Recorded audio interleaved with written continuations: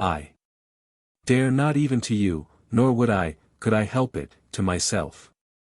Acknowledge all that I might think, for, indeed, I have sometimes sentiments upon this rejection, which my strongest sense of duty can scarcely correct.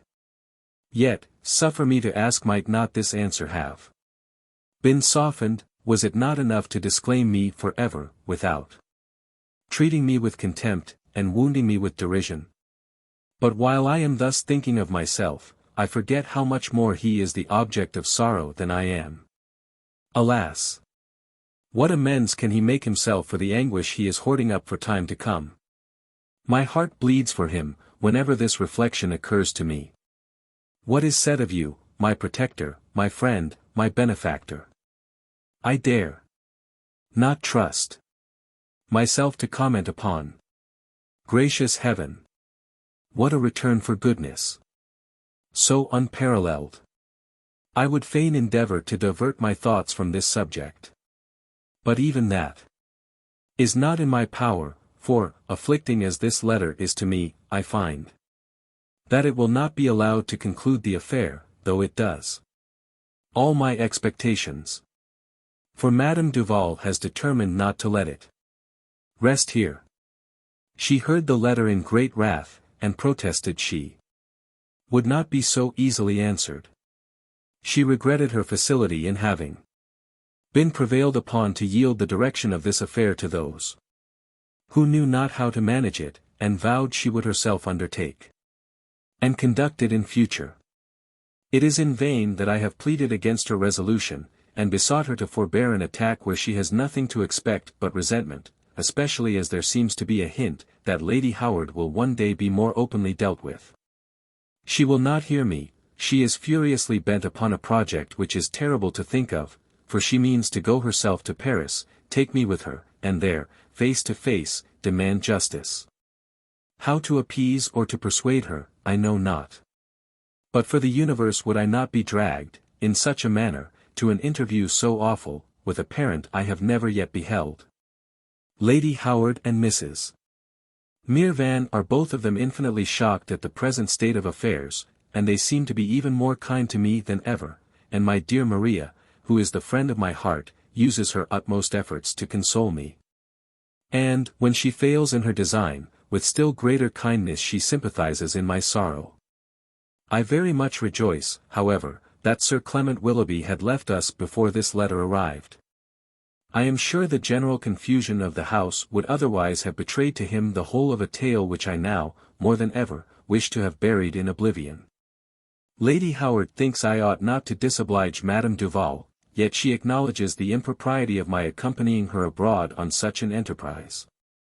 Indeed, I would rather die than force myself into his presence.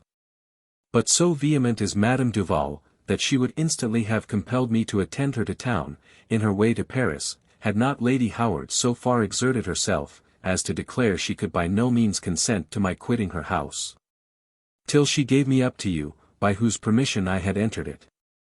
She was extremely angry at this denial. And the captain, by his sneers and raillery, so much increased her rage, that she has positively declared, should your next letter dispute her authority to guide me by her own pleasure, she will, without hesitation, make a journey to Berry Hill, and teach you to know who she is. Should she put this threat in execution, nothing could give me greater uneasiness, for her violence and volubility would almost distract you. Unable as I am to act for myself, or to judge what conduct I ought to pursue, how grateful do I feel myself, that I have such a guide and director to counsel and instruct me as yourself. Adieu, my dearest sir. Heaven, I trust, will never let me live to be repulsed, and derided by you, to whom I may now sign myself, wholly your Evelina. Letter XVI Mr. Villars to Evelina Berry Hill, May 21st. Let not my Evelina be depressed by a stroke of fortune for which she is not responsible. No breach of duty on your part has incurred the unkindness which has been shown you. Nor have you, by any act of imprudence, provoked either censure or reproach. Let me entreat you, therefore, my dearest child, to support yourself with that courage which your innocency ought to inspire, and let all the affliction you allow yourself be for him only who, not having that support, must one day be but too severely sensible how much he wants it. The hint thrown out concerning myself is wholly unintelligible to me. My heart, I dare own, fully acquits me of vice, but without blemish, I have never ventured to pronounce myself. However, it seems his intention to be hereafter more explicit. And then, should anything appear, that has on my part contributed to those misfortunes we lament, let me at least say, that the most partial of my friends cannot be so much astonished as I shall myself be at such a discovery. The mention, also, of any future applications I may make, is equally beyond my comprehension. But I will not dwell upon a subject, which almost compels from me reflections that cannot but be wounding to a heart so formed for filial tenderness as my Evelina's. There is an air of mystery throughout the letter, the explanation of which I will await in silence. The scheme of Madame Duval is such as might be reasonably expected from a woman so little inured to disappointment, and so totally incapable of considering the delicacy of your situation. Your averseness to her plan gives me pleasure, for it exactly corresponds with my own. Why will she not make the journey she projects by herself? She would not have even the wish of an opposition to encounter. And then, once more, might my child and myself be left to the quiet enjoyment of that peaceful happiness, which she alone has interrupted. As to her coming hither, I could, indeed, dispense with such a visit. But, if she will not be satisfied with my refusal by letter, I must submit to the task of giving it her in person. My impatience for your return is increased by your account of Sir Clement Willoughby's visit to Howard Grove. I am but little surprised at the perseverance of his assiduities to interest you in his favour, but I am very much hurt that you should be exposed to addresses, which, by their privacy, have an air that shocks me. You cannot, my love, be too circumspect. The slightest carelessness on your part will be taken advantage of by a man of his disposition. It is not sufficient for you to be reserved, his conduct even calls for your resentment. And should he again, as will doubtless be his endeavour, contrive to solicit your favour in private, let your disdain and displeasure be so marked, as to constrain a change in his behaviour. Though, indeed, should his visit be repeated while you remain at the Grove, Lady Howard must pardon me if I shorten yours. Adieu, my child. You will always make my respects to the hospitable family to which we are so much obliged. Letter XXXVA, Mr. Villars to Lady Howard, Berry Hill, May 27th. Dear Madam, I believe your ladyship will not be surprised at hearing I have had a visit from Madame Duval, as I doubt not her having made known her intention before she left Howard Grove. I would gladly have excused myself this meeting, could I have avoided it decently, but, after so long a journey, it was not possible to refuse her admittance. She told me, that she came to Berry Hill, in consequence of a letter I had sent to her granddaughter, in which I forbid her going to Paris. Very roughly she then called me to account for the authority which I had assumed. And, had I been disposed to have argued with her, she would very angrily have disputed the right by which I used it. But I declined all debating. I therefore listened very quietly, till she had so much fatigued herself with talking, that she was glad, in her turn, to be silent. And then, I begged to know the purport of her visit. She answered, that she came to make me relinquish the power I had usurped over her granddaughter, and assured me she would not quit the place till she succeeded. But I will not trouble your ladyship with the particulars of this disagreeable conversation, nor should I, but on account of the result, have chosen so unpleasant a subject for your perusal. However, I will be as concise as I possibly can, that the better occupations of your ladyship's time may be less impeded. When she found me inexorable in refusing Evelina's attending her to Paris, she peremptorily insisted that she should at least live with her in London till Sir John Belmont's return. I remonstrated against this scheme with all the energy in my power. But the contest was vain, she lost her patience, and I my time. She declared, that if I was resolute in opposing her, she would instantly make a will, in which she would leave all her fortune to strangers, though, otherwise, she intended her granddaughter for her sole heiress.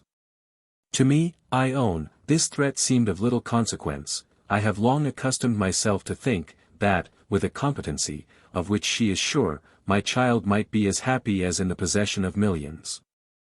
But the incertitude of her future fate deters me from following implicitly the dictates of my present judgment. The connections she may hereafter form, the style of life for which she may be destined, and the future family to which she may belong, are considerations which give but too much weight to the menaces of Madame Duval. In short, Madam, after a discourse infinitely tedious, I was obliged, though very reluctantly, to compromise with this ungovernable woman, by consenting that Evelina should pass 1 month with her. I never made a concession with so bad a grace, or so much regret. The violence and vulgarity of this woman, her total ignorance of propriety, the family to which she is related, and the company she is likely to keep, are objections so forcible to her having the charge of this dear child, that nothing less than my diffidence of the right I have of depriving her of so large a fortune, would have induced me to listen to her proposal. Indeed we parted, at last, equally discontented, she at what I had refused, I at what I had granted. It now only remains for me to return your ladyship my humble acknowledgments for the kindness which you have so liberally shown to my ward. And to beg you would have the goodness to part with her when Madame Duval thinks proper to claim the promise which she has extorted from me. I am, dear Madam, and Arthur Villars. Letter XX, M.R. Villars to Evelina Berry Hill, May 28. With a reluctance which occasions me inexpressible uneasiness, I have been almost compelled to consent that my Evelina should quit the protection of the hospitable and respectable Lady Howard, and accompany Madame Duval to a city which I had hoped she would never again have entered. But alas, my dear child, we are the slaves of custom, the dupes of prejudice, and dare not stem the torrent of an opposing world, even though our judgments condemn our compliance. However, since the die is cast, we must endeavor to make the best of it. You will have the occasion, in the course of the month you are to pass with Madame Duval, for all the circumspection and prudence you can call to your aid. She will not, I know, propose anything to you which she thinks wrong herself, but you must learn not only to judge but to act for yourself. If any schemes are started, any engagements made, which your understanding represents to you as improper, exert yourself resolutely in avoiding them, and do not, by a too passive facility, risk the censure of the world, or your own future regret. You cannot too assiduously attend to Madame Duval herself, but I would wish you to mix as little as possible with her associates, who are not likely to be among those whose acquaintance would reflect credit upon you. Remember, my dear Evelina, nothing is so delicate as the reputation of a woman, it is at once the most beautiful and most brittle of all human things. Adieu, my beloved child, I shall be but ill at ease till this month is elapsed. A. V. Letter XL, Evelina to the Rev. Mr. Villars, London, June 6. Once more, my dearest sir, I write to you from this great city. Yesterday morning, with the truest concern, I quitted the dear inhabitants of Howard Grove, and most impatiently shall I count the days till I see them again. Lady Howard and Mrs. Mirvan took leave of me with the most flattering kindness. But indeed I knew not how to part with Maria, whose own apparent sorrow redoubled mine. She made me promise to send her a letter every post, and I shall write to her with the same freedom, and almost the same confidence, you allow me to make use of to yourself. The captain was very civil to me, but he wrangled with poor Madame Duval to the last moment, and, taking me aside, just before we got into the chaise, he said, "Hark ye, Miss Anville, I've a favour for to ask of you, which is this. That you will write us word how the old gentlewoman finds herself, when she sees it was all a trick, and what the French lubber says to it, and all about it." I answered that I would obey him, though I was very little pleased with the commission, which, to me, was highly improper, but he will either treat me as an informer, or make me a party in his frolic. As soon as we drove away, Madame Duval, with much satisfaction, exclaimed, "Dieu merci, we've got off at last. I'm sure I never desire to see that place again. It's a wonder I've got away alive. For I believe I've had the worst luck ever was known, from the time I set my foot upon the threshold. I know I wish I'd never a-gone. Besides, into the bargain, it's the most dullest place in all Christendom, there's never no diversions, nor nothing at all. Then she bewailed M. Dubois, concerning whose adventures she continued to make various conjectures during the rest of our journey. When I asked her what part of London she should reside in, she told me that Mr. Brangton was to meet us at an inn, and would conduct us to a lodging. Accordingly, we proceeded to a house in Bishopsgate Street, and were led by a waiter into a room where we found Mr. Brangton. He received us very civilly, but seemed rather surprised at seeing me, saying, "Why, I didn't think of your bringing Miss, however, she's very welcome." "I'll tell you how it was," said Madame Duval. "You must know I've a mind to take the girl to Paris, that she may see something of the world, and improve herself a little. Besides, I've another reason, that you and I will talk more about. But, do you know, that meddling old parson, as I told you of, would not let her go. However, I'm resolved I'll be even with him, for I shall take her on with me, without saying never a word more to nobody." I started at this intimation, which very much surprised me. "But, I am very glad she has discovered her intention, as I shall be carefully upon my guard not to venture from town with her." Mr. Brangton then hoped we had passed our time agreeably in the country. "Oh Lord, cousin," cried she, "I've been the miserablest creature in the world. I'm sure all the horses in London shan't drag me into the country again of one while. Why, how do you think I've been served, only guess." "Indeed, cousin, I can't pretend to do that." "Why then I'll tell you. Do you know I've been robbed? That is, the villain would have robbed me if he could, only I'd secured all my money." "Why, then cousin, I think your loss can't have been very great." "Oh Lord, you don't know what you're a-saying. You're talking in the unthinkingest manner in the world. Why, it was all along of not having no money that I met with that misfortune." "How's that, cousin? I don't see what great misfortune you can have met with, if you'd secured all your money." "That's because you don't know nothing of the matter, for there the villain came to the chaise. And, because we hadn't got nothing to give him, though he'd no more right to our money than the man in the moon, yet, do you know, he fell into the greatest passion ever you see, and abused me in such a manner, and put me in a ditch, and got a rope o' purpose to hang me. And I'm sure, if that wasn't misfortune enough, why I don't know what is. This is a hard case, indeed, cousin. But why don't you go to Justice Fielding?" "Oh, as to that, I'm a-going to him directly, but only I want first to see M. Dubois. For the oddest thing of all is, that he has wrote to me, and never said nothing of where he is, nor what's become of him, nor nothing else." "M. Dubois? Why, he's at my house at this very time." "M. Dubois at your house? Well, I declare this is the surprisingest part of all. However, I assure you, I think he might have come for me, as well as you, considering what I have gone through on his account. For, to tell you the truth, it was all along of him that I met with that accident, so I don't take it very kind of him, I promise you." "Well, but cousin, tell me some of the particulars of this affair." "As to the particulars, I'm sure they'd make your hair stand on end to hear them. However, the beginning of it all was through the fault of M. Dubois, but, I'll assure you, he may take care of himself in future, since he don't so much as come to see if I'm dead or alive. But, there, I went for him to a justice of peace, and rode all out of the way, and did everything in the world, and was used worser than a dog, and all for the sake of serving of him. And now, you see, he don't so much well. I was a fool for my pains. However, he may get somebody else to be treated so another time, for, if he's taken up every day in the week, I'll never go after him no more." This occasioned an explanation, in the course of which Madame Duval, to her utter amazement, heard that M. Dubois had never left London during her absence. Nor did Mr. Brangton believe that he had ever been to the Tower, or met with any kind of accident. Almost instantly the whole truth of the transaction seemed to rush upon her mind, and her wrath was inconceivably violent. She asked me 1,000 questions in a breath, but, fortunately, was too vehement to attend to my embarrassment, which must otherwise have betrayed my knowledge of the deceit.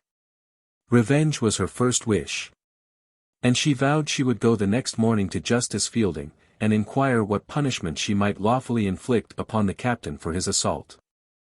I believe we were an hour at Bishopsgate Street before poor Madame Duval could allow anything to be mentioned but her own story. At any length, however, Mr. Brangton told her, that M. Dubois, and all his own family, were waiting for her at his house.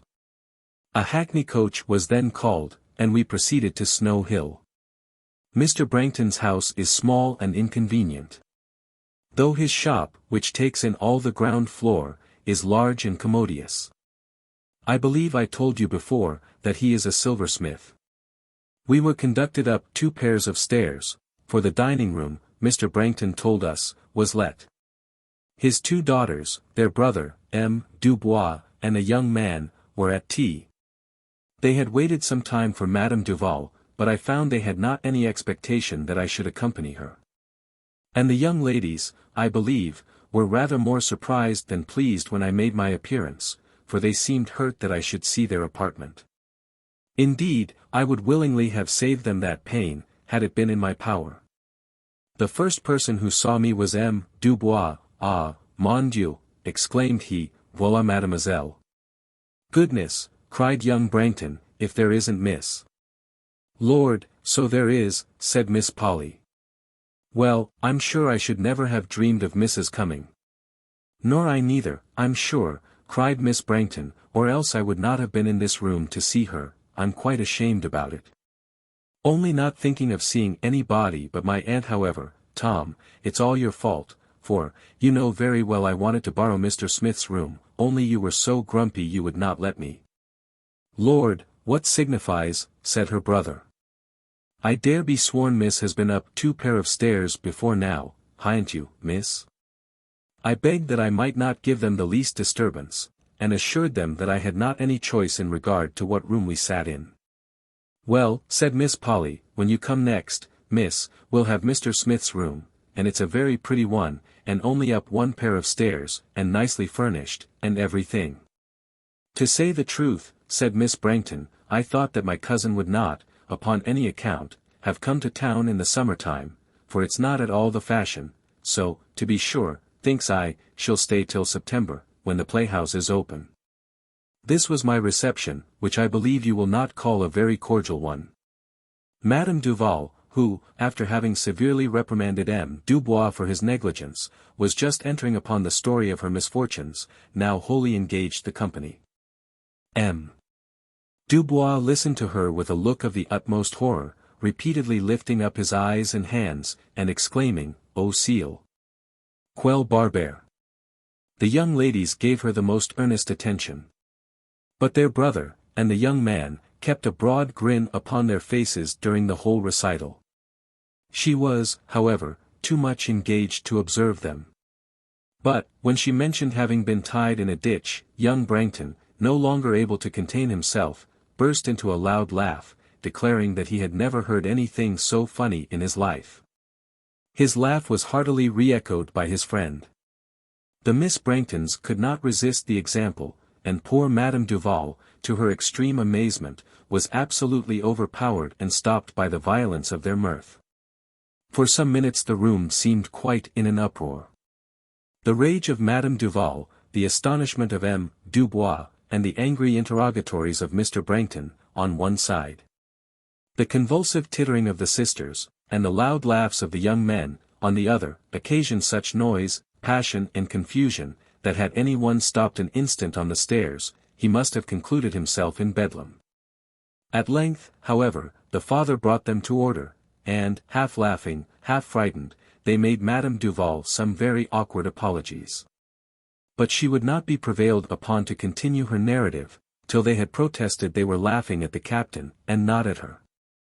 Appeased by this, she resumed her story, which by the help of stuffing handkerchiefs into their mouths, the young people heard with tolerable decency. Everybody agreed, that the ill usage the captain had given her was actionable, and Mr. Brangton said, he was sure she might recover what damages she pleased, since she had been put in fear of her life. She then, with great delight, declared, that she would lose no time in satisfying her revenge, and vowed she would not be contented with less than half his fortune, for though, she said, I don't put no value upon the money, because, Dieu merci, I ha'n't no want of it, yet I don't wish for nothing so much as to punish that fellow.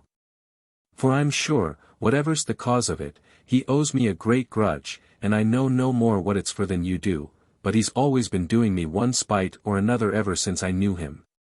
Soon after tea, Miss Brangton took an opportunity to tell me, in a whisper, that the young man I saw was a lover of her sister's, that his name was Brown, and that he was a haberdasher, with many other particulars of his circumstances and family.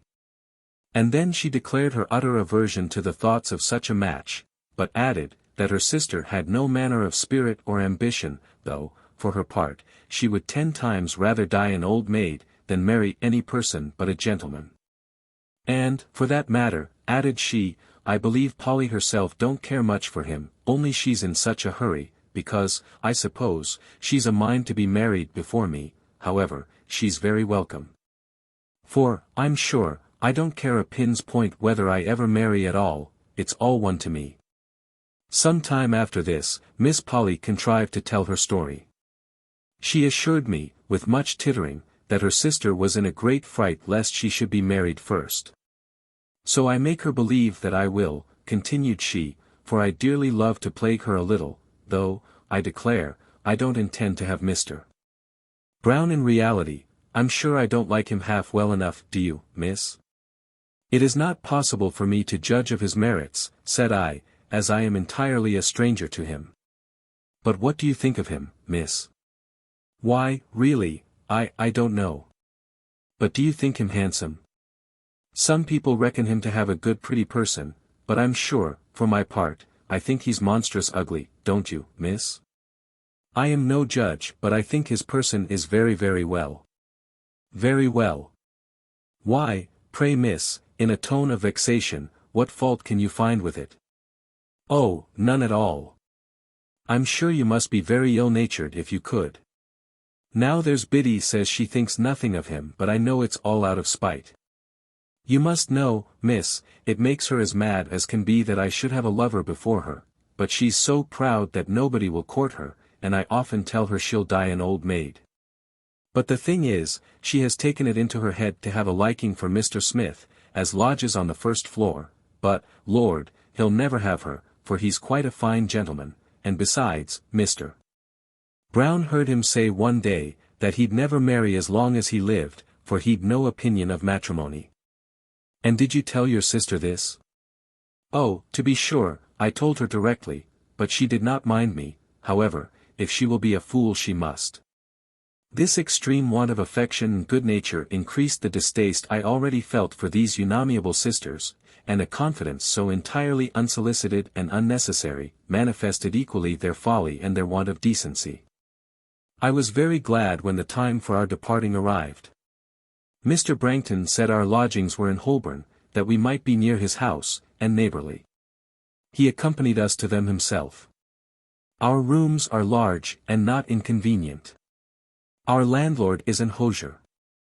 I am sure I have 1,000 reasons to rejoice that I am so little known, for my present situation is, in every respect, very unenviable, and I would not, for the world, be seen by any acquaintance of Mrs. Mirvan.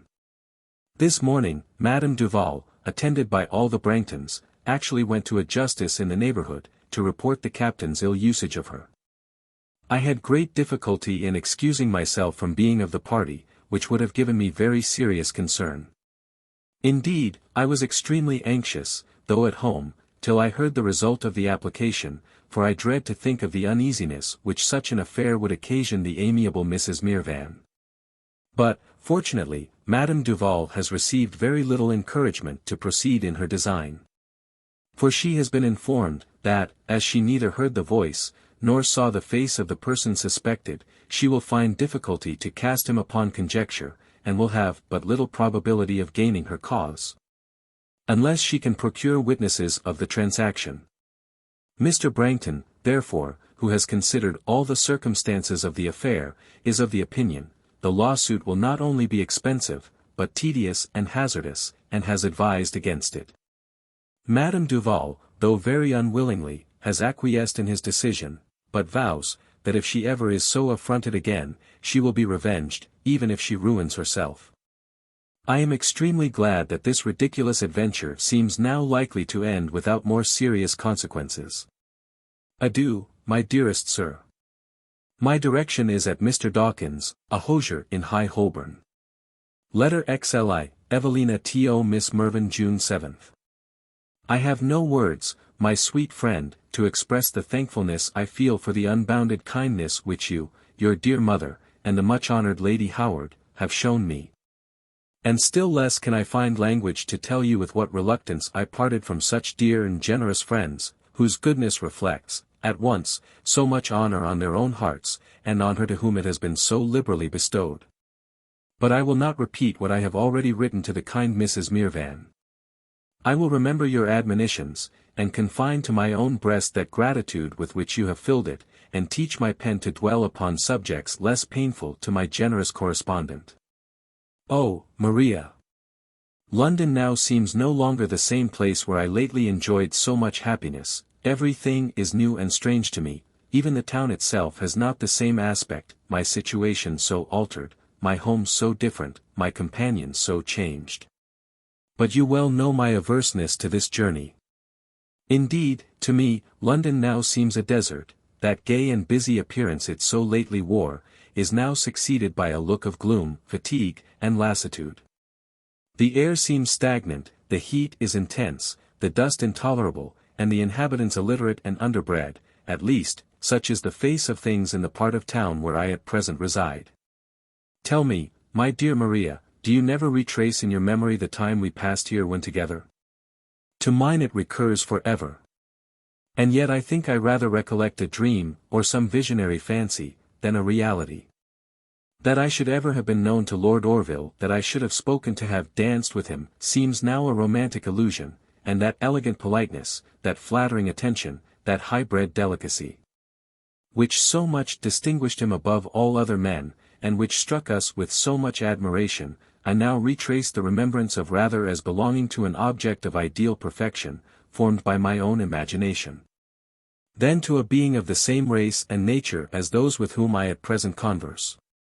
I have no news for you, my dear Miss Mirvan, for all that I could venture to say of Madame Duval I have already written to your sweet mother, and as to adventures, I have none to record.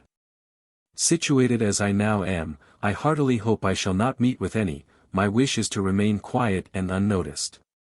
Adieu. Excuse the gravity of this letter, and believe me, your most sincerely affectionate and obliged Evelina Anville. Letter XLII, Evelina to the Rev. Mr. Villars, Holborn, June 9th.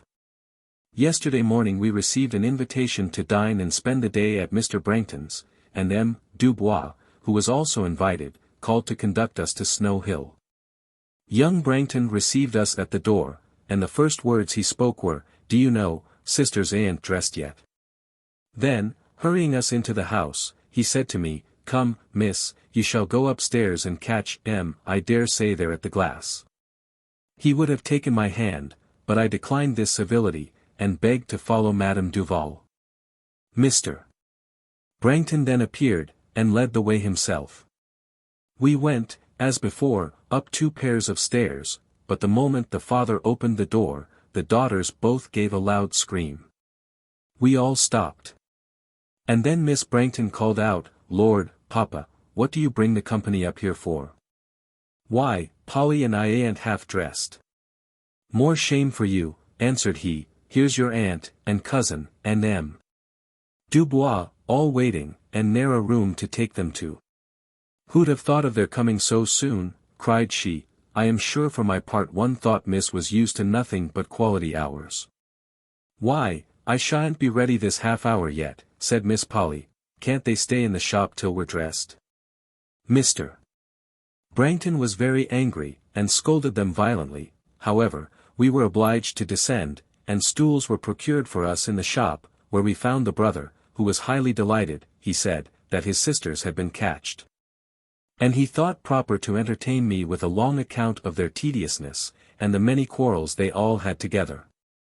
When, at length, these ladies were equipped to their satisfaction, they made their appearance. But before any conversation was suffered to pass between them and us, they had a long and most disagreeable dialogue with their father, to whose reprimands, though so justly incurred. They replied with the utmost pertness while their brother all the time laughed aloud. The moment they perceived this, they were so much provoked, that, instead of making any apologies to Madame Duval, they next began to quarrel with him. "Tom, what do you laugh for? I wonder what business you have to be always a-laughing when papa scolds us. Then what business have you to be such a while getting on your clothes? You're never ready, you know well enough. Lord, sir, I wonder what's that to you? I wish you'd mind your own affairs, and not trouble yourself about ours. How should a boy like you know anything? A boy, indeed. Not such a boy, neither. I'll warrant you'll be glad to be as young when you come to be old maids." This sort of dialogue we were amused with till dinner was ready, when we again mounted up 2 pairs of stairs. In our way, Miss Polly told me that her sister had asked Mr. Smith for his room to dine in, but he had refused to lend it. Because, she said, one day it happened to be a little greased. However, we shall have it to drink tea in, and then, perhaps, you may see him. And I assure you he's quite like one of the quality, and dresses as fine, and goes to balls and dances, and everything, quite in taste, and besides, miss, he keeps a footboy of his own too. The dinner was ill-served, ill-cooked, and ill-managed. The maid who waited had so often to go downstairs for something that was forgotten, that the Branghtons were perpetually obliged to rise from table themselves, to get plates, knives, and forks, bread or beer. Had they been without pretensions, all this would have seemed of no consequence, but they aimed at appearing to advantage, and even fancied they succeeded. However, the most disagreeable part of our fare was that the whole family continually disputed whose turn it was to rise, and whose to be allowed to sit still. When this meal was over, Madame Duval, ever eager to discourse upon her travels, entered into an argument with Mr. Brangton, and, in broken English, M. Dubois, concerning the French nation, and Miss Polly, then addressing herself to me, said, "Don't you think, miss, it's very dull sitting upstairs here? We'd better go down to shop, and then we shall see the people go by." "Lord, Pole," said the brother, "you're always wanting to be staring and gaping, and I'm sure you needn't be so fond of showing yourself, for you're ugly enough to frighten a horse." "Ugly, indeed. I wonder which is best, you or me. But, I tell you what, Tom, you've no need to give yourself such airs, for, if you do, I'll tell miss of you know what dash. Who cares if you do? You may tell what you will, I don't mind dash." "Indeed," cried I do not desire to hear any secrets." "Oh, but I'm resolved I'll tell you, because Tom's so very spiteful. You must know, miss, t'other night dash."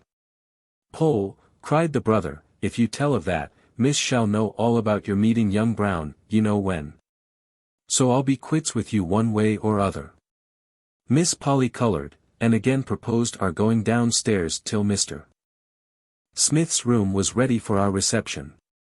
"Aye, so we will," said Miss Brangton. "I'll assure you, cousin, we have some very genteel people pass by our shop sometimes. Polly and I always go and sit there when we've cleaned ourselves." "Yes, miss," cried the brother, "they do nothing else all day long, when father don't scold them. But the best fun is, when they've got all their dirty things on, and all their hair about their ears. Sometimes I send young Brown upstairs to them, and then there's such a fuss. There, they hide themselves, and run away, and squeal and squall, like anything mad, and so then I puts the 2 cats into the room, and I gives them a good whipping, and so that sets them a squalling too, so there's such a noise and such an uproar. Lord, you can't think, miss, what fun it is." This occasioned a fresh quarrel with the sisters, at the end of which, it was at length decided that we should go to the shop. In our way downstairs, Miss Brangton said aloud, "I wonder when Mr. Smith's room will be ready."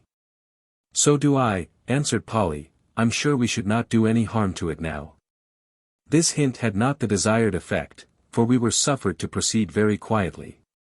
As we entered the shop, I observed a young man in deep mourning leaning against the wall, with his arms folded, and his eyes fixed on the ground, apparently in profound and melancholy meditation.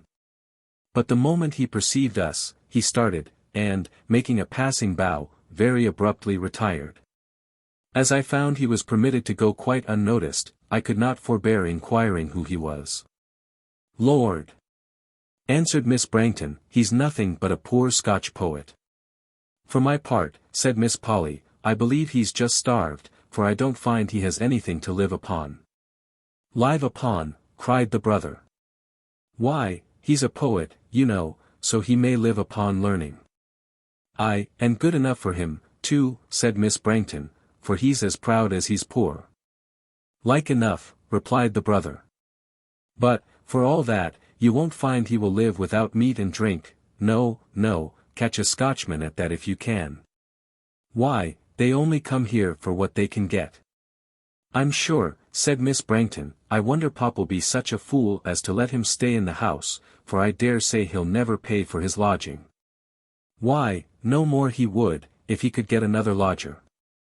You know the bill has been put up this fortnight.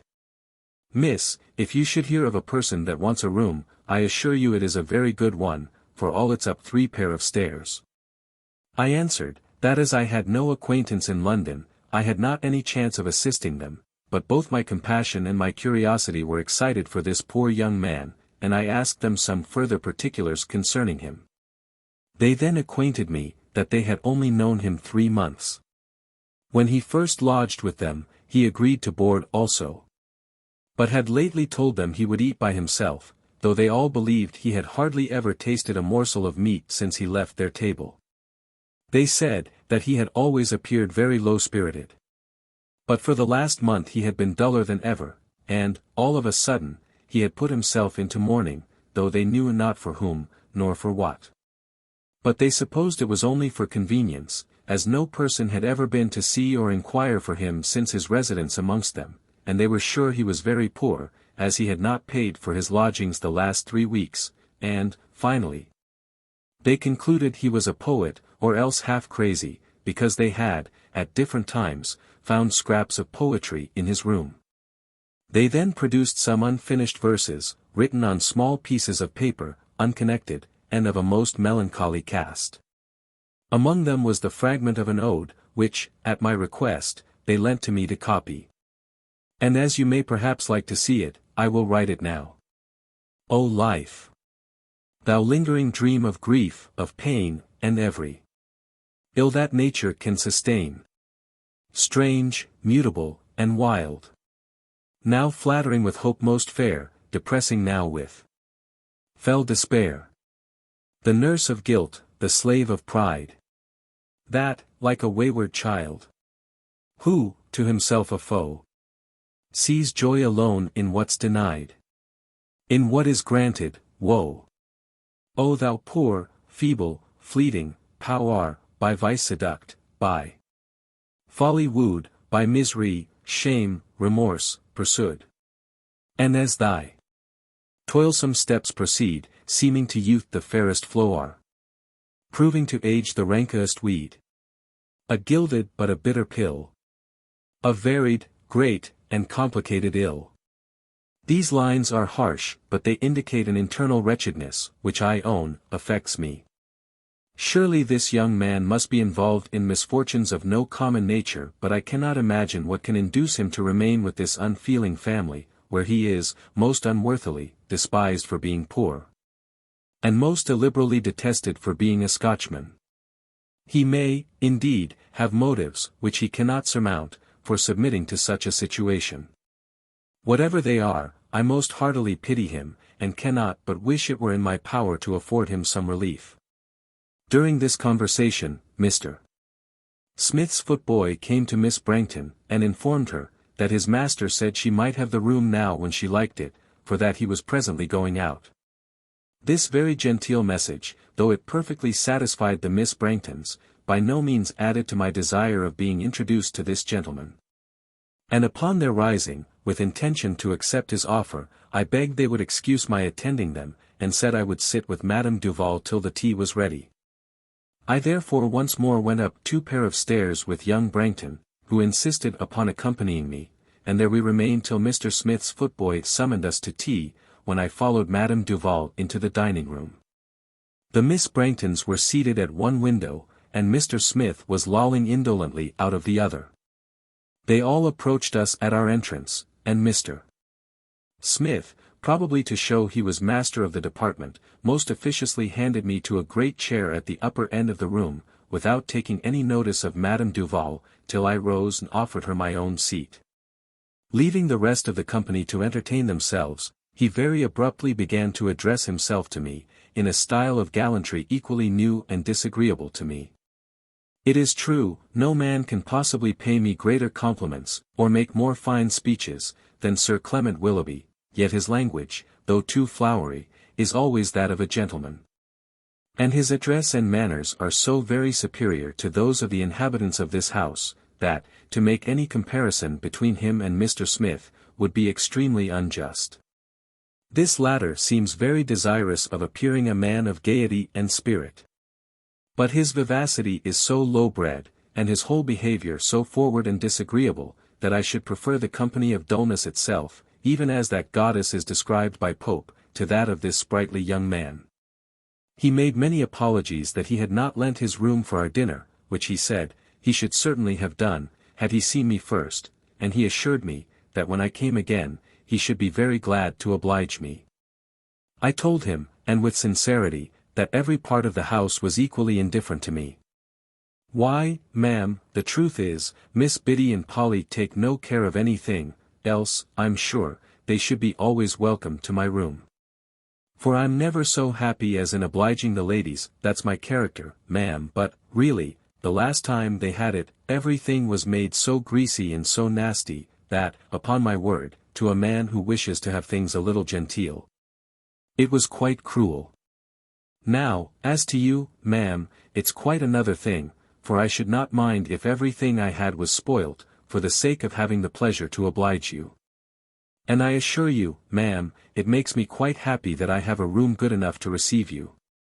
This elegant speech was followed by many others so much in the same style, that to write them would be superfluous. And as he did not allow me a moment to speak to any other person, the rest of the evening was consumed in a painful attention to this irksome young man, who seemed to intend appearing before me to the utmost advantage. Adieu, my dear sir. I fear you will be sick of reading about this family, yet I must write of them, or not of any, since I mix with no other. Happy I shall be when I quit them all, and again return to Berry Hill. Letter 43, Evelina in continuation. June 10th. This morning Mr. Smith called, on purpose, he said, to offer me a ticket for the next Hampstead Assembly. I thanked him, but desired to be excused accepting it. He would not, however, be denied, nor answered.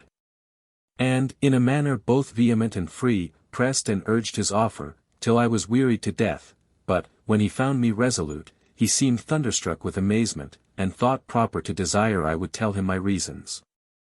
Obvious as they must surely have been to any other person, they were such as I knew not how to repeat to him, and, when he found I hesitated, he said, "Indeed, ma'am, you are too modest. I assure you the ticket is quite at your service, and I shall be very happy to dance with you, so pray don't be so coy." "Indeed, sir," returned I, "you are mistaken, I never supposed you would offer a ticket without wishing it should be accepted. But it would answer no purpose to mention the reasons which make me decline it, since they cannot possibly be removed." This speech seemed very much to mortify him, which I could not be concerned at, as I did not choose to be treated by him with so much freedom. When he was, at last, convinced that his application to me was ineffectual, he addressed himself to Madame Duval, and begged she would interfere in his favour, offering at the same time to procure another ticket for herself. "Ma foi, sir," answered she, angrily, "you might as well have had the complaisance to ask me before, for, I assure you, I don't approve of no such rudeness. However, you may keep your tickets to yourself, for we don't want none of them." This rebuke almost overset him. He made many apologies, and said that he should certainly have first applied to her, but that he had no notion the young lady would have refused him, and, on the contrary, had concluded that she would have assisted him to persuade Madame Duval herself. This excuse appeased her, and he pleaded his cause so successfully, that, to my great chagrin, he gained it, and Madame Duval promised that she would go herself, and take me to the Hampstead Assembly whenever he pleased. Mr. Smith then, approaching me with an air of triumph, said, "Well, ma'am, now I think you can't possibly keep to your denial."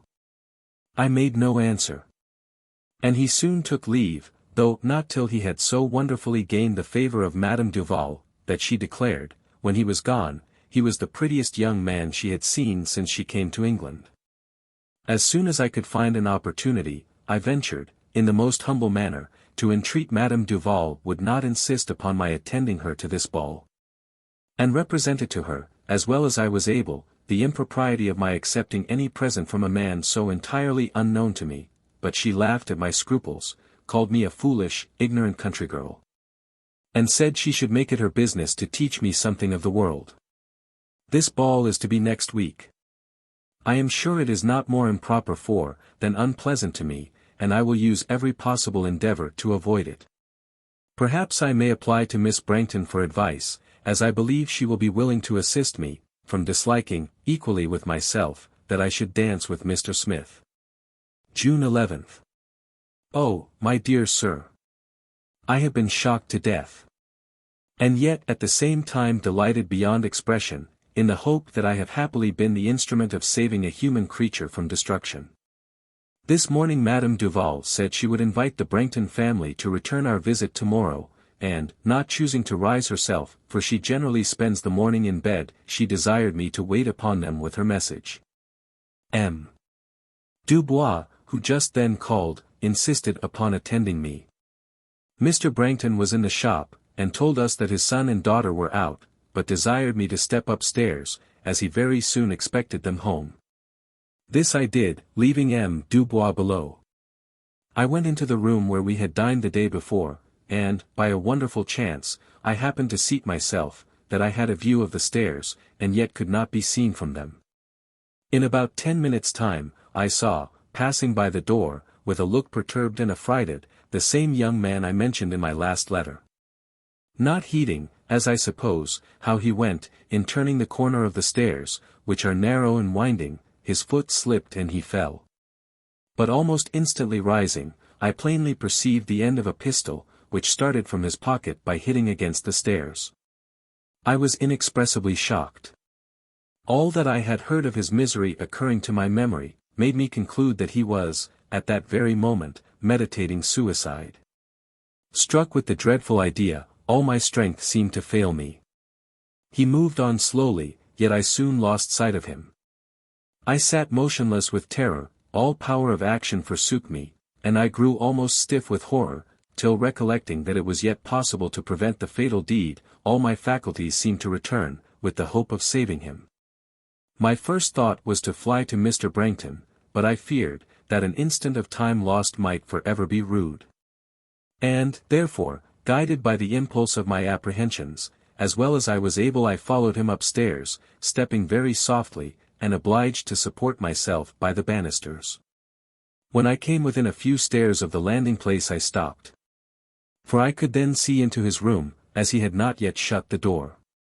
He had put the pistol upon a table, and had his hand in his pocket, whence, in a few moments, he took out another. He then emptied something on the table from a small leather bag.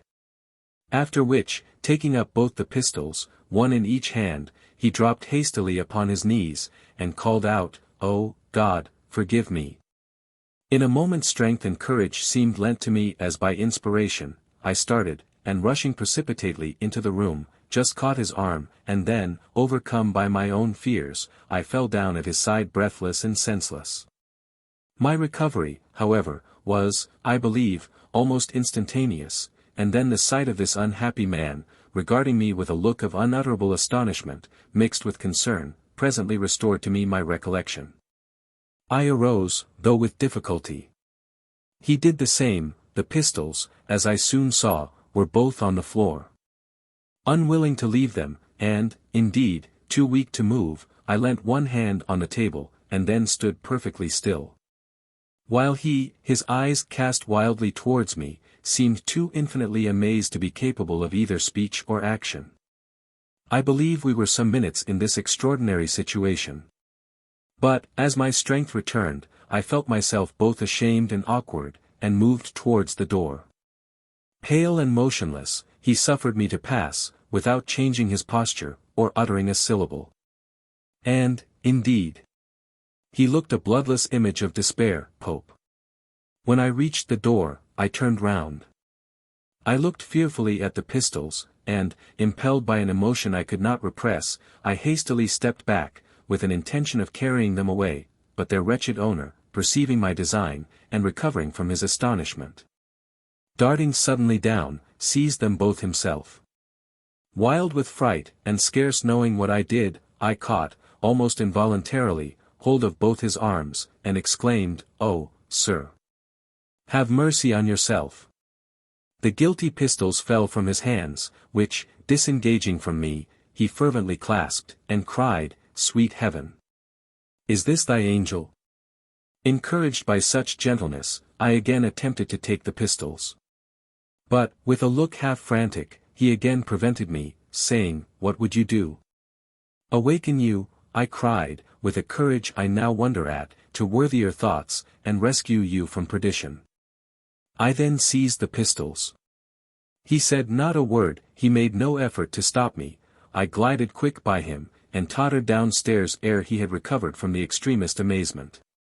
The moment I reached again the room I had so fearfully left, I threw away the pistols, and flinging myself on the first chair, gave free vent to the feelings I had most painfully stifled, in a violent burst of tears, which, indeed, proved a happy relief to me.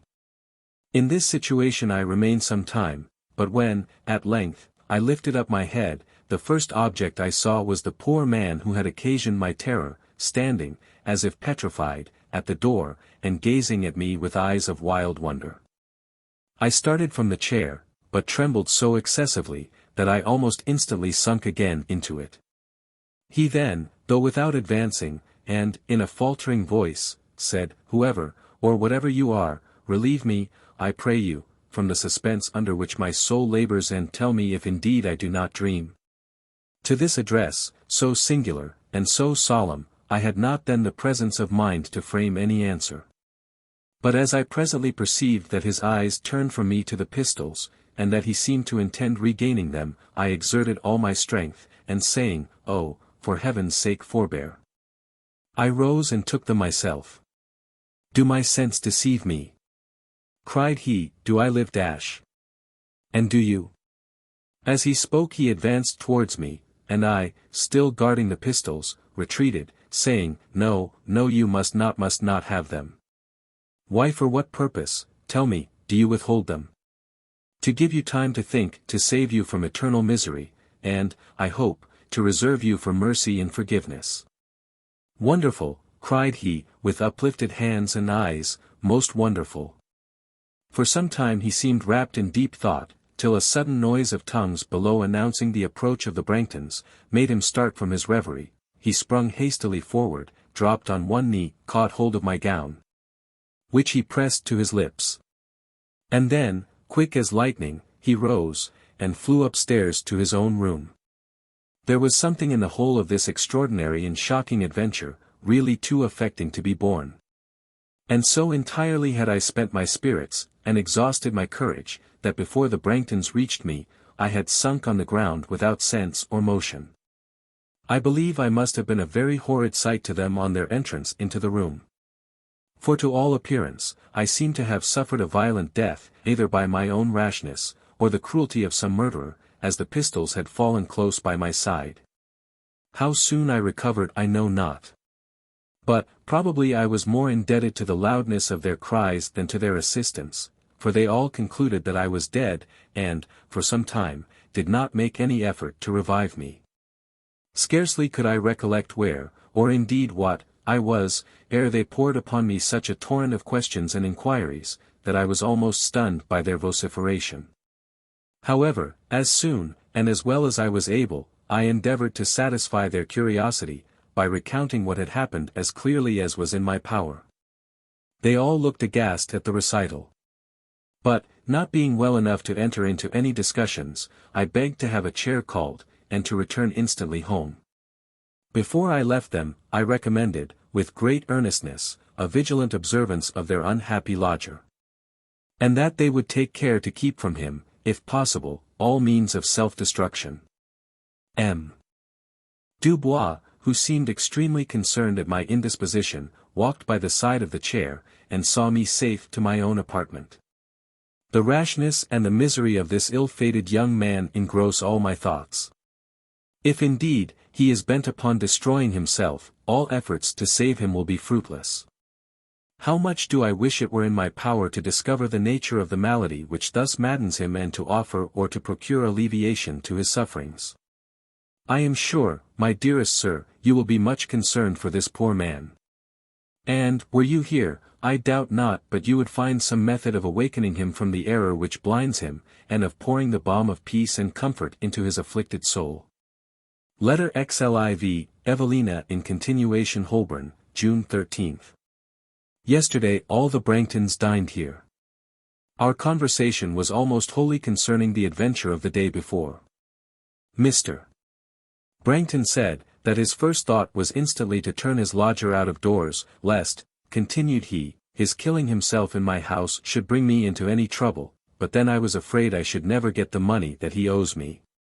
Whereas, if he dies in my house, I have a right to all he leaves behind him, if he goes off in my debt. Indeed, I would put him in prison, but what should I get by that?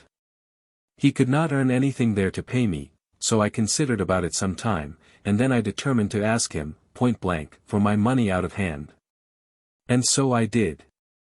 But he told me he'd pay me next week. However, I gave him to understand, that though I was no Scotchman, yet, I did not like to be overreached any more than he, so he then gave me a ring, which, to my certain knowledge, must be worth 10 guineas. And told me he would not part with it for his life, and a good deal more such sort of stuff, but that I might keep it until he could pay me.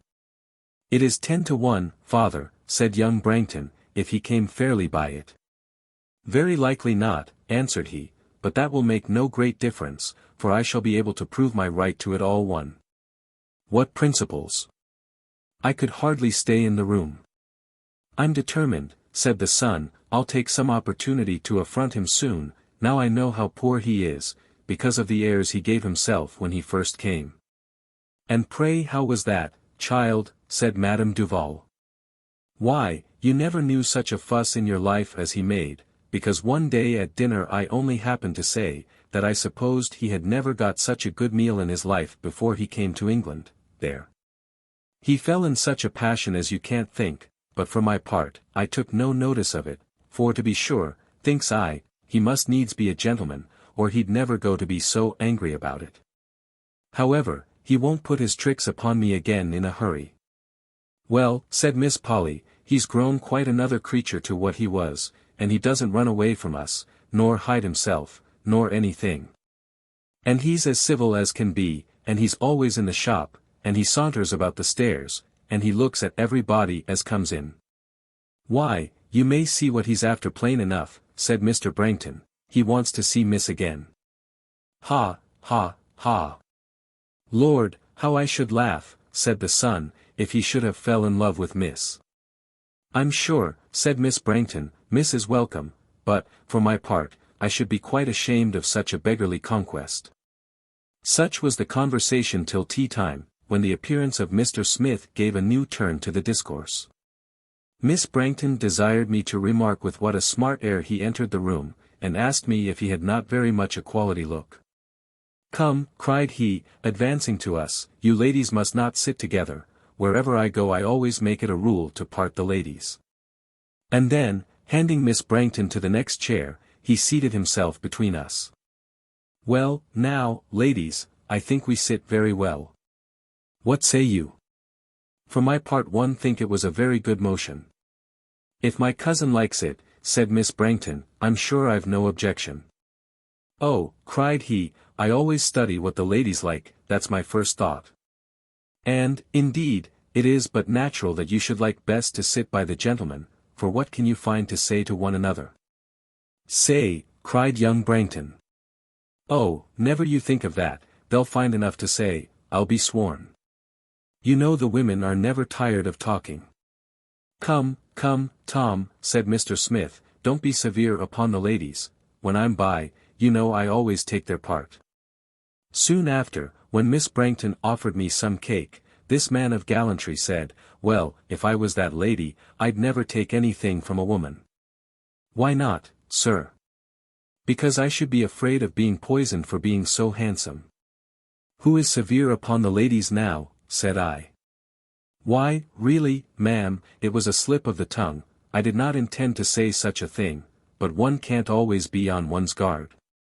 Soon after, the conversation turning upon public places, young Brangton asked if I had ever been to George's at Hampstead.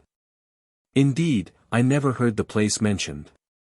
"Didn't you, miss?" cried he eagerly. "Why, then you've a deal of fun to come, I'll promise you, and, I tell you what, I'll treat you there some Sunday, soon. So now, bid and poll, be sure you don't tell miss about the chairs, and all that, for I've a mind to surprise her. And if I pay, I think I've a right to have it my own way." "George's at Hampstead," repeated Mr. Smith contemptuously. "How came you to think the young lady would like to go to such a low place as that? But, pray, ma'am, have you ever been to Don Saltero's at Chelsea?" "No, sir." "No, nay, then I must insist on having the pleasure of conducting you there before long. I assure you, ma'am, many genteel people go, or else, I give you my word, I should not recommend it." "Pray, cousin," said Mr. Brangton, "have you been at Sadler's Wells yet?" "No, sir." "No. Why, then you've seen nothing." "Pray, miss," said the son, "how do you like the Tower of London?" "I have never been to it, sir." "Goodness," exclaimed he, "not seen the Tower, why, may be, you haven't been top of the monument, neither." "No, indeed, I have not." "Why, then, you might as well not have come to London for aught I see, for you've been nowhere." "Pray, miss," said Polly, "have you been all over Paul's Church yet?" "No, ma'am." "Well, but, ma'am," said Mr. Smith, "how do you like Vauxhall and Marylebone?" "I never saw either, sir." "No, God bless me, you really surprise me. Why, Vauxhall is the first pleasure in life, I know nothing like it." "Well, ma'am, you must have been with strange people, indeed, not to have taken you to Vauxhall. Why, you have seen nothing of London yet. However, we must try if we can't make you amends." In the course of this catechism, many other places were mentioned, of which I have forgotten the names, but the looks of surprise and contempt that my repeated negatives incurred were very diverting. "Come," said Mr. Smith, after tea, "as this lady has been with such a queer set of people, let's show her the difference. Suppose we go somewhere tonight. I love to do things with spirit. Come, ladies, where shall we go? For my part, one should like Foots, but the ladies must choose. I never speak myself." "Well, Mr. Smith is always in such spirits," said Miss Brangton. "Why, yes, ma'am, yes, thank God, pretty good spirits. I have not yet the cares of the world upon me. I am not married, ha, ha, ha, you'll excuse me, ladies, but I can't help laughing." No objection being made, to my great relief we all proceeded to the little theatre in the Haymarket, where I was extremely entertained by the performance of the Minor and the Commissary. They all returned hither to supper. Letter XLV, Evelina in continuation, June 15th. Yesterday morning Madame Duval again sent me to Mr. Brangton's, attended by M. Dubois, to make some party for the evening, because she had had the vapours the preceding day from staying at home. As I entered the shop, I perceived the unfortunate North Briton seated in a corner, with a book in his hand. He cast his melancholy eyes up as we came in, and, I believe, immediately recollected my face, for he started, and changed colour. I delivered Madame Duval's message to Mr. Brangton, who told me I should find Polly upstairs, but that the others were gone out. Upstairs, therefore, I went, and, seated on a window, with Mr. Brown at her side, sat Miss Polly. I felt a little awkward at disturbing them, and much more so at their behaviour afterwards, for, as soon as the common inquiries were over, Mr. Brown grew so fond and so foolish, that I was extremely disgusted. Polly, all the time, only rebuked him with, "La, now, Mr. Brown, do be quiet, can't you should not behave so before company, why, now, what will Miss think of me?" While her looks plainly showed not merely the pleasure, but the pride which she took in his caresses. I did not by any means think it necessary to punish myself by witnessing their tenderness. And therefore telling them I would see if Miss Brangton were returned home, I soon left them, and again descended into the shop. "So, miss, you've come again," said Mr. Brangton. "What, I suppose you've a mind to sit a little in the shop, and see how the world goes, hey, miss?" I made no answer, and M. Dubois instantly brought me a chair. The unhappy stranger, who had risen at my entrance, again seated himself. And though his head leant towards his book, I could not help observing, his eyes were most intently and earnestly turned towards me. M. Dubois, as well as his broken English would allow him, endeavoured to entertain us till the return of Miss Brangton and her brother. "Lord, how tired I am," cried the former, "I have not a foot to stand upon." And, then, without any ceremony, she flung herself into the chair from which I had risen to receive her. "You tired," said the brother, "why, then, what must I be, that have walked twice as far?" And, with equal politeness, he paid the same compliment to M. Dubois which his sister had done to me. 2 chairs and 3 stools completed the furniture of the shop, and Mr. Brangton, who chose to keep his own seat himself, desired M. Dubois to take another, and then seeing that I was without any, called out to the stranger, "Come, Mr. Macartney, lend us your stool." Shocked at their rudeness, I declined the offer. And, approaching Miss Brangton, said, "If you will be so good as to make room for me on your chair, there will be no occasion to disturb that gentleman." "Lord, what signifies that?" cried the brother. "He has had his share of sitting, I'll be sworn." "And, if he has not," said the sister, "he has a chair upstairs, and the shop is our own, I hope." This grossness so much disgusted me, that I took the stool, and carrying it back to Mr. Macartney myself, I returned him thanks as civilly as I could for his politeness, but said that I had rather stand. He looked at me as if unaccustomed to such attention, bowed very respectfully, but neither spoke nor yet made use of it. I soon found that I was an object of derision to all present, except M. Dubois, and therefore, I begged Mr. Brangton would give me an answer for Madame Duval, as I was in haste to return. "Well, then, Tom Biddy, where have you a mind to go tonight? Your aunt and miss want to be abroad and amongst them." "Why, then, papa," said Miss Brangton, "we'll go to Don Saltero's. Mr. Smith likes that place, so maybe he'll go along with us." "No, no," said the son, "I'm for White Conduit House, so let's go there." "White Conduit House, indeed," cried his sister, "no, Tom, that I won't." "Why, then, let it alone, nobody wants your company." "We shall do as well without you, I'll be sworn, and better too. I'll tell you what, Tom, if you don't hold your tongue, I'll make you repent it, that I assure you." Just then Mr. Smith came into the shop, which he seemed to intend passing through. But when he saw me, he stopped, and began a most courteous inquiry after my health, protesting, that, had he known I was there, he should have come down sooner. "But, bless me, ma'am," added he, "what is the reason you stand?" And then he flew to bring me the seat from which I had just parted. "Mr. Smith, you are come in very good time," said Mr. Brangton, "to end a dispute between my son and daughter, about where they shall all go tonight." "Oh, fie, Tom, dispute with a lady," cried Mr. Smith. "Now, as for me, I'm for where you will, provided this young lady is of the party, one place is the same as another to me, so that it be but agreeable to the ladies. I would go anywhere with you, ma'am, to me, unless, indeed, it were to church, ha, ha, ha, you'll excuse me, ma'am, but, really, I never could conquer my fear of a parson, ha, ha, ha, really, ladies, I beg your pardon for being so rude. But I can't help laughing for my life. I was just saying, Mr. Smith, said Miss Brangton, that I should like to go to Don Saltero's. Now, pray, where should you like to go?" Why, really, Miss Biddy, you know I always let the ladies decide.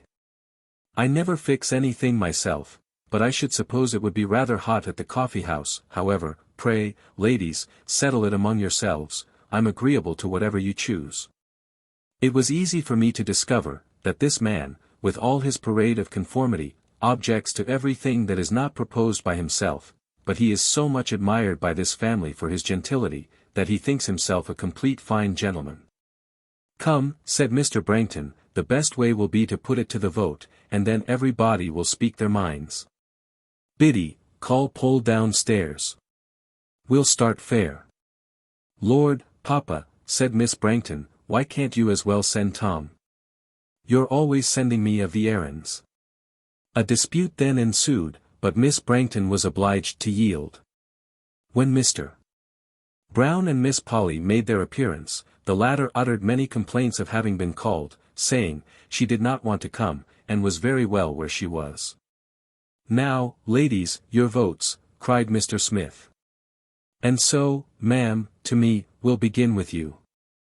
What place shall you like best? And then, in a whisper, he added, I assure you, I shall say the same as you do, whether I like it or not. I said, that as I was ignorant what choice was in my power, I must beg to hear their decisions first. This was reluctantly assented to, and then Miss Brangton voted for Saltero's Coffee House, her sister, for a party to Mother Red Caps. The brother for White Conduit House, Mr. Brown, for Bagnaga Wells, Mr. Broughton, for Sadler's Wells, and Mr. Smith, for Vauxhall. Well now, ma'am, said Mr. Smith, we have all spoken, and so you must give the casting vote. Come, what will you fix upon? Sir, answered I was to speak last. Well, so you will, said Miss Brangton, for we've all spoke first. Pardon me, returned I, the voting has not yet been quite general. And I turned towards Mr. Macartney, to whom I wished extremely to show that I was not of the same brutal nature with those by whom he was treated so grossly. Why, pray, said Mr. Brangton, who have we left out? Would you have the cats and dogs vote? No, sir, cried I, with some spirit, I would have that gentleman vote if, indeed, he is not superior to joining our party. They all looked at me, as if they doubted whether or not they had heard me right, but, in a few moments, their surprise gave way to a rude burst of laughter. Very much displeased, I told M. Dubois that if he was not ready to go, I would have a coach called for myself. Oh yes, he said, he was always ready to attend me. Mr. Smith then, advancing, attempted to take my hand, and begged me not to leave them till I had settled the evening's plans. I have nothing, sir, said I, to do with it, as it is my intention to stay at home, and therefore Mr. Brangton will be so good as to send Madame Duval word what place is fixed upon, when it is convenient to him. And then, making a slight courtesy, I left them. How much does my disgust for these people increase my pity for poor Mr. Macartney?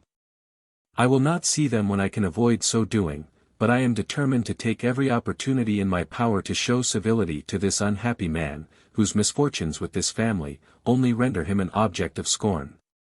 I was, however, very well pleased with M. Dubois, who, far from joining in their mirth, expressed himself extremely shocked at their ill-breeding. We had not walked 10 yards before we were followed by Mr. Smith, who came to make excuses, and to assure me they were only joking, and hoped I took nothing ill, for if I did, he would make a quarrel of it himself with the Brangtons, rather than I should receive any offence. I begged him not to take any trouble about so immaterial an affair, and assured him I should not myself. He was so officious, that he would not be prevailed upon to return home, till he had walked with us to Mr. Dawkins's. Madame Duval was very much displeased that I brought her so little satisfaction. White Conduit House was at last fixed upon, and, notwithstanding my great dislike of such parties and such places, I was obliged to accompany them. Very disagreeable, and much according to my expectations, the evening proved. There were many people all smart and gaudy, and so pert and low-bred, that I could hardly endure being amongst them. But the party to which, unfortunately, I belonged, seemed all at home. Letter XLV, Evelina to the Rev. Mr. of Villars Holborn, June 17. Yesterday Mr. Smith carried his point of making a party for Vauxhall, consisting of Madame Duval, M. Dubois, all the Branghtons, Mr. Brown, himself and me, for I find all endeavours vain to escape anything which these people desire I should not. There were 20 disputes previous to our setting out. First, as to the time of our going, Mr. Brangton, his son, and young Brown, were for 6 o'clock, and all the ladies and Mr. Smith were for 8, the latter, however, conquered. Then, as to the way we should go, some were for a boat, others for a coach, and Mr. Brangton himself was for walking, but the boat at length was decided upon. Indeed this was the only part of the expedition that was agreeable to me, for the Thames was delightfully pleasant. The garden is very pretty, but too formal. I should have been better pleased, had it consisted less of straight walks, where grove nods at grove, each alley has its brother. The trees, the numerous lights, and the company in the circle round the orchestra make a most brilliant and gay appearance, and had I been with a party less disagreeable to me, I should have thought it a place formed for animation and pleasure. There was a concert, in the course of which a hautboy concerto was so charmingly played, that I could have thought myself upon enchanted ground, had I had spirits more gentle to associate with. The hautboy in the open air is heavenly. Mr. Smith endeavoured to attach himself to me, with such officious assiduity and impertinent freedom, that he quite sickened me. Indeed M. Dubois was the only man of the party to whom, voluntarily, I ever addressed myself. He is civil and respectful, and I have found nobody else so since I left Howard Grove. His English is very bad, but I prefer it to speaking French myself, which I dare not venture to do. I converse with him frequently, both to disengage myself from others, and to oblige Madame Duval, who is always pleased when he is attended to. As we were walking about the orchestra, I heard a bell ring, and, in a moment, Mr. Smith, flying up to me, caught my hand, and, with a motion too quick to be resisted, ran away with me many yards before I had breath to ask his meaning, though I struggled as well as I could, to get from him. At last, however, I insisted upon stopping. "Stopping, ma'am," cried he, "why we must run on or we shall lose the cascade." And then again he hurried me away, mixing with a crowd of people, all running with so much velocity, that I could not imagine what had raised such an alarm. We were soon followed by the rest of the party. And my surprise and ignorance proved a source of diversion to them all, which was not exhausted the whole evening. Young Brangton, in particular, laughed till he could hardly stand. The scene of the cascade I thought extremely pretty, and the general effect striking and lively. But this was not the only surprise which was to divert them at my expense. For they led me about the garden purposely to enjoy my first sight of various other deceptions. About 10 o'clock, Mr. Smith having chosen a box in a very conspicuous place, we all went to supper.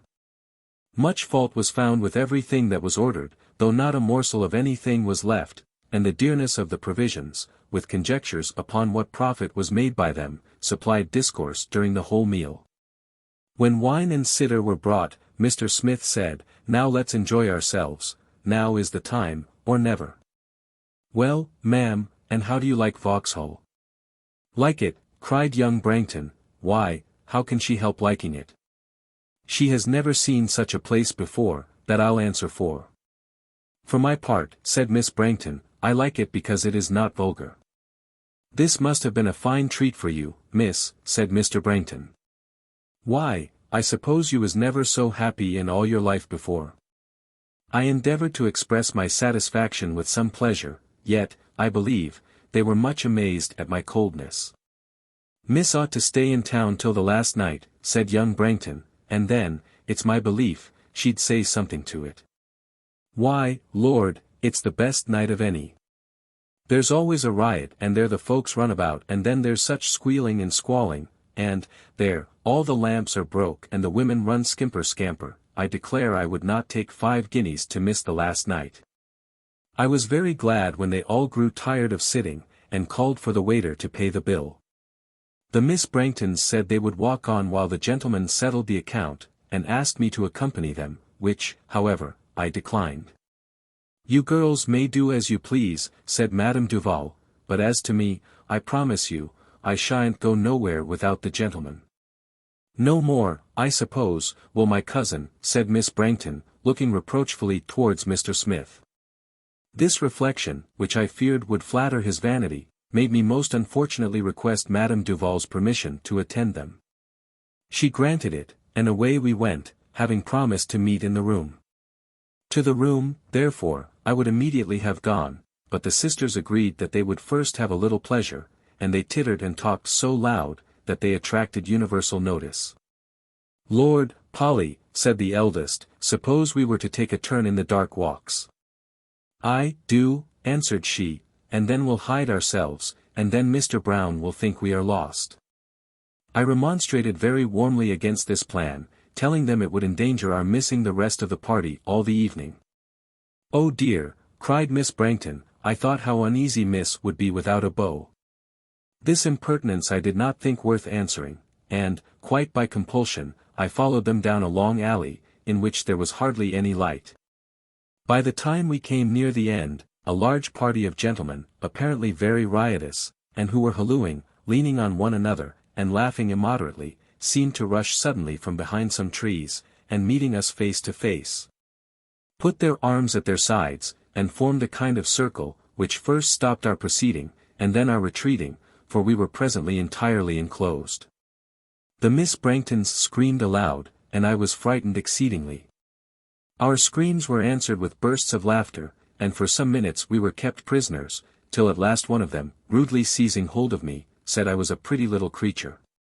Terrified to death, I struggled with such vehemence to disengage myself from him, that I succeeded, in spite of his efforts to detain me. And immediately, and with a swiftness which fear only could have given me, I flew rather than ran up the walk. Hoping to secure my safety by returning to the lights and company we had so foolishly left, but before I could possibly accomplish my purpose, I was met by another party of men, one of whom placed himself so directly in my way, calling out, "Whither so fast, my love?" that I could only have proceeded by running into his arms. In a moment both my hands, by different persons, were caught hold of, and one of them, in a most familiar manner, desired, when I ran next, to accompany me in a race, while the rest of the party stood still and laughed. I was almost distracted with terror, and so breathless with running, that I could not speak, till another, advancing, said, I was as handsome as an angel, and desired to be of the party. I then just articulated, "For heaven's sake, gentlemen, let me pass." Another then rushing suddenly forward, exclaimed, "Heaven and earth! What voice is that? Dash!" "The voice of the prettiest little actress I have seen this age," answered one of my persecutors. "No, no, no, dash," I panted out, "I am no actress, pray let me go, pray let me pass, dash." "By all that's sacred," cried the same voice, which I then knew for Sir Clement Willoughby's, "'tis herself." "Sir Clement Willoughby," cried I. "Oh, sir, assist me or I shall die with terror." "Gentlemen," cried he, disengaging them all from me in an instant, "pray leave this lady to me." Loud laughs proceeded from every mouth, and 2 or 3 said Willoughby has all the luck. But one of them, in a passionate manner, vowed he would not give me up, for that he had the first right to me, and would support it. "You are mistaken," said Sir Clement, "this lady is I will explain myself to you another time. But, I assure you, you are all mistaken."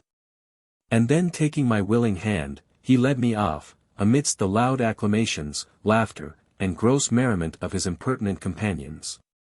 As soon as we had escaped from them, Sir Clement, with a voice of surprise, exclaimed, "My dearest creature, what wonder, what strange revolution, has brought you to such a place as this?" Ashamed of my situation, and extremely mortified to be thus recognized by him, I was for some time silent. And when he repeated his question, only stammered out, I hardly know how, lost from my party dash. He caught my hand, and eagerly pressing it, in a passionate voice said, "Oh that I had sooner met with thee." Surprised at a freedom so unexpected, I angrily broke from him, saying, "Is this the protection you give me, Sir Clement?" And then I saw, what the perturbation of my mind had prevented my sooner noticing, that he had led me, though I know not how, into another of the dark alleys, instead of the place whither I meant to go. "Good God!" I cried, "where am I? What way are you going?" "Where," answered he, "we shall be least observed." Astonished at this speech, I stopped short and declared I would go no further. "And why not, my angel?" again endeavoring to take my hand.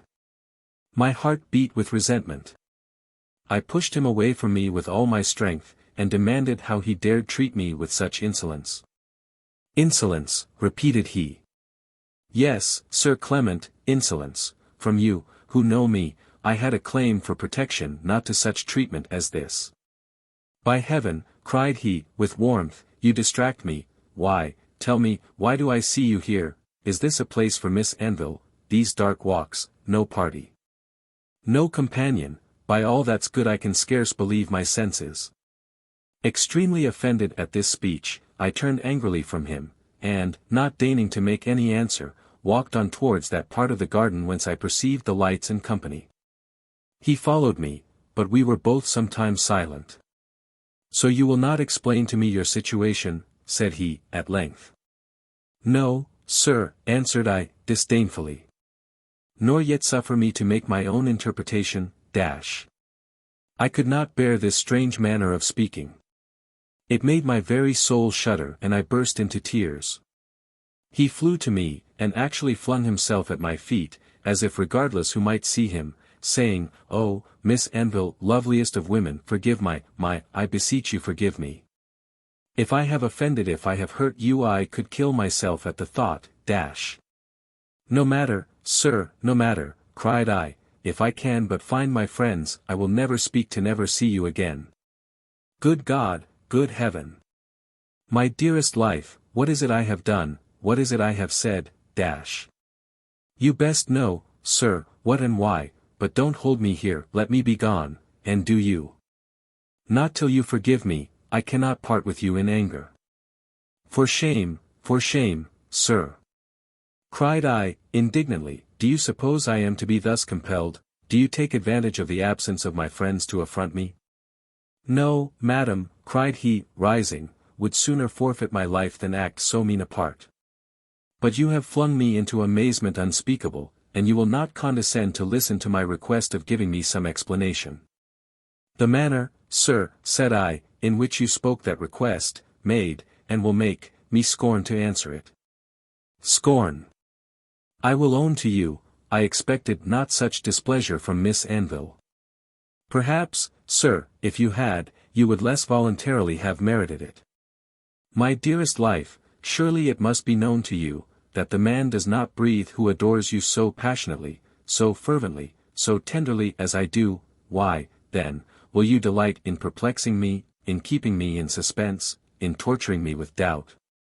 "I, sir, delight in perplexing you? You are much mistaken. Your suspense, your doubts, your perplexities, are of your own creating. And believe me, sir, they may offend, but they can never delight me. But as you have yourself raised, you must yourself satisfy them. Good God, that such haughtiness and such sweetness can inhabit the same mansion." I made no answer. But quickening my pace, I walked on silently and sullenly, till this most impetuous of men, snatching my hand, which he grasped with violence, besought me to forgive him with such earnestness of supplication, that, merely to escape his importunities, I was forced to speak, and in some measure to grant the pardon he requested. Though it was accorded with a very ill grace, but, indeed, I knew not how to resist the humility of his entreaties, yet never shall I recollect the occasion he gave me of displeasure, without feeling it renewed. We now soon arrived in the midst of the general crowd, and, my own safety being then ensured, I grew extremely uneasy for the Miss Branghtons, whose danger, however imprudently incurred by their own folly, I too well knew how to tremble for. To this consideration all my pride of heart yielded, and I determined to seek my party with the utmost speed. Though not without a sigh did I recollect the fruitless attempt I had made after the opera, of concealing from this man my unfortunate connections, which I was now obliged to make known. I hastened, therefore, to the room, with a view of sending young Brangton to the aid of his sisters. In a very short time I perceived Madame Duval, and the rest, looking at one of the paintings.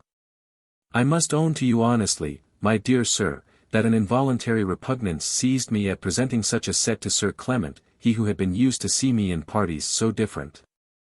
My pace slackened as I approached them, but they presently perceived me.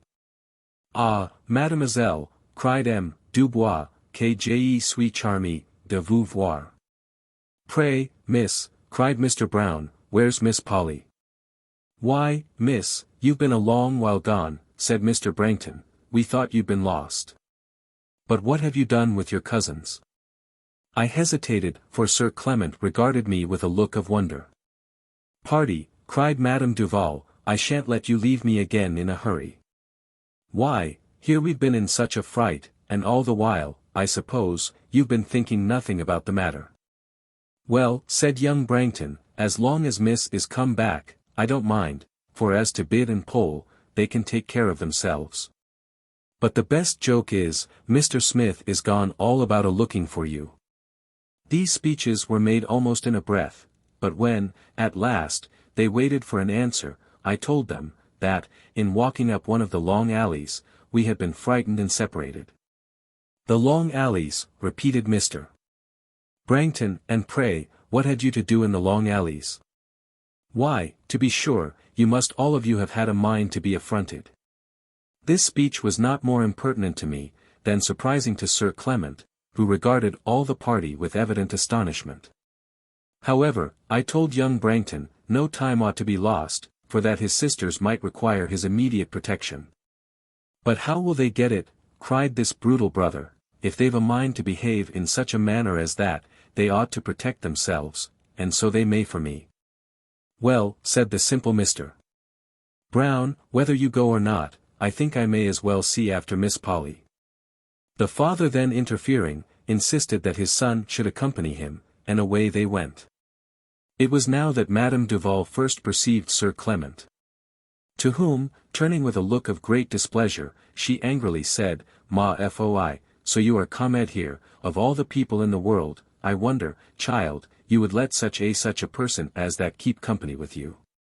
"I am very sorry, madam," said Sir Clement, in a tone of surprise, "if I had been so unfortunate as to offend you. But I believe you will not regret the honor I now have of attending Miss Anville, when you hear that I have been so happy as to do her some service." Just as Madame Duval, with her usual ma foi, was beginning to reply, the attention of Sir Clement was wholly drawn from her, by the appearance of Mr. Smith, who, coming suddenly behind me, and freely putting his hands of my shoulders, cried, "Oh ho, my little runaway, have I found you at last? I have been scampering all over the gardens for you, for I was determined to find you, if you were above ground, but how could you be so cruel as to leave us?" I turned round to him, and looked with a degree of contempt that I hoped would have quieted him, but he had not the sense to understand me. And, attempting to take my hand, he added, "Such a demure-looking lady as you are, who'd have thought of your leading one such a dance? Come, now, don't be so coy, only think what a trouble I have had in running after you." "The trouble, sir," said I, "was of your own choice, not mine." And I walked round to the other side of Madame Duval. Perhaps I was too proud. But I could not endure that Sir Clement, whose eyes followed him with looks of the most surprised curiosity, should witness his unwelcome familiarity. Upon my removal he came up to me, and, in a low voice, said, "You are not, then, with the Mirvans?" "No, sir." "And pray, may I ask you, have you left them long?" "No, sir." "How unfortunate I am! But yesterday I sent to acquaint the captain I should reach the grove by tomorrow noon. However, I shall get away as fast as possible." "Shall you be long in town?" "I believe not, sir." "And then, when you leave it, which way will you allow me to ask, which way you shall travel?" "Indeed, I don't know." "Not know, but do you return to the Mirvans any more?" I can't tell, sir." And then I addressed myself to Madame Duval, with such a pretended earnestness, that he was obliged to be silent. As he cannot but observe the great change in my situation, which he knows not how to account for, there is something in all these questions, and this unrestrained curiosity, that I did not expect from a man who, when he pleases, can be so well-bred as Sir Clement Willoughby. He seems disposed to think that the alteration in my companions authorizes an alteration in his manners. It is true, he has always treated me with uncommon freedom, but never before with so disrespectful an abruptness. This observation, which he has given me cause to make, of his changing with the tide, has sunk him more in my opinion than any other part of his conduct. Yet I could almost have laughed when I looked at Mr. Smith, who no sooner saw me addressed by Sir Clement, than, retreating aloof from the company, he seemed to lose at once all his happy self-sufficiency and conceit, looking now at the baronet, now at himself. Surveying, with sorrowful eyes, his dress, struck with his air, his gestures, his easy gaiety, he gazed at him with envious admiration, and seemed himself, with conscious inferiority, to shrink into nothing. Soon after, Mr. Brown, running up to us, called out, "Law, what, ain't Miss Polly come yet?" "Come," said Mr. Brangton, "why, I thought you went to fetch her yourself, didn't you?" "Yes, but I couldn't find her, yet I dare say I've been over half the garden." "Half? But why did not you go over it all?" "Why, so I will, but only I thought I'd just come and see if she was here first." "But where's Tom?" "Why, I don't know. For he would not stay with me, all as ever I could say, for we met some young gentlemen of his acquaintance, and so he bid me go and look by myself, for he said, says he, I can divert myself better another way, says he. This account being given, away again went this silly young man, and Mr. Brangton, extremely incensed, said he would go and see after them himself. "So, now," cried Madame Duval, "he's gone too. Why, at this rate, we shall have to wait for one or other of them all night." Observing that Sir Clement seemed disposed to renew his inquiries, I turned towards one of the paintings, and, pretending to be very much occupied in looking at it, asked M. Dubois some questions concerning the figures. "Oh! Mon Dieu!" cried Madame Duval, "don't ask him, your best way is to ask Mr. Smith, for he's been here the oftenest. Come, Mr. Smith, I dare say you can tell us all about them." "Why, yes, ma'am, yes," said Mr. Smith, who, brightening up at this application, advanced towards us with an air of assumed importance, which, however, sat very uneasily upon him, and begged to know what he should explain first, "for I have attended," said he, "to all these paintings, and know everything in them perfectly well. For I am rather fond of pictures, ma'am, and, really, I must say, I think, a pretty pictures is really a very is something very pretty dash." "So do I too," said Madame Duval. "But pray now, sir, tell us who that is meant for," pointing to a figure of Neptune. Why, that, ma'am, is, Lord bless me, I can't think how I come to be so stupid, but really I have forgot his name. And yet, I know it as well as my own too, however, he's a general, ma'am, they are all generals." I saw Sir Clement bite his lips, and, indeed, so did I mine. "Well," said Madame Duval, "it's the oddest dress for a general ever I see." "He seems so capital a figure," said Sir Clement, to Mr. Smith, "that I imagine he must be generalissimo of the whole army." "Yes, sir, yes," answered Mr. Smith, respectfully bowing, and highly delighted at being thus referred to. "You are perfectly right, but I cannot for my life think of his name. Perhaps, sir, you may remember it." "No, really," replied Sir Clement, "my acquaintance among the generals is not so extensive." The ironical tone of voice in which Sir Clement spoke entirely disconcerted Mr. Smith, who again retiring to an humble distance, seemed sensibly mortified at the failure of his attempt to recover his consequence. Soon after, Mr. Brangton returned with his youngest daughter, who he had rescued from a party of insolent young men. But he had not yet been able to find the eldest. Miss Polly was really frightened, and declared she would never go into the dark walks again. Her father, leaving her with us, went in quest of her sister. While she was relating her adventures, to which nobody listened more attentively than Sir Clement, we saw Mr. Brown enter the room. "Oh, la!" cried Miss Polly, "let me hide myself, and don't tell him I'm come." She then placed herself behind Madame Duval, in such a manner that she could not be seen. "So Miss Polly is not come yet," said the simple swain. "Well, I can't think where she can be. I've been looking, and looking, and looking all about, and can't find her. All I can do." "Well, but, Mr. Brown," said Mr. Smith, "shan't you go and look for the lady again?" "Yes, sir," said he, sitting down, "but I must rest me a little bit first.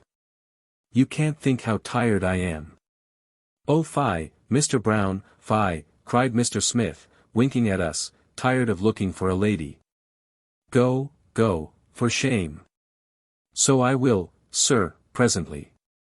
But you'd be tired too, if you had walked so far. Besides, I think she's gone out of the garden, or else I must have seen something or other of her." He. Of the tittering Polly, now betrayed her, and so ended this ingenious little artifice. At last appeared Mr. Brangton and Miss Biddy, who, with a face of mixed anger and confusion, addressing herself to me, said, "So, miss, so you ran away from me. Well, see if I don't do as much by you some day or other. But I thought how it would be, you'd no mind to leave the gentleman, though you run away from me." I was so much surprised at this attack, that I could not answer her for very amazement. And she proceeded to tell us how ill she had been used, and that 2 young men had been making her walk up and down the dark walks by absolute force, and as fast as ever they could tear her along. And many other particulars, which I will not tire you with relating. In conclusion, looking at Mr. Smith, she said, "But to be sure, thought I, at least all the company will be looking for me. So I little expected to find you all here, talking as comfortably as ever you can. However, I know I may thank my cousin for it." "If you mean me, madam," said I, very much shocked, "I am quite ignorant in what manner I can have been accessory to your distress." "Why, by running away so. If you'd stayed with us, I'll answer for it Mr. Smith and M. Dubois would have come to look for us, but I suppose they could not leave your ladyship." The folly and unreasonableness of this speech would admit of no answer. But what a scene was this for Sir Clement! His surprise was evident. And I must acknowledge my confusion was equally great. We had now to wait for young Brangton, who did not appear for some time. And during this interval it was with difficulty that I avoided Sir Clement, who was on the rack of curiosity, and dying to speak to me. When, at last, the hopeful youth returned, a long and frightful quarrel ensued between him and his father, in which his sisters occasionally joined, concerning his neglect. And he defended himself only by a brutal mirth, which he indulged at their expense. Every one now seemed inclined to depart, when, as usual, a dispute arose upon the way of our going, whether in a coach or a boat. After much debating, it was determined that we should make 2 parties, one by the water and the other by land, for Madame Duval declared she would not, upon any account, go into a boat at night. Sir Clement then said, that if she had no carriage in waiting, he should be happy to see her and me safe home, as his was in readiness. Fury started into her eyes, and passion inflamed every feature, as she answered, "Party, no, you may take care of yourself, if you please, but as to me, I promise you I shan't trust myself with no such person." He pretended not to comprehend her meaning, yet, to waive a discussion, acquiesced in her refusal. The coach party fixed upon, consisted of Madame Duval, M. Dubois, Miss Brangton, and myself.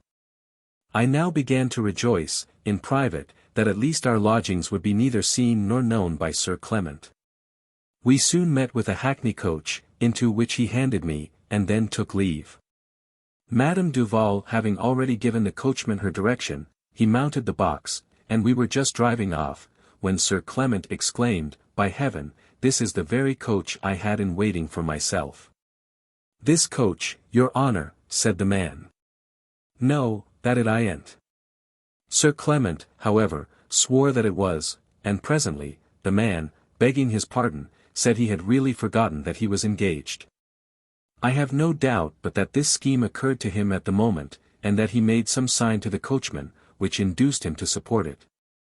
For there is not the least probability that the accident really happened, as it is most likely his own chariot was in waiting. The man then opened the coach door, and Sir Clement, advancing to it, said, "I don't believe there is another carriage to be had, or I would not incommode you. But, as it may be disagreeable to you to wait here any longer, I beg you will not get out, for you shall be set down before I am carried home, if you will be so good as to make a little room." And so saying, in he jumped, and seated himself between M. Dubois and me, while our astonishment at the whole transaction was too great for speech. He then ordered the coachman to drive on, according to the directions he had already received. For the first 10 minutes no one uttered a word, and then, Madame Duval, no longer able to contain herself, exclaimed, "Ma foi, if this isn't one of the most impudentest things ever I see." Sir Clement, regardless of this rebuke, attended only to me, however I answered nothing he said, when I could possibly avoid so doing. Miss Brangton made several attempts to attract his notice, but in vain, for he would not take the trouble of paying her any regard. Madame Duval, during the rest of the ride, addressed herself to M. Dubois in French, and in that language exclaimed, with great vehemence, against boldness and assurance. I was extremely glad when I thought our journey must be nearly at an end, for my situation was very uneasy to me, as Sir Clement perpetually endeavoured to take my hand. I looked out of the coach window, to see if we were near home. Sir Clement, stooping over me, did the same, and then, in a voice of infinite wonder, called out, "Where the D.L. is the man driving to? Why, we are in Broad Street, St. Giles's." "Oh, he's very right," cried Madame Duval, "so never trouble your head about that, for I shan't go by no directions of yours, I promise you." When, at last, we stopped at an hosier's in High Holborn, Sir Clement said nothing, but his eyes, I saw, were very busily employed in viewing the place, and the situation of the house. The coach, he said, belonged to him, and therefore he insisted upon paying for it, and then he took leave. M. Dubois walked home with Miss Brangton, and Madame Duval and I retired to our apartments. How disagreeable an evening's adventure! Not one of the party seemed satisfied, except Sir Clement, who was in high spirits, but Madame Duval was enraged at meeting with him, Mr. Brangton, angry with his children. The frolic of the Miss Brangtons had exceeded their plan, and ended in their own distress. Their brother was provoked that there had been no riot, Mr. Brown was tired, and Mr. Smith mortified.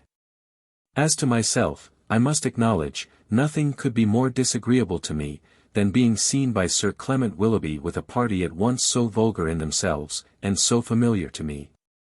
And you, too, my dear sir, will, I know, be sorry that I have met him. However, there is no apprehension of his visiting here, as Madame Duval is far too angry to admit him. Letter 47, Evelina to the Rev. Mr. Villars. Holborn, June 18. Madame Duval rose very late this morning, and, at 1 o'clock, we had but just breakfasted, when Miss Brangton, her brother, Mr. Smith, and Monsieur Dubois, called to inquire after our healths. The civility in young Brangton, I much suspect, was merely the result of his father's commands, but his sister and Mr. Smith, I soon found, had motives of their own. Scarce had they spoken to Madame Duval, when, advancing eagerly to me, "Pray, ma'am," said Mr. Smith, "who was that gentleman?" "Pray, cousin," cried Miss Brangton, "was not he the same gentleman you ran away with that night at the opera?" "Goodness! That he was," said young Brangton, "and, I declare, as soon as ever I saw him, I thought I knew his face." "I'm sure, I'll defy you to forget him," answered his sister, "if once you had seen him. He is the finest gentleman I ever saw in my life, don't you think so, Mr. Smith?" "Why, you won't give the lady time to speak," said Mr. Smith.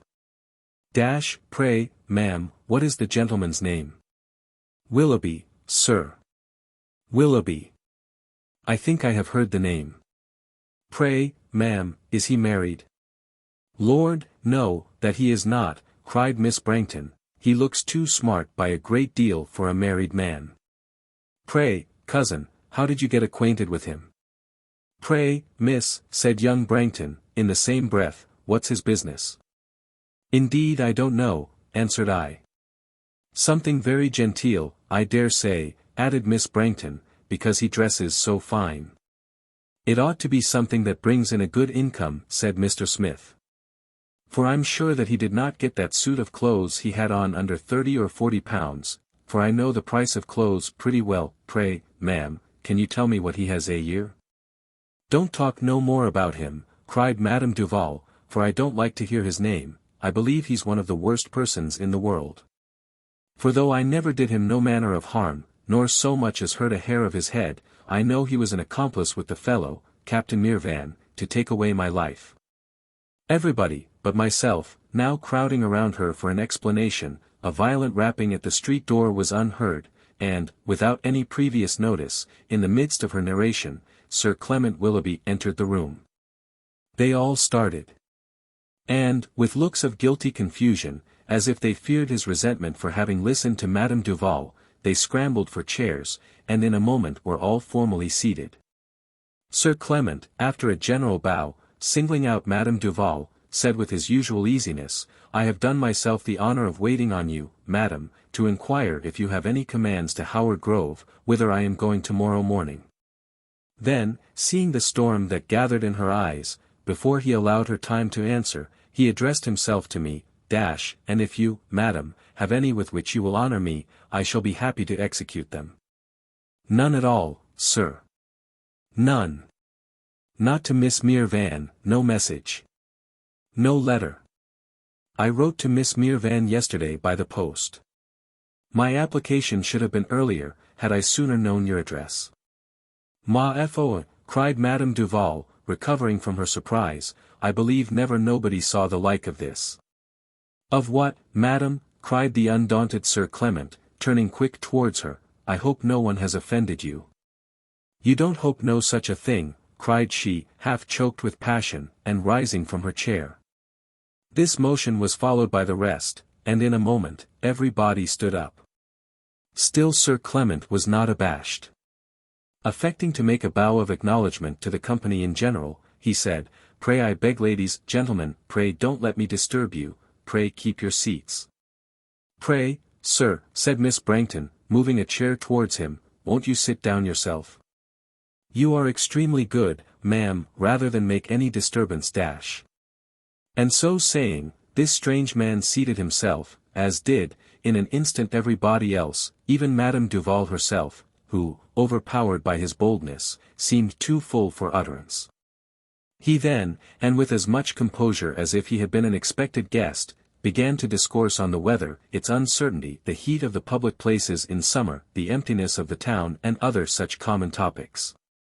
Nobody, however, answered him. Mr. Smith seemed afraid, young Brangton ashamed, M. Dubois amazed, Madame Duval enraged, and myself determined not to interfere.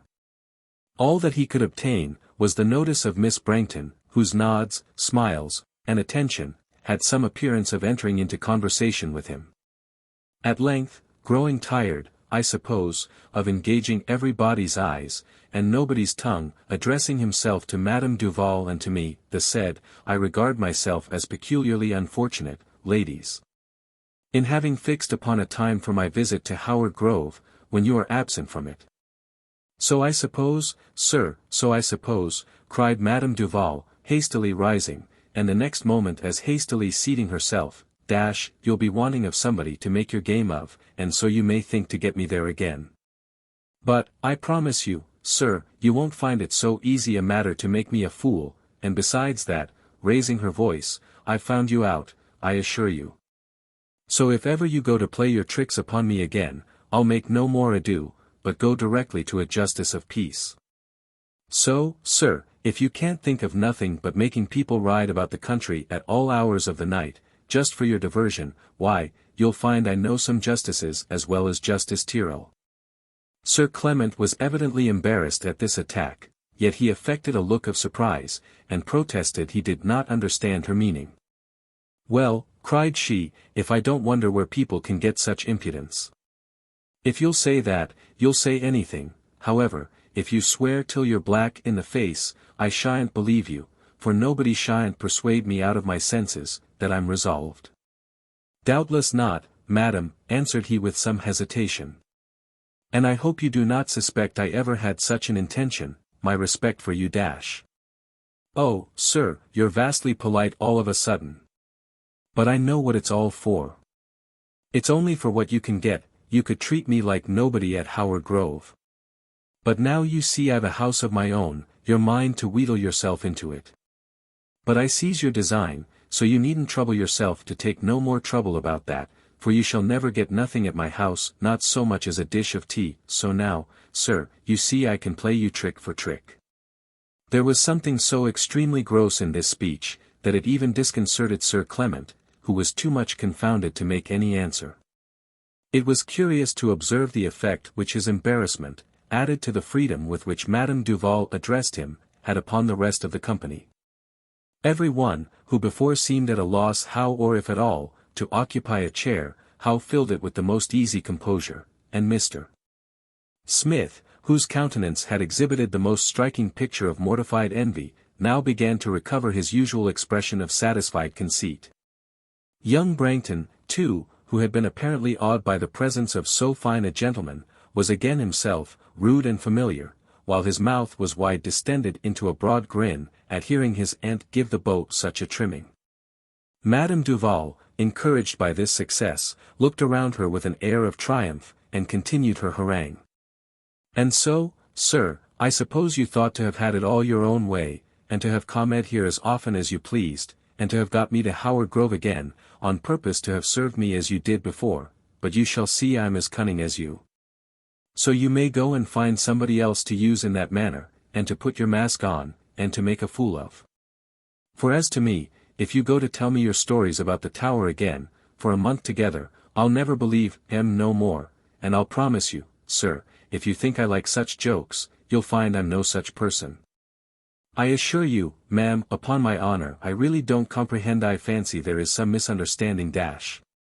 What, I suppose you'll tell me next you don't know nothing of the matter. Not a word, upon my honor.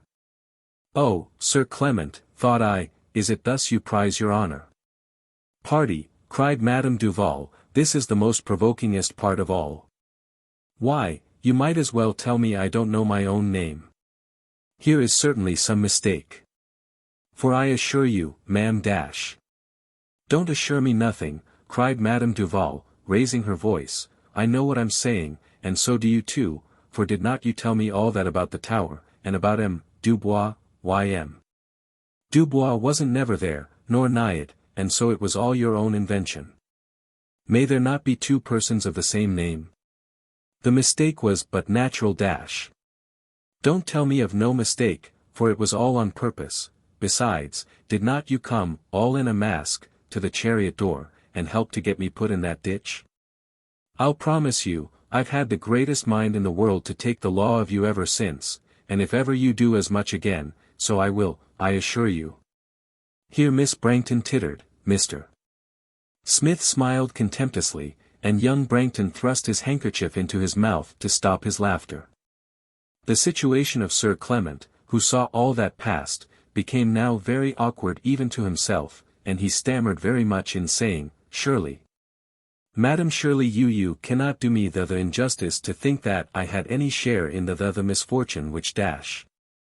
Ma foi, sir, cried Madame Duval, with increasing passion, you'd best not stand talking to me at that rate, I know it was you. And if you stay there, provoking me in such a manner, I'll send for a constable this minute. Young Brangton, at these words, in spite of all his efforts, burst into a loud laugh, nor could either his sister or Mr. Smith, though with more moderation, forbear joining in his mirth. Sir Clement darted his eyes towards them with looks of the most angry contempt. And then told Madame Duval, that he would not now detain her to make his vindication, but would wait on her some time when she was alone. Oh pardy, sir, cried she, I don't desire none of your company. And if you wasn't the most boldest person in the world, you would not dare look me in the face. The ha-has. And he's grew more and more uncontrollable, as if the restraint, from which they had burst, had added to their violence. Sir Clement could no longer endure being the object who excited them, and, having no answer ready for Madame Duval, he hastily stalked towards Mr. Smith and young Brangton, and sternly demanded what they laughed at. Struck by the air of importance which he assumed, and alarmed at the angry tone of his voice, their merriment ceased as instantaneously as if it had been directed by clockwork. And they stared foolishly, now at him, now at each other, without making any answer but a simple, "Nothing, sir." "Oh poor le coup," cried Madame Duval, "this is too much. Pray, sir, what business have you to come here a-ordering people that comes to see me? I suppose next nobody must laugh but yourself." "With me, madam," said Sir Clement, bowing, "a lady may do anything, and consequently there is no liberty in which I shall not be happy to indulge you, but it has never been my custom to give the same license to gentlemen." Then, advancing to me, who had sat very quietly on a window during this scene, he said, "Miss Anville, I may at least acquaint our friends at Howard Grove that I had the honor of leaving you in good health." And then, lowering his voice, he added, "For heaven's sake, my dearest creature, who are these people? And how came you so strangely situated?"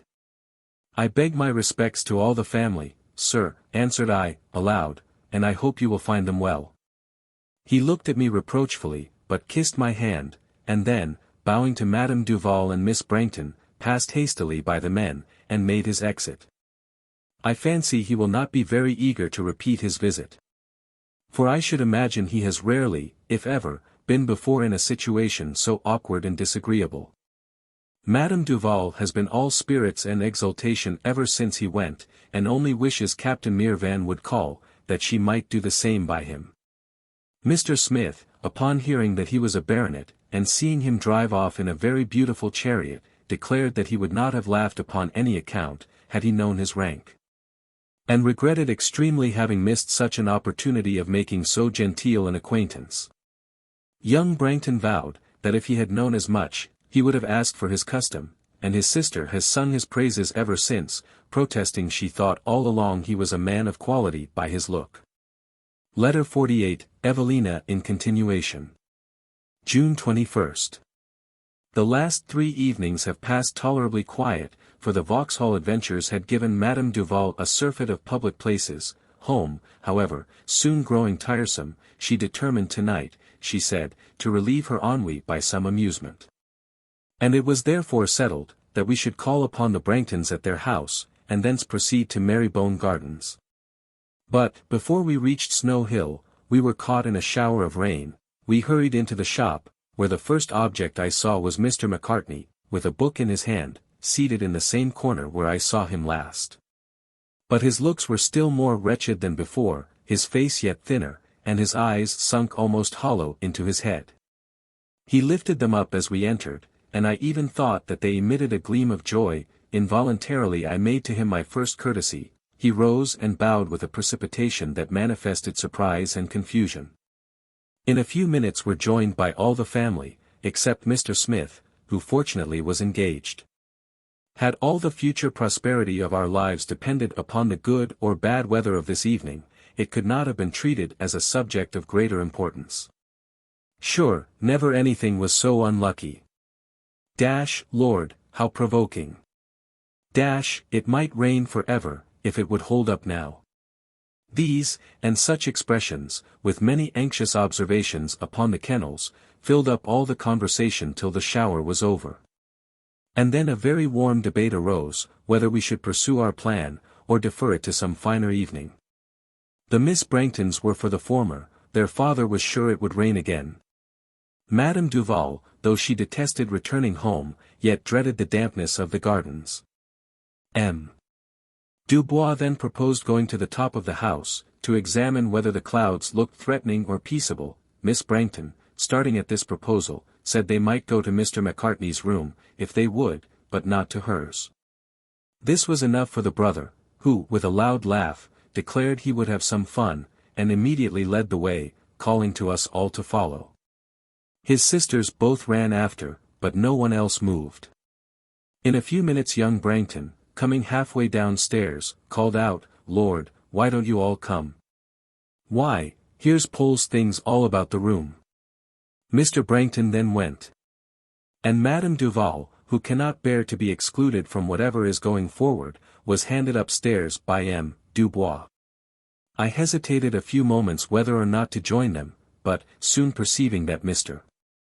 Macartney had dropped his book, and that I engrossed his whole attention, I prepared, from mere embarrassment, to follow them. As I went, I heard him move from his chair, and walk slowly after me. Believing that he wished to speak to me, and earnestly desiring myself to know if, by your means, I could possibly be of any service to him, I first slackened my pace, and then turned back.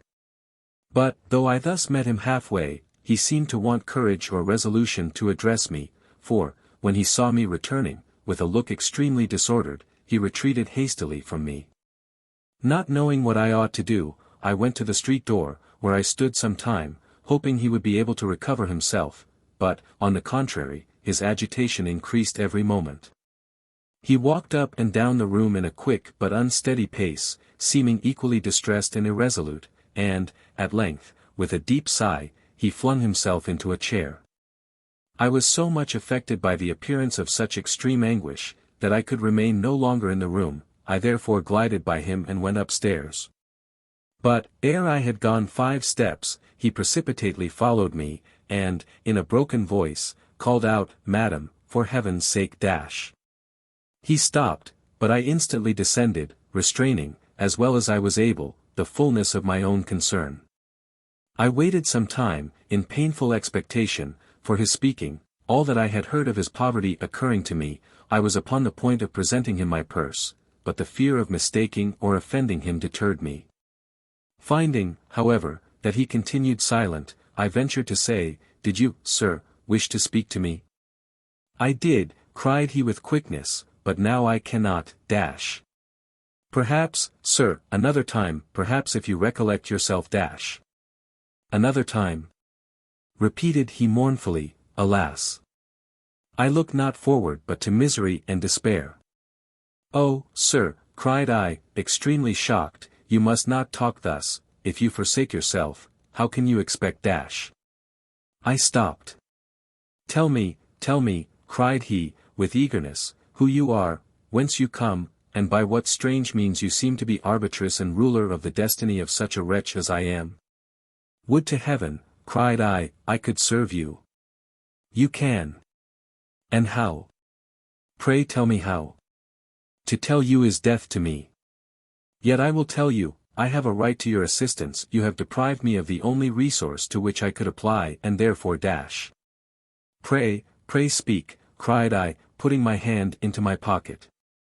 "They will be downstairs in a moment." "I will, madam, I think you will, may I then dash?" He stopped and paused. "Say, will you, then," suddenly turning from me, "Great heaven, I cannot speak," and he went back to the shop. I now put my purse in my hand, and following him, said, "If, indeed, sir, I can assist you, why should you deny me so great a satisfaction? Will you permit me to dash?" I dared not go on. But with a countenance very much softened, he approached me and said, "Your voice, madam, is the voice of compassion, such a voice as these ears have long been strangers to." Just then young Brangton called out vehemently to me to come upstairs. I seized the opportunity of hastening away, and therefore saying, "Heaven, sir, protect and comfort you." I let fall my purse upon the ground, not daring to present it to him, and ran upstairs with the utmost swiftness. Too well do I know you, my ever-honored sir, to fear your displeasure for this action. I must, however, assure you, I shall need no fresh supply during my stay in town, as I am at little expense, and hope soon to return to Howard Grove. Soon, did I say? When not a fortnight is yet expired of the long and tedious month I must linger out here. I had many witticisms to endure from the Brangtons, upon account of my staying so long with the Scotch mope, as they call him. But I attended to them very little, for my whole heart was filled with pity and concern. I was very glad to find the Marybone scheme was deferred, another shower of rain having put a stop to the dissension upon this subject. The rest of the evening was employed in most violent quarrelling between Miss Polly and her brother, on account of the discovery made by the latter of the state of her apartment. We came home early, and I have stolen from Madame Duval and M. Dubois, who is here forever, to write to my best friend. I am most sincerely rejoiced, that this opportunity has offered for my contributing what little relief was in my power to this unhappy man. And I hope it will be sufficient to enable him to pay his debts to this pitiless family. Letter 49, Mr. Villars to Evelina. Berry Hill. Displeasure. My Evelina, you have but done your duty. You have but shown that humanity without which I should blush to own my child. It is mine, however, to see that your generosity be not repressed by your suffering from indulging it. I remit to you, therefore, not merely a token of my approbation, but an acknowledgment of my desire to participate in your charity. O my child, were my fortune equal to my confidence in thy benevolence, with what transport should I, through thy means, devote it to the relief of indigent virtue. Yet let us not repine at the limitation of our power. For while our bounty is proportioned to our ability, the difference of the greater or less donation can weigh but little in the scale of justice. In reading your account of the misguided man, whose misery has so largely excited your compassion, I am led to apprehend that his unhappy situation is less the effect of misfortune than of misconduct. If he is reduced to that state of poverty represented by the Brangtons, he should endeavor, by activity and industry, to retrieve his affairs, and not pass his time in idle reading in the very shop of his creditor. The pistol scene made me shudder, the courage with which you pursued this desperate man, at once delighted and terrified me. Be ever thus, my dearest Evelina, dauntless in the cause of distress. Let no weak fears, no timid doubts, deter you from the exertion of your duty, according to the fullest sense of it that nature has implanted in your mind. Though gentleness and modesty are the peculiar attributes of your sex, yet fortitude and firmness, when occasion demands them, are virtues as noble and as becoming in women as in men. The right line of conduct is the same for both sexes. Though the manner in which it is pursued may somewhat vary, and be accommodated to the strength or weakness of the different travelers. There is, however, something so mysterious in all you have seen or heard of this wretched man, that I am unwilling to stamp a bad impression of his character upon so slight and partial a knowledge of it. Where anything is doubtful, the ties of society, and the laws of humanity, claim a favorable interpretation, but remember, my dear child, that those of discretion have an equal claim to your regard. As to Sir Clement Willoughby, I know not how to express my indignation at his conduct. Insolence so insufferable, and the implication of suspicions so shocking, irritate me to a degree of wrath, which I hardly thought my almost worn-out passions were capable of again experiencing. You must converse with him no more. He imagines, from the pliability of your temper, that he may offend you with impunity, but his behavior justifies, nay, calls for your avowed resentment. Do not, therefore, hesitate in forbidding him your sight. The Brangtons, Mr. Smith, and young Brown, however ill-bred and disagreeable, are objects too contemptible for serious displeasure, yet I grieve much that my Evelina should be exposed to their rudeness and impertinence. The very day that this tedious month expires, I shall send Mrs. Clinton to town, who will accompany you to Howard Grove. Your stay there will, I hope, be short, for I feel daily an increasing impatience to fold my beloved child to my bosom. Arthur Villars. Letter L. Evelina to the Rev. Mr. Villars. Holborn, June 27. I have just received, my dearest sir, your kind present, and still kinder letter. Surely, never had orphan so little to regret as your grateful Evelina. Though motherless, though worse than fatherless, bereft from infancy of the two first and greatest blessings of life, never has she had cause to deplore their loss, never has she felt the omission of a parent's tenderness, care, or indulgence. Never, but from sorrow for them, had reason to grieve at the separation. Most thankfully do I receive the token of your approbation, and most studiously will I endeavor so to dispose of it, as may merit your generous confidence in my conduct. Your doubts concerning Mr. Macartney give me some uneasiness. Indeed, sir, he has not the appearance of a man whose sorrows are the effect of guilt. But I hope, before I leave town, to be better acquainted with his situation, and enabled, with more certainty of his worth, to recommend him to your favour. I am very willing to relinquish all acquaintance with Sir Clement Willoughby, as far as it may depend upon myself so to do, but, indeed I know not how I should be able to absolutely forbid him my sight. Miss Mirvan, in her last letter, informs me that he is now at Howard Grove, where he continues in high favour with the captain, and is the life and spirit of the house. My time, since I wrote last, has passed very quietly, Madame Duval having been kept at home by a bad cold, and the Branghtons by bad weather. The young man, indeed, has called 2 or 3 times. And his behaviour, though equally absurd, is more unaccountable than ever. He speaks very little, takes hardly any notice of Madame Duval, and never looks at me without a broad grin. Sometimes he approaches me, as if with intention to communicate intelligence of importance, and then, suddenly stopping short, laughs rudely in my face. Oh, how happy shall I be, when the worthy Mrs. Clinton arrives. June 29th. Yesterday morning, Mr.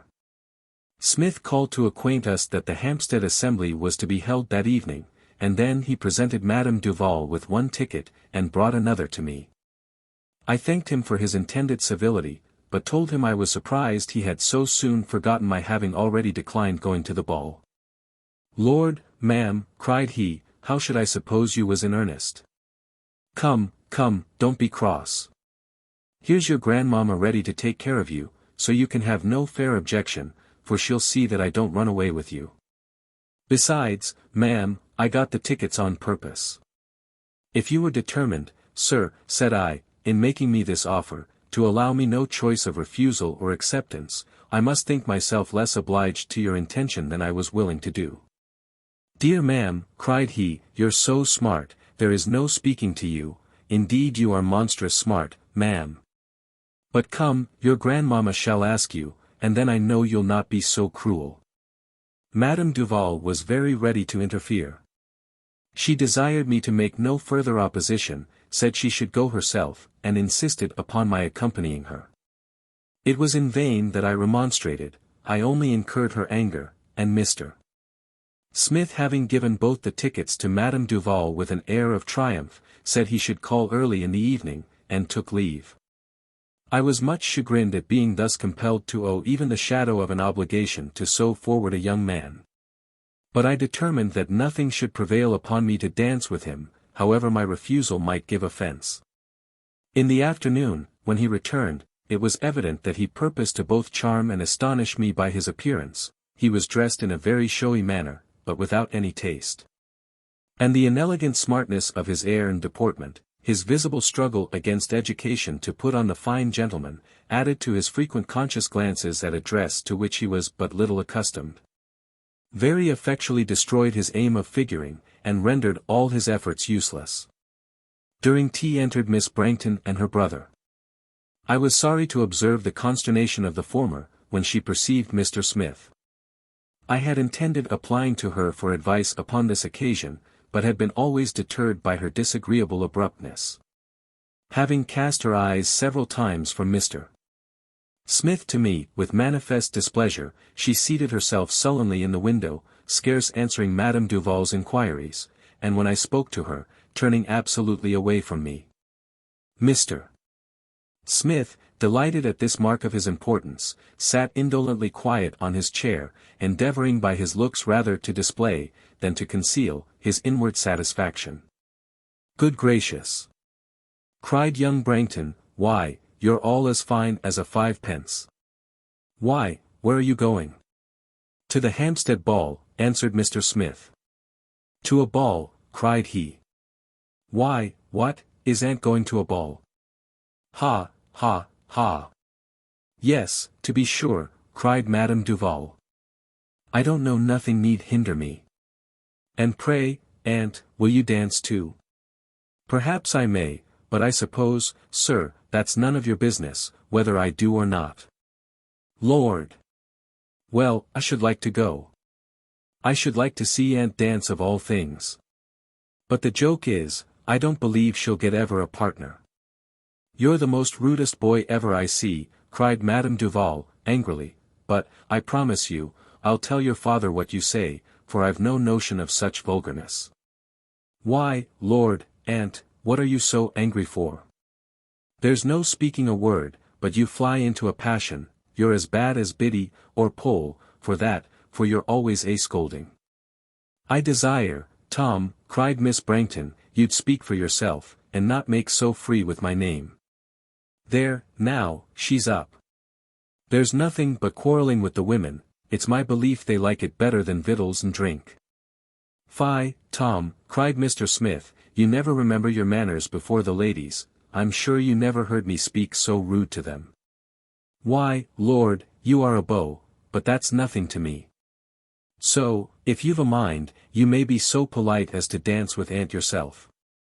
Then, with a loud laugh, he declared it would be good fun to see them. Let it be never so good, or never so bad, cried Madame Duval, you won't see nothing of it, I promise you, so pray don't let me hear no more of such vulgar pieces of fun, for, I assure you, I don't like it. And as to my dancing with Mr. Smith, you may see wonderfuller things than that any day in the week. Why, as to that, ma'am, said Mr. Smith, looking much surprised, I always thought you intended to play at cards, and so I thought to dance with the young lady. I gladly seized this opportunity to make my declaration, that I should not dance at all. Not dance at all, repeated Miss Brangton, yes, that's a likely matter truly, when people go to balls. I wish she mayn't, said the brother. 'Cause then Mr. Smith will have nobody but Aunt for a partner. Lord, how mad he'll be. Oh, as to that, said Mr. Smith, I don't at all fear of prevailing with the young lady, if once I get her to the room. Indeed, sir, cried I, much offended by his conceit, you are mistaken, and therefore I beg leave to undeceive you, as you may be assured my resolution will not alter. Then, pray, miss, if it is not impertinent, cried Miss Brangton, sneeringly, what do you go for? Merely and solely, answered I, to comply with the request of Madame Duval. Miss, cried young Brangton, Bid only wishes it was she, for she has cast a sheep's eye at Mr. Smith this long while. Tom, cried the sister, rising, I've the greatest mind in the world to box your ears. How dare you say such a thing of me? No, hang it, Tom, no, that's wrong, said Mr. Smith, simpering, it is indeed, to tell the lady's secrets, but never mind him, Miss Biddy, for I won't believe him. Why, I know Bid would give her ears to go, returned the brother, but only Mr. Smith likes Miss best, so does everybody else. While the sister gave him a very angry answer, Mr. Smith said to me in a low voice, Why now, ma'am, how can you be so cruel as to be so much handsomer than your cousins? Nobody can look at them when you are by. Miss, cried young Brangton, whatever he says to you don't mind him for he means no good, I'll give you my word for it, he'll never marry you. For he has told me again and again, he'll never marry as long as he lives, besides, if he'd any mind to be married, there's Bid would have had him long ago, and thanked him too. Come, come, Tom, don't tell secrets. You'll make the ladies afraid of me, but I assure you, lowering his voice, if I did marry, it should be your cousin. Should be, did you ever, my dear sir, hear such unauthorized freedom? I looked at him with a contempt I did not wish to repress, and walked to the other end of the room. Very soon after Mr. Smith sent for a hackney coach. When I would have taken leave of Miss Brangton, she turned angrily from me, without making any answer. She supposes, perhaps, that I have rather sought, than endeavored to avoid, the notice and civilities of this conceited young man. The ball was at the Long Room at Hampstead. This room seems very well named, for I believe it would be difficult to find any other epithet which might with propriety distinguish it, as it is without ornament, elegance, or any sort of singularity, and merely to be marked by its length. I was saved from the importunities of Mr. Smith, the beginning of the evening, by Madame Duval's declaring her intention to dance the first 2 dances with him herself. Mr. Smith's chagrin was very evident. But as she paid no regard to it, he was necessitated to lead her out. I was, however, by no means pleased, when she said she was determined to dance a minuet. Indeed, I was quite astonished, not having had the least idea she would have consented to, much less proposed, such an exhibition of her person. She had some trouble to make her intentions known, as Mr. Smith was rather averse to speaking to the master of the ceremonies. During this minuet, how much did I rejoice in being surrounded only with strangers. She danced in a style so uncommon. Her age, her showy dress, and an unusual quantity of rouge, drew upon her the eyes, and I fear the derision, of the whole company. Whom she danced with, I know not, but Mr. Smith was so ill-bred as to laugh at her very openly, and to speak of her with as much ridicule as was in his power. But I would neither look at, nor listen to him, nor would I suffer him to proceed with any speech which he began, expressive to his vexation at being forced to dance with her. I told him, very gravely, that complaints upon such a subject might, with less impropriety, be made to every person in the room than to me. When she returned to us, she distressed me very much, by asking what I thought of her minuet. I spoke as civilly as I could, but the coldness of my compliment evidently disappointed her. She then called upon Mr. Smith to secure a good place among the country dancers. And away they went, though not before he had taken the liberty to say to me in a low voice, "I protest to you, ma'am, I shall be quite out of countenance, if any of my acquaintance should see me dancing with the old lady." For a few moments I very much rejoiced at being relieved from this troublesome man, but scarce had I time to congratulate myself, before I was accosted by another, who begged the favor of hopping a dance with me. I told him that I should not dance at all, but he thought proper to importune me, very freely, not to be so cruel, and I was obliged to assume no little haughtiness before I could satisfy him I was serious. After this, I was addressed much in the same manner, by several other young men, of whom the appearance and language were equally inelegant and low-bred. So that I soon found my situation was both disagreeable and improper, since, as I was quite alone, I fear I must seem rather to invite than to forbid the offers and notice I received.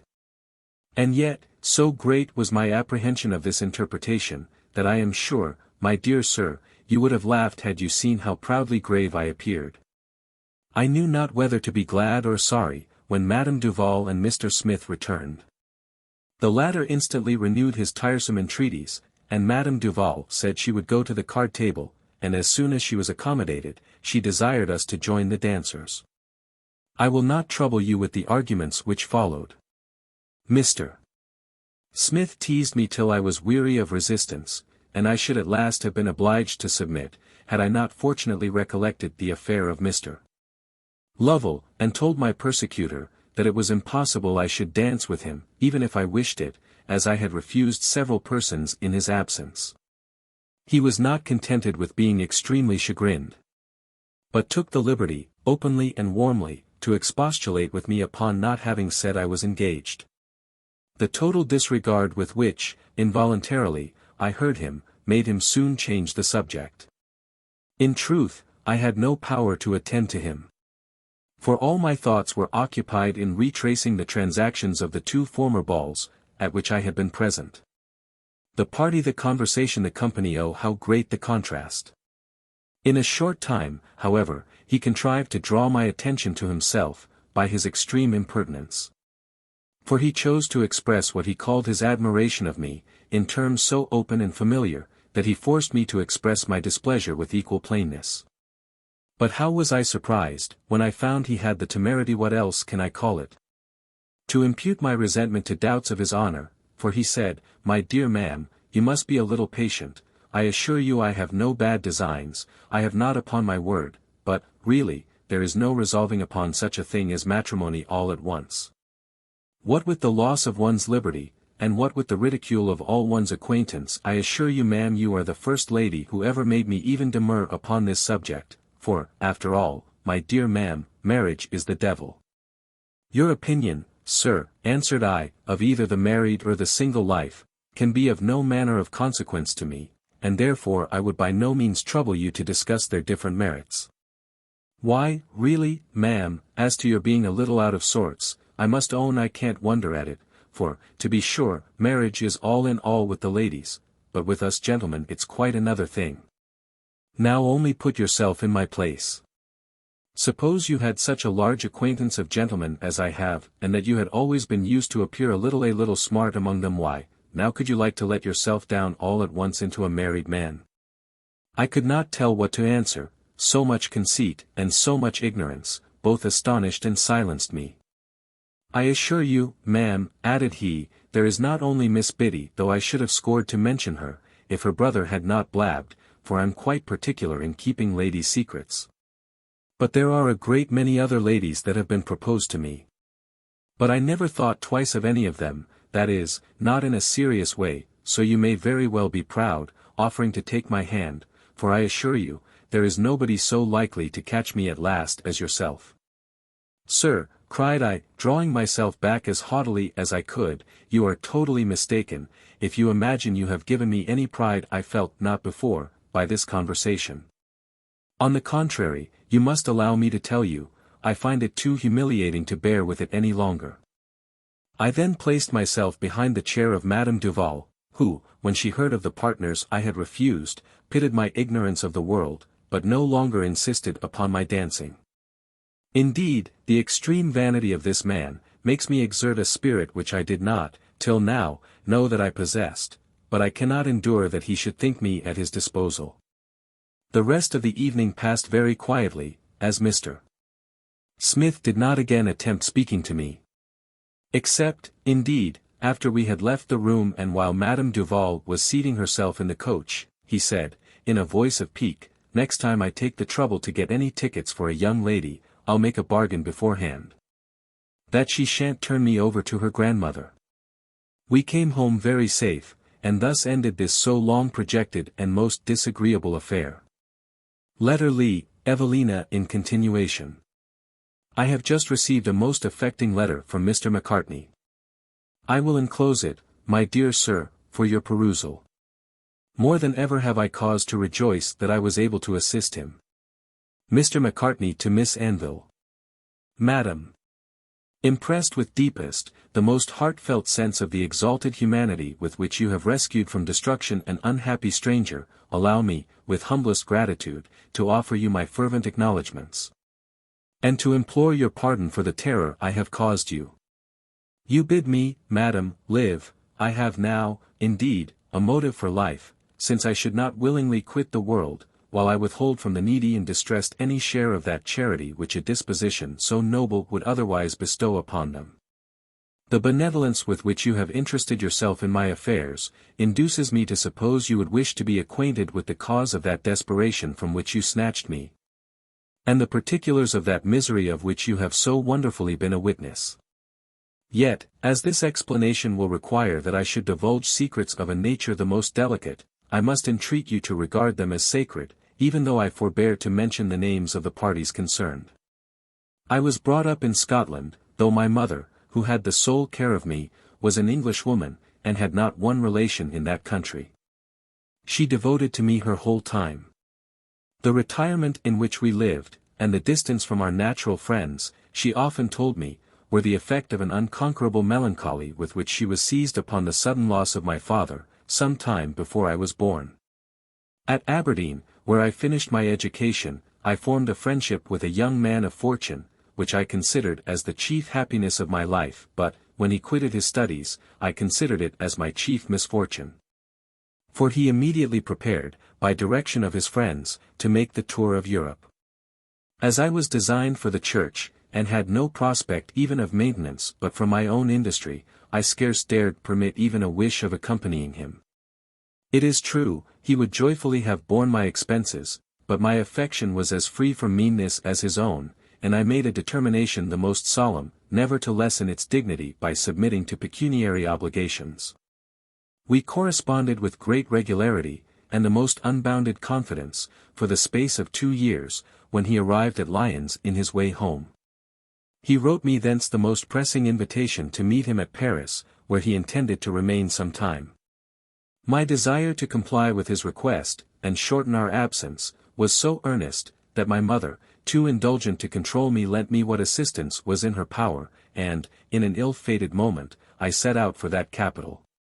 My meeting with this dear friend was the happiest event of my life. He introduced me to all his acquaintance. And so quickly did time seem to pass at that delightful period, that the 6 weeks I had allotted for my stay were gone, ere I was sensible I had missed so many days. But I must now own, that the company of my friend was not the sole subject of my felicity. I became acquainted with a young lady, daughter of an Englishman of distinction, with whom I formed an attachment, which I have 1,000 times vowed, 1,000 times sincerely thought, would be lasting as my life. She had but just quitted a convent in which she had been placed when a child, and though English by birth, she could scarcely speak her native language. Her person and disposition were equally engaging. But chiefly I adored her for the greatness of the expectation, which, for my sake, she was willing to resign. When the time for my residence in Paris expired, I was almost distracted at the idea of quitting her. Yet I had not the courage to make our attachment known to her father, who might reasonably form for her such views as would make him reflect, with a contempt which I could not bear to think of, such an offer as mine.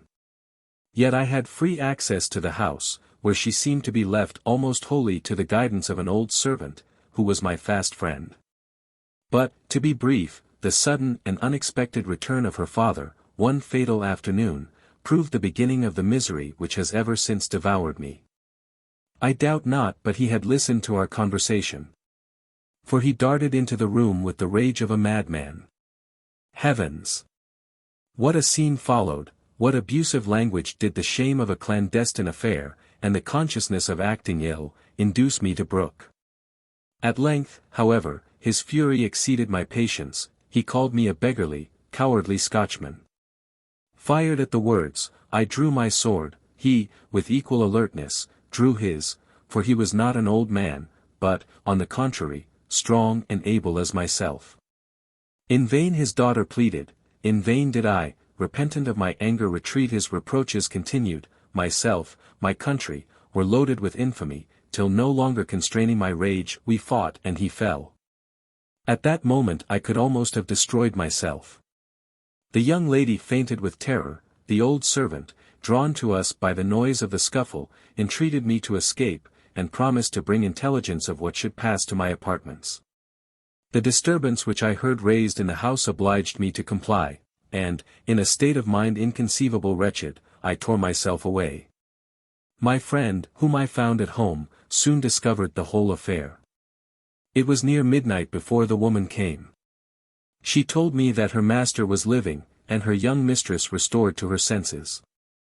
The absolute necessity for my leaving Paris, while any danger remained, was forcibly argued by my friend. The servant promised to acquaint him of whatever passed, and he to transmit to me her information. Thus circumstanced, with the assistance of this dear friend, I effected my departure from Paris, and, not long after, I returned to Scotland. I would fain have stopped by the way, that I might have been nearer the scene of all my concerns. But the low state of my finances denied me that satisfaction.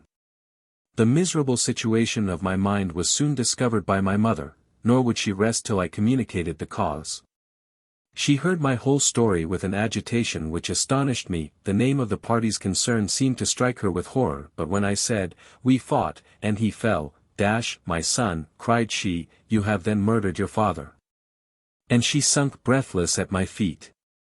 Comments, madam, upon such a scene as this, would to you be superfluous, and to me agonizing. I cannot, for both our sakes, be too concise.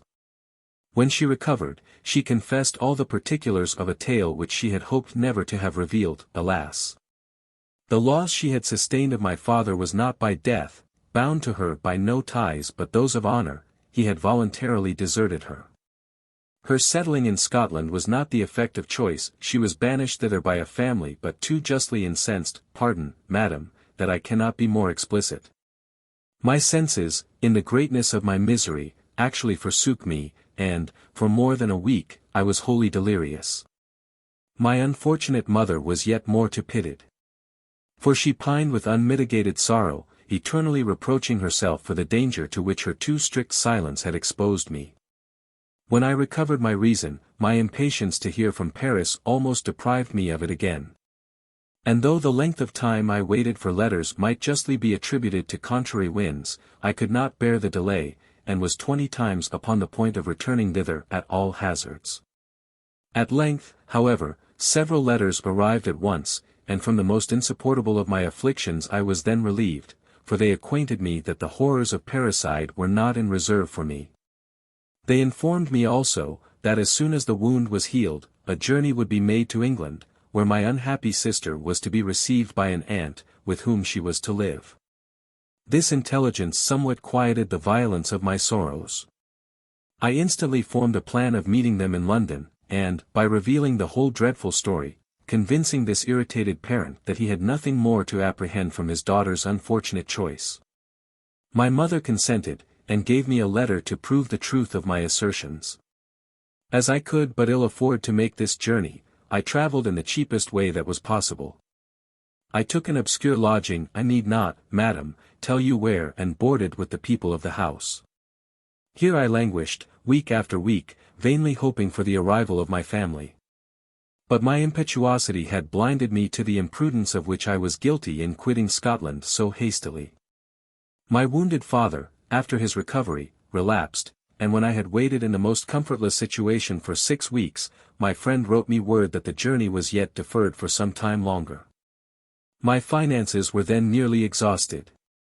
And I was obliged, though most unwillingly, to beg further assistance from my mother, that I might return to Scotland. Oh, madam, my answer was not from herself. It was written by a lady who had long been her companion, and acquainted me that she had been taken suddenly ill of a fever and was no more.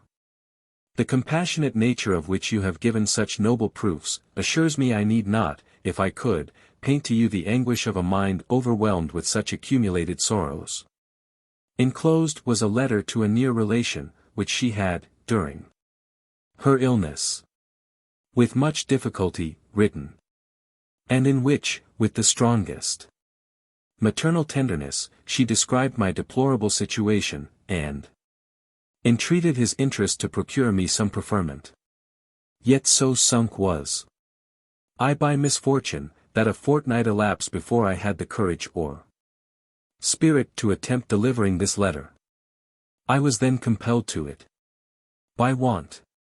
To make my appearance with some decency, I was necessitated myself to the melancholy task of changing my colored clothes for a suit of mourning, and then I proceeded to seek my relation. I was informed he was not in town. In this desperate situation, the pride of my heart, which hitherto had not bowed to adversity, gave way, and I determined to entreat the assistance of my friend, whose offered services I had 1,000 times rejected. Yet, madam, so hard is it to root from the mind its favorite principles or prejudices, call them which you please, that I lingered another week ere I had the resolution to send away a letter, which I regarded as the death of my independence. At length, reduced to my last shilling, shunned insolently by the people of the house, and almost famished, I sealed this fatal letter, and, with a heavy heart, determined to take it to the post office. But Mr. Brangton and his son suffered me not to pass through their shop with impunity. They insulted me grossly, and threatened me with imprisonment, if I did not immediately satisfy their demands. Stung to the soul, I bid them have but a day's patience, and flung from them in a state of mind too terrible for description. My letter, which I now found would be received too late to save me from disgrace, I tore into 1,000 pieces. And scarce could I refrain from putting an instantaneous, an unlicensed, a period to my existence. In this disorder of my senses, I formed the horrible plan of turning footpad. For which purpose I returned to my lodging, and collected whatever of my apparel I could part with, which I immediately sold, and with the produce purchased a brace of pistols, powder and shot. I hope, however, you will believe me, when I most solemnly assure you, my sole intention was to frighten the passengers I should assault with these dangerous weapons, which I had not loaded but from a resolution, a dreadful one, I own, to save myself from an ignominious death if seized. And, indeed, I thought, that if I could but procure money sufficient to pay Mr. Brangton, and make a journey to Scotland, I should soon be able to, by the public papers, to discover whom I had injured, and to make private retribution. But, madam, new to every species of villainy, my perturbation was so great, that I could with difficulty support myself, yet the Branghtons observed it not as I passed through the shop. Here I stop, what followed is better known to yourself. But no time can ever efface from my memory that moment, when, in the very action of preparing for my own destruction, or the lawless seizure of the property of others, you rushed into the room and arrested my arm. It was indeed an awful moment.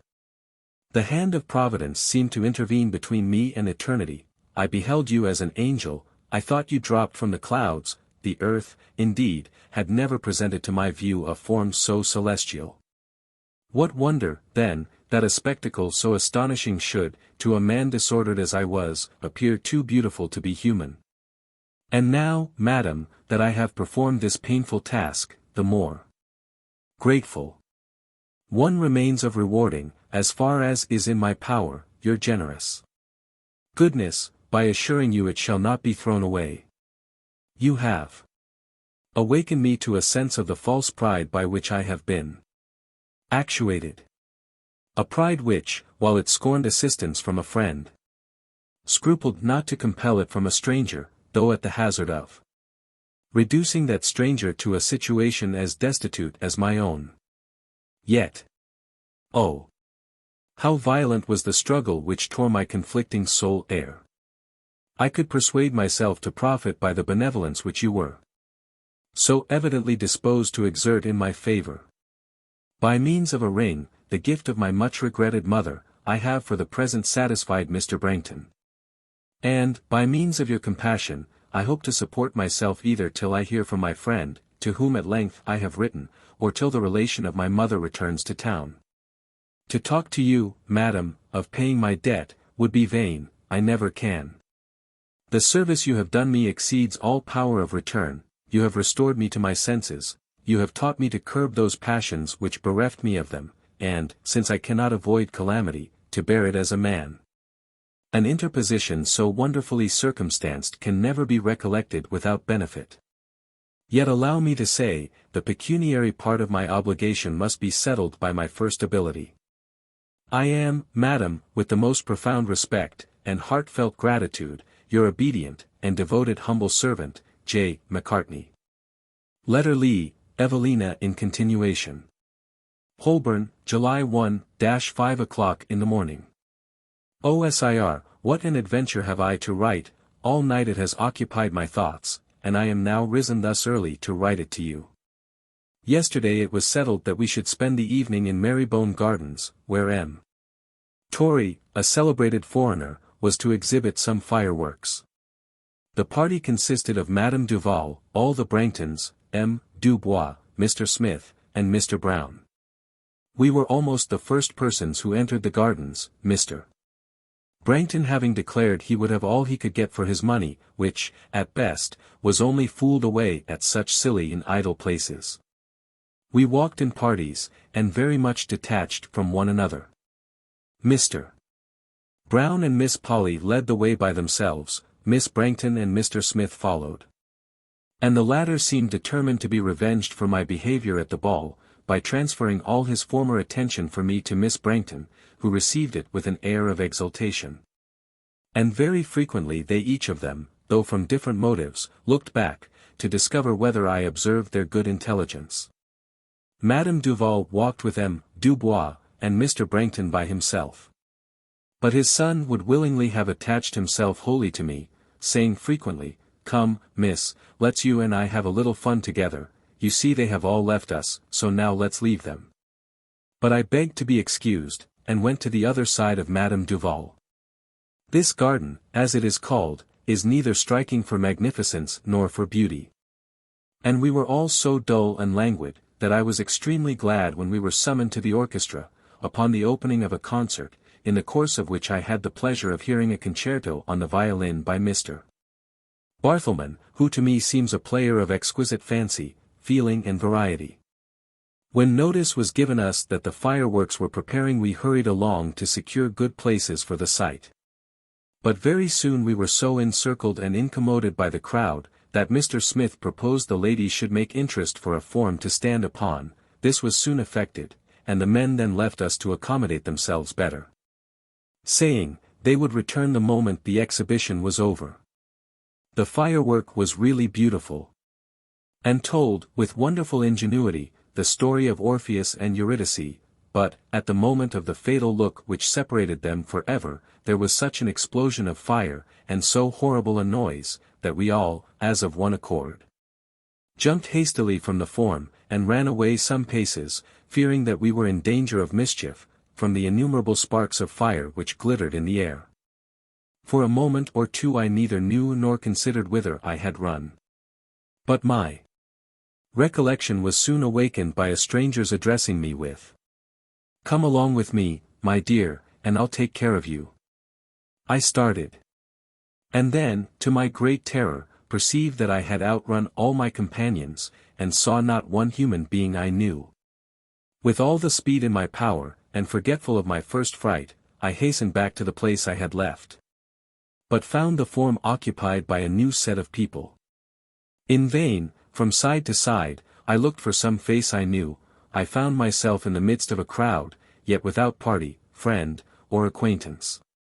I walked in disordered haste from place to place, without knowing which way to turn, or whither I went. Every other moment I was spoken to by some bold and unfeeling man, to whom my distress, which I think must be very apparent, only furnished a pretence for impertinent witticisms, or free gallantry. At last a young officer, marching fiercely up to me, said, "You are a sweet pretty creature, and I enlist you in my service," and then, with great violence, he seized my hand. I screamed aloud with fear, and forcibly snatching it away, I ran hastily up to two ladies, and cried, "For heaven's sake, dear ladies, afford me some protection." They heard me with a loud laugh, but very readily said, "Let her walk between us." And each of them took hold of an arm. Then, in a drawling, ironical tone of voice, they asked what had frightened my little ladyship. I told them my adventure very simply, and entreated they would have the goodness to assist me in finding my friends. "Oh yes, to be sure," they said, "I should not want for friends, whilst I was with them." "Mine," I said, "would be very grateful for any civilities with which they might favour me. But imagine, my dear sir, how I must have been confounded, when I observed, that every other word I spoke produced a loud laugh. However, I will not dwell upon a conversation, which soon, to my inexpressible horror, convinced me I had sought protection from insult, of those who were themselves most likely to offer it. You, my dearest sir, I well know, will both feel for and pity my terror, which I have no words to describe. Had I been at liberty, I should have instantly run away from them when I made the shocking discovery, but, as they held me fast, that was utterly impossible, and such was my dread of their resentment or abuse that I did not dare make any open attempt to escape. They asked me 1,000 questions, accompanied by as many halloos, of who I was, what I was, and whence I came. My answers were very incoherent. But what, good heaven, were my emotions, when, a few moments afterwards, I perceived advancing our way Lord Orville. Never shall I forget what I felt at that instant. Had I, indeed, been sunk to the guilty state which such companions might lead him to suspect, I could scarce have had feelings more cruelly depressing. However, to my infinite joy, he passed us without distinguishing me, though I saw that in a careless manner, his eyes surveyed the party. As soon as he was gone, one of these unhappy women said, "Do you know that young fellow?" Not thinking it possible she should mean Lord Orville by such a term, I readily answered, "No, madam." "Why then," answered she, "you have a monstrous good stare, for a little county Mississippi." I now found I had mistaken her, but was glad to avoid an explanation. A few minutes after, what was my delight to hear the voice of Mr. Brown, who called out, "Lord, I ain't that Miss what's her name." "Thank God," cried I, suddenly springing from them both, "thank God, I have found my party." Mr. Brown was, however, alone, and, without knowing what I did, I took hold of his arm. "Lord, miss," cried he, "we've had such a hunt you can't think.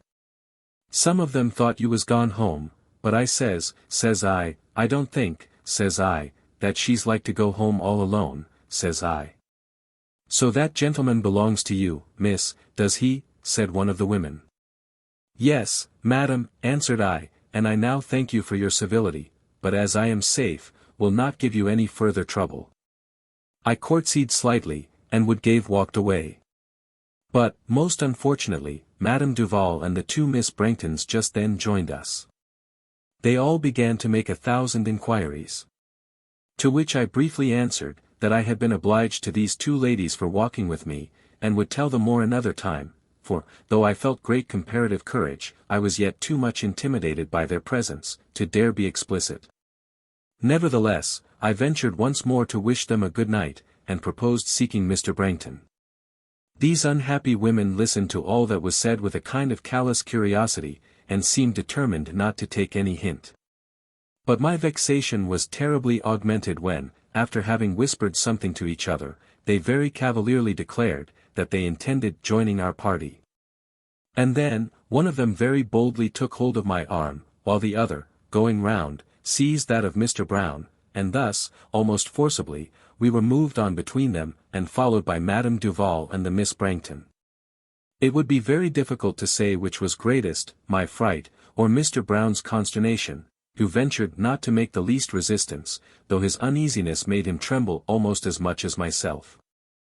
I would instantly have withdrawn my arm, but it was held so tight I could not move it, and poor Mr. Brown was circumstanced in the same manner on the other side, for I heard him say, "Lord, ma'am, there's no need to squeeze one's arm so."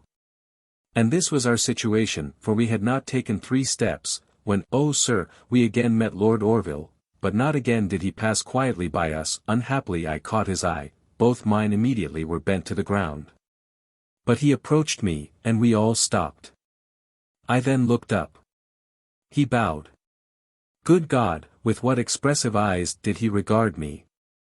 Never were surprise and concern so strongly marked. Yes, my dear sir, he looked greatly concerned, and that, the remembrance of that, is the only consolation I feel for an evening the most painful of my life.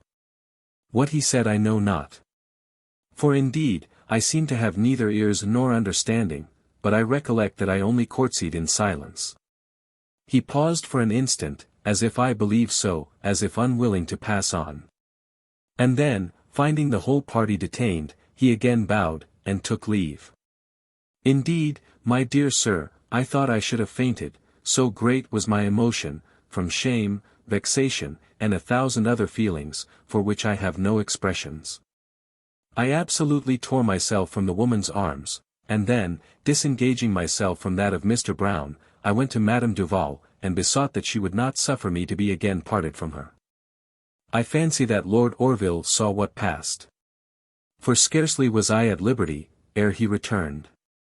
Methought, my dear sir, the pleasure, the surprise of that moment, recompensed me for all the chagrin I had before felt, for do you not think, that his return manifests, for a character so quiet, so reserved as Lord Orville's, something like solicitude in my concerns?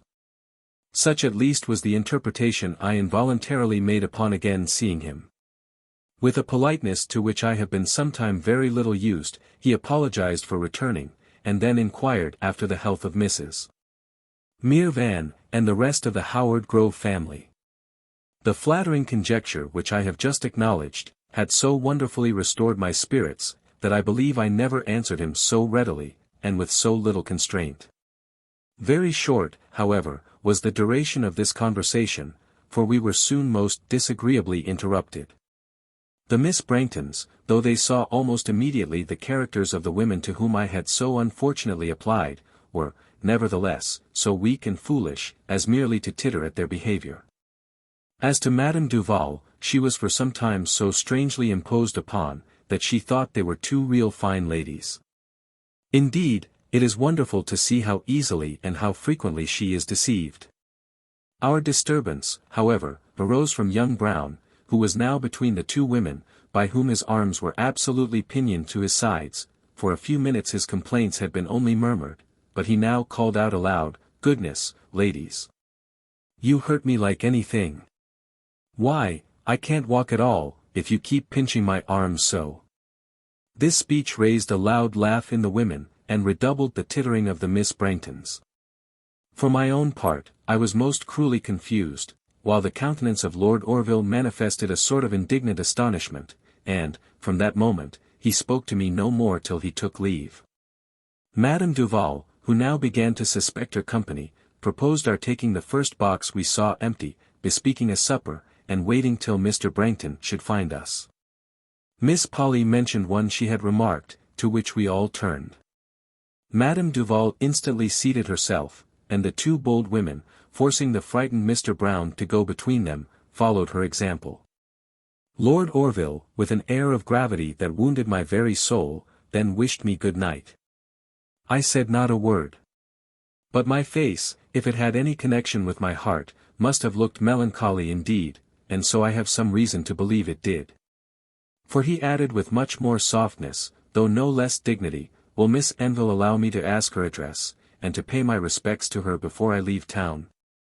Oh, how I changed colour at this unexpected request! Yet, what was the mortification I suffered in answering, "My lord, I am in Holborn." He then bowed and left us. What can he think of this adventure? How strangely, how cruelly have all appearances turned against me. Had I been blessed with any presence of mind, I should instantly have explained to him the accident which occasioned my being in such terrible company, but I have none. As to the rest of the evening, I cannot relate the particulars of what passed. For, to you, I only write of what I think, and I can think of nothing but this unfortunate, this disgraceful meeting. These two wretched women continued to torment us all, but especially poor Mr. Brown, who seemed to afford them uncommon diversion, till we were discovered by Mr. Brangton, who very soon found means to release us from their persecutions, by frightening them away. We stayed but a short time after they left us, which was all employed in explanation. Whatever may be the construction which Lord Orville may put upon this affair, to me it cannot fail of being unfavourable, to be seen, gracious heaven. To be seen in company with two women of such character, how vainly, how proudly have I wished to avoid meeting him when only with the Brangtons and Madame Duval, but now, how joyful should I be had he seen me to no greater disadvantage. Holborn, too. What a direction! He who had always, but I will not torment you, my dearest sir, with any more of my mortifying conjectures and apprehensions. Perhaps he may call, and then I shall have an opportunity of explaining to him all the most shocking part of the adventure. And yet, as I did not tell him at whose house I lived, he may not be able to discover me. I merely said in Holborn, and he, who I suppose saw my embarrassment, forbore to ask any other direction. Well, I must take my chance. Yet let me, in the justice to Lord Orville, and in justice to the high opinion I have always entertained of his honour and delicacy, let me observe the difference of his behaviour, when nearly in the same situation, to that of Sir Clement Willoughby. He had, at least, equal cause to depreciate me in his opinion, and to mortify and sink me in my own, but far different was his conduct. Perplexed, indeed, he looked, and much surprised, but it was benevolently, not with insolence. I am even inclined to think, that he could not see a young creature whom he had so lately known in a higher sphere, appear so suddenly, so strangely, so disgracefully altered in her situation, without some pity and concern. But whatever might be his doubts and suspicions, far from suffering them to influence his behaviour, he spoke, he looked with the same politeness and attention with which he had always honoured me when countenanced by Mrs. Mirvan. Once again, let me drop this subject. In every mortification, every disturbance, how grateful to my heart, how sweet to my recollection, is the certainty of your never-failing tenderness, sympathy and protection. Oh, sir, could I upon this subject, could I write as I feel, how animated would be the language of your devoted Evelina. Letter 53, Evelina in continuation. Holborn, July 1st. Listless, uneasy, and without either spirit or courage to employ myself, from the time I had finished my last letter, I indolently seated myself at the window, where, while I waited Madame Duval's summons to breakfast, I perceived, among the carriages which passed by, a coronet coach, and in a few minutes, from the window of it, Lord Orville. I instantly retreated, but not, I believe, unseen, for the coach immediately drove up to our door. Indeed, my dear sir, I must own I was greatly agitated.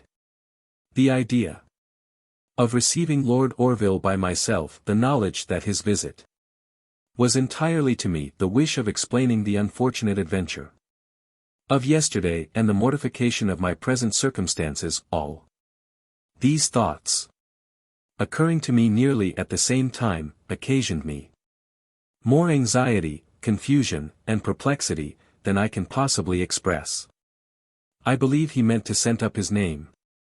But the maid, unused to such a ceremony, forgot it by the way, and only told me, that a great lord was below, and desired to see me, and, the next moment, he appeared himself.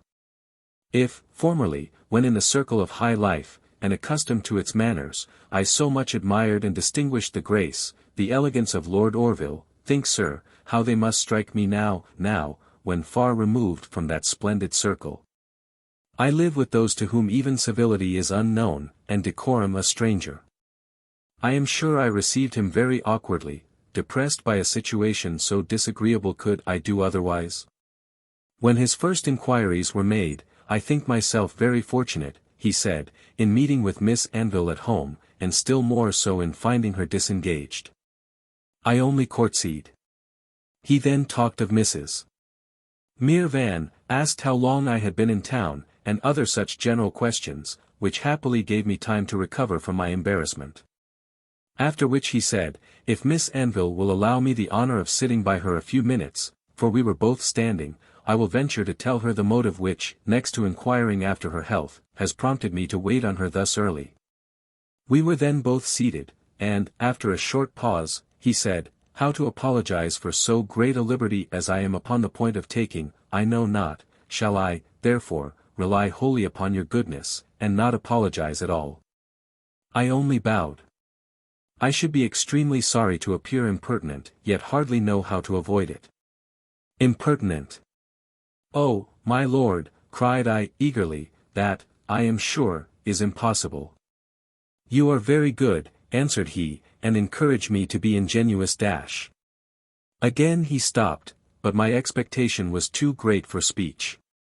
At last, without looking at me, in a low voice, and hesitating manner, he said, were those ladies with whom I saw you last night ever in your company before?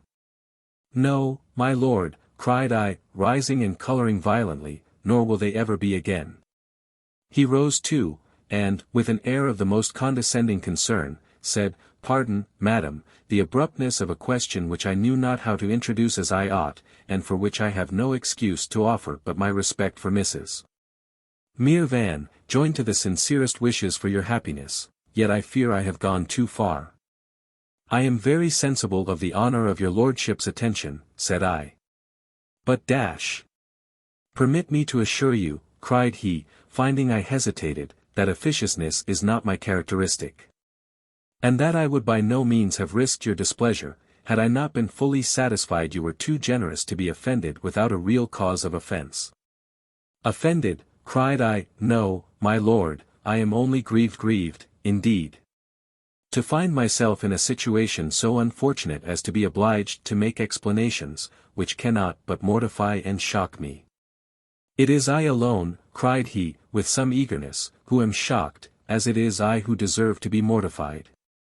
I seek no explanation, for I have no doubt, but in mistaking me, Miss Anville injures herself. Allow me therefore, frankly and openly, to tell you the intention of my visit. I bowed, and we both returned to our seats. I will own myself to have been greatly surprised, continued he, when I met you yesterday evening, in company with two persons who I was sensible merited not the honour of your notice, nor was it easy for me to conjecture the cause of your being so situated. Yet, believe me, my incertitude did not for a moment do you injury. I was satisfied that their characters must be unknown to you, and I thought, with concern, of the shock you would sustain when you discovered their unworthiness. I should not, however, upon so short an acquaintance, have usurped the privilege of intimacy, in giving my unasked sentiments upon so delicate a subject, had I not known that credulity is the sister of innocence. And therefore feared you might be deceived. A something which I could not resist, urged me to the freedom I have taken to caution you, but I shall not easily forgive myself if I have been so unfortunate as to give you pain. The pride which his first question had excited, now subsided into delight and gratitude, and I instantly related to him, as well as I could, the accident which had occasioned my joining the unhappy women with whom he had met me.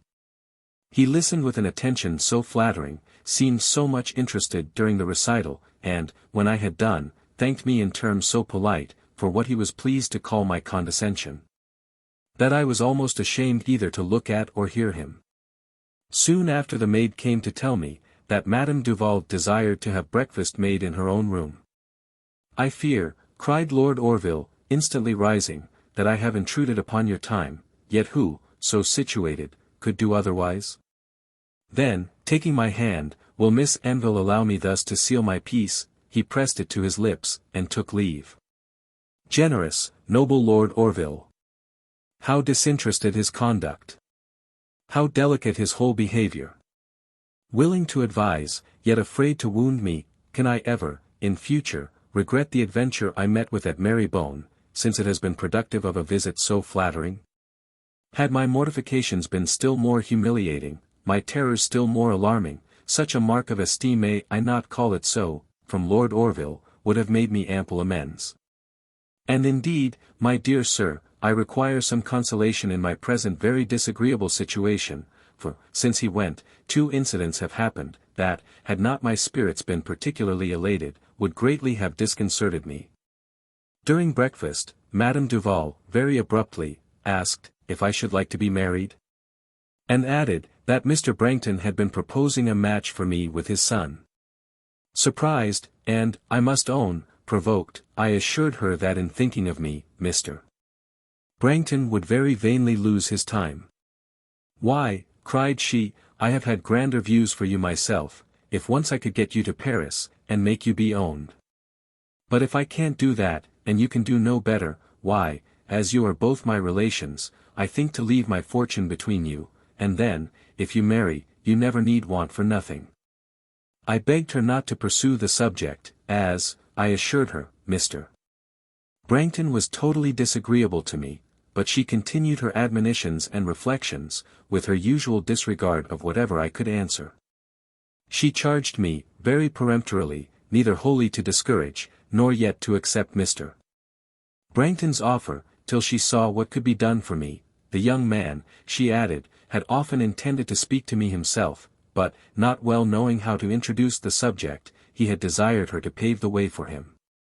I scrupled not, warmly and freely, to declare my aversion to this proposal, but it was to no effect. She concluded, just as she had begun, by saying, that I should not have him, if I could do better.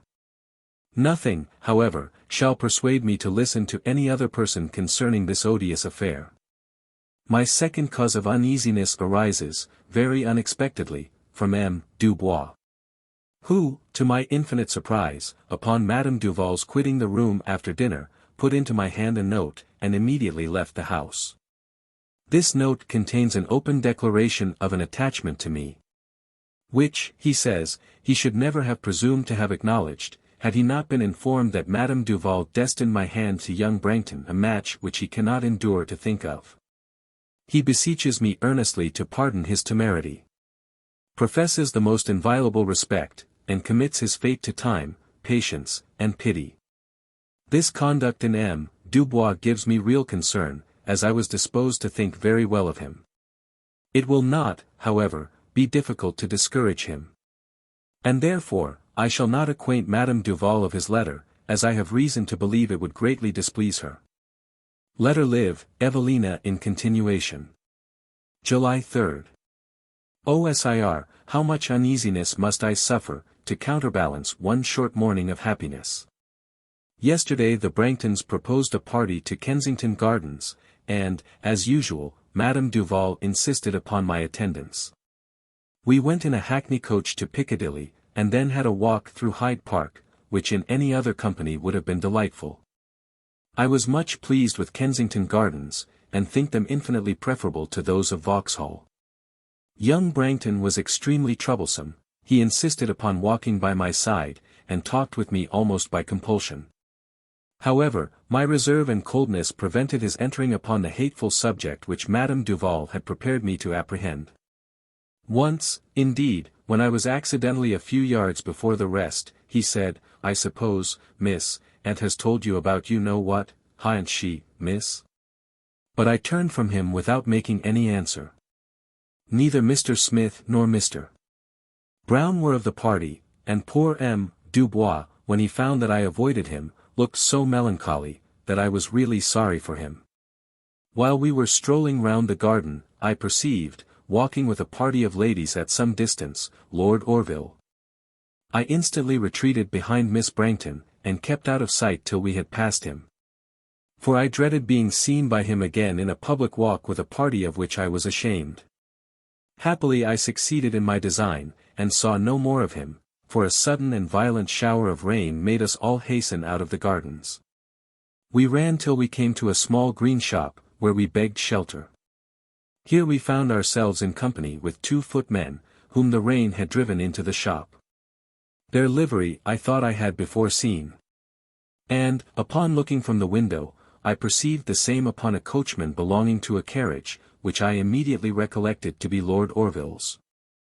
Fearing to be no, I whispered Miss Brangton not to speak my name.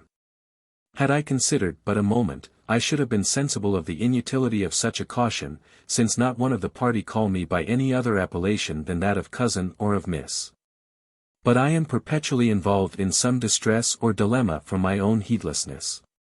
This request excited very strongly her curiosity, and she attacked me with such eagerness and bluntness of inquiry, that I could not avoid telling her the reason of my making it, and, consequently, that I was known to Lord Orville, an acknowledgment which proved the most unfortunate in the world.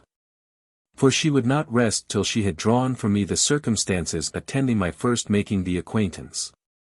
Then, calling to her sister, she said, "Lord, Polly, only think.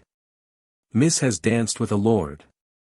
"Well," cried Polly, "that's a thing I should never have thought of." "And pray, miss, what did he say to you?" This question was much sooner asked than answered. And they both became so very inquisitive and earnest, that they soon drew the attention of Madame Duval and the rest of the party, to whom, in a very short time, they repeated all they had gathered from me. "Goodness, then," cried young Brangton, "if I was miss, if I would not make free with his lordship's coach, to take me to town." "Why, said the father, "there would be some sense in that. That would be making some use of a lord's acquaintance, for it would save us coach hire."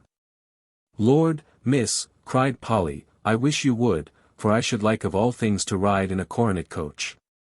"I promise you," said Madame Duval, "I'm glad you've thought of it, for I don't see no objection, so let's have the coachman called." "Not for the world," cried I, very much alarmed, "indeed it is utterly impossible." "Why so?" demanded Mr. Brangton. "Pray, where's the good of your knowing a lord, if you're never the better for him?" "Ma foi, child," said Madame Duval, "you don't know no more of the world than if you was a baby. Pray, sir, to one of the footmen, tell that coachman to draw up, for I wants to speak to him." The man stared, but did not move. Pray, madam," said I, "pray, Mr. Brangton, have the goodness to give up this plan. I know but very little of his lordship, and cannot, upon any account, take so great a liberty." "Don't say nothing about it," said Madame Duval, "for I shall have it my own way, so, if you won't call the coachman, sir, I'll promise you I'll call him myself." The footman, very impertinently, laughed and turned upon his heel. Madame Duval, extremely irritated, ran out in the rain, and beckoned the coachman, who instantly obeyed her summons. Shocked beyond all expression, I flew after her, and entreated her, with the utmost earnestness, to let us return in a hackney coach, but, oh, she is impenetrable to persuasion. She told the man she wanted him to carry her directly to town, and that she would answer for him to Lord Orville. The man, with a sneer, thanked her, but said he should answer for himself, and was driving off. When another footman came up to him, with information that his lord was gone into Kensington Palace, and would not want him for an hour or two. "Why, then, friend," said Mr. Brangton, for we were followed by all the party, "where will be the great harm of your taking us to town? Besides," said the son, "I'll promise you a pot of beer for my own share." These speeches had no other answer from the coachman than a loud laugh, which was echoed by the insolent footmen. I rejoiced at their resistance. Though I was certain that, if their lord had witnessed their impertinence, they would have been instantly dismissed his service. "Pardy," cried Madame Duval, "if I don't think all the footmen are the most impudentest fellows in the kingdom. But I'll promise you I'll have your master told of your airs, so you'll get no good by him." "Why, pray," said the coachman, rather alarmed, "did my lord give you leave to use the coach?" "It's no matter for that," answered she. "I'm sure if he's a gentleman, he'd let us have it sooner than we should be wet to the skin, but I'll promise you he shall know how saucy you've been, for this young lady knows him very well." "Aye, that she does," said Miss Polly. "And she's danced with him too. Oh, how I repented my foolish mismanagement." The men bit their lips, and looked at one another in some confusion. This was perceived by our party, who, taking advantage of it, protested they would write Lord Orville word of their ill behavior without delay. This quite startled them, and one of the footmen offered to run to the palace, and ask his lord's permission for our having the carriage. This proposal really made me tremble, and the Branghtons all hung back upon it, but Madame Duval is never to be dissuaded from a scheme she has once formed. "Do so," cried she, "and give this child's compliments to your master. And tell him, as we ha'n't no coach here, we should be glad to go just as far as Holborn in his." "No, no, no," cried I, "don't go, I know nothing of his lordship, I send no message, I have nothing to say to him." The men, very much perplexed, could with difficulty restrain themselves from resuming their impertinent mirth. Madame Duval scolded me very angrily, and then desired them to go directly. "Pray, then," said the coachman, "what name is to be given to my lord?" "Anville," answered Madame Duval, "tell him Miss Anville wants the coach, the young lady he danced with once." I was really in an agony. But the winds could not have been more deaf to me, than those to whom I pleaded. And therefore the footman, urged by the repeated threats of Madame Duval, and perhaps recollecting the name himself, actually went to the palace with this strange message. He returned in a few minutes, and, bowing to me with the greatest respect, said, "My lord desires his compliments, and his carriage will be always at Miss Anville's service." I was so much affected by this politeness, and chagrined at the whole affair, that I could scarce refrain from tears. Madame Duval and the Miss Branghtons eagerly jumped into the coach, and desired me to follow. I would rather have submitted to the severest punishment, but all resistance was vain. During the whole ride I said not a word, however, the rest of the party were so talkative, that my silence was very immaterial. We stopped at our lodgings. But, when Madame Duval and I alighted, the Branghtons asked if they could not be carried on to Snow Hill. The servants, now all civility, made no objection. Remonstrances from me would, I too well knew, be fruitless. And therefore, with a heavy heart, I retired to my room, and left them to their own direction. Seldom have I passed a night in greater uneasiness so lately to have cleared myself in the good opinion of Lord Orville so soon to forfeit it. To give him reason to suppose I presumed to boast of his acquaintance, to publish his having danced with me, to take with him a liberty I should have blushed to have taken with the most intimate of my friends. To treat with such impertinent freedom, one who has honored me with such distinguished respect, indeed, sir, I could have met with no accident that would so cruelly have tormented me. If such were, then, my feelings, imagine, for I cannot describe, what I suffered during the scene I am now going to write. This morning, while I was alone in the dining room, young Brangton called. He entered with a most important air, and, strutting up to me, said, "Miss, Lord Orville sends his compliments to you." "Lord Orville," repeated I, much amazed. "Yes, Miss, Lord Orville, for I know his lordship now, as well as you, and a very civil gentleman he is, for all he's a lord." "For heaven's sake," cried I, "explain yourself." "Why, you must know, miss, after we left you, we met with a little misfortune. But I don't mind it now, for it's all turned out for the best, but, just as we were going up Snow Hill, plump we comes against a cart, with such a jog it almost pulled the coach wheel off. However, that I ain't the worst. For, as I went to open the door in a hurry, thinking the coach would be broke down, as ill luck would have it, I never minded that the glass was up, and so I poked my head fairly through it. Only see, miss, how I've cut my forehead. A much worse accident to himself would not, I believe, at that moment have given me any concern for him. However, he proceeded with his account, for I was too much confounded to interrupt him. Goodness, miss, we were in such a stew, us, and the servants, and all, as you can't think, for, besides the glass being broke, the coachman said how the coach wouldn't be safe to go back to Kensington. So we didn't know what to do. However, the footmen said they'd go and tell his lordship what had happened. So then father grew quite uneasy like, for fear of his lordship's taking offence, and prejudicing us in our business. So he said I should go this morning and ask his pardon, 'cause of having broke the glass. So then I asked the footmen the direction, and they told me he lived in Berkeley Square, so this morning I went and I soon found out the house. You did? Cried I, quite out of breath with apprehension. Yes, miss, and a very fine house it is. Did you ever see it? No. No, why, then, miss, I know more of his lordship than you do, for all you knew him first.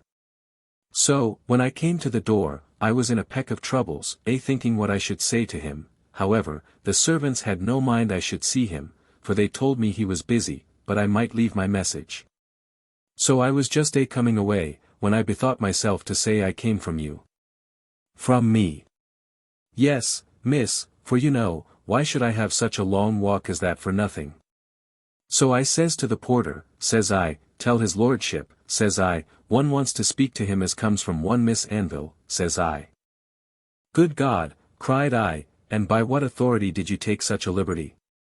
Goodness, miss, don't be in such a hurry, for you'll be as glad as me, when you hear how well it all turned out. So then they made way for me, and said his lordship would see me directly, and there I was led through such a heap of servants, and so many rooms, that my heart quite misgave me, for I thought, thinks I, he'll be so proud he'll hardly let me speak. But he's no more proud than I am, and he was as civil as if I'd been a lord myself. So then I said, I hoped he wouldn't take it amiss about the glass, for it was quite an accident, but he bid me not mention it, for it did not signify. And then he said he hoped you got safe home, and wasn't frightened, so I said yes, and I gave your duty to him. My duty to him, exclaimed I, and who gave you leave, who desired you? Oh, I did it out of my own head, just to make him think I came from you. But I should have told you before, how the footman said he was going out of town tomorrow evening, and that his sister was soon to be married, and that he was ordering a heap of things for that. So it come into my head, as he was so affable, that I'd ask him for his custom. So I says I, my lord, says I, if your lordship ain't engaged particularly, my father is a silversmith, and he'll be very proud to serve you, says I. And Miss Anville, as danced with you, is his cousin, and she's my cousin too, and she'd be very much obligated to you, I'm sure. You'll drive me wild, cried I, starting from my seat, you have done me an irreparable injury. But I will hear no more. And then I ran into my own room. I was half frantic, I really raved. The good opinion of Lord Orville seemed now irretrievably lost, a faint hope, which in the morning I had vainly encouraged, that I might see him again, and explain the transaction, wholly vanished. Now I found he was so soon to leave town, and I could not but conclude, that, for the rest of my life, he would regard me as an object of utter contempt. The very idea was a dagger to my heart, I could not support it, and but I blush to proceed, I fear your disapprobation. Yet I should not be conscious of having merited it, but that the repugnance I feel to relate to you what I have done, makes me suspect I must have erred. Will you forgive me, if I won that I first wrote an account of this transaction to Miss Mirvan? And that I even thought of concealing it from you? Short-lived, however, was the ungrateful idea, and sooner will I risk the justice of your displeasure, than unworthily betray your generous confidence. You are now probably prepared for what follows, which is a hasty letter, that, in the height of my agitation, I wrote to Lord Orville. My lord. I am so infinitely ashamed of the application made yesterday. For your lordship's carriage in my name, and so greatly shocked at hearing how much it was injured, that I cannot forbear writing a few lines to clear myself from the imputation of an impertinence which I blush to be suspected of, and to acquaint you, that the request for your carriage was made against my consent, and the visit with which you were importuned this morning without my knowledge. I am inexpressibly concerned at having been the instrument, however innocently, of so much trouble to your lordship, but I beg you to believe, that the reading these lines is the only part of it which I have given voluntarily. I am, my lord, your lordship's most humble servant, Evelina Anville. I applied to the maid of the house to get this note conveyed to Berkeley Square, but scarce had I parted with it, before I regretted having written at all. And I was flying downstairs to recover it, when the voice of Sir Clement Willoughby stopped me. As Madame Duval had ordered we should be denied to him, I was obliged to return upstairs. And after he was gone, my application was too late, as the maid had given it to a porter. My time did not pass very serenely while he was gone, however. He brought me no answer, but that Lord Orville was not at home. Whether or not he will take the trouble to send any, or whether he will condescend to call, or whether the affair will rest as it is, I know not, but, in being ignorant, am most cruelly anxious. Letter LV, Evelina in continuation. July 4th. You may now, my dear sir, send Mrs. Clinton for your Evelina with as much speed as she can conveniently make the journey, for no further opposition will be made to her leaving this town. Happy had it perhaps been for her had she never entered it. This morning Madame Duval desired me to go to Snow Hill, with an invitation to the Branghtons and Mr. Smith to spend the evening with her, and she desired M. Dubois, who breakfasted with us, to accompany me. I was very unwilling to obey her, as I neither wished to walk with M. Dubois, nor yet to meet young Brangton. And, indeed, another, a yet more powerful reason, added to my reluctance. For I thought it possible that Lord Orville might send some answer, or perhaps might call, during my absence. However, I did not dare dispute her commands. Poor M. Dubois spoke not a word during our walk, which was, I believe, equally unpleasant to us both. We found all the family assembled in the shop. Mr. Smith, the moment he perceived me, addressed himself to Miss Brangton, whom he entertained with all the gallantry in his power. I rejoice to find that my conduct at the Hampstead ball has had so good an effect. But young Brangton was extremely troublesome. He repeatedly laughed in my face, and looked so impertinently significant, that I was obliged to give up my reserve to M. Dubois, and enter into conversation with him merely to avoid such boldness. Miss, said Mr. Brangton, I'm sorry to hear from my son that you wasn't pleased with what we did about that Lord Orville, but I should like to know what it was you found fault with, for we did all for the best. Goodness! Cried the son, why, if you'd seen Miss, you'd have been surprised she went out of the room quite in a huff, like dash. It is too late, now, said I, to reason upon this subject. But, for the future, I must take the liberty to request, that my name may never be made use of without my knowledge. May I tell Madame Duval that you will do her the favor to accept her invitation? As to me, ma'am, said Mr. Smith, I am much obliged to the old lady, but I have no mind to be taken in by her again, you'll excuse me, ma'am. All the rest promised to come, and I then took leave, but, as I left the shop, I heard Mr. Brangton say, take courage, Tom, she's only coy. And, before I had walked 10 yards, the youth followed. I was so much offended that I would not look at him, but began to converse with M. Dubois, who was now more lively than I had ever before seen him, for, most unfortunately, he misinterpreted the reason of my attention to him. The first intelligence I received when I came home, was, that 2 gentlemen had called, and left cards. I eagerly inquired for them, and read the names of Lord Orville and Sir Clement Willoughby. I by no means regretted that I missed seeing the latter, but perhaps I may all my life regret that I missed the former. For probably he has now left town and I may see him no more. My goodness, cried young Brangton, rudely looking over me, only think of that lord's coming all this way.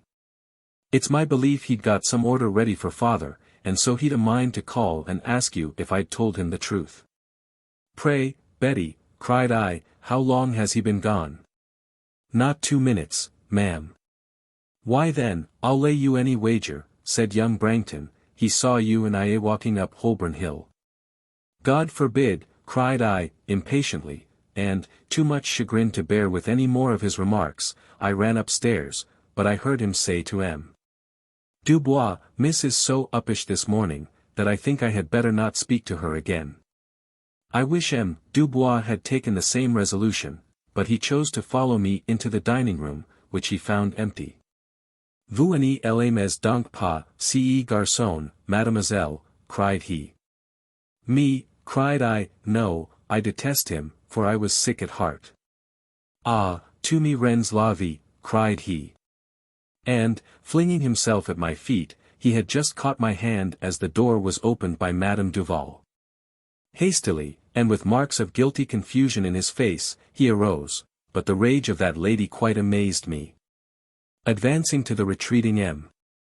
Dubois, she began, in French, an attack, which her extreme wrath and wonderful volubility almost rendered unintelligible, yet I understood but too much, since her reproaches convinced me she had herself proposed being the object of his affection. He defended himself in a weak and evasive manner. And, upon her commanding him from her sight, very readily withdrew, and then, with yet greater violence, she upbraided me with having seduced his heart, called me an ungrateful, designing girl, and protested she would neither take me to Paris, nor any more interest herself in my affairs, unless I would instantly agree to marry young Brangton. Frightened as I had been at her vehemence, this proposal restored all my courage, and I frankly told her, that in this point I never could obey her. More irritated than ever, she ordered me to quit the room. Such is the present situation of affairs.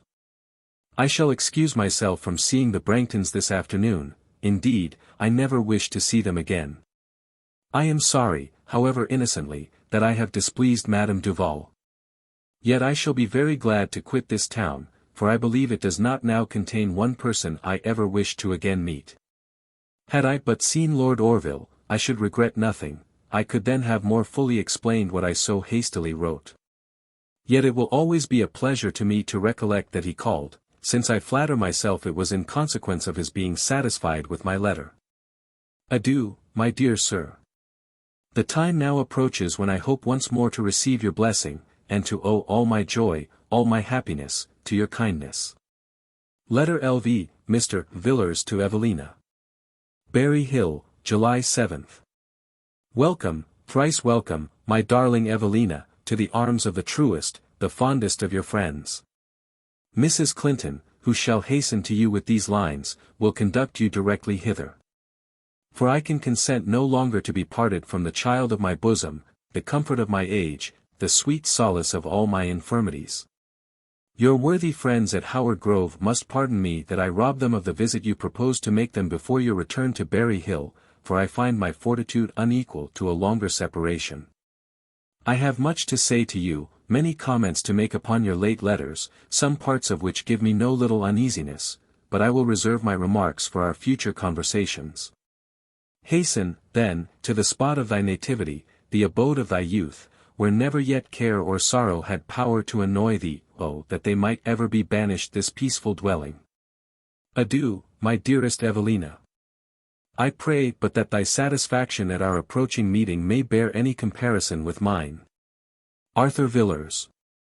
Letter 57, Evelina to Miss Mervyn. Berry Hill, July 14th. My sweet Maria will be much surprised, and I am willing to flatter myself, concerned, when, instead of her friend, she receives this letter, this cold, this inanimate letter, which will but ill express the feelings of the heart which indites it. When I wrote to you last Friday, I was in hourly expectation of seeing Mrs. Clinton, with whom I intended to have set out for Howard Grove. Mrs. Clinton came. But my plan was necessarily altered, for she brought me a letter the sweetest that ever was penned, from the best and kindest friend that ever orphan was blessed with, requiring my immediate attendance at Berry Hill. I obeyed, and pardon me if I own I obeyed without reluctance. After so long a separation, should I not else have been the most ungrateful of mortals? And yet, oh, Maria! Though I wished to leave London, the gratification of my wish afforded me no happiness. And though I felt an impatience inexpressible to return hither, no words, no language, can explain the heaviness of heart with which I made the journey. I believe you would hardly have known me, indeed, I hardly know myself. Perhaps, had I first seen you, in your kind and sympathizing bosom I might have ventured to have reposed every secret of my soul, and then but let me pursue my journal. Mrs. Clinton delivered Madame Duval a letter from Mr. Villars, which requested her leave for my return, and, indeed, it was very readily accorded, yet, when she found, by my willingness to quit town that M. Dubois was really indifferent to me, she somewhat softened in my favor, and declared, that, but for punishing his folly in thinking of such a child, she would not have consented to my being again buried in the country. All the Branghtons called to take leave of me, but I will not write a word more about them, indeed I cannot, with any patience, think of that family, to whose forwardness and impertinence is owing all the uneasiness I at this moment suffer. So great was the depression of my spirits upon the road, that it was with great difficulty I could persuade the worthy Mrs. Clinton I was not ill, but, alas! The situation of my mind was such as would have rendered any mere bodily pain, by comparison, even enviable. And yet, when we arrived at Berry Hill, when the chaise stopped at this place, how did my heart throb with joy! And when, through the window, I beheld the dearest, the most venerable of men, with uplifted hands, returning, as I doubt not, thanks for my safe arrival, good God! I thought it would have burst my bosom. I opened the chaise door myself. I flew, for my feet did not seem to touch the ground, into the parlour. He had risen to meet me, but the moment I appeared he sunk into his chair, uttering, with a deep sigh, though his face beamed with delight, "My God, I thank thee." I sprung forward. And, with a pleasure that bordered upon agony, I embraced his knees, I kissed his hands, I wept over them, but could not speak, while he, now raising his eyes in thankfulness towards heaven, now bowing down his reverend head, and folding me in his arms, could scarce articulate the blessings with which his kind and benevolent heart overflowed. Oh, Miss Mirvan, to be so beloved by the best of men! Should I not be happy, should I have one wish save that of meriting his goodness, yet think me not ungrateful. Indeed I am not, although the internal sadness of my mind unfits me, at present, for enjoying as I ought the bounties of Providence. I cannot journalize, cannot arrange my ideas into order. How little has situation to do with happiness! I had flattered myself, that, when restored to Berry Hill, I should be restored to tranquillity. Far otherwise have I found it, for never yet had tranquillity in Evelina so little intercourse. I blush for what I have written. Can you, Maria, forgive my gravity? But I restrain it so much, and so painfully, in the presence of Mr. Villars, that I know not how to deny myself the consolation of indulging it to you. Adieu, my dear Miss Mirvan. Yet one thing I must add, do not let the seriousness of this letter deceive you, do not impute to a wrong cause the melancholy I confess, by supposing that the heart of your friend mourns a too great susceptibility. No, indeed. Believe me, it never was, never can be, more assuredly her own than at this moment. So witness in all truth, your affectionate, Evelina. You will make my excuses to the honoured Lady Howard, and to your dear mother. Letter 58, Evelina to Miss Mervyn. Berry Hill, July 21st. You accuse me of mystery, and charge me with reserve. I cannot doubt but I must have merited the accusation, yet, to clear myself, you know not how painful will be the task. But I cannot resist your kind entreaties, indeed I do not wish to resist them, for your friendship and affection will soothe my chagrin. Had it arisen from any other cause, not a moment would I have deferred the communication you ask. But as it is, I would, were it possible, not only conceal it from all the world, but endeavor to disbelieve it myself. Yet since I must tell you, why trifle with your impatience? I know not how to come to the point. 20 times have I attempted it in vain, but I will force myself to proceed. Oh, Miss Mirvan, could you ever have believed, that one who seemed formed as a pattern for his fellow creatures, as a model of perfection, one whose elegance surpassed all description, whose sweetness of manners disgraced all comparison. Oh, Miss Mirvan, could you ever have believed that Lord Orville would have treated me with indignity? Never, never again will I trust to appearances, never confide in my own weak judgment. Never believe that person to be good who seems to be amiable.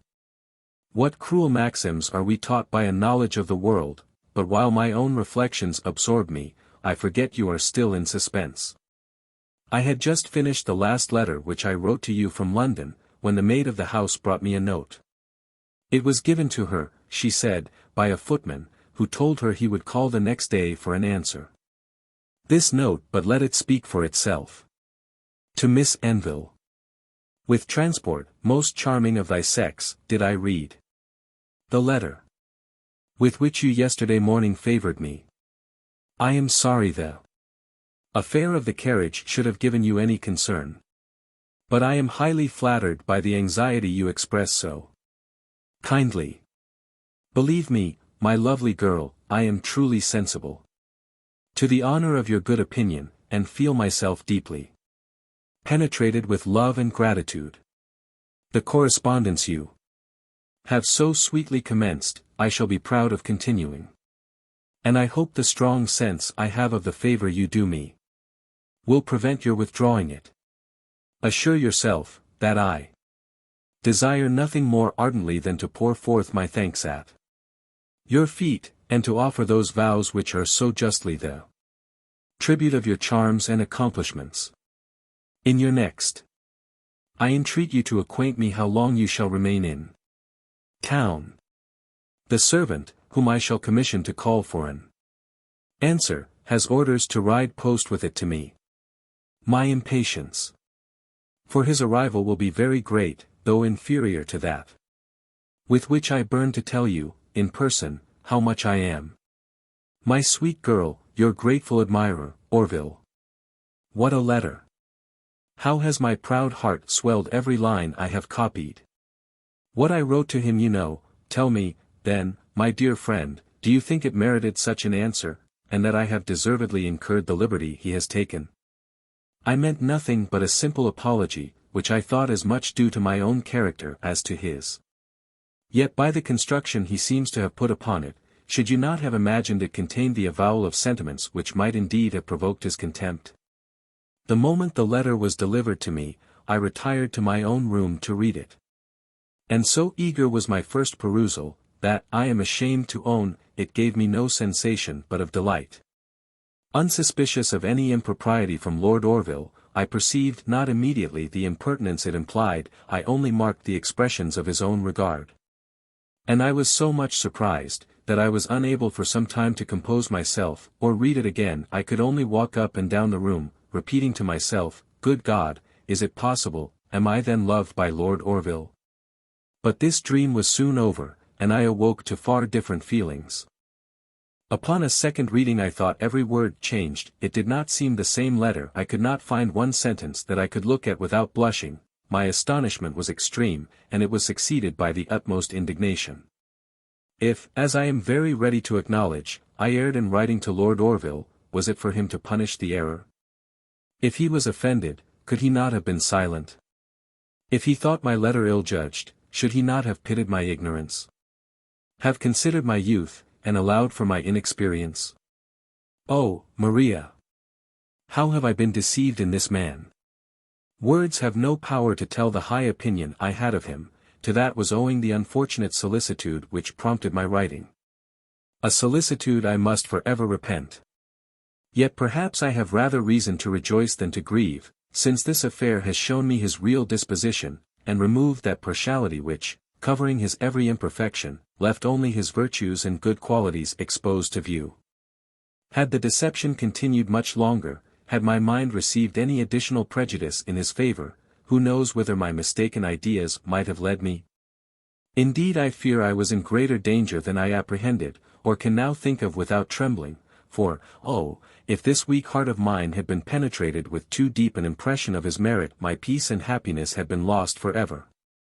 I would fain encourage more cheerful thoughts, fain drive from my mind the melancholy that has taken possession of it, but I cannot succeed, for, added to the humiliating feelings which so powerfully oppress me, I have yet another cause of concern. Alas, my dear Maria, I have broken the tranquillity of the best of men. I have never had the courage to show him this cruel letter. I could not bear so greatly to depreciate in his opinion, one whom I had, with infinite anxiety, raised in it myself. Indeed, my first determination was to confine my chagrin totally to my own bosom. But your friendly inquiries have drawn it from me, and now I wish I had made no concealment from the beginning, since I know not how to account for a gravity, which not all my endeavors can entirely hide or repress. My greatest apprehension is, lest he should imagine that my residence in London has given me a distaste to the country. Every body I see takes notice of my being altered, and looking pale and ill. I should be very indifferent to all such observations, did I not perceive that they draw upon me the eyes of Mr. Villars, which glisten with affectionate concern. This morning, in speaking of my London expedition, he mentioned Lord Orville. I felt so much disturbed, that I would instantly have changed the subject, but he would not allow me, and, very unexpectedly, he began his panegyric, extolling in strong terms his manly and honourable behaviour in regard to the Marybone adventure. My cheeks glowed with indignation every word he spoke. So lately as I had myself fancied him the noblest of his sex, now that I was so well convinced of my mistake, I could not bear to hear his undeserved praises uttered by one so really good, so unsuspecting, so pure of heart. What he thought of my silence and uneasiness I fear to know, but I hope he will mention the subject no more. I will not, however, with ungrateful indolence, give way to a sadness which I find infectious to him who merits the most cheerful exertion of my spirits. I am thankful that he has forborne to probe my wound. And I will endeavour to heal it by the consciousness that I have not deserved the indignity I have received. Yet I cannot but lament to find myself in a world so deceitful, where we must suspect what we see, distrust what we hear, and doubt even what we feel. Letter Licks, Evelina in continuation. Berry Hill, July 29th. I must own myself somewhat distressed how to answer your raillery, yet, believe me, my dear Maria, your suggestions are those of fancy, not of truth. I am unconscious of the weakness you suspect. Yet, to dispel your doubts, I will animate myself more than ever to conquer my chagrin, and to recover my spirits. You wonder, you say, since my heart takes no part in this affair, why it should make me so unhappy. And can you, acquainted as you are with the high opinion I entertained of Lord Orville, can you wonder that so great a disappointment in his character should affect me? Indeed, had so strange a letter been sent to me from any body, it could not have failed shocking me. How much more sensibly, then, must I feel such an affront, when received from the man in the world I had imagined least capable of giving it. You are glad I made no reply. Assure yourself, my dear friend, had this letter been the most respectful that could be written, the clandestine air given to it, by his proposal of sending his servant for my answer, instead of having it directed to his house, would effectually have prevented my writing. Indeed, I have an aversion the most sincere to all mysteries, all private actions, however foolishly and blamably, in regard to this letter, I have deviated from the open path which, from my earliest infancy, I was taught to tread. He talks of my having commenced a correspondence with him, and could Lord Orville indeed believe I had such a design? Believe me so forward, so bold, so strangely ridiculous? I know not if his man called or not. But I rejoice that I quitted London before he came, and without leaving any message for him. What, indeed, could I have said? It would have been a condescension very unmerited to have taken any, the least notice of such a letter. Never shall I cease to wonder how he could write it. Oh, Maria! What could induce him so causelessly to wound and affront one who would sooner have died than wilfully offended him? How mortifying a freedom of style! How cruel an implication conveyed by his thanks and expressions of gratitude! Is it not astonishing, that any man can appear so modest, who is so vain. Every hour I regret the secrecy I have observed with my beloved Mr. Villars.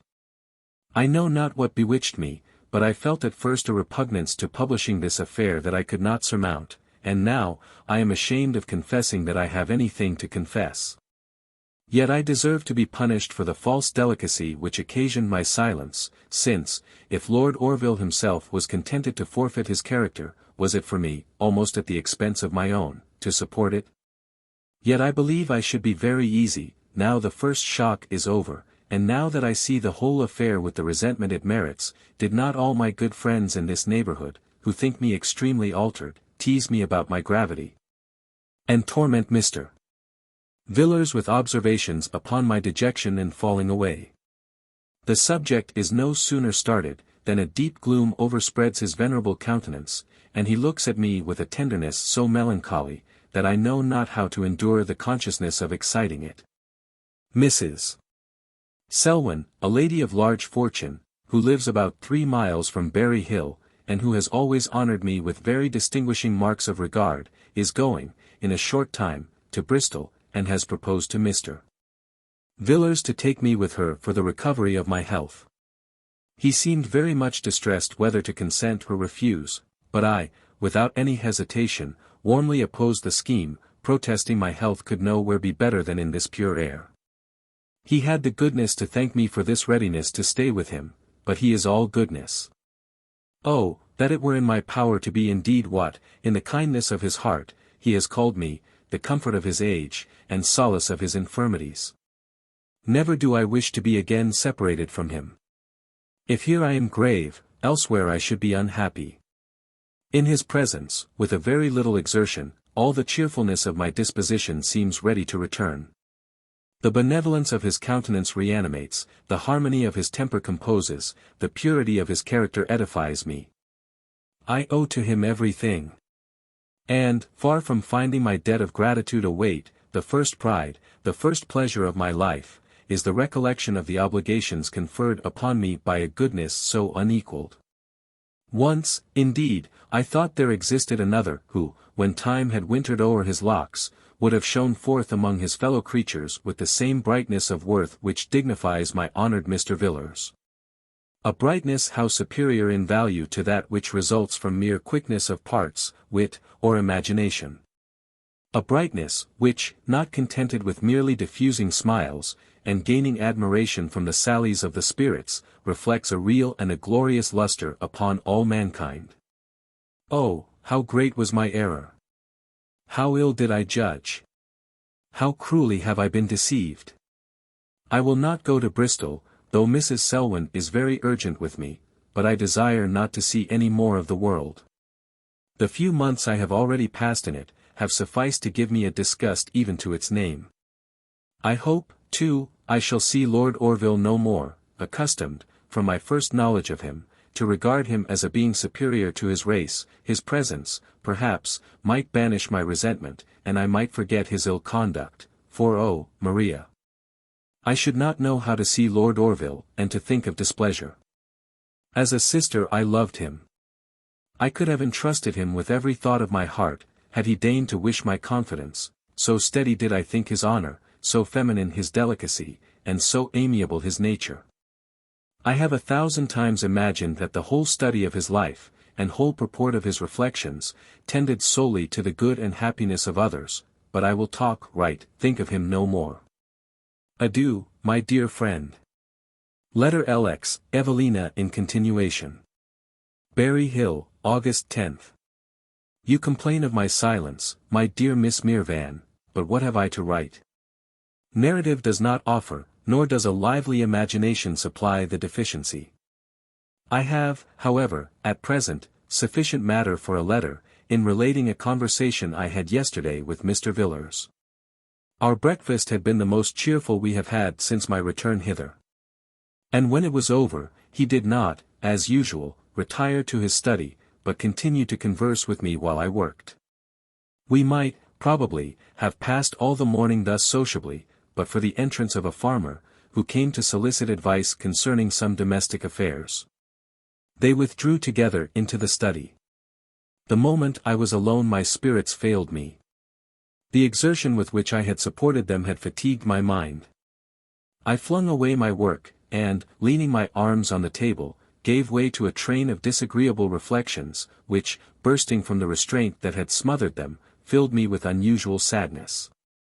This was my situation, when, looking towards the door, which was open, I perceived Mr. Villars, who was earnestly regarding me.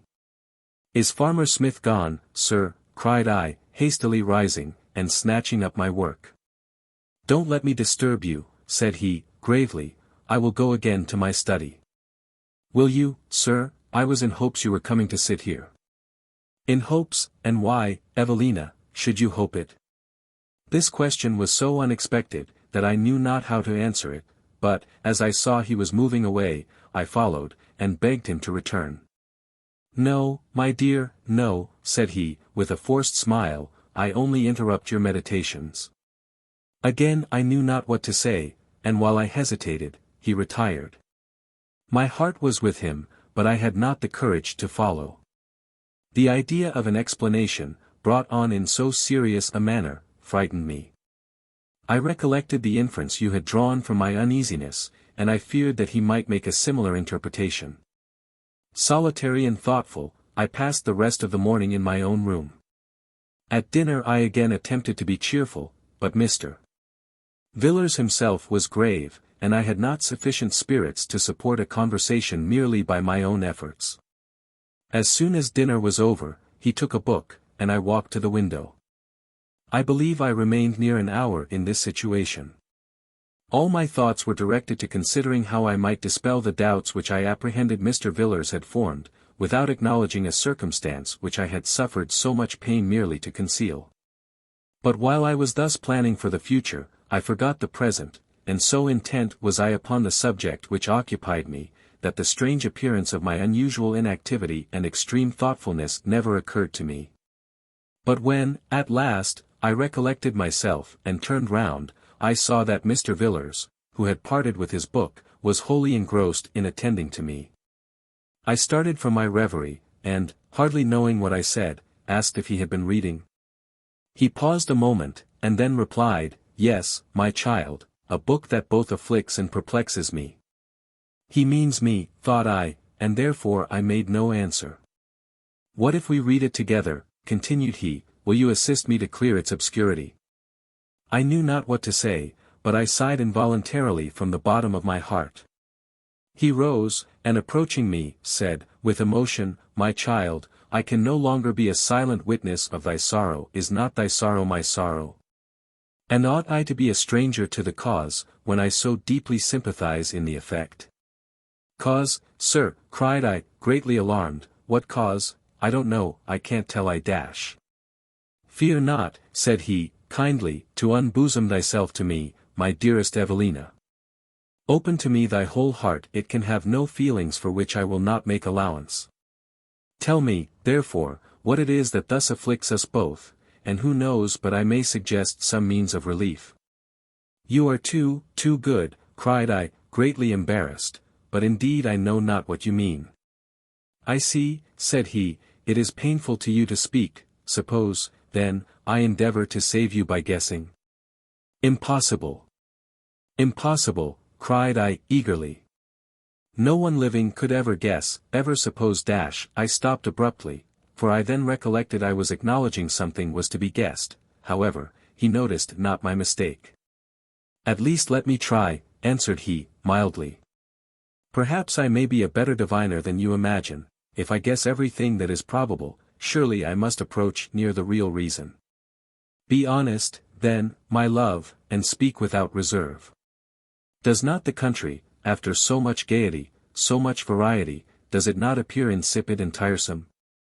"No, indeed. I love it more than ever, and more than ever do I wish I had never quitted it. Oh, my child! That I had not permitted the journey. My judgment always opposed it, but my resolution was not proof against persuasion. I blush, indeed," cried I, "to recollect my earnestness, but I have been my own punisher." "It is too late now," answered he, "to reflect upon this subject. Let us endeavor to avoid repentance for the time to come, and we shall not have erred without reaping some instruction.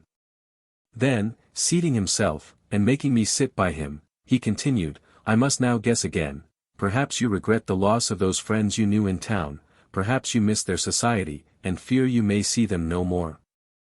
Perhaps Lord Orville I could not keep my seat, but, rising hastily, said, Dear sir, ask me nothing more, for I have nothing to own, nothing to say, my gravity has been merely accidental, and I can give no reason for it at all. Shall I fetch you another book, or will you have this again? For some minutes he was totally silent, and I pretended to employ myself in looking for a book. At last, with a deep sigh, I see, said he, I see but too plainly, that though Evelina is returned I have lost my child. No, sir, no, cried I, inexpressibly shocked, she is more yours than ever. Without you, the world would be a desert to her, and life a burthen. Forgive her, then, and if you can condescend to be, once more, the confidant of all her thoughts. How highly I value, how greatly I wish for her confidence, returned he, she cannot but know, yet to extort, to tear it from her, my justice, my affection both revolt at the idea. I am sorry that I was so earnest with you. Leave me, my dear, leave me, and compose yourself, we will meet again at tea. Do you then refuse to hear me? No, but I abhor to compel you. I have long seen that your mind has been ill at ease, and mine has largely partaken of your concern. I forbore to question you, for I hoped that time and absence, from whatever excited your uneasiness, might best operate in silence, but, alas! Your affliction seems only to augment, your health declines, your look alters. Oh, Evelina, my aged heart bleeds to see the change. Bleeds to behold the darling it had cherished, the prop it had reared for its support, when bowed down by years and infirmities, sinking itself under the pressure of internal grief, struggling to hide what it should seek to participate. But go, my dear, go to your own room, we both want composure, and we will talk of this matter some other time. Oh, sir, cried I, penetrated to the soul, bid me not leave you. Think me not so lost to feeling, to gratitude. Not a word of that, interrupted he, it pains me you should think upon that subject, pains me you should ever remember that you have not a natural, an hereditary right to everything within my power. I meant not to affect you thus, I hoped to have soothed you, but my anxiety betrayed me to an urgency that has distressed you. Comfort yourself, my love, and doubt not but that time will stand your friend, and all will end well. I burst into tears, with difficulty had I so long restrained them, for my heart, while it glowed with tenderness and gratitude, was oppressed with a sense of its own unworthiness. You are all goodness, cried I, in a voice scarce audible. Little as I deserve, unable as I am to repay, such kindness, yet my whole soul feels, thanks you for it. My dearest child, cried he, I cannot bear to see thy tears. For my sake dry them, such a sight is too much for me, think of that, Evelina, and take comfort, I charge thee. Say then, cried I, kneeling at his feet, say then that you forgive me. That you pardon my reserve, that you will again suffer me to tell you my most secret thoughts, and rely upon my promise never more to forfeit your confidence, my father, my protector, my ever-honored, ever-loved, my best and only friend. Say you forgive your Evelina, and she will study better to deserve your goodness. He embraced me, he called me his sole joy, his only earthly hope, and the child of his bosom. He folded me to his heart. And, while I wept from the fullness of mine, with words of sweetest kindness and consolation, he soothed and tranquilized me. Dear to my remembrance will ever be that moment when, banishing the reserve I had so foolishly planned, and so painfully supported, I was restored to the confidence of the best of men. When at length we were again quietly and composedly seated by each other, and Mr. Villars waited for the explanation I had begged him to hear, I found myself extremely embarrassed how to introduce the subject which must lead to it. He saw my distress, and with a kind of benevolent pleasantry, asked me if I would let him guess any more. I assented in silence. Shall I, then, go back to where I left off? If you please, I believe so, said I, stammering. Well, then, my love, I think I was speaking of the regret it was natural you should feel upon quitting those from whom you had received civility and kindness, with so little certainty of ever seeing them again, or being able to return their good offices. These are circumstances that afford but melancholy reflections to young minds. And the affectionate disposition of my Evelina, open to all social feelings, must be hurt more than usual by such considerations. You are silent, my dear. Shall I name those whom I think most worthy the regret I speak of? We shall then see if our opinions coincide. Still I said nothing, and he continued. In your London journal, nobody appears in a more amiable, a more respectable light than Lord Orville, and perhaps Dash. I knew what you would say, cried I, hastily, and I have long feared where your suspicions would fall. But indeed, sir, you are mistaken. I hate Lord Orville, he is the last man in the world in whose favour I should be prejudiced. I stopped, for Mr. Villars looked at me with such infinite surprise, that my own warmth made me blush. You hate Lord Orville, repeated he. I could make no answer, but took from my pocket-book the letter, and giving it to him, see, sir, said I, how differently the same man can talk and write. He read it 3 times before he spoke.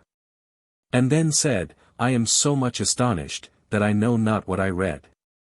When had you this letter? I told him. Again he read it, and, after considering its contents some time, said, I can form but one conjecture concerning this most extraordinary performance. He must certainly have been intoxicated when he wrote it. Lord Orville intoxicated. Repeated I, once I thought him a stranger to all intemperance, but it is very possible, for I can believe anything now. That a man who had behaved with so strict a regard to delicacy, continued Mr. Villars, and who, as far as occasion had allowed, manifested sentiments the most honourable, should thus insolently, thus wantonly, insult a modest young woman, in his perfect senses, I cannot think possible. But, my dear, you should have enclosed this letter in an empty cover, and have returned it to him again. Such a resentment would at once have become your character, and have given him an opportunity, in some measure, of clearing his own. He could not well have read this letter the next morning without being sensible of the impropriety of having written it. Oh, Maria! Why had I not this thought? I might then have received some apology. The mortification would then have been his, not mine. It is true, he could not have reinstated himself so highly in my opinion as I had once ignorantly placed him, since the conviction of such intemperance would have levelled him with the rest of his imperfect race. Yet my humbled pride might have been consoled by his acknowledgments. But why should I allow myself to be humbled by a man who can suffer his reason to be thus abjectly debased, when I am exalted by one who knows no vice, and scarcely a failing, but by hearsay? To think of his kindness, and reflect upon his praises, might animate and comfort me even in the midst of affliction. Your indignation, said he, is the result of virtue. You fancied Lord Orville was without fault. He had the appearance of infinite worthiness, and you supposed his character accorded with appearance. Guileless yourself, how could you prepare against the duplicity of another? Your disappointment has but been proportioned to your expectations, and you have chiefly owed its severity to the innocence which hid its approach. I will bid these words dwell ever in my memory, and they shall cheer, comfort, and enliven me. This conversation, though extremely affecting to me at the time it passed, has relieved my mind from much anxiety. Concealment, my dear Maria, is the foe of tranquillity. However I may err in future, I will never be disingenuous in acknowledging my errors. To you and to Mr. Villars I vow an unremitting confidence. And yet, though I am more at ease, I am far from well. I have been some time writing this letter, but I hope I shall send you soon a more cheerful one. Adieu, my sweet friend. I entreat you not to acquaint even your dear mother with this affair. Lord Orville is a favourite with her, and why should I publish that he deserves not that honour? Letter LXI, Evelina in continuation. Bristol Hotwells, August 28. You will be again surprised, my dear Maria, at seeing whence I date my letter, but I have been very ill, and Mr. Villars was so much alarmed, that he not only insisted upon my accompanying Mrs. Selwyn hither, but earnestly desired she would hasten her intended journey. We travelled very slowly, and I did not find myself so much fatigued as I expected. We are situated upon a most delightful spot. The prospect is beautiful, the air pure, and the weather very favourable to invalids. I am already better, and I doubt not but I shall soon be well, in regard to mere health, as I wish to be. I cannot express the reluctance with which I parted from my revered Mr. Villars. It was not like that parting which, last April, preceded my journey to Howard Grove, when, all expectation and hope, though I wept, I rejoiced, and, though I sincerely grieved to leave him, I yet wished to be gone. The sorrow I now felt was unmixed with any livelier sensation. Expectation was vanished, and hope I had none. All that I held most dear upon earth I quitted, and that upon an errand, to the success of which I was totally indifferent, the re-establishment of my health. Had it been to have seen my sweet Maria, or her dear mother, I should not have repined. Mrs. Selwyn is very kind and attentive to me. She is extremely clever. Her understanding, indeed, may be called masculine, but, unfortunately, her manners deserve the same epithet, for, in studying to acquire the knowledge of the other sex, she has lost all the softness of her own. In regard to myself, however, as I have neither courage nor inclination to argue with her, I have never been personally hurt at her want of gentleness. A virtue which, nevertheless, seems so essential a part of the female character, that I find myself more awkward, and less at ease, with a woman who wants it, than I do with a man. She is not a favourite with Mr. Villars, who has often been disgusted at her unmerciful propensity to satire, but his anxiety that I should try the effect of the Bristol waters, overcame his dislike of committing me to her care. Mrs. Clinton is also here, so that I shall be as well attended as his utmost partiality could desire. I will continue to write to you, my dear Miss Mirvan, with as much constancy as if I had no other correspondent. Though, during my absence from Berry Hill, my letters may, perhaps, be shortened on account of the minuteness of the journal which I must write to my beloved Mr. Villars, but you, who know his expectations, and how many ties bind me to fulfill them, will I am sure, rather excuse any omission to yourself, than any negligence to him. Letter 62, Evelina to the Rev. Mr. Villars. Bristol Hotwells, September 12. The first fortnight that I passed here was so quiet, so serene, that it gave me reason to expect a settled calm during my stay. But if I may now judge of the time to come, by the present state of my mind, the calm will be succeeded by a storm, of which I dread the violence. This morning, in my way to the pump-room with Mrs. Selwyn, we were both very much incommoded by three gentlemen, who were sauntering by the side of the Avon, laughing and talking very loud, and lounging so disagreeably, that we knew not how to pass them. They all three fixed their eyes very boldly upon me, alternately looking under my hat, and whispering one another. Mrs. Selwyn assumed an air of uncommon sternness, and said, "You will please, gentlemen, either to proceed yourselves, or to suffer us."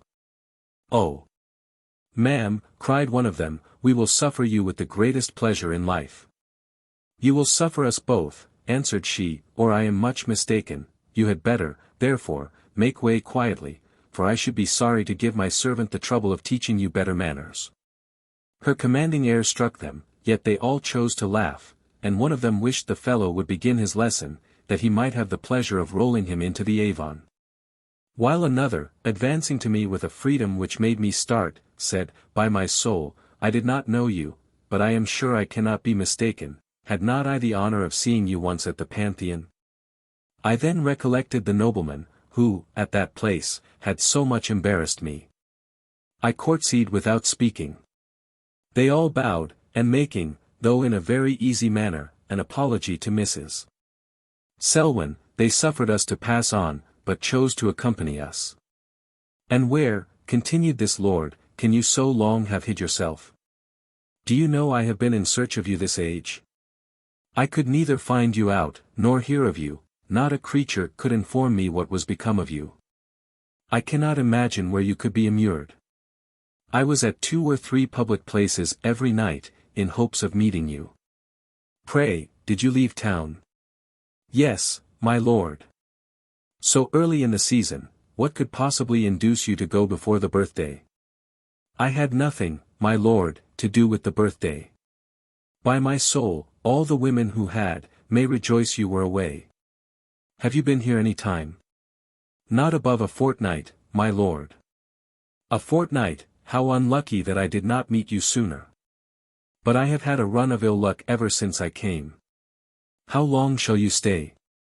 Indeed, my lord, I don't know. 6 weeks, I hope. For I shall wish the place at the devil when you go.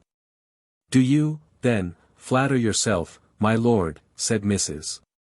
Selwyn, who had hitherto listened in silent contempt, that you shall see such a beautiful spot as this, when you visit the dominions of the devil? Ha, ha, ha. Faith, my lord, said one of his companions, who still walked with us, though the other had taken leave, the lady is rather hard upon you. Not at all, answered Mrs. Selwyn. For as I cannot doubt but his lordship's rank and interest will secure him a place there, it would be reflecting on his understanding, to suppose he should not wish to enlarge and beautify his dwelling. Much as I was disgusted with this lord, I must own Mrs. Selwyn's severity rather surprised me, but you, who have so often observed it, will not wonder she took so fair an opportunity of indulging her humor. As to places, returned he, totally unmoved, I am so indifferent to them, that the devil take me if I care which way I go. Objects, indeed, I am not so easy about. And, therefore, I expect, that those angels with whose beauty I am so much enraptured in this world, will have the goodness to afford me some little consolation in the other. What, my lord, cried Mrs. Selwyn, would you wish to degrade the habitation of your friend, by admitting into it the insipid company of the upper regions? What do you do with yourself this evening? Said his lordship, turning to me. I shall be at home, my lord. Oh, Propos, where are you? Young ladies, my lord, said Mrs. Selwyn, are nowhere. Prithee, whispered his lordship, is that queer woman your mother? Good heavens, sir, what words for such a question? No, my lord. Your maiden aunt then? No. Whoever she is, I wish she would mind her own affairs. I don't know what the devil a woman lives for after 30, she is only in other folks' way. Shall you be at the assembly? I believe not, my lord. No. Why then, how in the world can you contrive to pass your time? In a manner which your lordship will think very extraordinary, cried Mrs. Selwyn, for the young lady reads. Ha, ha, ha. Egad, my lord, cried the facetious companion, you are got into bad hands. You had better, ma'am, answered he, attack Jack Coverley here, for you will make nothing of me. Of you, my lord, cried she, heaven forbid I should ever entertain so idle an expectation. I only talk, like a silly woman, for the sake of talking. But I have by no means so low an opinion of your lordship, as to suppose you vulnerable to censure. Do, pray, ma'am, cried he, turn to Jack Coverley, he's the very man for you, he be a wit himself if he was not too modest. Prithee, my lord, be quiet, returned the other, if the lady is contented to bestow all her favours upon you, why should you make such a point of my going snacks? Don't be apprehensive, gentlemen, said Mrs. Selwyn, drily, I am not romantic. I have not the least design of doing good to either of you. Have not you been ill since I saw you, said his lordship, again addressing himself to me. Yes, my lord. I thought so. You are paler than you was, and I suppose that's the reason I did not recollect you sooner. Has not your lordship too much gallantry, cried Mrs. Selwyn, to discover a young lady's illness by her looks? The devil a word can I speak for that woman, said he, in a low voice, do, prithee, Jack, take her in hand. Excuse me, my lord, answered Mr. Coverley. When shall I see you again? Continued his lordship. Do you go to the pump room every morning? No, my lord. Do you ride out? No, my lord. Just then we arrived at the pump room, and an end was put to our conversation, if it is not an abuse of words to give such a term to a string of rude questions and free compliments. He had not opportunity to say much more to me, as Mrs. Selwyn joined a large party, and I walked home between two ladies. He had, however, the curiosity to see us to the door. Mrs. Selwyn was very eager to know how I had made acquaintance with this nobleman, whose manners so evidently announced the character of a confirmed libertine. I could give her very little satisfaction, as I was ignorant even of his name, but, in the afternoon, Mr. Ridgway, the apothecary, gave us very ample information. As his person was easily described, for he is remarkably tall, Mr. Ridgway told us he was Lord Merton, a nobleman who is but lately come to his title, though he has already dissipated more than half his fortune, a professed admirer of beauty, but a man of most licentious character. That among men, his companions consisted chiefly of gamblers and jockeys, and among women he was rarely admitted. "Well, Miss Anville," said Mrs. Selwyn, "I am glad I was not more civil to him. You may depend upon me for keeping him at a distance." "Oh, madam," said Mr. Ridgway, "he may now be admitted anywhere, for he is going to reform. Has he, under that notion, persuaded any fool to marry him?" "Not yet, madam, but a marriage is expected to take place shortly. It has been some time in agitation. But the friends of the lady have obliged her to wait till she is of age. However, her brother, who has chiefly opposed the match, now that she is near being at her own disposal, is tolerably quiet. She is very pretty, and will have a large fortune. We expect her at the Wells every day." "What is her name?" said Mrs. Selwyn. "Larpent," answered he, "Lady Louisa Larpent, sister of Lord Orville." "Lord Orville," repeated I, all amazement. "Yes, ma'am, his lordship is coming with her. I have had certain information. They are to be at the Honourable Mrs. Beaumont's. She is a relation of my lord's, and has a very fine house upon Clifton Hill. His lordship is coming with her." Good God, what an emotion did those words give me! How strange, my dear sir, that, just at this time, he should visit Bristol. It will be impossible for me to avoid seeing him, as Mrs. Selwyn is very well acquainted with Mrs. Beaumont. Indeed, I have had an escape in not being under the same roof with him, for Mrs. Beaumont invited us to her house immediately upon our arrival, but the inconvenience of being so distant from the pump-room made Mrs. Selwyn decline her civility. Oh, that the first meeting were over, or that I could quit Bristol without seeing him! Inexpressibly do I dread an interview. Should the same impertinent freedom be expressed by his looks, which dictated this cruel letter, I shall not know how to endure either him or myself. Had I but returned it, I should be easier, because my sentiments of it would then be known to him. But now, he can only gather them from my behavior, and I tremble lest he should mistake my indignation for confusion, lest he should misconstrue my reserve into embarrassment. For how, my dearest sir, how shall I be able totally to divest myself of the respect with which I have been used to think of him, the pleasure with which I have been used to see him? Surely he, as well as I, must recollect the letter at the moment of our meeting, and he will, probably, mean to gather my thoughts of it from my looks. Oh, that they could but convey to him my real detestation of impertinence and vanity. Then would he see how much he had mistaken my disposition when he imagined them I do. There was a time when the very idea that such a man as Lord Merton should ever be connected with Lord Orville would have both surprised and shocked me. And even yet I am pleased to hear of his repugnance to the marriage.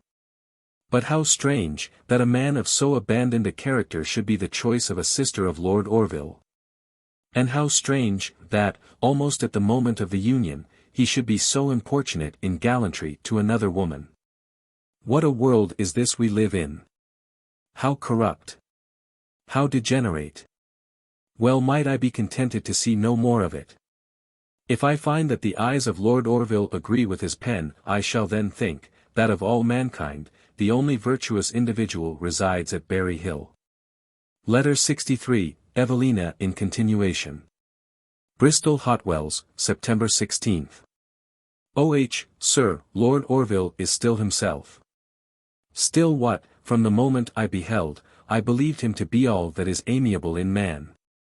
And your happy Evelina, restored at once to spirits and tranquillity, is no longer sunk in her own opinion, nor discontented with the world.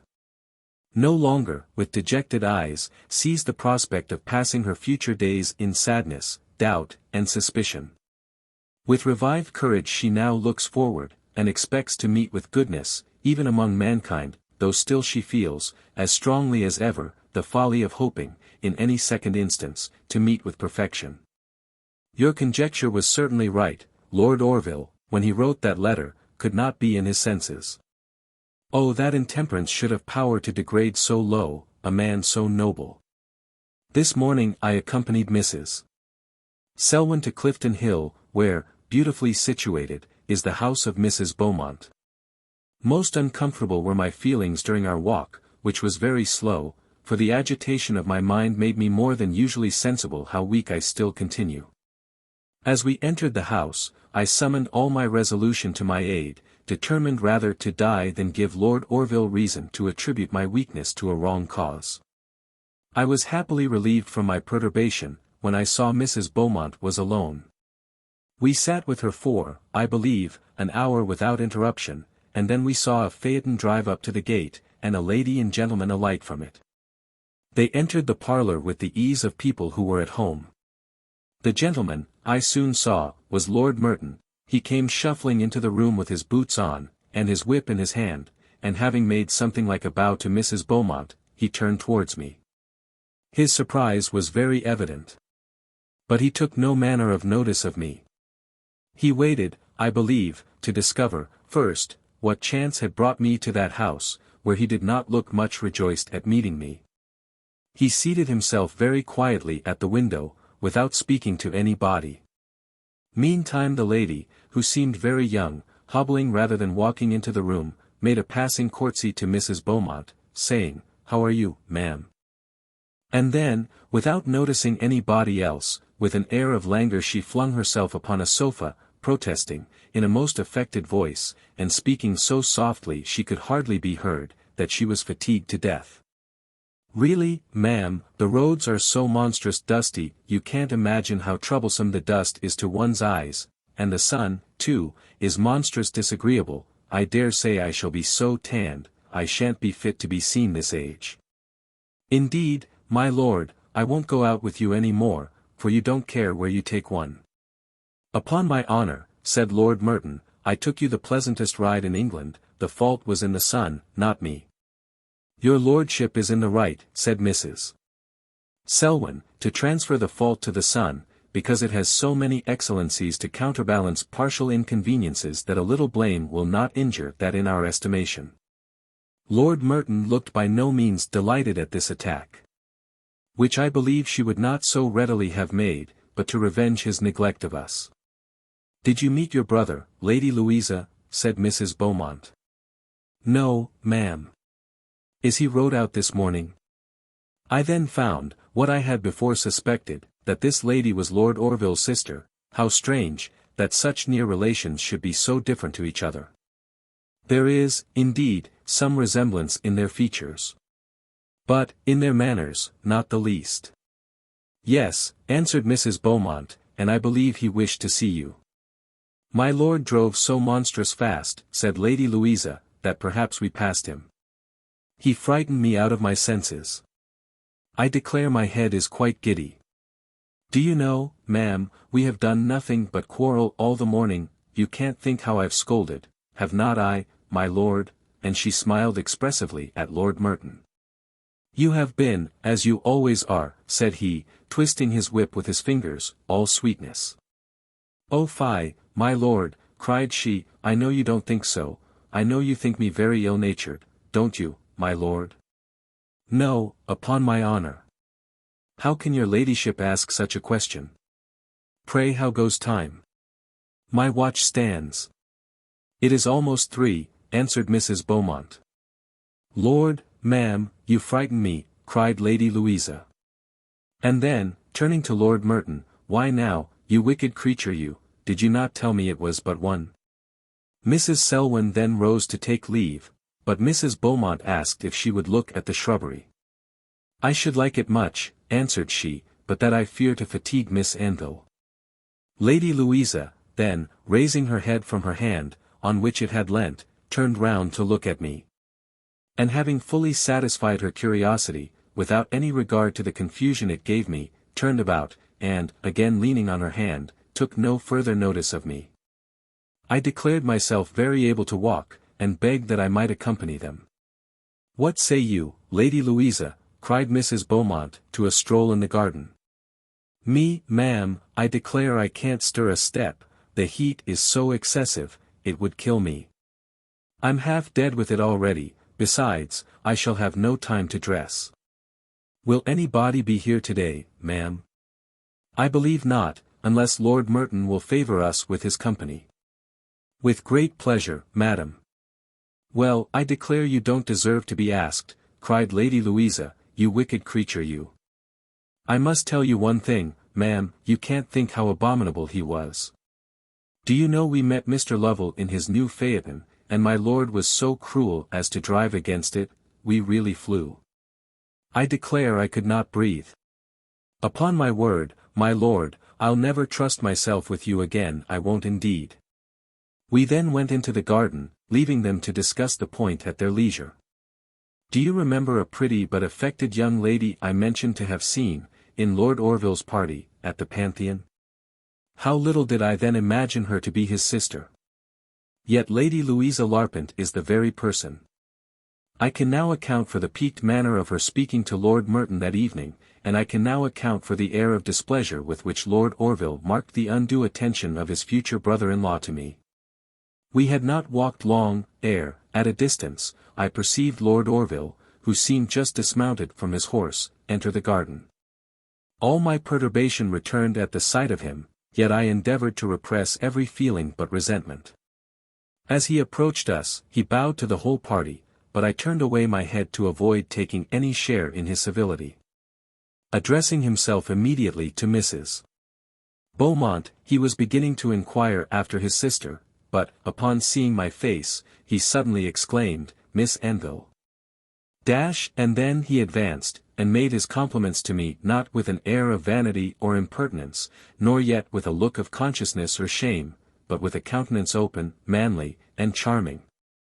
With a smile that indicated pleasure, and eyes that sparkled with delight, on my side was all that consciousness, for by him, I really believe, the letter was, at that moment, entirely forgotten.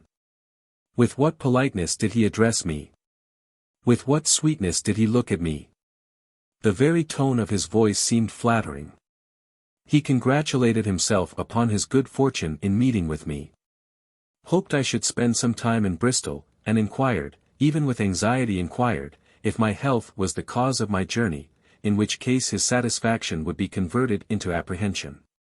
Yet, struck as I was with his manner, and charmed to find him such as he was wont to be, imagine not, my dear sir, that I forgot the resentment I owe him, or the cause he has given me of displeasure.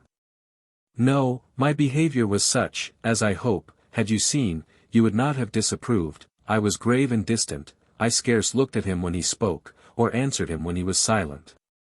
As he must certainly observe this alteration in my conduct, I think it could not fail making him both recollect and repent the provocation he had so causelessly given me. For surely he was not so wholly lost to reason, as to be now ignorant he had ever offended me. The moment that, without absolute rudeness, I was able, I turned entirely from him, and asked Mrs. Selwyn if we should not be late home. How Lord Orville looked I know not, for I avoided meeting his eyes, but he did not speak another word as we proceeded to the garden gate. Indeed, I believe, my abruptness surprised him, for he did not seem to expect I had so much spirit. And, to own the truth, convinced as I was of the propriety, nay, necessity, of showing my displeasure, I yet almost hated myself for receiving his politeness so ungraciously. When we were taking leave, my eyes accidentally meeting his, I could not but observe that his gravity equalled my own, for it had entirely taken place of the smiles and good humour with which he had met me. "I am afraid this young lady," said Mrs. Beaumont, "is too weak for another long walk till she is again rested." "If the ladies will trust to my driving," said Lord Orville, and are not afraid of a phaeton, mine shall be ready in a moment. You are very good, my lord, said Mrs. Selwyn, but my will is yet unsigned, and I don't choose to venture in a phaeton with a young man while that is the case. Oh, cried Mrs. Beaumont, you need not be afraid of my Lord Orville, for he is remarkably careful. Well, Miss Anville, answered she, what say you? Indeed, cried I had much rather walk. But then, looking at Lord Orville, I perceived in his face a surprise so serious at my abrupt refusal, that I could not forbear adding, for I should be sorry to occasion so much trouble. Lord Orville, brightening at these words, came forward, and pressed his offer in a manner not to be denied, so the phaeton was ordered. And indeed, my dear sir, I know not how it was. But, from that moment, my coldness and reserve insensibly wore away. You must not be angry, it was my intention, nay, my endeavor, to support them with firmness, but when I formed the plan, I thought only of the letter, not of Lord Orville. And how is it possible for resentment to subsist without provocation? Yet, believe me, my dearest sir, had he sustained the part he began to act when he wrote this ever-to-be-regretted letter, your Evelina would have not forfeited her title to your esteem, by contentedly submitting to be treated with indignity.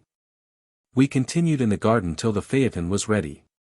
When we parted from Mrs. Beaumont, she repeated her invitation to Mrs. Selwyn to accept an apartment in her house, but the reason I have already mentioned made it be again declined.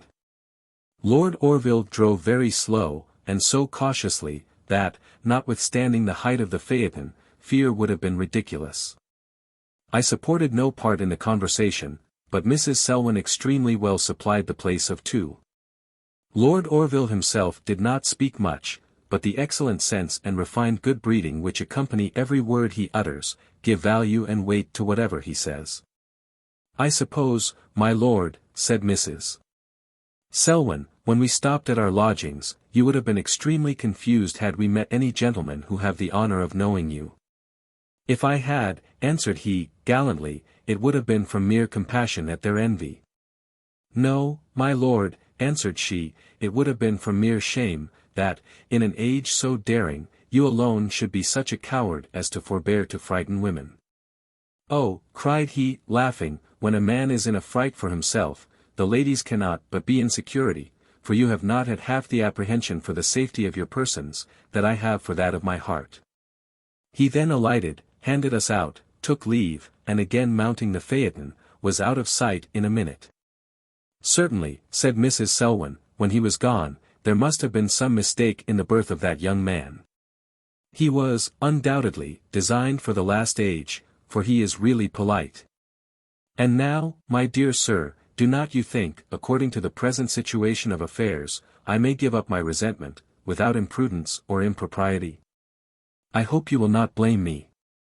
Indeed, had you, like me, seen his respectful behavior, you would have been convinced of the impracticability of supporting any further indignation.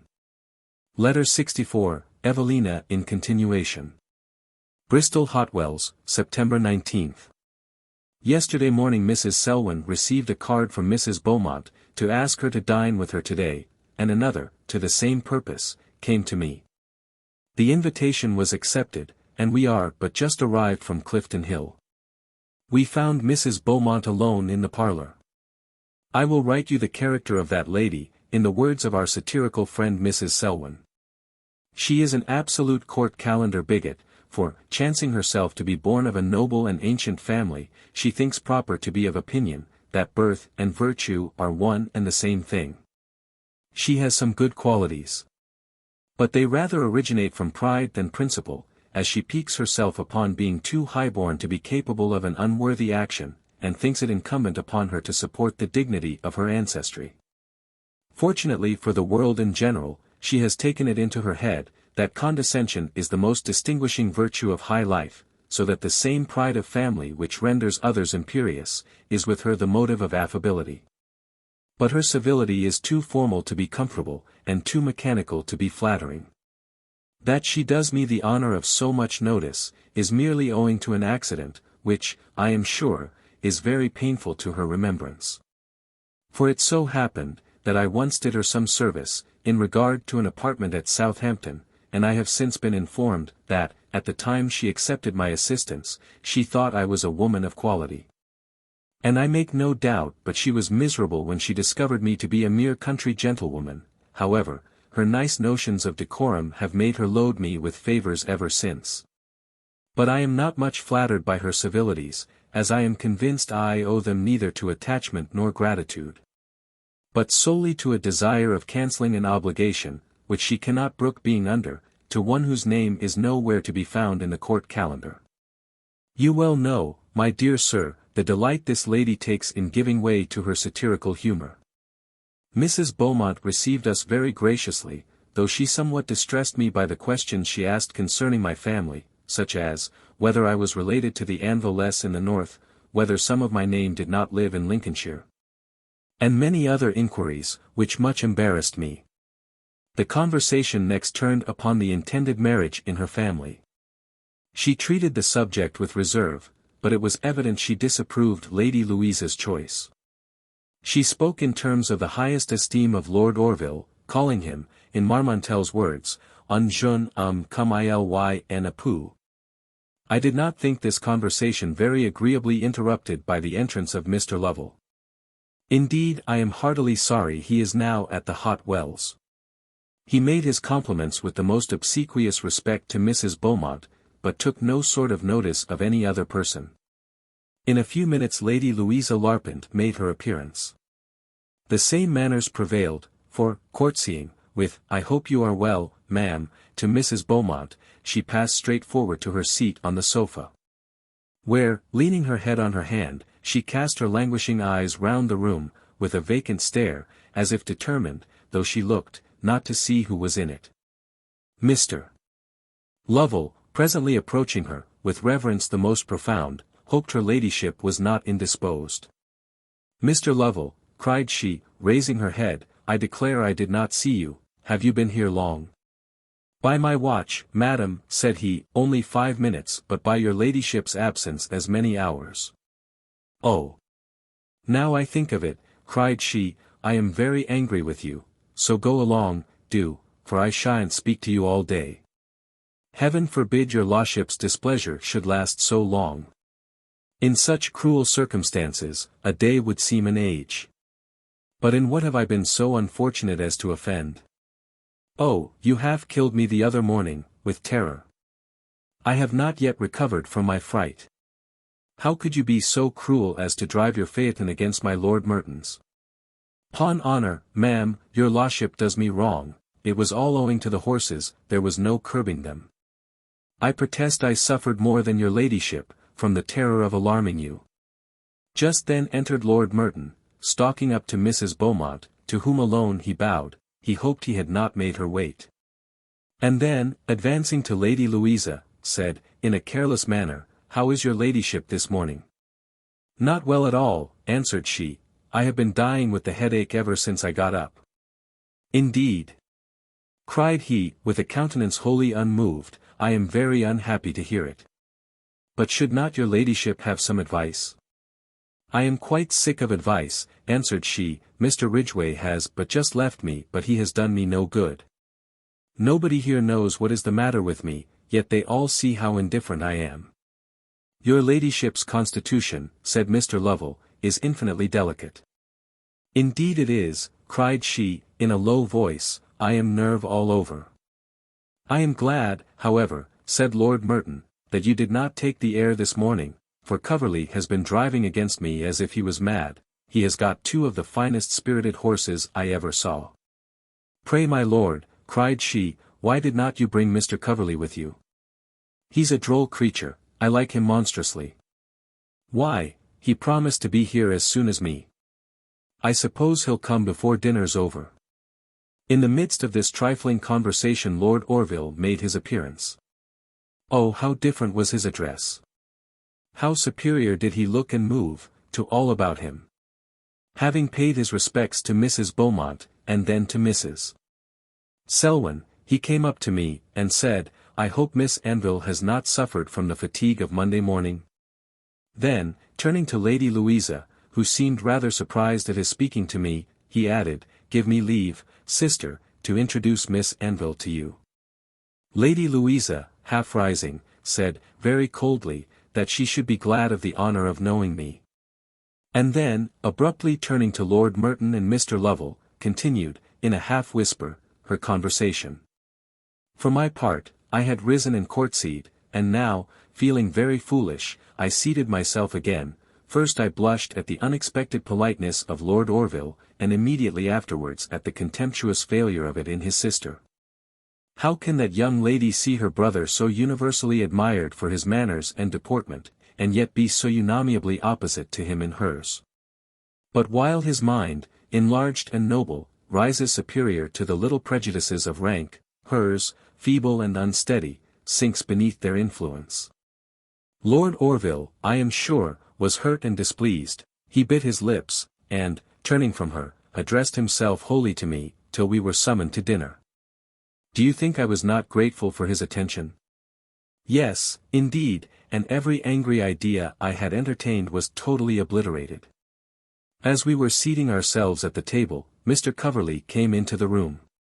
He made 1,000 apologies in a breath for being so late, but said he had been retarded by a little accident, for that he had overturned his phaeton, and broke it all to pieces. Lady Louisa screamed at this intelligence, and, looking at Lord Merton, declared she would never go into a phaeton again. "Oh," cried he, "never mind Jack Coverley, for he does not know how to drive." "My lord," cried Mr. Coverley, "I'll drive against you for £1,000. "Done," returned the other, "name your day, and we'll each choose a judge." "The sooner the better," cried Mr. Coverley, "tomorrow, if the carriage can be repaired."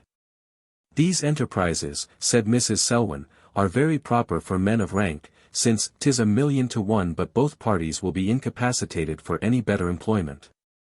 "For heaven's sake," cried Lady Louisa, changing colour, "don't talk so shockingly. Pray, my lord, pray, Mr. Coverley, don't alarm me in this manner." "Compose yourself, Lady Louisa," said Mrs.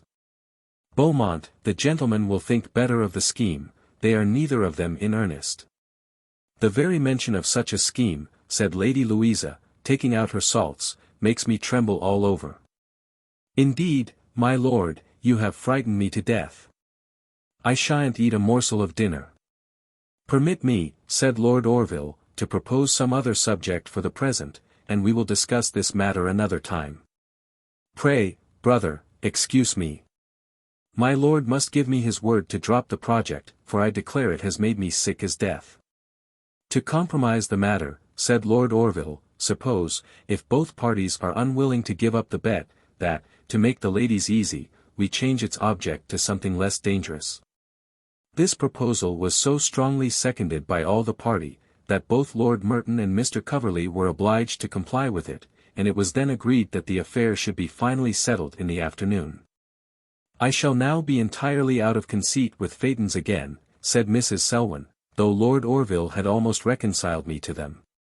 "My Lord Orville," cried the witty Mr. Coverley, "why, my Lord Orville is as careful, egad, as careful as an old woman. Why, I drive a one-horse cart against my lord's phaeton for 100 guineas." This sally occasioned much laughter, for Mr. Coverley, I find, is regarded as a man of infinite humour. "Perhaps, sir," said Mrs. Selwyn, "you have not discovered the reason my Lord Orville is so careful?" "Why, no, ma'am. I must own I never heard any particular reason for it." "Why, then, sir, I'll tell it you, and I believe you will confess it to be very particular. His lordship's friends are not yet tired of him." Lord Orville laughed and bowed. Mr.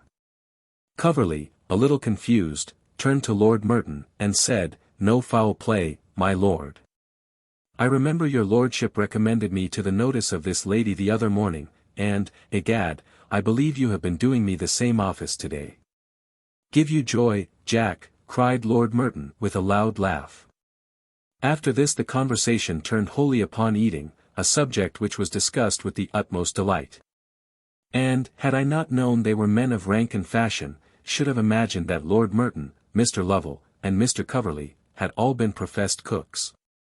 For they displayed so much knowledge of sauces and made dishes, and of the various methods of dressing the same things, that I am persuaded they must have given much time, and much study, to make themselves such adepts in this art. It would be very difficult to determine, whether they were most to be distinguished as gluttons or epicures, for they were, at once, dainty and voracious, understood the right and the wrong of every dish, and alike emptied the one and the other. I should have been quite sick of their remarks, had I not been entertained by seeing that Lord Orville, who, I am sure, was equally disgusted, not only read my sentiments, but, by his countenance, communicated to me his own. When dinner was over, Mrs. Beaumont recommended the gentlemen to the care of Lord Orville, and then attended the ladies to the drawing-room. The conversation, till tea-time, was extremely insipid. Mrs. Selwyn reserved herself for the gentlemen, Mrs. Beaumont was grave, and Lady Louisa languid.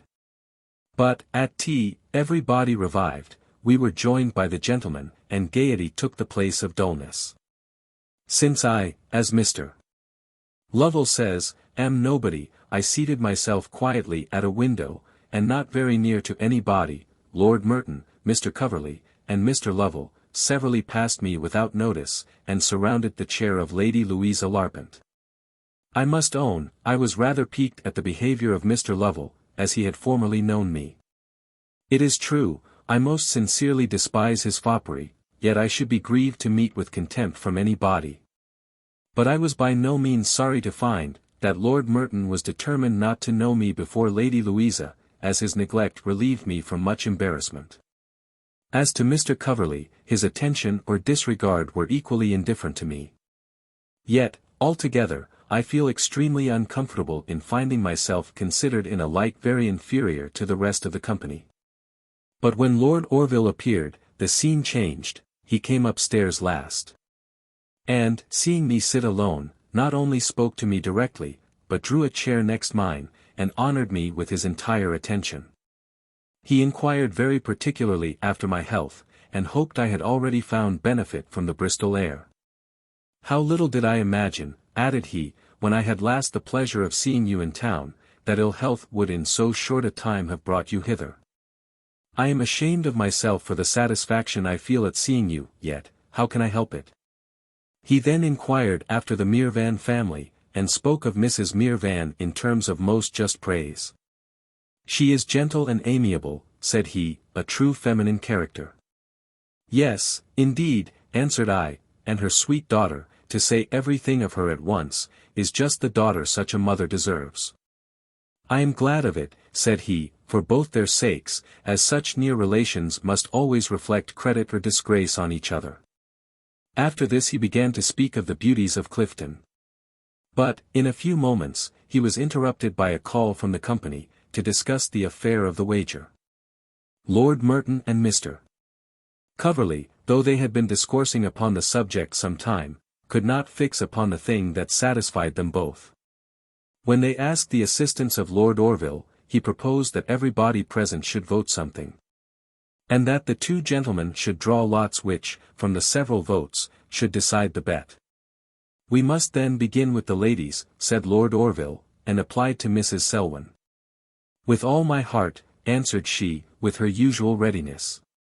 And, since the gentlemen are not allowed to risk their necks, suppose we decide the bet by their heads? By our heads, cried Mr. Coverley. Egad, I don't understand you. I will then explain myself more fully.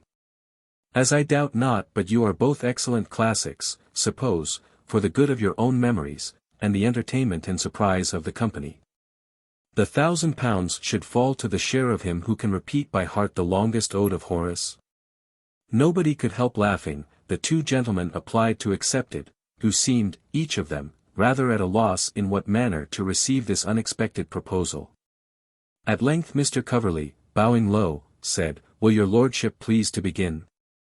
Devil take me if I do, answered he, turning on his heel, and stalking to the window. Come, gentlemen, said Mrs. Selwyn, why do you hesitate? I am sure you cannot be afraid of a weak woman. Besides, if you should chance to be out, Mr. Lovell, I dare say, will have the goodness to assist you. The laugh now turned against Mr. Lovell, whose change of countenance manifested no great pleasure at the transition. "Me, madam," said he, colouring, "no, really I must beg to be excused." "Why so, sir?" "Why so, ma'am, why, really as to that, "'pon honour, ma'am, you are rather a little severe, for how is it possible for a man who is in the house, to study the classics? I assure you, ma'am," with an affected shrug, "I find quite business enough for my poor head in studying politics." "But, did you study politics at school, and at the university?" "At the university," repeated he, with an embarrassed look. "Why, as to that, ma'am, no, I can't say I did, but then, what with riding and so forth, really, one has not much time, even at the university, for mere reading." "But, to be sure, sir, you have read the classics." "Oh dear, yes, ma'am. Very often, but not very lately." "Which of the odes do you recommend to these gentlemen to begin with?" "Which of the odes, really, ma'am, as to that, I have no very particular choice. For, to own the truth, that Horace was never a very great favourite with me." "In truth I believe you," said Mrs. Selwyn, very drilly. Lord Merton, again advancing into the circle, with a nod and a laugh, said, "Give you joy, Lovell." Lord Orville next applied to Mrs. Beaumont for her vote. "It would very agreeably remind me of past times," said she, "when bowing was in fashion, if the bet was to depend upon the best made bow." "Egad, my lord," cried Mr. Coverley, "there I should beat you hollow, for your lordship never bows at all." "And pray, sir, do you?" said Mrs. Selwyn. "Do I, ma'am?" cried he, "why, only see." "I protest," cried she, "I should have taken that for a shrug, if you had not told me 'twas a bow." "My lord," cried Mr. Coverley, "let's practise," and then, most ridiculously, they pranced about the room, making bows. "We must now," said Lord Orville, turning to me, "call upon Miss Anville." "Oh no, my lord," cried I, "indeed I have nothing to propose." He would not, however, be refused, but urged me so much to say something, that at last, not to make him wait any longer, I ventured to propose an extempore couplet upon some given subject. Mr. Coverley instantly made me a bow, or, according to Mrs. Selwyn, a shrug, crying, "Thank you, ma'am, egad, that's my forte, why, my lord, the fates seem against you." Lady Louisa was then applied to, and everybody seemed eager to hear her opinion. "I don't know what to say, I declare," cried she, affectedly, "can't you pass me?" "By no means," said Lord Merton. "Is it possible your ladyship can make so cruel a request?" said Mr. Lovell. "Egad," cried Mr. Coverley, "if your ladyship does not help us in this dilemma, we shall be forced to return to our phaetons." "Oh," cried Lady Louisa, screaming, "you frightful creature, you, how can you be so abominable?"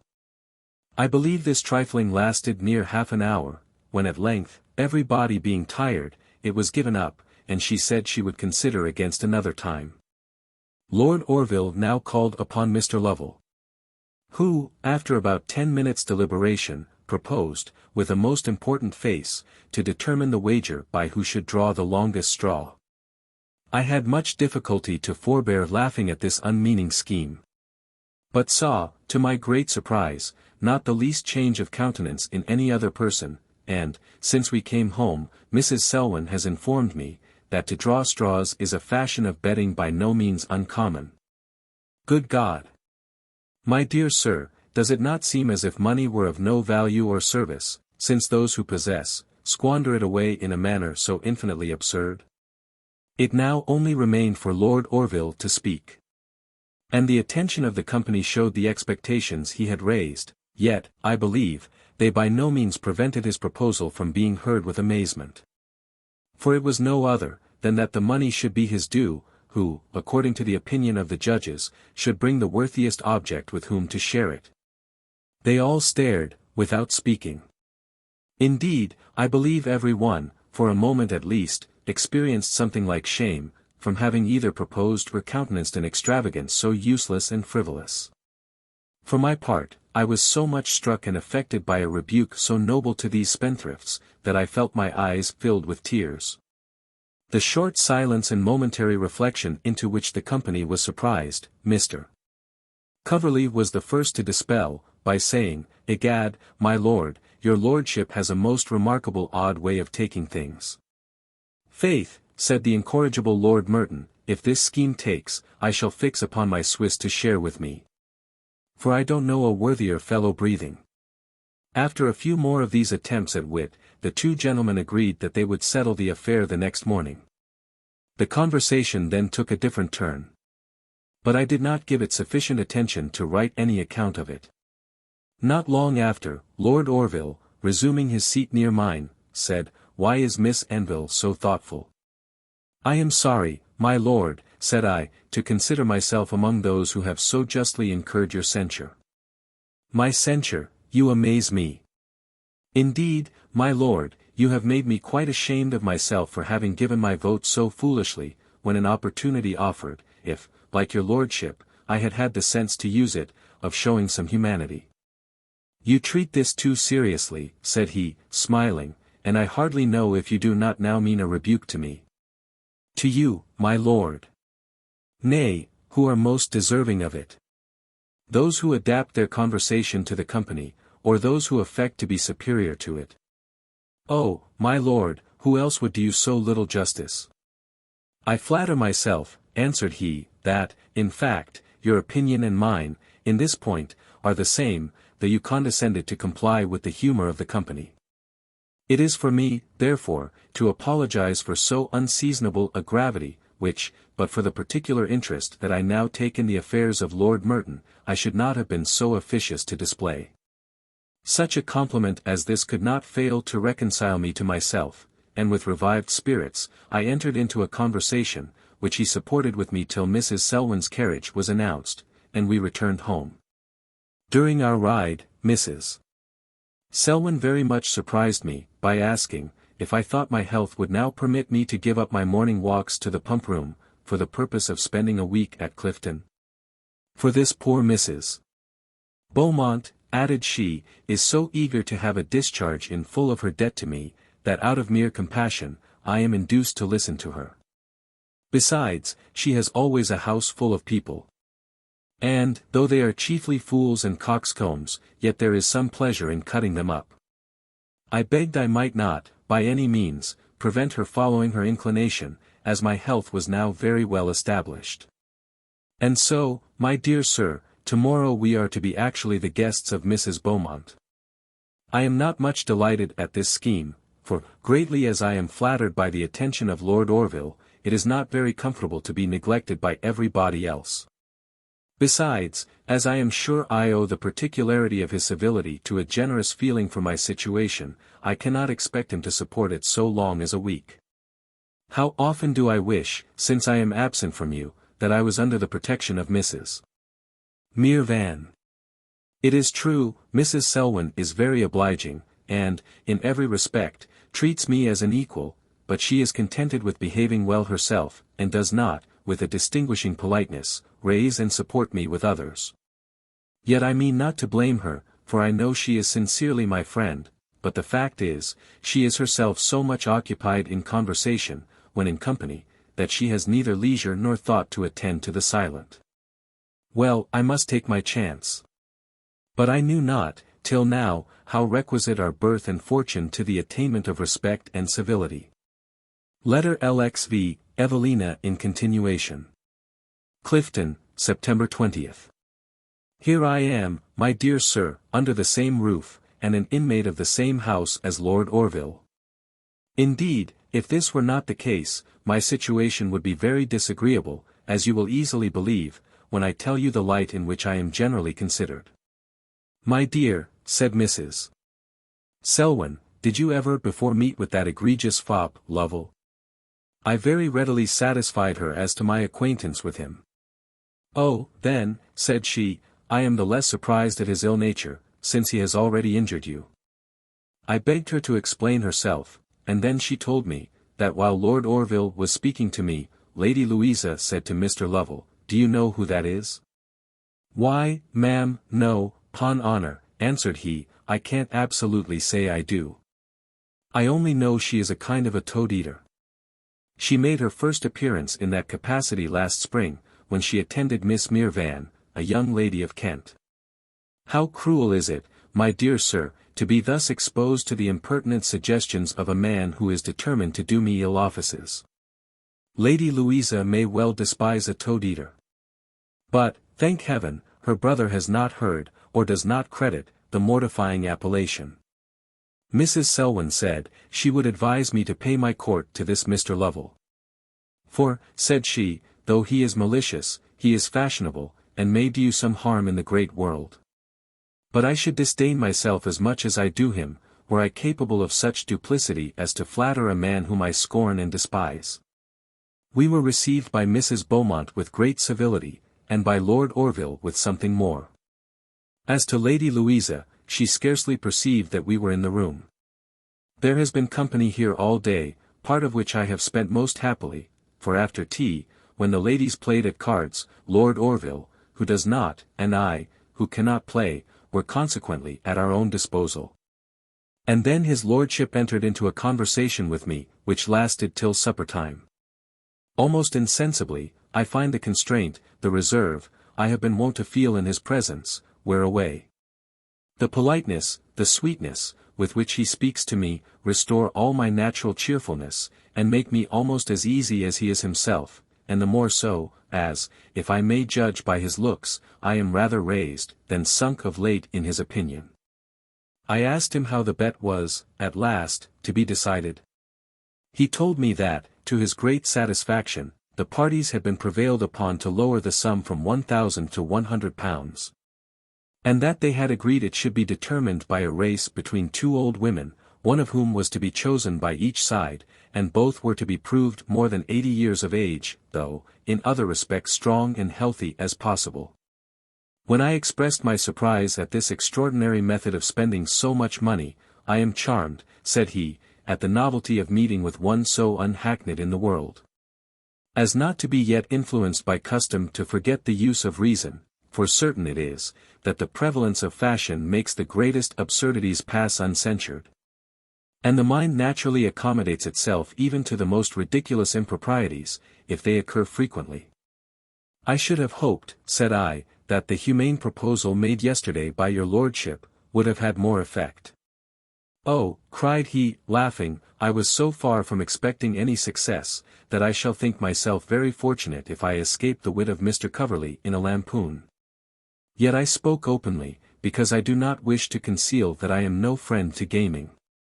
After this, he took up the new Bath Guide, and read it with me till supper time. In our way downstairs, Lady Louisa said, I thought, brother, you were engaged this evening? Yes, sister, answered he, and I have been engaged. And he bowed to me with an air of gallantry that rather confused me. September 23rd. Almost insensibly have 3 days glided on since I wrote last, and so serenely, that, but for your absence, I could not have formed a wish. My residence here is much happier than I had dared expect. The attention with which Lord Orville honours me, is as uniform as it is flattering, and seems to result from a benevolence of heart that proves him as much a stranger to caprice as to pride. For, as his particular civilities arose from a generous resentment at seeing me neglected, so will they, I trust, continue, as long as I shall, in any degree, deserve them. I am now not merely easy, but even gay in his presence, such is the effect of true politeness, that it banishes all restraint and embarrassment. When we walk out, he condescends to be my companion, and keeps by my side all the way we go. When we read, he marks the passages most worthy to be noticed, draws out my sentiments, and favours me with his own. At table, where he always sits next to me, he obliges me by 1,000 nameless attentions. While the distinguishing good breeding with which he treats me, prevents my repining at the visibly felt superiority of the rest of the company.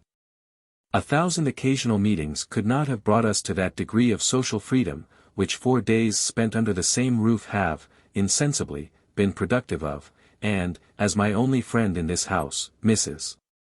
Selwyn, is too much engrossed in perpetual conversation to attend much to me. Lord Orville seems to regard me as a helpless stranger, and, as such, to think me entitled to his good offices and protection. Indeed, my dear sir, I have reason to hope, that the depreciating opinion he formerly entertained of me is succeeded by one infinitely more partial. It may be that I flatter myself. But yet his looks, his attentions, his desire of drawing me into conversation, and his solicitude to oblige me, all conspire to make me hope I do not. In short, my dearest sir, these last 4 happy days would repay me for months of sorrow and pain. Letter 66, Evelina in continuation. Clifton, September 24th. This morning I came downstairs very early. And supposing that the family would not assemble for some time, I strolled out, purposing to take a long walk, in the manner I was wont to do at Berry Hill, before breakfast, but I had scarce shut the garden gate, before I was met by a gentleman, who, immediately bowing to me, I recollected to be the unhappy Mr. Macartney. Very much surprised, I courtesied, and stopped till he came up to me. He was still in mourning, but looked better than when I saw him last, though he had the same air of melancholy which so much struck me at first sight of him. Addressing me with the utmost respect, "I am happy, madam," said he, "to have met with you so soon. I came to Bristol but yesterday, and have had no small difficulty in tracing you to Clifton." "Did you know, then, of my being here?" "I did, madam. The sole motive of my journey was to see you. I have been to Berry Hill, and there I had my intelligence, and, at the same time, the unwelcome information of your ill health." "Good God! Sir, and can you possibly have taken so much trouble?" "Trouble? Oh, madam, could there be any, to return you, the moment I had the power, my personal acknowledgments for your goodness?" I then inquired after Madame Duval and the Snow Hill family. He told me they were all well, and that Madame Duval proposed soon returning to Paris. When I congratulated him on looking better, "It is yourself, madam," said he, "you should congratulate. For to your humanity alone it may now be owing that I exist at all." He then told me, that his affairs were now in a less desperate situation. And that he hoped, by the assistance of time and reason, to accommodate his mind to a more cheerful submission to his fate. "The interest you so generously took in my affliction," added he, "assures me you will not be displeased to hear of my better fortune, I was therefore eager to acquaint you with it." He then told me that his friend, the moment he had received his letter, quitted Paris, and flew to give him his personal assistance and consolation.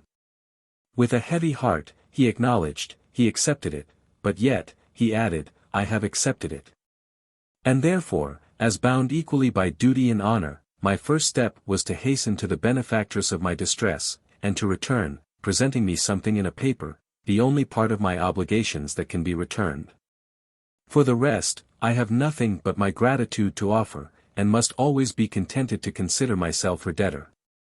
I congratulated him most sincerely upon his dawning prosperity, but begged he would not deprive me of the pleasure of being his friend, and declined receiving the money, till his affairs were more settled.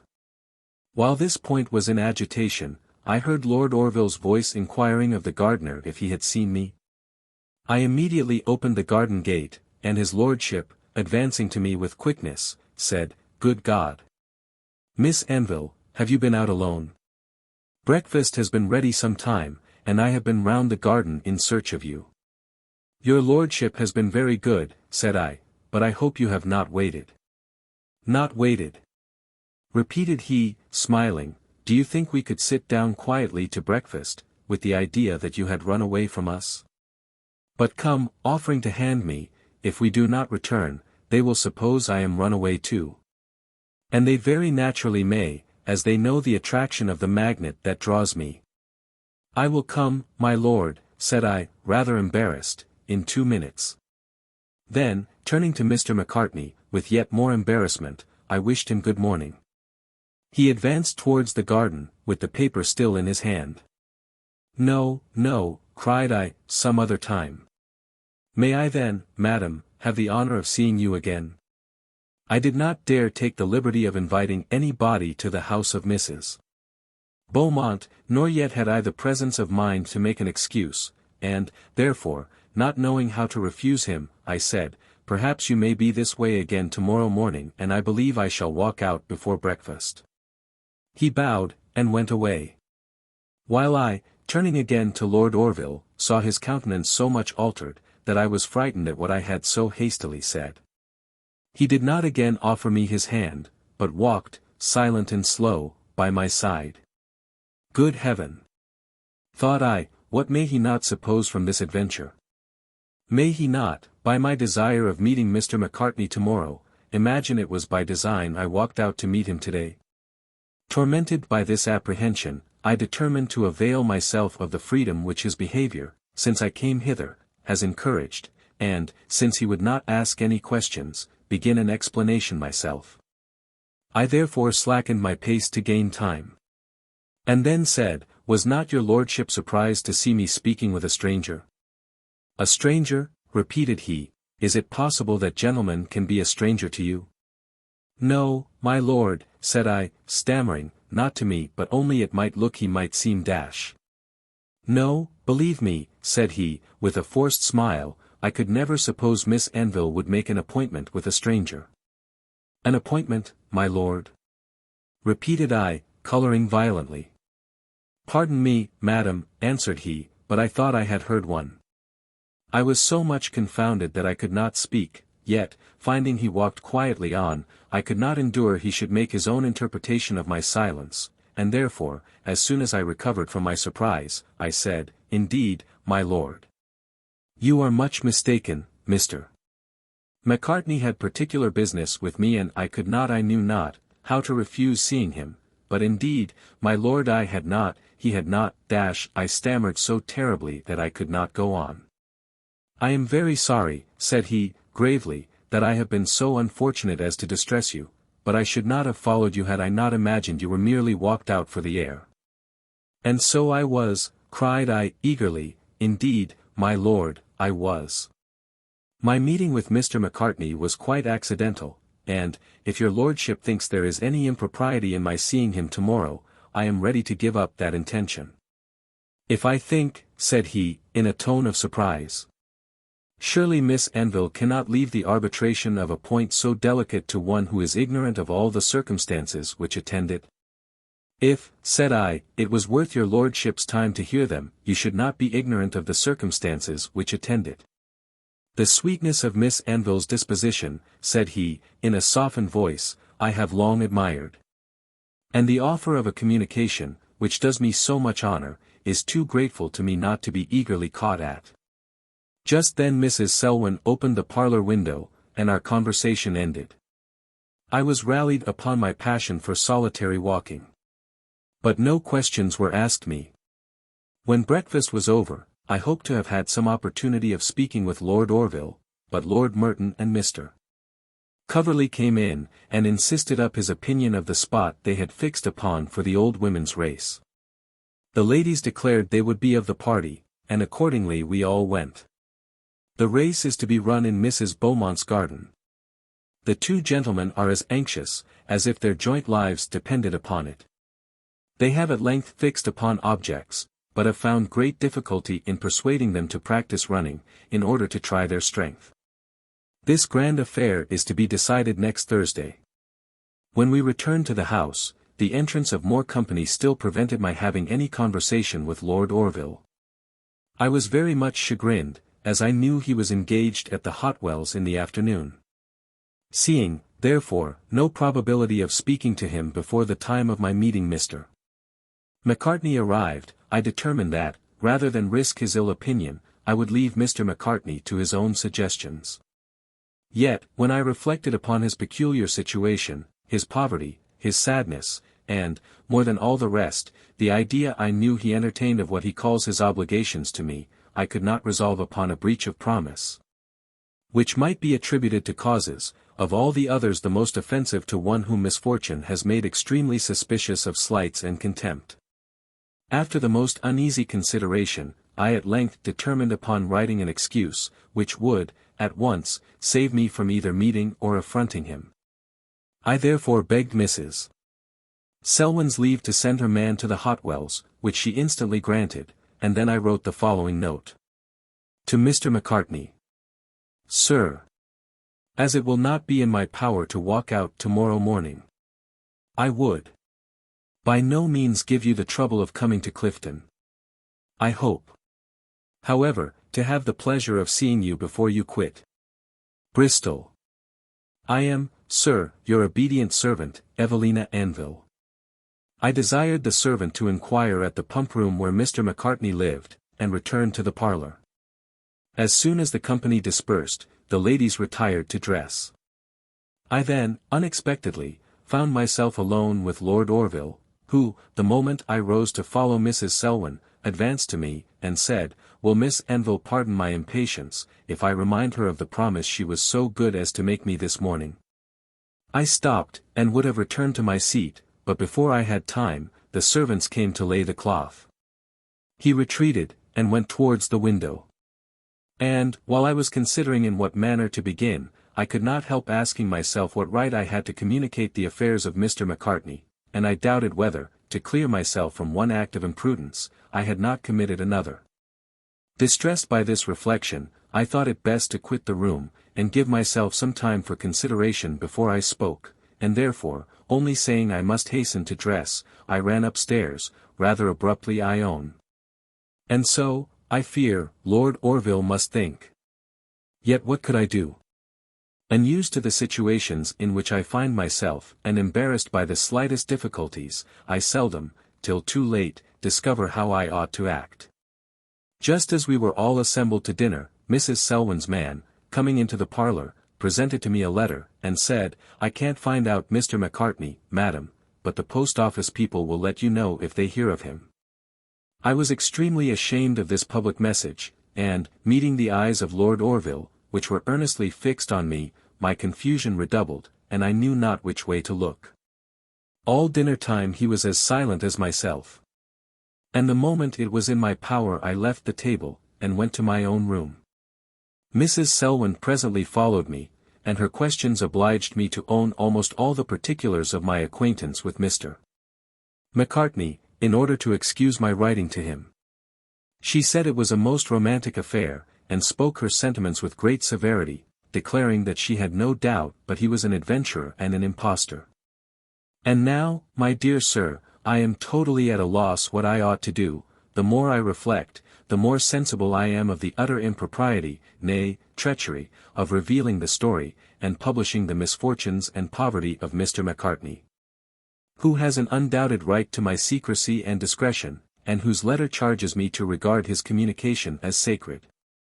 And yet, the appearance of mystery, perhaps something worse, which this affair must have to Lord Orville, his seriousness and the promise I have made him, are inducements scarce to be resisted for trusting him with the openness he has reason to expect from me. I am equally distressed, too, whether or not I should see Mr. Macartney tomorrow morning. Oh, sir, could I now be enlightened by your counsel, from what anxiety and perplexity should I be relieved? But now, I ought not to betray Mr. Macartney, and I will not forfeit a confidence which would never have been reposed in me, but from a reliance upon my honour, which I should blush to find myself unworthy of.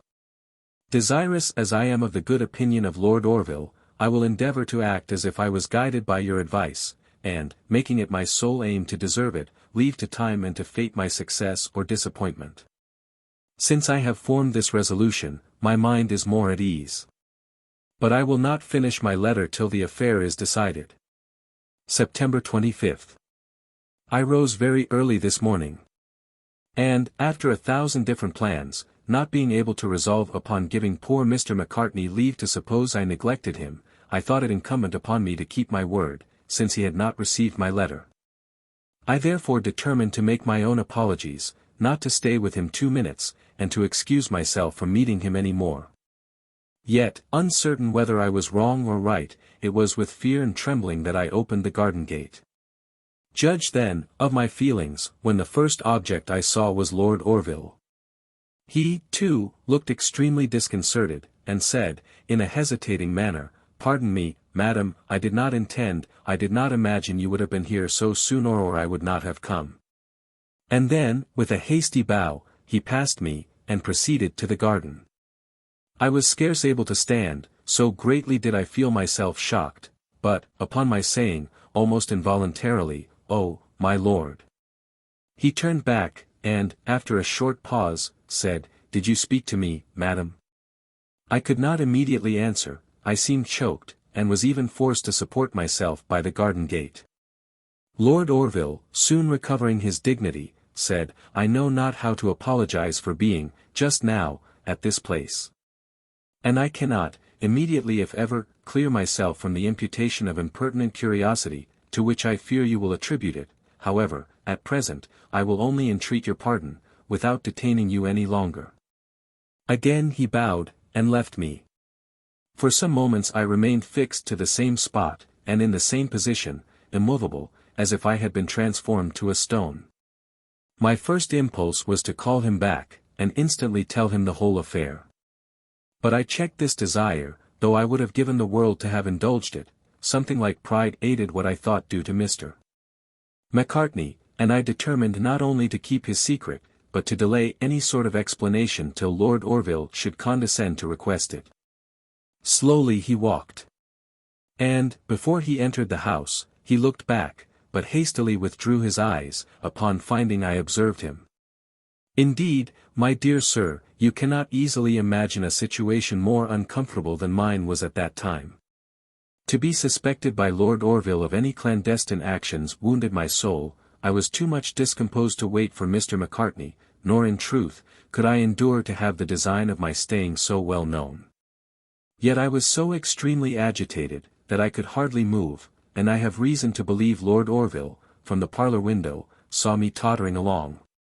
For, before I had taken 5 steps, he came out, and, hastening to meet me, said, "I fear you are not well, pray, allow me," offering his arm, "to assist you." "No, my lord," said I, with all the resolution I could assume. Yet I was affected by an attention, at that time so little expected, and forced to turn away my head to conceal my emotion. "You must," said he, with earnestness, "indeed you must, I am sure you are not well. Refuse me not the honor of assisting you," and, almost forcibly, he took my hand, and, drawing it under his arm, obliged me to lean upon him. That I submitted was partly the effect of surprise, at an earnestness so uncommon in Lord Orville, and, partly, that I did not just then dare trust my voice to make any objection. When we came to the house, he led me into the parlour, and to a chair, and begged to know if I would not have a glass of water. "No, my lord, I thank you," said I am perfectly recovered. And, rising, I walked to the window, where, for some time, I pretended to be occupied in looking at the garden. Determined as I was to act honourably by Mr. Macartney, I yet most anxiously wished to be restored to the good opinion of Lord Orville.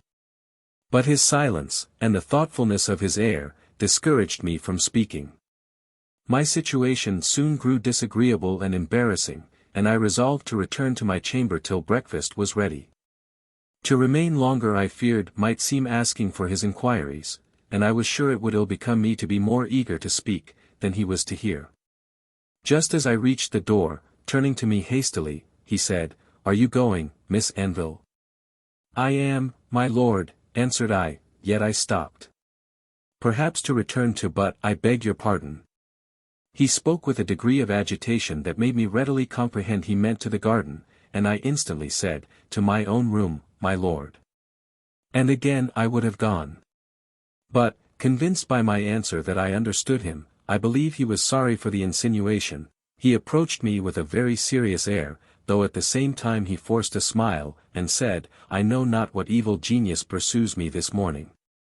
But I seem destined to do or to say something I ought not. I am so much ashamed of myself, that I can scarce solicit your forgiveness." "My forgiveness, my lord," cried I, abashed, rather than elated by his condescension, "surely you are not serious?" "Indeed, never more so. Yet, if I may be my own interpreter, Miss Anville's countenance pronounces my pardon." "I know not, my lord, how any one can pardon, who never has been offended." "You are very good."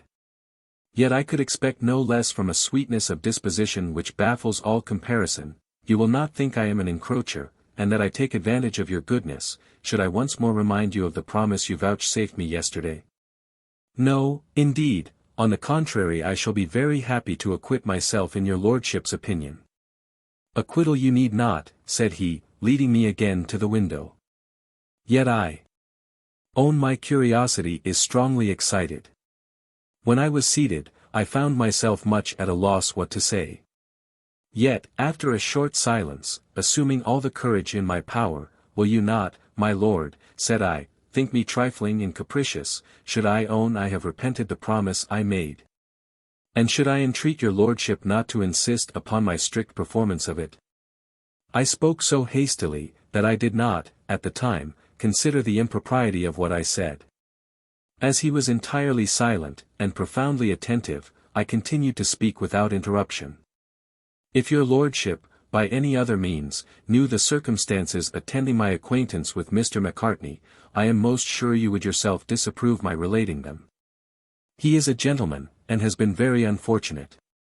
But I am not, I think, at liberty to say more, yet I am sure, if he knew your lordship wished to hear any particulars of his affairs, he would readily consent to my acknowledging them. Shall I, my lord, ask his permission? His affairs, repeated Lord Orville. By no means, I have not the least curiosity about them. I beg your lordship's pardon, but indeed I had understood the contrary. Is it possible, madam, you could suppose the affairs of an utter stranger can excite my curiosity? The gravity and coldness with which he asked this question very much abashed me. But Lord Orville is the most delicate of men. And, presently recollecting himself, he added, I mean not to speak with indifference of any friend of yours, far from it, any such will always command my good wishes, yet I own I am rather disappointed.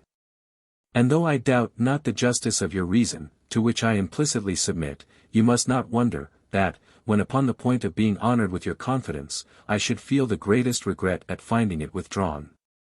Do you think, my dear sir, I did not, at that moment, require all my resolution to guard me from frankly telling him whatever he wished to hear? Yet I rejoice that I did not. For, added to the actual wrong I should have done, Lord Orville himself, when he had heard, would, I am sure, have blamed me. Fortunately, this thought occurred to me, and I said, your lordship shall yourself be my judge. The promise I made, though voluntary, was rash and inconsiderate, yet, had it concerned myself, I would not have hesitated in fulfilling it. But the gentleman, whose affairs I should be obliged to relate Pardon me, cried he, for interrupting you. Yet allow me to assure you, I have not the slightest desire to be acquainted with his affairs, further than what belongs to the motives which induced you yesterday morning. He stopped, but there was no occasion to say more. That, my lord, cried I will tell you honestly. Mr. Macartney had some particular business with me, and I could not take the liberty to ask him hither. And why not, Mr. Beaumont, I am sure. I could not, my lord, think of intruding upon Mrs. Beaumont's complaisance, and so, with the same hasty folly I promised your lordship, I much more rashly promised to meet him. And did you? No, my lord, said I, colouring, I returned before he came. Again, for some time, we were both silent. Yet, unwilling to leave him to reflections which could not but be to my disadvantage, I summoned sufficient courage to say, there is no young creature, my lord, who so greatly wants, or so earnestly wishes for the advice and assistance of her friends, as I do. I am new to the world, and unused to acting for myself. My intentions are never wilfully blamable, yet I err perpetually. I have hitherto been blessed with the most affectionate of friends, and, indeed, the ablest of men, to guide and instruct me upon every occasion, but he is too distant, now, to be applied to at the moment I want his aid, and here there is not a human being whose counsel I can ask. Would to heaven, cried he, with a countenance from which all coldness and gravity were banished, and succeeded by the mildest benevolence, that I were worthy and capable of supplying the place of such a friend to Miss Anville. You do me but too much honour, said I, yet I hope your lordship's candour, perhaps I ought to say indulgence, will make some allowance, on account of my inexperience, for behaviour so inconsiderate. May I, my lord, hope that you will? May I, cried he, hope that you will pardon the ill grace with which I have submitted to my disappointment? And that you will permit me, kissing my hand, thus to seal my peace? Our peace, my lord, said I, with revived spirits. This, then, said he, again pressing it to his lips, for our peace, and now, are we not friends? Just then the door opened, and I had only time to withdraw my hand, before the ladies came in to breakfast. I have been, all day, the happiest of human beings, to be thus reconciled to Lord Orville, and yet to adhere to my resolution. What could I wish for more? He too has been very cheerful, and more attentive, more obliging to me than ever. Yet heaven forbid I should again be in a similar situation, for I cannot express how much uneasiness I have suffered from the fear of incurring his ill opinion. But what will poor Mr. Macartney think of me? Happy as I am, I much regret the necessity I have been under of disappointing him. Adieu, my dearest sir. Letter 67, Mr. Villars to Evelina. Berry Hill, September 28. Dead to the world, and equally insensible to its pleasures or its pains, I long since bade adieu to all joy, and defiance to all sorrow, but what should spring from my Evelina, sole source, to me, of all earthly felicity? How strange, then, is it, that the letter in which she tells me she is the happiest of human beings, should give me most mortal inquietude. Alas, my child! That innocence, the first, best gift of heaven, should, of all others, be the blindest to its own danger, the most exposed to treachery, and the least able to defend itself, in a world where it is little known, less valued, and perpetually deceived. Would to heaven you were here, then, by degrees, and with gentleness, I might enter upon a subject too delicate for distant discussion. Yet is it too interesting, and the situation too critical, to allow of delay. Oh, my Evelina, your situation is critical indeed, your peace of mind is at stake, and every chance for your future happiness may depend upon the conduct of the present moment. Hitherto I have forborne to speak with you upon the most important of all concerns, the state of your heart. Alas, I need no information. I have been silent, indeed, but I have not been blind.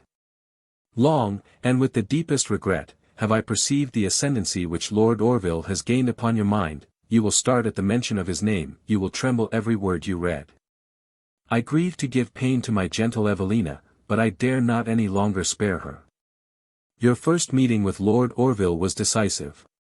Lively, fearless, free from all other impressions, such a man as you describe him could not fail of exciting your admiration, and the more dangerously, because he seemed as unconscious of his power as you of your weakness. And therefore you had no alarm either from his vanity of your own prudence. Young, animated, entirely off your guard, and thoughtless of consequences, imagination took the reins. And reason, slow-paced, though sure-footed, was unequal to the race of so eccentric and flighty a companion. How rapid was then my Evelina's progress through those regions of fancy and passion whither her new guide conducted her. She saw Lord Orville at a ball and he was the most amiable of men. She met him again at another and he had every virtue under heaven. I mean not to depreciate the merit of Lord Orville, who, one mysterious instance alone excepted, seems to have deserved the idea you formed of his character. But it was not time, it was not the knowledge of his worth, obtained your regard, your new comrade had not patience to wait any trial. Her glowing pencil, dipped in the vivid colors of her creative ideas, painted to you, at the moment of your first acquaintance, all the excellencies, all the good and rare qualities, which a great length of time and intimacy could alone have really discovered.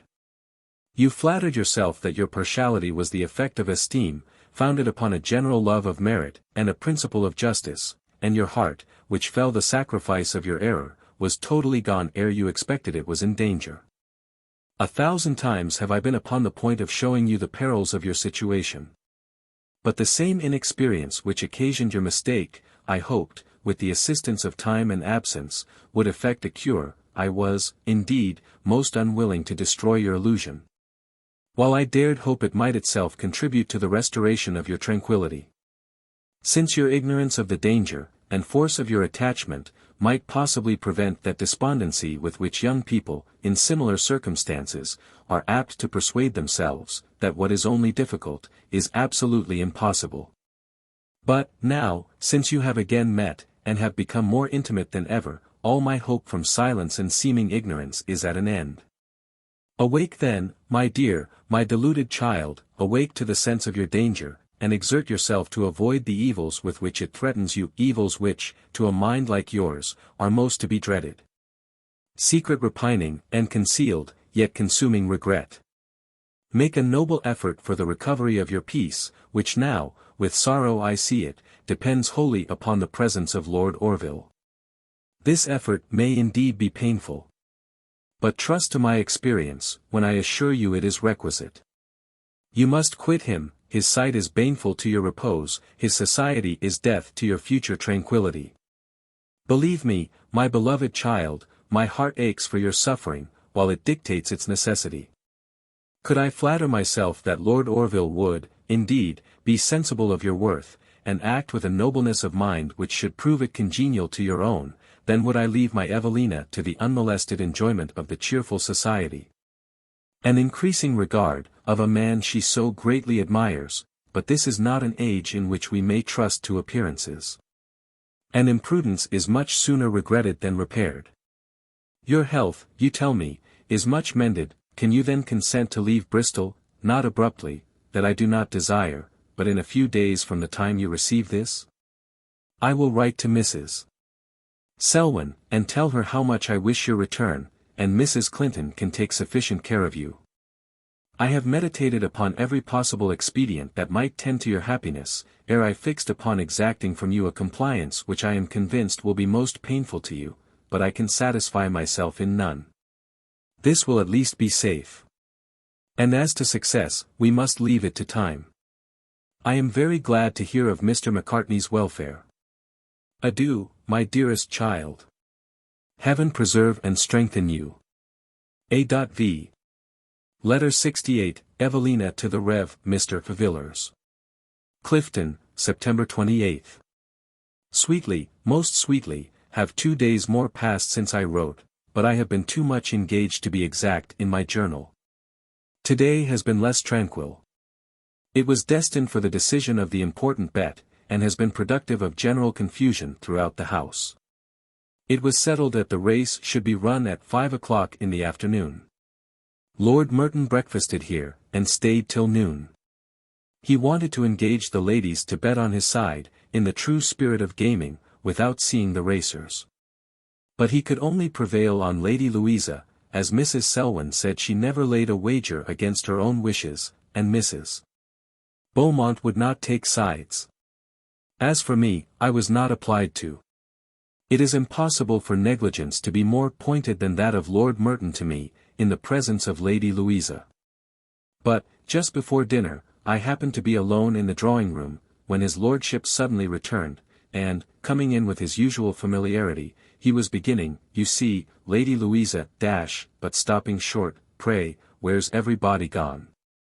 Indeed I don't know, my lord. He then shut the door, and, with a great alteration in his face and manner, advanced eagerly towards me, and said, how glad I am, my sweet girl, to meet you, at last, alone. By my soul I began to think there was a plot against me, for I've never been able to have you a minute to myself. And very freely he seized my hand.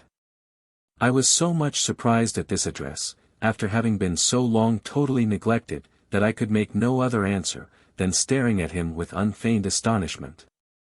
Why now, continued he, if you was not the cruelest little angel in the world, you would have helped me to some expedient, for you see how I am watched here. Lady Louisa's eyes are never off me.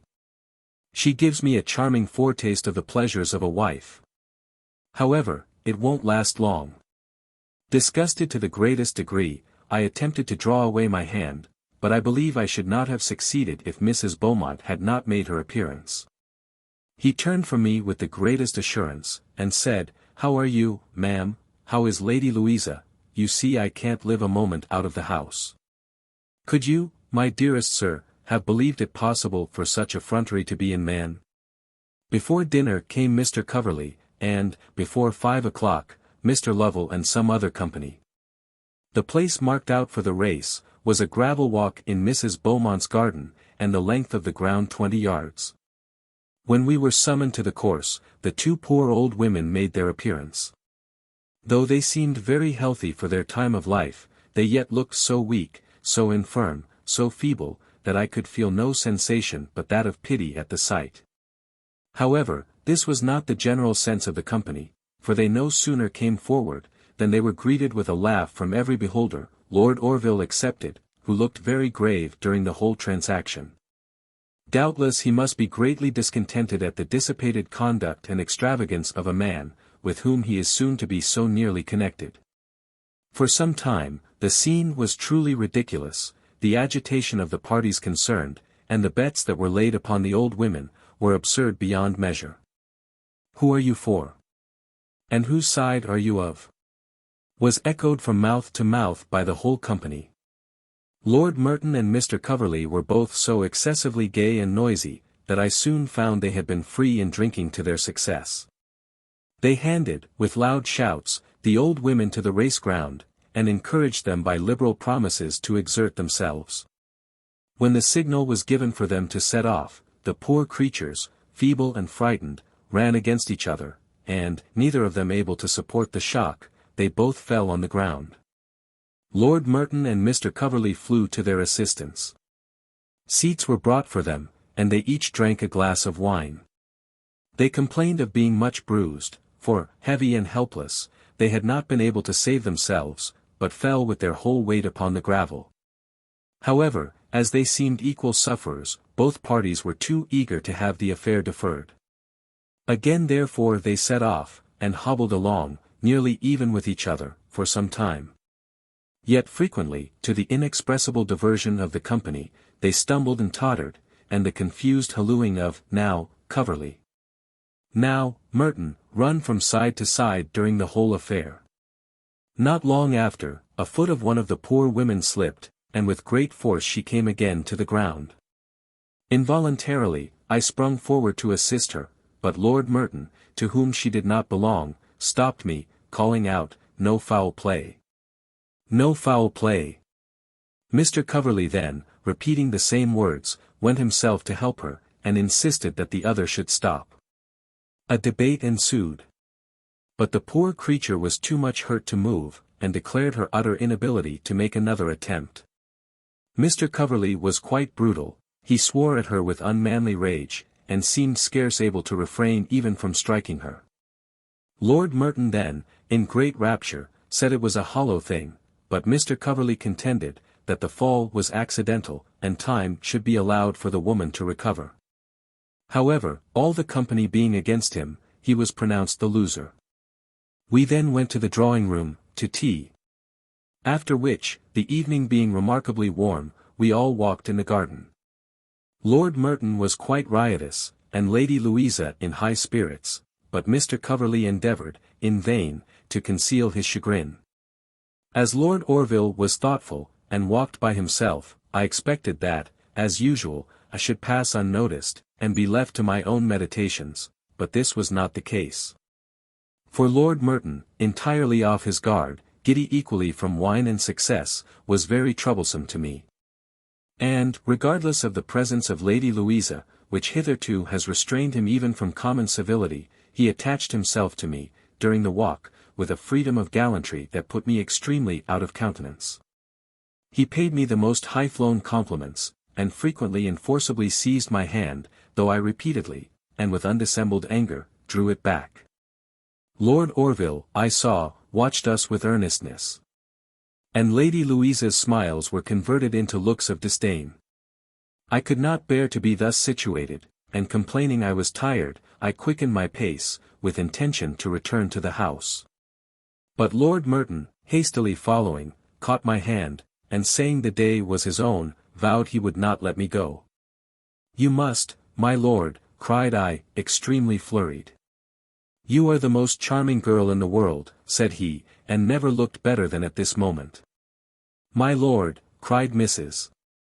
Selwyn, advancing to us, you don't consider, that the better Miss Anville looks the more striking is the contrast with your lordship, therefore, for your own sake, I would advise you not to hold her.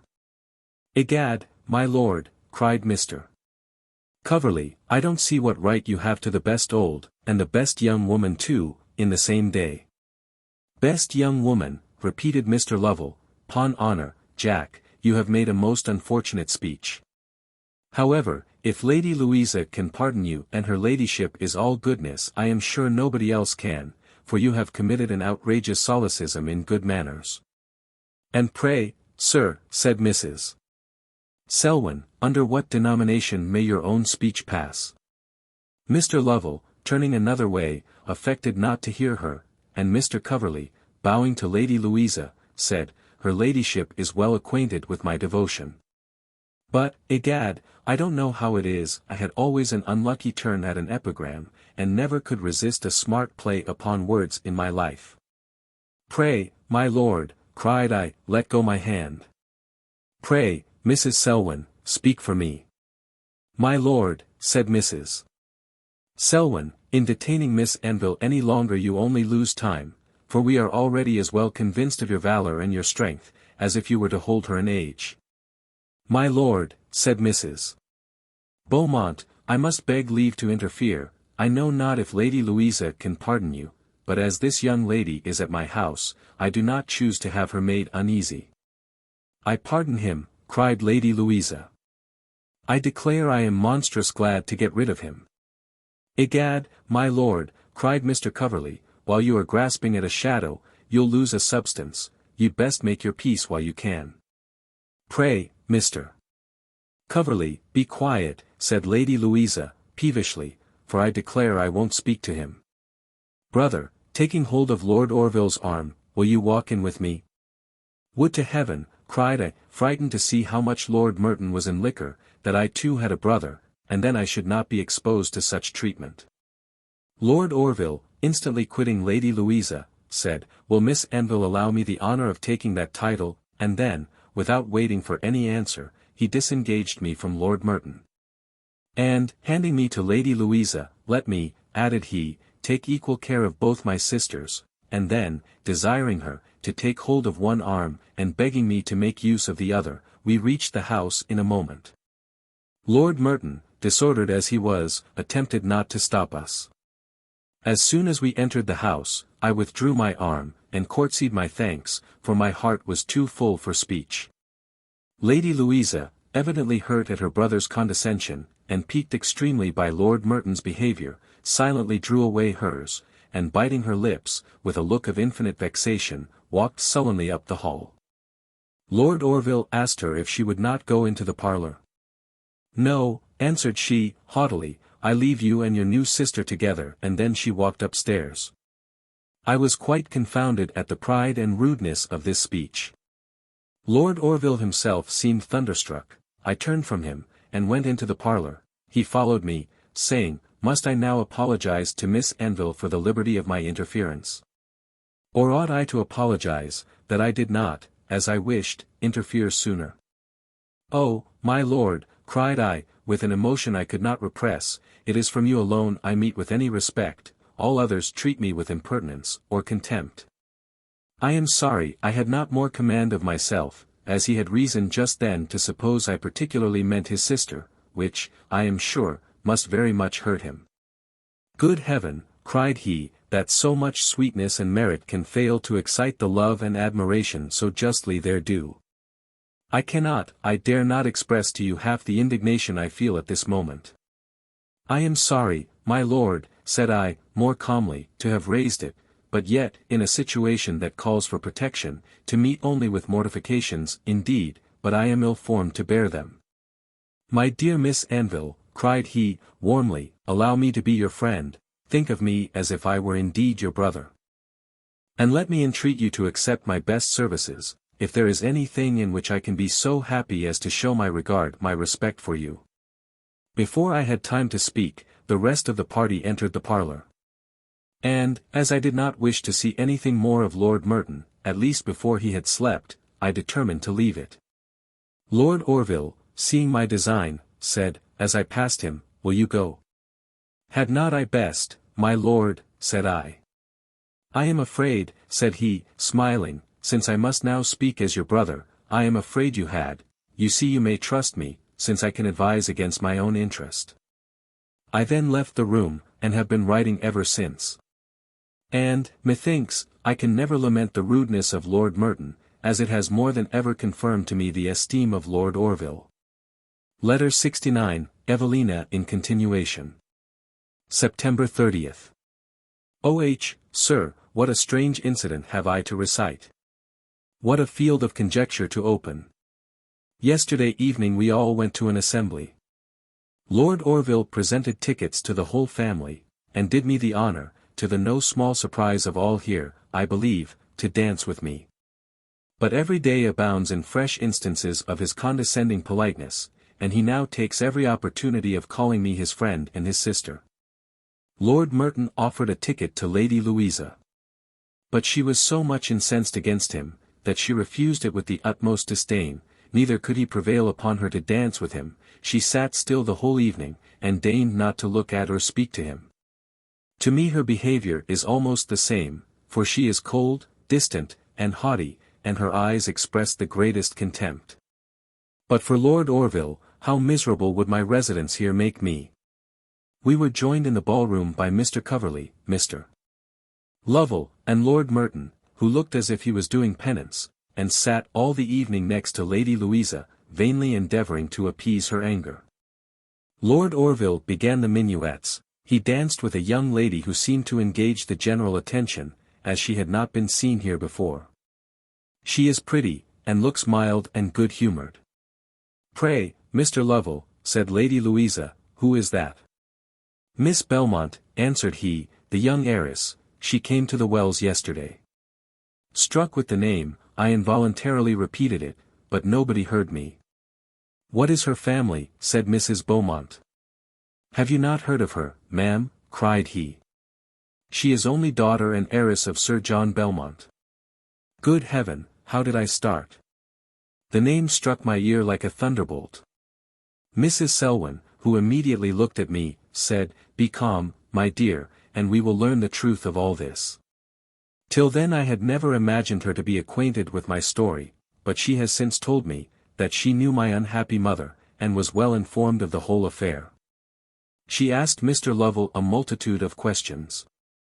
And I gathered from his answers, that this young lady was just come from abroad with Sir John Belmont, who was now in London, that she was under the care of his sister, Mrs. Patterson, and that she would inherit a considerable estate. I cannot express the strange feelings with which I was agitated during this recital.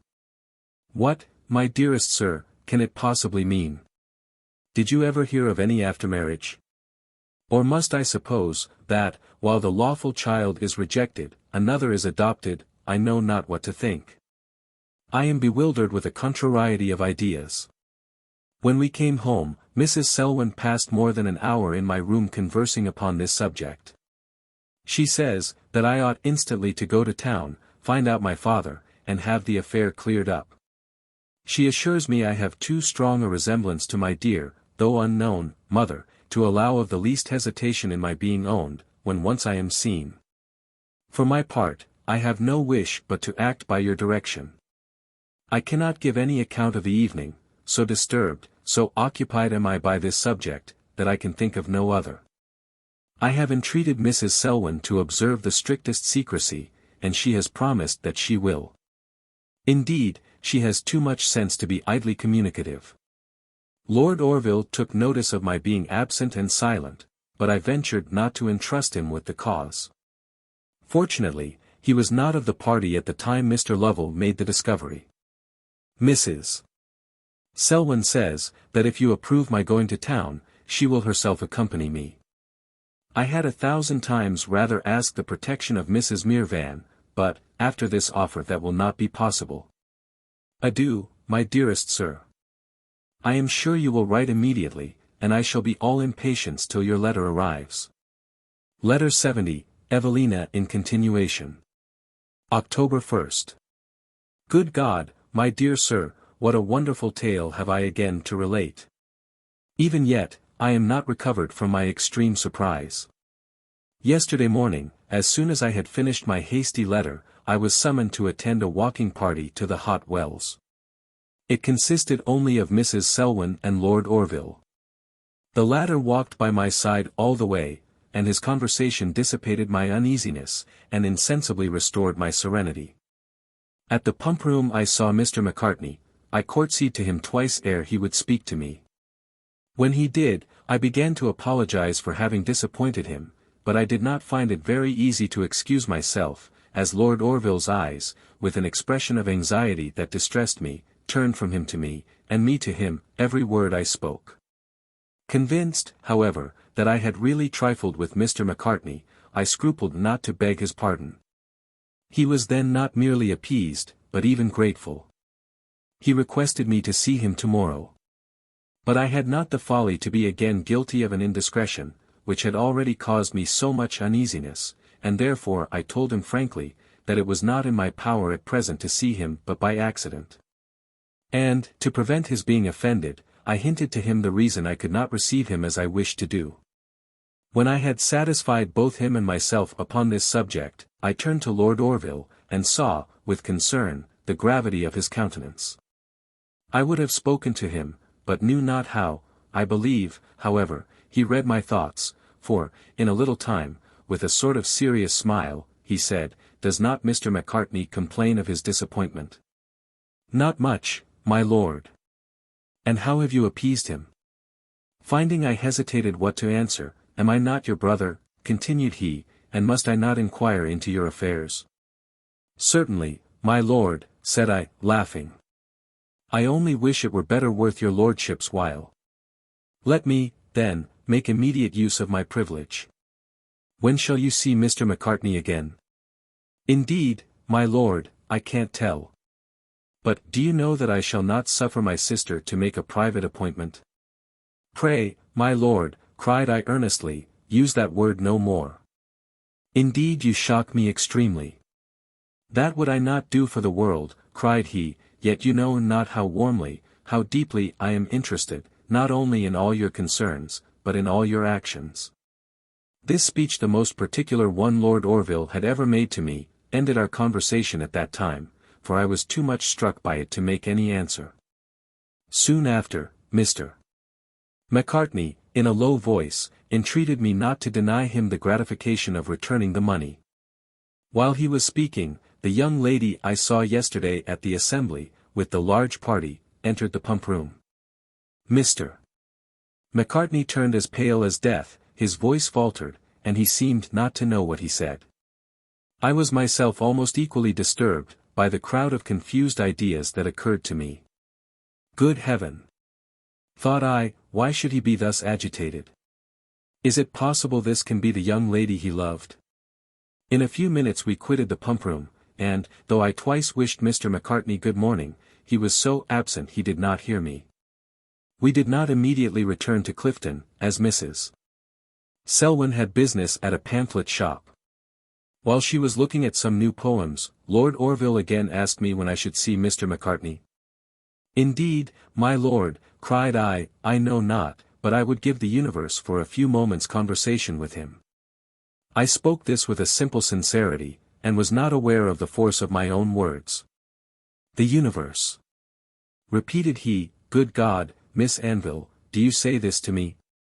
"I would say it," returned I, "to anybody, my lord."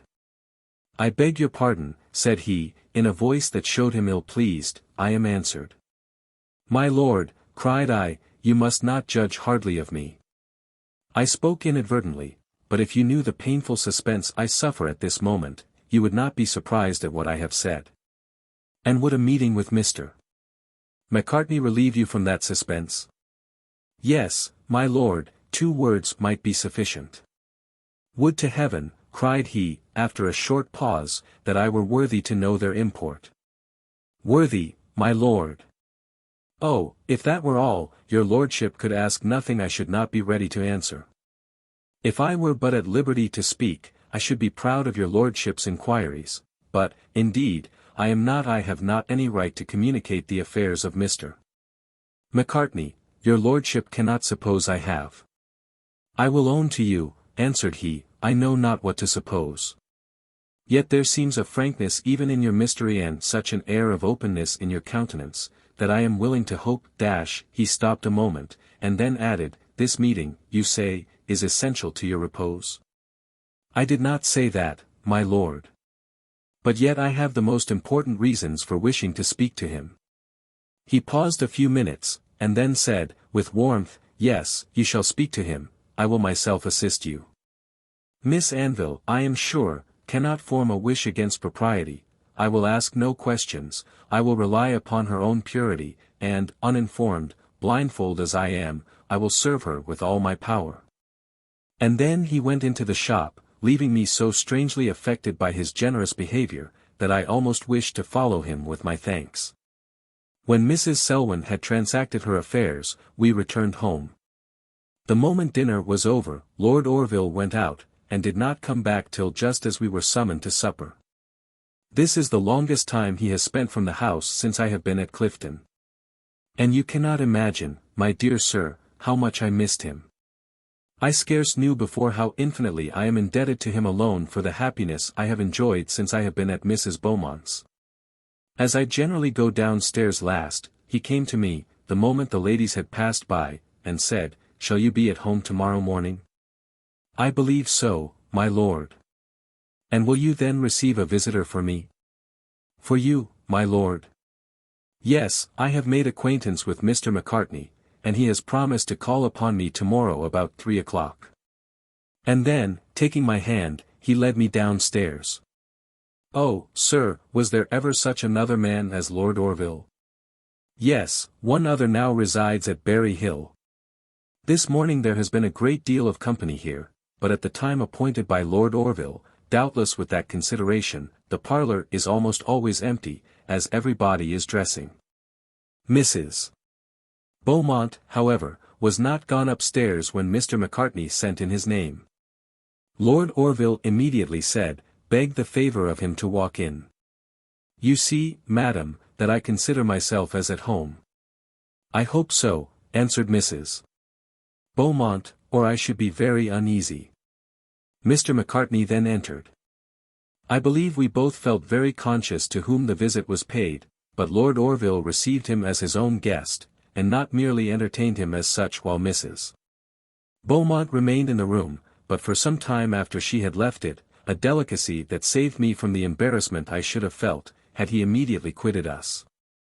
In a few minutes, however, he gave Mr. Macartney a book, for I, too, by way of pretence for continuing in the room, pretended to be reading and begged he would be so good as to look it over, while he answered a note, which he would dispatch in a few minutes, and return to him. When he was gone, we both parted with our books, and Mr. Macartney, again producing the paper with the money, besought me to accept it. Pray, said I, still declining it, did you know the young lady who came into the pump-room yesterday morning? Know her, repeated he, changing colour, oh, but too well. Indeed. Why, madam, do you ask? I must beseech you to satisfy me further upon this subject, pray tell me who she is. Inviolably as I meant to keep my secret, I can refuse you, madam, nothing. That lady is the daughter of Sir John Belmont, of my father.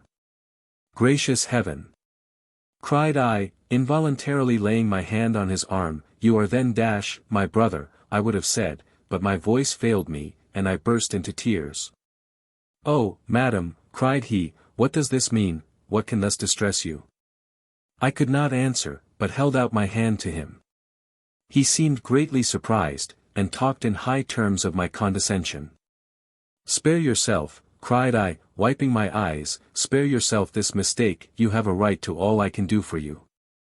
The similarity of our circumstances We were then interrupted by the entrance of Mrs. Selwyn, and Mr. Macartney, finding no probability of our being left alone, was obliged to take leave, though, I believe, very reluctantly, while in such suspense. Mrs. Selwyn, then, by dint of interrogatories, drew from me the state of this affair. She is so penetrating, that there is no possibility of evading to give her satisfaction. Is not this a strange event? Good heaven! How little did I think that the visits I so unwillingly paid at Mr. Brangton's would have introduced me to so near a relation. I will never again regret the time I spent in town this summer. A circumstance so fortunate will always make me think of it with pleasure. I have just received your letter and it has almost broken my heart, oh, sir. The illusion is over, indeed. How vainly have I flattered, how miserably deceived myself. Long since, doubtful of the situation of my heart, I dreaded a scrutiny. But now that I have so long escaped, I began, indeed, to think my safety insured, to hope that my fears were causeless, and to believe that my good opinion and esteem of Lord Orville might be owned without suspicion, and felt without danger. Miserably deceived, indeed. His sight is baneful to my repose, his society is death to my future tranquillity. Oh, Lord Orville! Could I have believed that a friendship so grateful to my heart, so soothing to my distresses, a friendship, which, in every respect, did me so much honor, would only serve to embitter all my future moments. What a strange, what an unhappy circumstance, that my gratitude, though so justly excited, should be so fatal to my peace. Yes, sir, I will quit him, would to heaven I could at this moment. Without seeing him again, without trusting to my now conscious emotion, oh, Lord Orville, how little do you know the evils I owe to you. How little suppose that, when most dignified by your attention, I was most to be pitied, and when most exalted by your notice, you were most my enemy. You, sir, relied upon my ignorance, I, alas, upon your experience. And, whenever I doubted the weakness of my heart, the idea that you did not suspect it, reassured me, restored my courage, and confirmed my error, yet am I most sensible of the kindness of your silence. Oh, sir! Why have I ever quitted you? Why been exposed to dangers to which I am so unequal? But I will leave this place, leave Lord Orville, leave him, perhaps, forever, no matter. Your counsel, your goodness, may teach me how to recover the peace and the serenity of which my unguarded folly has beguiled me. To you alone do I trust, in you alone confide, for every future hope I may form. The more I consider the parting with Lord Orville, the less fortitude do I feel to bear the separation. The friendship he has shown me, his politeness, his sweetness of manners, his concern in my affairs, his solicitude to oblige me all to be given up. No, I cannot tell him I am going, I dare not trust myself to take leave of him, I will run away without seeing him, implicitly will I follow your advice, avoid his sight, and shun his society. Tomorrow morning I will set off for Berry Hill. Mrs. Selwyn and Mrs. Beaumont shall alone know my intention. And today I will spend in my own room. The readiness of my obedience is the only atonement I can offer for the weakness which calls for its exertion. Can you, will you, most honored, most dear sir, sole prop by which the poor Evelina is supported, can you, without reproach, without displeasure, receive the child you have so carefully reared, from whose education better fruit might have been expected, and who, blushing for her unworthiness, fears to meet the eye by which she has been cherished? Oh, yes, I am sure you will. Your Evelina's errors are those of the judgment, and you, I well know, pardon all but those of the heart. Letter 71, Evelina in continuation. Clifton, October 1st. I have only time, my dearest sir, for 3 words, to overtake my last letter, and prevent your expecting me immediately, for, when I communicated my intention to Mrs. Selwyn, she would not hear of it, and declared it would be highly ridiculous for me to go before I received an answer to my intelligence concerning the journey from Paris. She has, therefore, insisted upon my waiting till your next letter arrives. I hope you will not be displeased at my compliance, though it is rather against my own judgment, but Mrs. Selwyn quite overpowered me with the force of her arguments. I will, however, see very little of Lord Orville. I will never come downstairs before breakfast, give up all my walks in the garden, seat myself next to Mrs. Selwyn, and not merely avoid his conversation, but shun his presence. I will exert all the prudence and all the resolution in my power, to prevent this short delay from giving you any further uneasiness. Adieu, my dearest sir. I shall not now leave Clifton till I have your directions. Letter 72, Evelina in continuation. October 2nd. Yesterday, from the time I received your kind, though heart-piercing letter, I kept my room, for I was equally unable and unwilling to see Lord Orville. But this morning, finding I seemed destined to pass a few days longer here, I endeavoured to calm my spirits, and to appear as usual, though I determined to avoid him to the utmost of my power. Indeed, as I entered the parlour, when called to breakfast, my thoughts were so much occupied with your letter, that I felt as much confusion at his sight, as if he had himself been informed of its contents. Mrs. Beaumont made me a slight compliment upon my recovery, for I had pleaded illness to excuse keeping my room. Lady Louisa spoke not a word.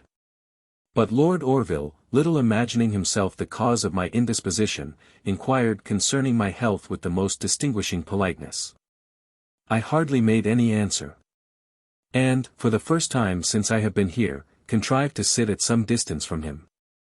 I could not help observing that my reserve surprised him, yet he persisted in his civilities, and seemed to wish to remove it.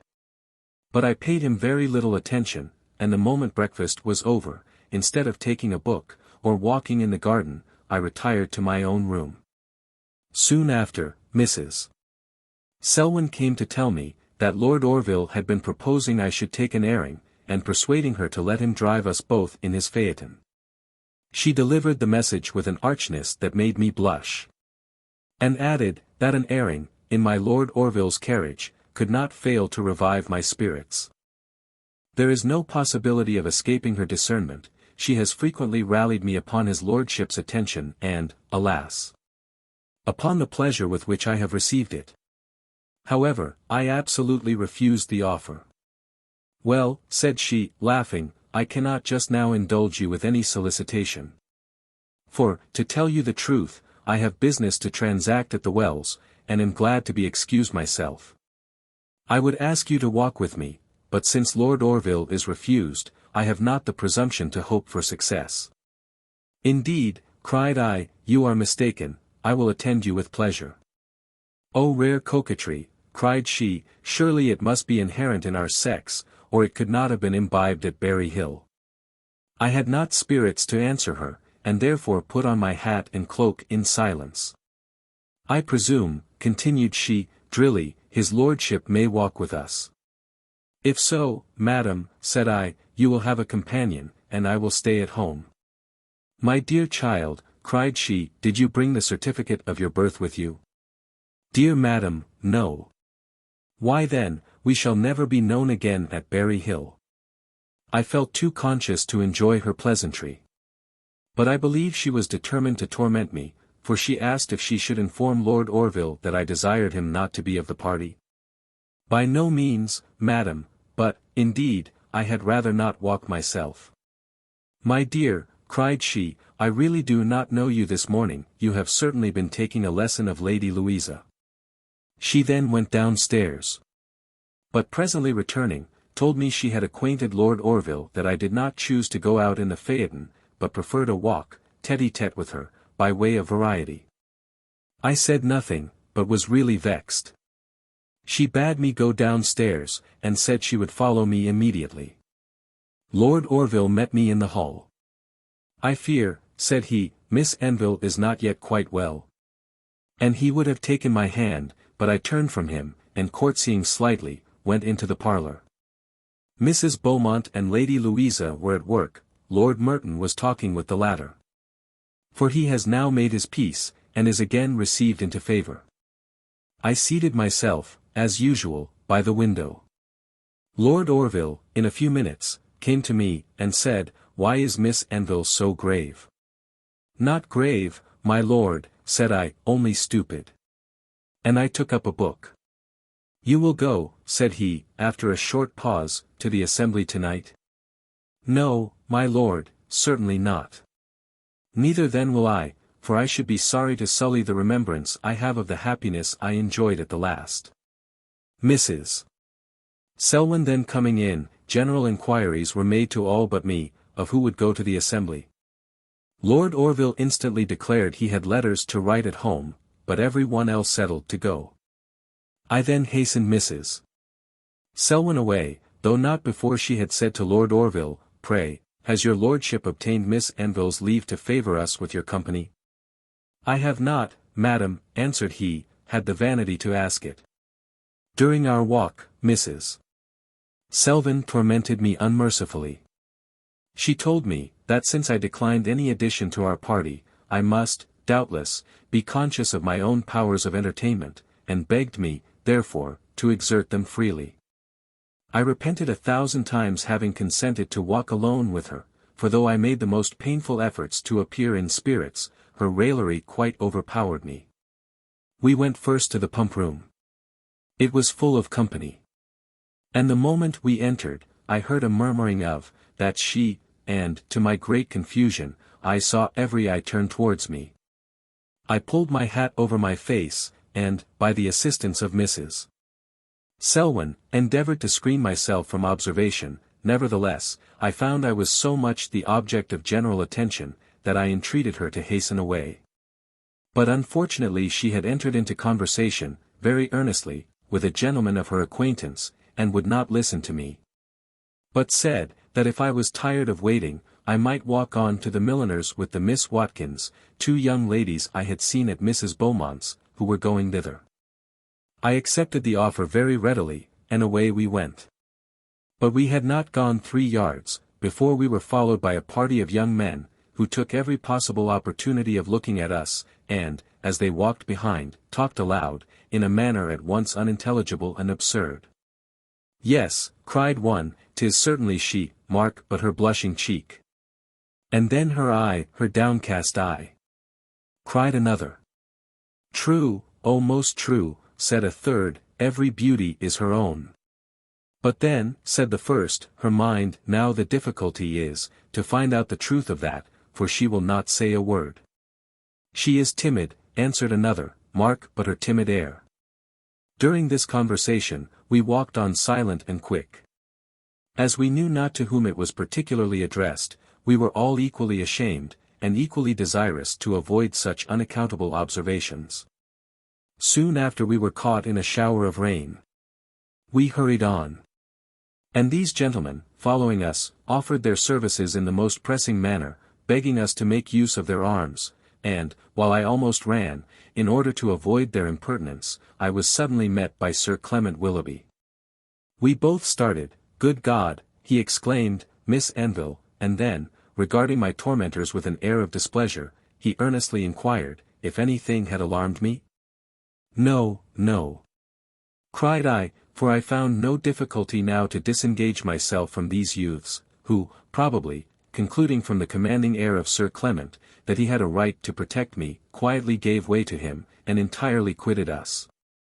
With his usual impetuosity, he then began 1,000 inquiries, accompanied with as many compliments, and he told me, that he arrived at Bristol but this morning, which he had entirely devoted to endeavours to discover where I lodged. "Did you know, then," said I, "that I was at Bristol?" "Would to heaven," cried he, "that I could remain in ignorance of your proceedings with the same contentment you do of mine. Then should I not for ever journey upon the wings of hope, to meet my own despair. You cannot even judge of the cruelty of my fate, for the ease and serenity of your mind incapacitates you from feeling for the agitation of mine. The ease and serenity of my mind. Alas, how little do I merit those words! But," added he, "had accident brought me hither, had I not known of your journey, the voice of fame would have proclaimed it to me instantly upon my arrival." "The voice of fame," repeated I. "Yes, for yours was the first name I heard at the pump-room. But had I not heard your name, such a description could have painted no one else." "Indeed," said I do not understand you." But just then arriving at the milliner's our conversation ended, for Miss Watkins called me to look at caps and ribbons. Sir Clement, however, has the art of being always at home. He was very soon engaged, as busily as ourselves, in looking at lace ruffles, yet he took an opportunity of saying to me, in a low voice, "How charmed I am to see you look so well. I was told you were ill. But I never saw you in better health, never more infinitely lovely. I turned away to examine the ribbons, and soon after Mrs. Selwyn made her appearance. I found that she was acquainted with Sir Clement. And her manner of speaking to him convinced me that he was a favourite with her. When their mutual compliments were over, she turned to me, and said, "Pray, Miss Anville, how long can you live without nourishment?" "Indeed, ma'am," said I, laughing, "I have never tried." "Because so long, and no longer," answered she, "you may remain at Bristol." "Why, what is the matter, ma'am?" "The matter? Why, all the ladies are at open war with you, the whole pump room is in confusion, and you, innocent as you pretend to look, are the cause. However, if you take my advice, you will be very careful how you eat and drink during your stay." I begged her to explain herself, and she then told me, that a copy of verses had been dropped in the pump room, and read there aloud. "The beauties of the Wells," said she, "are all mentioned, but you are the Venus to whom the prize is given." "Is it then possible," cried Sir Clement, "that you have not seen these verses?" "I hardly know," answered I, "whether anybody has." "I assure you," said Mrs. Selwyn, "if you give me the invention of them, you do me an honour I by no means deserve." "I wrote down in my tablets," said Sir Clement, "the stanzas which concern Miss Anville this morning at the pump room. And I will do myself the honour of copying them for her this evening." "But why the part that concerns Miss Anville?" said Mrs. Selwyn. "Did you ever see her before this morning?" "Oh yes," answered he, "I have had that happiness frequently at Captain Mervyn's." Too frequently," added he, in a low voice, as Mrs. Selwyn turned to the milliner, and as soon as she was occupied in examining some trimmings, he came to me, and almost whether I would or not, entered into conversation with me. "I have 1,000 things," cried he, "to say to you." "Pray where are you?" "With Mrs. Selwyn, sir." "Indeed, then, for once, chance is my friend. And how long have you been here?" "About 3 weeks." "Good heaven! What an anxious search have I had, to discover your abode, since you so suddenly left town. The termagant, Madame Duval, refused me all intelligence. Oh, Miss Anville, did you know what I have endured? The sleepless, restless state of suspense I have been tortured with, you could not, all cruel as you are, you could not have received me with such frigid indifference." "Received you, sir? Why, is not my visit to you? Do you think I should have made this journey, but for the happiness of again seeing you? Indeed it is possible I might, since so many others do." "Cruel, cruel girl! You know that I adore you. You know you are the mistress of my soul, and arbitress of my fate." Mrs. Selwyn then advancing to us, he assumed a more disengaged air, and asked, if he should not have the pleasure of seeing her in the evening at the assembly. "Oh, yes," cried she, "we shall certainly be there, so you may bring the verses with you, if Miss Anville can wait for them so long." "I hope then," returned he, "that you will do me the honour to dance with me." I thanked him, but said I should not be at the assembly. "Not be at the assembly," cried Mrs. Selwyn, "why, have you, too, letters to write?" She looked at me with a significant archness, that made me colour. And I hastily answered, "No, indeed, ma'am." "You have not," cried she, yet more drilly, "then pray, my dear, do you stay at home to help or to hinder others?" "To do neither, ma'am," answered I, in much confusion. "So, if you please, I will not stay at home." "You allow me, then," said Sir Clement, "to hope for the honour of your hand?" I only bowed, for the dread of Mrs. Selwyn's raillery made me not dare refuse him. Soon after this we walked home. Sir Clement accompanied us, and the conversation that passed between Mrs. Selwyn and him was supported in so lively a manner, that I should have been much entertained, had my mind been more at ease, but, alas! I could think of nothing but the capricious, the unmeaning appearance which the alteration in my conduct must make in the eyes of the Lord Orville. And much as I wish to avoid him, greatly as I desire to save myself from having my weakness known to him, yet I cannot endure to incur his ill opinion, and, unacquainted as he is with the reasons by which I am actuated, how can he fail contemning a change to him so unaccountable? As we entered the garden, he was the first object we saw. He advanced to meet us, and I could not help observing, that at sight of each other both he and Sir Clement changed colour. We went into the parlour, where we found the same party we had left. Mrs. Selwyn presented Sir Clement to Mrs. Beaumont, Lady Louisa and Lord Merton he seemed well acquainted with already. The conversation was upon the general subjects, of the weather, the company at the Wells, and the news of the day. But Sir Clement, drawing his chair next to mine, took every opportunity of addressing himself to me in particular. I could not but remark the striking difference of his attention, and that of Lord Orville. The latter has such gentleness of manners, such delicacy of conduct, and an air so respectful, that, when he flatters most, he never distresses. And when he most confers honour, appears to receive it. The former obtrudes his attention, and forces mine. It is so pointed, that it always confuses me, and so public, that it attracts general notice. Indeed, I have sometimes thought that he would rather wish, than dislike to have his partiality for me known, as he takes great care to prevent my being spoken to by any but himself. When at length he went away, Lord Orville took his seat, and said, with a half-smile, "Shall I call Sir Clement, or will you call me an usurper for taking this place? You make me no answer." "Must I then suppose that Sir Clement dash?" "It is little worth your lordship's while," said I, "to suppose anything upon so insignificant an occasion." "Pardon me," cried he, "dash, to me nothing is insignificant in which you are concerned." To this I made no answer, neither did he say anything more, till the ladies retired to dress, and then, when I would have followed them, he stopped me, saying, "One moment, I entreat you." I turned back, and he went on, "I greatly fear that I have been so unfortunate as to offend you.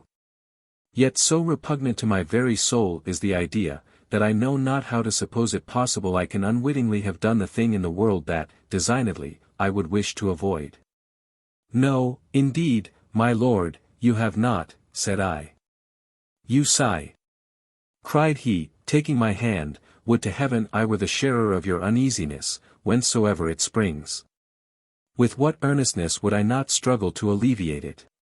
Tell me, my dear Miss Anville, my new adopted sister, my sweet and most amiable friend, tell me, I beseech you, if I can afford you any assistance."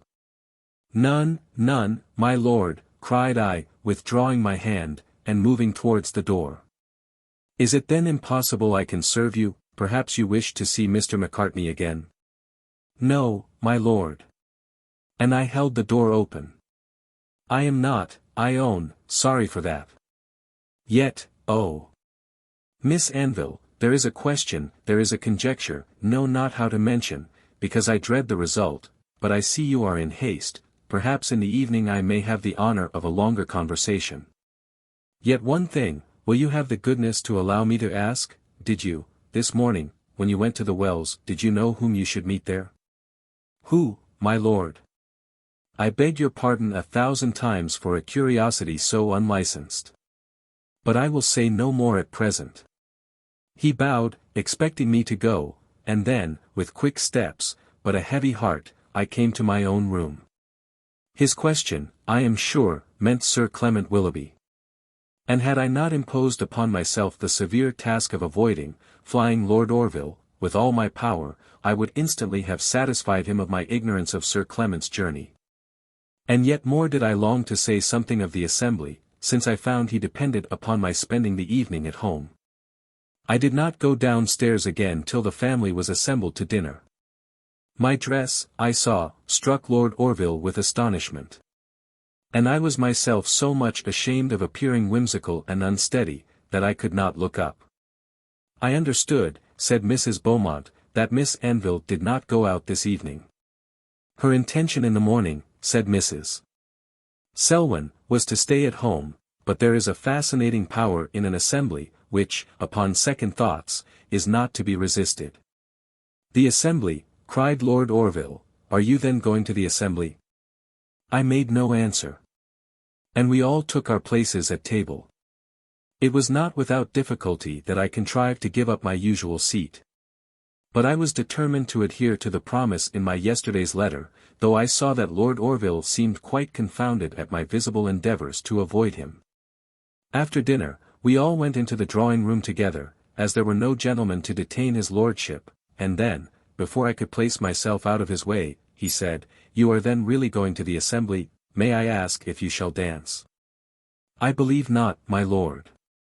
"If I did not fear," continued he, "that you would be tired of the same partner at 2 following assemblies, I would give up my letter-writing till tomorrow evening, and solicit the honour of your hand."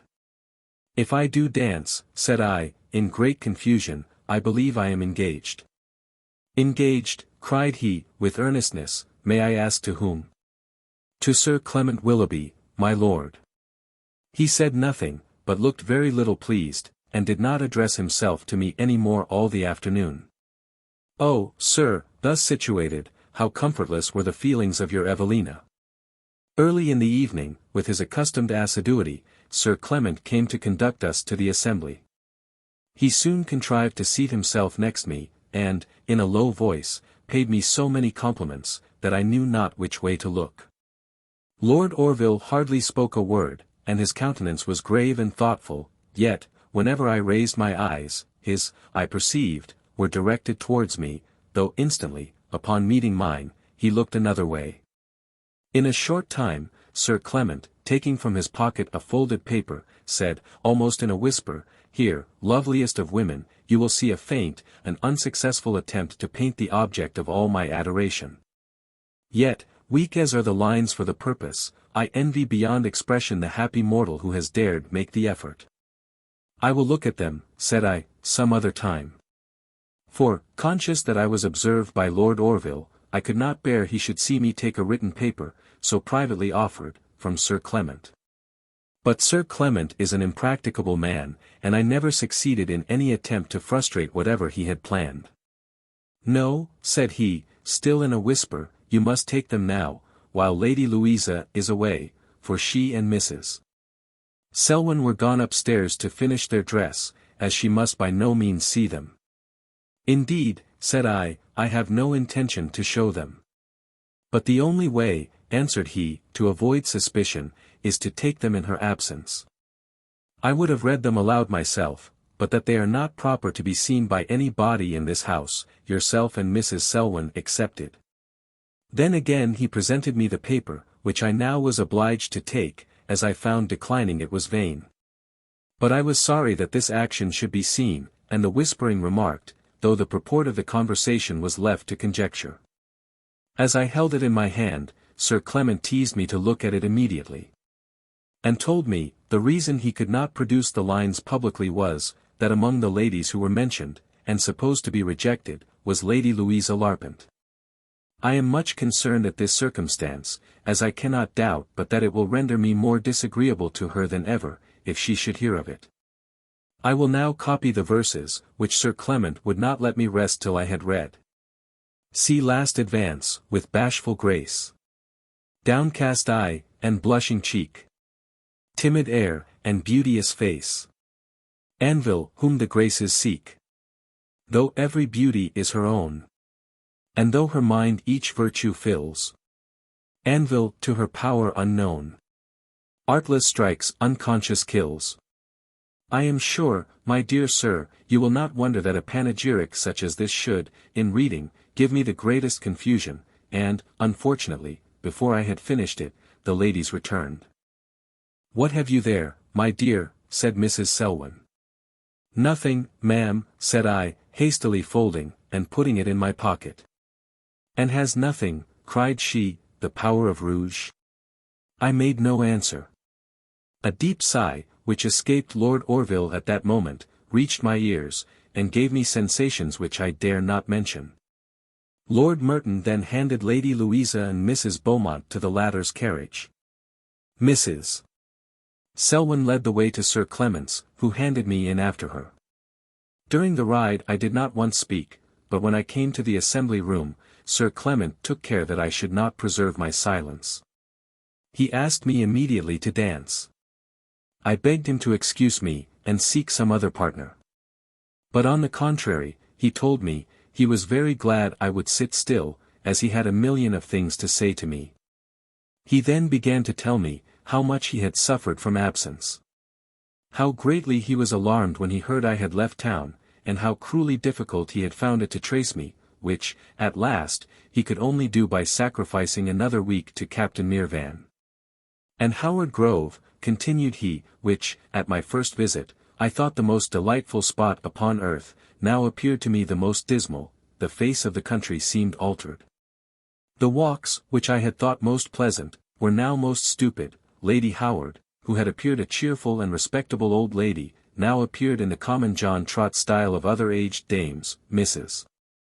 Mirvan, whom I had esteemed as an amiable piece of still life, now became so insipid, that I could hardly keep awake in her company. The daughter, too, whom I had regarded as a good-humoured, pretty sort of a girl, now seemed too insignificant for notice, and as to the captain, I had always thought him a booby, but now he appeared a savage. Indeed, Sir Clement, cried I, angrily, I will not hear you speak thus of my best friends. I beg your pardon, said he, but the contrast of my 2 visits was too striking not to be mentioned. He then asked what I thought of the verses. Either, said I, they are written ironically, or by some madman. Such a profusion of compliments ensued, that I was obliged to propose dancing, in my own defence. When we stood up, I intended, said he, to have discovered the author by his looks, but I find you so much the general lodestone of attention, that my suspicions change their object every moment. Surely you must yourself have some knowledge who he is. I told him no. Yet, my dear sir, I must own to you, I have no doubt but that Mr. Macartney must be the author, no one else would speak of me so partially. And, indeed, his poetical turn puts it, with me, beyond dispute. He asked me 1,000 questions concerning Lord Orville, how long he had been at Bristol, what time I had spent at Clifton, whether he rode out every morning, whether I ever trusted myself in a phaeton, and a multitude of other inquiries, all tending to discover if I was honoured with much of his lordship's attention, and all made with his usual freedom and impetuosity. Fortunately, as I much wished to retire early, Lady Louisa makes a point of being the first who quit the rooms, and therefore we got home in very tolerable time. Lord Orville's reception of us was grave and cold, far from distinguishing me, as usual, by particular civilities. Lady Louisa herself could not have seen me enter the room with more frigid unconcern, nor have more scrupulously avoided honouring me with any notice. But chiefly I was struck to see, that he suffered Sir Clement, who stayed supper, to sit between us, without any effort to prevent him, though till then, he had seemed to be even tenacious of a seat next mine. This little circumstance affected me more than I can express, yet I endeavour to rejoice at it, since neglect and indifference from him may be my best friends, but, alas, so suddenly, so abruptly to forfeit his attention, to lose his friendship. Oh, sir, these thoughts pierced my soul, scarce could I keep my seat.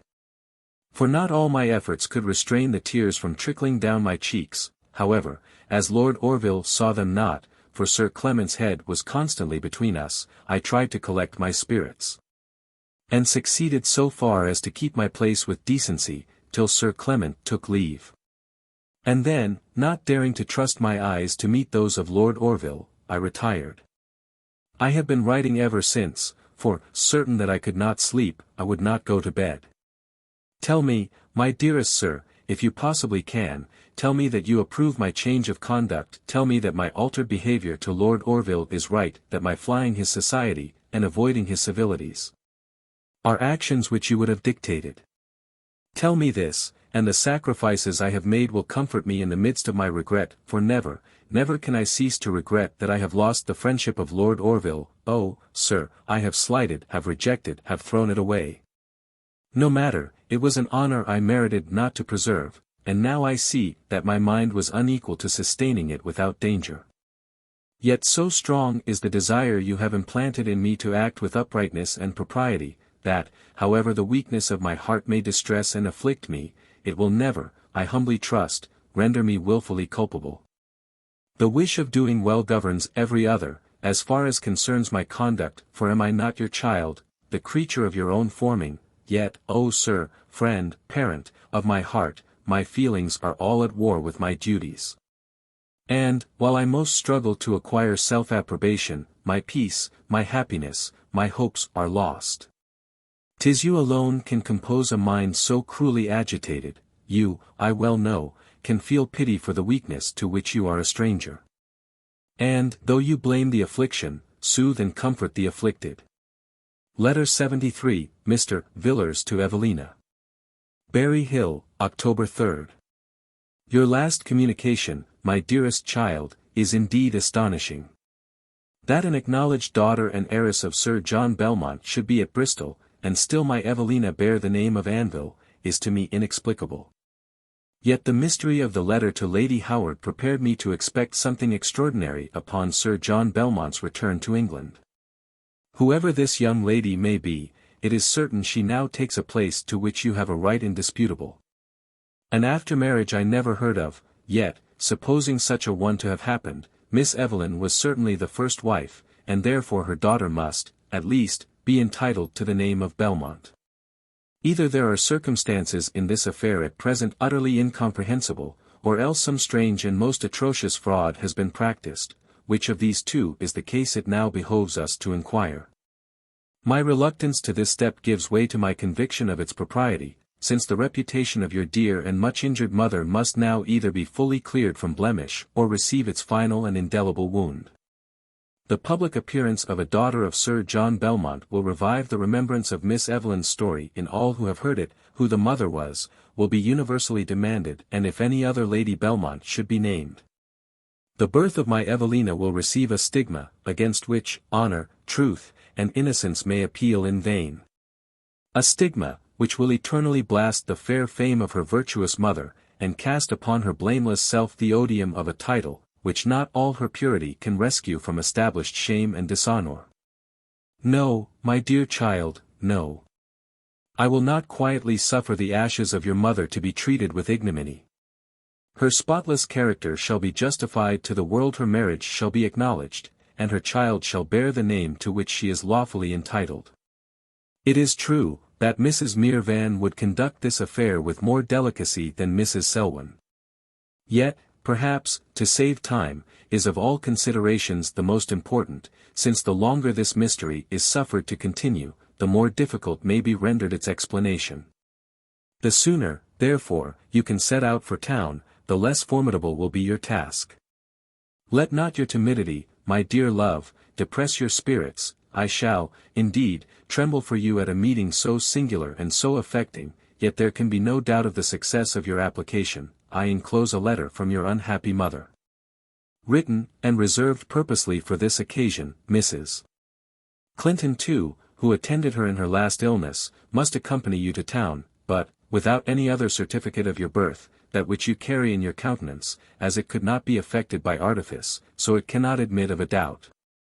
And now, my Evelina, committed at length to the care of your real parent, receive the fervent prayers, wishes, and blessings, of him who so fondly adopted you. Mayst thou, O child of my bosom! Mayst thou, in this change of situation, experience no change of disposition.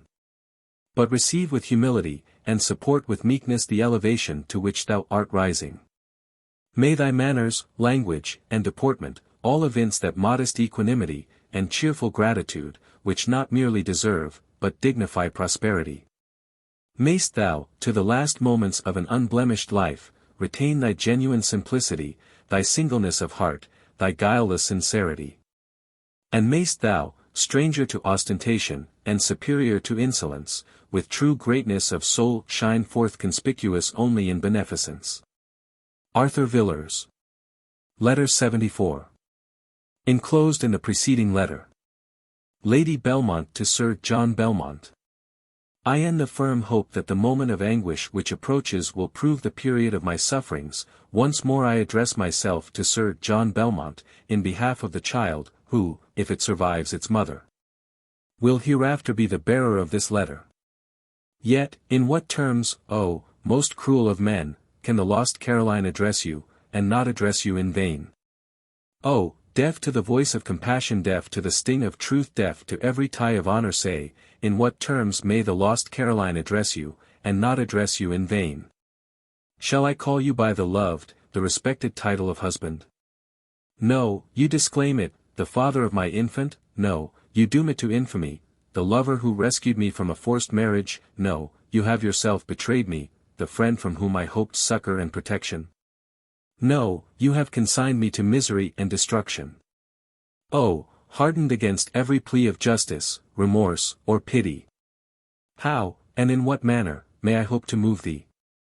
Is there one method I have left untried? Remains there one resource unassayed? No. I have exhausted all the bitterness of reproach, and drained every sluice of compassion. Hopeless, and almost desperate, 20 times have I flung away my pen. But the feelings of a mother agonizing for the fate of her child, again animating my courage, as often I have resumed it. Perhaps when I am no more, when the measure of my woes is completed, and the still, silent, unreproaching dust has received my sad remains, then, perhaps, when accusation is no longer to be feared, nor detection to be dreaded, the voice of equity and the cry of nature may be heard. Listen, O Belmont, to their dictates. Reprobate not your child, though you have reprobated its mother. The evils that are past, perhaps, when too late, you may wish to recall. The young creature you have persecuted, perhaps, when too late, you may regret that you have destroyed. You may think with horror of the deceptions you have practiced, and the pangs of remorse may follow me to the tomb. Oh, Belmont, all my resentment softens into pity at the thought. What will become of thee, good heaven, when, with the eye of penitence, thou reviewest thy past conduct? Hear, then, the solemn, the last address, with which the unhappy Chowline will importune thee. If when the time of thy contrition arrives, for arrive it must. When the sense of thy treachery shall rob thee of almost every other, if then thy tortured heart shall sigh to expiate thy guilt, mark the conditions upon which I leave thee my forgiveness. Thou knowest I am thy wife. Clear, then, to the world the reputation thou hast sullied, and receive, as thy lawful successor, the child who will present thee this, my dying request. The worthiest, the most benevolent, the best of men, to whose consoling kindness I owe the little tranquillity I have been able to preserve, has plighted me his faith, that, upon no other conditions, he will part with his helpless charge. Shouldst thou, in the features of this deserted innocent, trace the resemblance of the wretched Caroline, should its face bear the marks of its birth, and revive in thy memory the image of its mother, wilt thou not, Belmont? Wilt thou not therefore renounce it? Oh, babe of my fondest affection! For whom already I experience all the tenderness of maternal pity. Look not like thy unfortunate mother, lest the parent, whom the hand of death may spare, shall be snatched from thee by the more cruel means of unnatural antipathy. I can write no more. The small share of serenity I have painfully acquired, will not bear the shock of the dreadful ideas that crowd upon me. Adieu, for ever. Yet, oh! Shall I not, in this last farewell, which thou wilt not read till every stormy passion is extinct, and the kind grave has embosomed all my sorrows, shall I not offer to the man, once so dear to me, a ray of consolation to those afflictions he has in reserve? Suffer me, then, to tell thee, that my pity far exceeds my indignation, that I will pray for thee in my last moments, and that the recollection of the love I once bore thee, shall swallow up every other. Once more, adieu.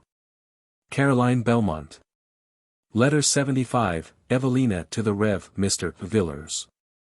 Clifton, October 3rd. This morning I saw from my window, that Lord Orville was walking in the garden. But I would not go downstairs till breakfast was ready, and then, he paid me his compliments almost as coldly as Lady Louisa paid hers.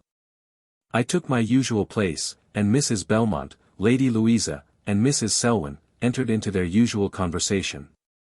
Not so your Evelina, disregarded, silent, and melancholy, she sat like a cipher, whom, to nobody belonging, by nobody was noticed. Ill-brooking such a situation, and unable to support the neglect of Lord Orville, the moment breakfast was over I left the room, and was going upstairs. When, very unpleasantly, I was stopped by Sir Clement Willoughby, who, flying into the hall, prevented my proceeding. He inquired very particularly after my health, and entreated me to return into the parlour. Unwillingly, I consented, but thought anything preferable to continuing alone with him, and he would neither leave me, nor suffer me to pass on. Yet, in returning, I felt not a little ashamed at appearing thus to take the visit of Sir Clement to myself. And, indeed, he endeavoured, by his manner of addressing me, to give it that air. He stayed, I believe, an hour. Nor would he, perhaps, even then have gone, had not Mrs. Beaumont broken up the party, by proposing an airing in her coach. Lady Louisa consented to accompany her, but Mrs. Selwyn, when applied to, said, "If my lord, or Sir Clement, will join us, I shall be happy to make one, but really a trio of females will be nervous to the last degree." Sir Clement readily agreed to attend them. Indeed, he makes it his evident study to court the favour of Mrs. Beaumont. Lord Orville excused himself from going out, and I retired to my own room. What he did with himself I know not, for I would not go downstairs till dinner was ready. His coldness, though my own change of behaviour had occasioned it, so cruelly depresses my spirits, that I know not how to support myself in his presence. At dinner, I found Sir Clement again of the party. Indeed, he manages everything his own way, for Mrs. Beaumont, though by no means easy to please, seems quite at his disposal. The dinner, the afternoon, and the evening, were to me the most irksome imaginable. I was tormented by the assiduity of Sir Clement, who not only took, but made opportunities of speaking to me, and I was hurt, oh, how inexpressibly hurt. That Lord Orville not only forbore, as hitherto, seeking, he even neglected all occasions of talking with me. I begin to think, my dear sir, that the sudden alteration in my behaviour was ill-judged and improper. For, as I had received no offence, as the cause of the change was upon my account, not his, I should not have assumed, so abruptly, a reserve for which I dared assign no reason, nor have shunned his presence so obviously. Without considering the strange appearance of such a conduct. Alas, my dearest sir, that my reflections should always be too late to serve me. Dearly, indeed, do I purchase experience. And much, I fear, I shall suffer yet more severely, from the heedless indiscretion of my temper, ere I attain that prudence and consideration, which, by foreseeing distant consequences, may rule and direct in present exigencies. October 4th. Yesterday morning everybody rode out, except Mrs. Selwyn and myself, and we two sat for some time together in her room, but, as soon as I could, I quitted her, to saunter in the garden. For she diverts herself so unmercifully with rallying me, either upon my gravity, or concerning Lord Orville, that I dread having any conversation with her. Here I believe I spent an hour by myself. When, hearing the garden gate open, I went into an arbour at the end of a long walk, where, ruminating, very unpleasantly, upon my future prospects, I remained quietly seated but a few minutes, before I was interrupted by the appearance of Sir Clement Willoughby. I started, and would have left the arbour, but he prevented me. Indeed, I am almost certain he had heard in the house where I was, as it is not, otherwise, probable he would have strolled down the garden alone. "Stop, stop," cried he, "loveliest and most beloved of women, stop and hear me." Then, making me keep my place, he sat down by me, and would have taken my hand, but I drew it back, and said I could not stay. "Can you, then," cried he, "refuse me the smallest gratification, though, but yesterday, I almost suffered martyrdom for the pleasure of seeing you?" "Martyrdom, Sir Clement." "Yes, beauteous insensible. Martyrdom, for did I not compel myself to be immured in a carriage, the tedious length of a whole morning, with the three most fatiguing women in England? Upon my word, the ladies are extremely obliged to you." "Oh," returned he, "they have, every one of them, so copious a share of their own personal esteem, that they have no right to repine at the failure of it in the world, and, indeed, they will themselves be the last to discover it." "How little," cried I, "are those ladies aware of such severity from you?" "They are guarded," answered he, "so happily and so securely by their own conceit, that they are not aware of it from any body. Oh, Miss Anville, to be torn away from you, in order to be shut up with them. Is there a human being, except your cruel self, could forbear to pity me? I believe, Sir Clement, however hardly you may choose to judge of them, your situation, by the world in general, would rather have been envied than pitied. The world in general, answered he, has the same opinion of them that I have myself. Mrs. Beaumont is everywhere laughed at, Lady Louisa ridiculed, and Mrs. Selwyn hated. Good God, Sir Clement, what cruel strength of words do you use? It is you, my angel, are to blame, since your perfections have rendered their faults so glaring. I protest to you, during our whole ride, I thought the carriage drawn by snails. The absurd pride of Mrs. Beaumont, and the respect she exacts, are at once insufferable and stupefying. Had I never before been in her company, I should have concluded that this had been her first airing from the Herald's office, and wished her nothing worse, than that it might also be the last. I assure you, that but for gaining the freedom of her house, I would fly her as I would plague, pestilence, and famine. Mrs.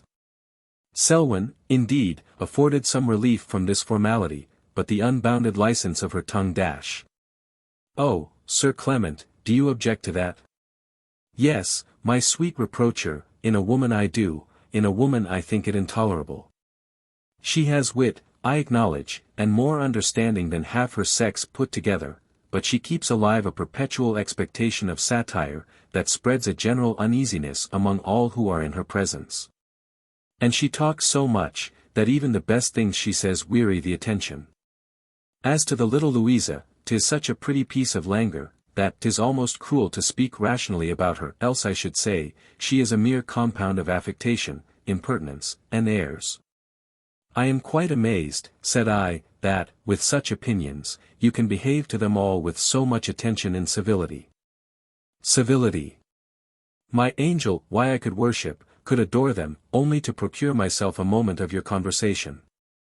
Have you not seen me pay my court to the gross Captain Mirvan, and the virago Madame Duval? Were it possible that a creature so horrid could be formed, as to partake of the worst qualities of all these characters, a creature who should have the haughtiness of Mrs. Beaumont, the brutality of Captain Mirvan, the self-conceit of Mrs. Selwyn, the affectation of Lady Louisa, and the vulgarity of Madame Duval, even to such a monster as that I would pay homage, and pour forth adulation, only to obtain one word, one look from my adored Miss Anville? Sir Clement, said I, you are greatly mistaken if you suppose this duplicity of character recommends you to my good opinion. But I must take this opportunity of begging you never more to talk to me in this strain. Oh, Miss Anville, your reproofs, your coldness, pierce me to the soul. Look upon me with less rigor, and make me what you please. You shall govern and direct all my actions, you shall new form, new model me, I will not have even a wish but of your suggestion, only deign to look upon me with pity if not with favor. Suffer me, sir, said I, very gravely, to make use of this occasion to put a final conclusion to such expressions. I entreat you never again to address me in a language so flighty and so unwelcome. You have already given me great uneasiness. And I must frankly assure you, that if you do not desire to banish me from wherever you are, you will adopt a very different style and conduct in future. I then rose, and was going, but he flung himself at my feet to prevent me, exclaiming, in a most passionate manner, Good God! Miss Anville, what do you say? Can it be possible, that, so unmoved, that, with such petrifying indifference, you can tear from me even the remotest hope? I know not, sir, said I, endeavoring to disengage myself from him, what hope you mean, but I am sure that I never intended to give you any. You distract me, cried he, I cannot endure such scorn. I beseech you to have some moderation in your cruelty, lest you make me desperate. Say, then, that you pity me, O fairest inexorable. Loveliest tyrant, say, tell me, at least, that you pity me. Just then, who should come in sight, as if intending to pass by the arbor, but Lord Orville. Good heaven, how did I start! And he, the moment he saw me, turned pale, and was hastily retiring, but I called out, Lord Orville. Sir Clement, release me, let go my hand. Sir Clement, in some confusion, suddenly rose, but still grasped my hand. Lord Orville, who had turned back, was again walking away. But, still struggling to disengage myself, I called out, "Pray, pray, my lord, don't go, Sir Clement, I insist upon your releasing me." Lord Orville then, hastily approaching us, said, with great spirit, "Sir Clement, you cannot wish to detain Miss Anville by force." "Neither, my lord," cried Sir Clement, proudly, "do I request the honour of your lordship's interference." However, he let go my hand, and I immediately ran into the house. I was now frightened to death, lest Sir Clement's mortified pride should provoke him to affront Lord Orville. I therefore ran hastily to Mrs. Selwyn, and entreated her, in a manner hardly to be understood, to walk towards the arbour. She asked no questions, for she is quick as lightning in taking a hint, but instantly hastened into the garden. Imagine, my dear sir, how wretched I must be till I saw her return. Scarce could I restrain myself from running back, however, I checked my impatience, and waited, though in agonies, till she came. And now, my dear sir, I have a conversation to write, the most interesting to me that I ever heard. The comments and questions with which Mrs. Selwyn interrupted her account I shall not mention, for they are such as you may very easily suppose. Lord Orville and Sir Clement were both seated very quietly in the arbour, and Mrs. Selwyn, standing still, as soon as she was within a few yards of them, heard Sir Clement say, "Your question, my lord, alarms me, and I can by no means answer it, unless you will allow me to propose another." "Undoubtedly, sir." "You ask me, my lord, what are my intentions. I should be very happy to be satisfied as to your lordship's." "I have never, sir, professed any." Here they were both, for a few moments, silent. And then Sir Clement said, "To what, my lord, must I then impute your desire of knowing mine?" "To an unaffected interest in Miss Anville's welfare." "Such an interest," said Sir Clement, drily, "is indeed very generous. But, except in a father, a brother, or a lover dash." "Sir Clement," interrupted his lordship, "I know your inference, and I acknowledge I have not the right of inquiry which any of those three titles bestow. And yet I confess the warmest wishes to serve her and to see her happy. Will you, then, excuse me, if I take the liberty to repeat my question?" "Yes, if your lordship will excuse my repeating, that I think it a rather extraordinary one." "It may be so," said Lord Orville, "but this young lady seems to be peculiarly situated. She is very young, very inexperienced, yet appears to be left totally to her own direction. She does not, I believe, see the dangers to which she is exposed, and I will own to you, I feel a strong desire to point them out. I don't rightly understand your lordship, but I think you cannot mean to prejudice her against me. Her sentiments of you, sir, are as much unknown to me, as your intentions towards her. Perhaps, were I acquainted with either, my officiousness might be at an end, but I presume not to ask upon what terms dash." Here he stopped. And Sir Clement said, "You know, my lord, I am not given to despair. I am by no means such a puppy as to tell you I am upon sure ground, however, perseverance dash." "You are, then, determined to persevere?" "I am, my lord." "Pardon me, then, Sir Clement, if I speak to you with freedom. This young lady, though she seems alone, and, in some measure, unprotected, is not entirely without friends. She has been extremely well educated, and accustomed to good company. She has a natural love of virtue, and a mind that might adorn any station, however exalted. Is such a young lady, Sir Clement, a proper object to trifle with, for your principles, excuse me, sir, are well known. As to that, my lord, let Miss Anville look to herself. She has an excellent understanding, and needs no counsellor. Her understanding is indeed excellent. But she is too young for suspicion, and has an artlessness of disposition I never saw equalled." "My lord," cried Sir Clement, warmly, "your praises make me doubt your disinterestedness, and there exists not the man, whom I would so unwillingly have for a rival as yourself. But you must give me leave to say, you have greatly deceived me in regard to this affair." "How so, sir?" cried Lord Orville, with equal warmth. You were pleased, my lord, answered Sir Clement, upon our first conversation concerning this young lady, to speak to her in terms by no means suited to your present encomiums. You said she was a poor, weak, ignorant girl, and I had great reason to believe you had a most contemptuous opinion of her. It is very true, said Lord Orville, that I did not, at our first acquaintance, do justice to the merits of Miss Anville.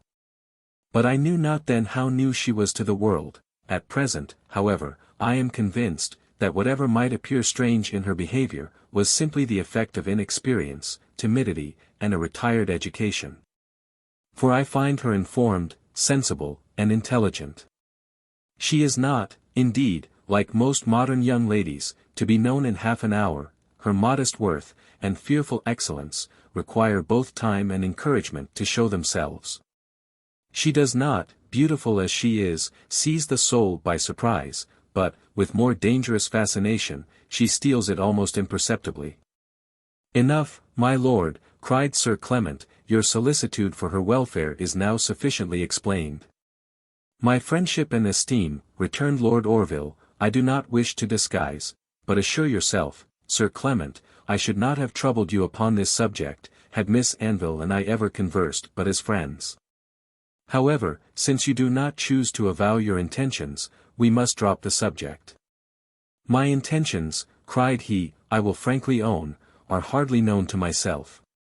I think Miss Anville the loveliest of her sex. And, were I a marrying man, she, of all the women I have seen, I would fix upon for a wife, but I believe that not even the philosophy of your lordship would recommend me to a connection of that sort, with a girl of obscure birth, whose only dowry is her beauty, and who is evidently in a state of dependency. Sir Clement, cried Lord Orville, with some heat, we will discuss this point no further, we are both free agents, and must act for ourselves. Here Mrs. Selwyn, fearing a surprise, and finding my apprehensions of danger were groundless, retired hastily into another walk, and soon after came to give me this account. Good heaven, what a man is this Sir Clement! So designing, though so easy. So deliberately artful, though so flighty. Greatly, however, is he mistaken, all confident as he seems, for the girl, obscure, poor, dependent as she is, far from wishing the honor of his alliance, would not only now, but always have rejected it. As to Lord Orville, but I will not trust my pen to mention him. Tell me, my dear sir, what you think of him, tell me if he is not the noblest of men, and if you can either wonder at, or blame my admiration. The idea of being seen immediately by either party, after so singular a conversation, was both awkward and distressing to me, but I was obliged to appear at dinner. Sir Clement, I saw, was absent and uneasy. He watched me, he watched Lord Orville, and was evidently disturbed in his mind. Whenever he spoke to me, I turned from him with undisguised disdain, for I am too much irritated against him, to bear with his ill-meant assiduities any longer. But, not once, not a moment, did I dare meet the eyes of Lord Orville.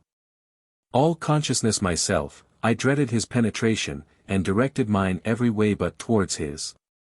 The rest of the day I never quitted Mrs. Selwyn. Adieu, my dear sir, tomorrow I expect your directions, whether I am to return to Berry Hill, or once more to visit London. Letter 76, Evelina in continuation. October 6th. And now, my dearest sir, if the perturbation of my spirits will allow me, I will finish my last letter from Clifton Hill. This morning, though I did not go downstairs early, Lord Orville was the only person in the parlour when I entered it. I felt no small confusion at seeing him alone, after having so long and successfully avoided such a meeting.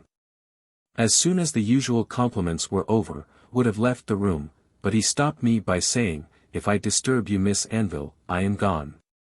My lord, said I, rather embarrassed, I did not mean to stay. I flattered myself, cried he, I should have had a moment's conversation with you. I then turned back, and he seemed himself in some perplexity, but, after a short pause, you are very good, said he, to indulge my request. I have, indeed, for some time past, most ardently desired an opportunity of speaking to you. Again he paused, but I said nothing, so he went on. You allowed me, madam, a few days since, you allowed me to lay claim to your friendship, to interest myself in your affairs, to call you by the affectionate title of sister, and the honor you did me, no man could have been more sensible of. I am ignorant, therefore, how I have been so unfortunate as to forfeit it, but, at present, all is changed. You fly me, your averted eye shuns to meet mine, and you sedulously avoid my conversation. I was extremely disconcerted at this grave, and but too just accusation, and I am sure I must look very simple, but I made no answer. You will not, I hope, continued he, condemn me unheard. If there is anything I have done or anything I have neglected, tell me, I beseech you, what, and it shall be the whole study of my thoughts how to deserve your pardon. Oh, my lord, cried I, penetrated at once with shame and gratitude, your too great politeness oppresses me. You have done nothing, I have never dreamt of offence. If there is any pardon to be asked, it is rather for me, than for you to ask it. You are all sweetness and condescension, cried he, and I flatter myself you will again allow me to claim those titles which I find myself so unable to forego. Yet, occupied as I am, with an idea that gives me the greatest uneasiness, I hope you will not think me impertinent, if I still solicit, still entreat, nay implore, you to tell me, to what cause your late sudden, and to me most painful reserve was owing.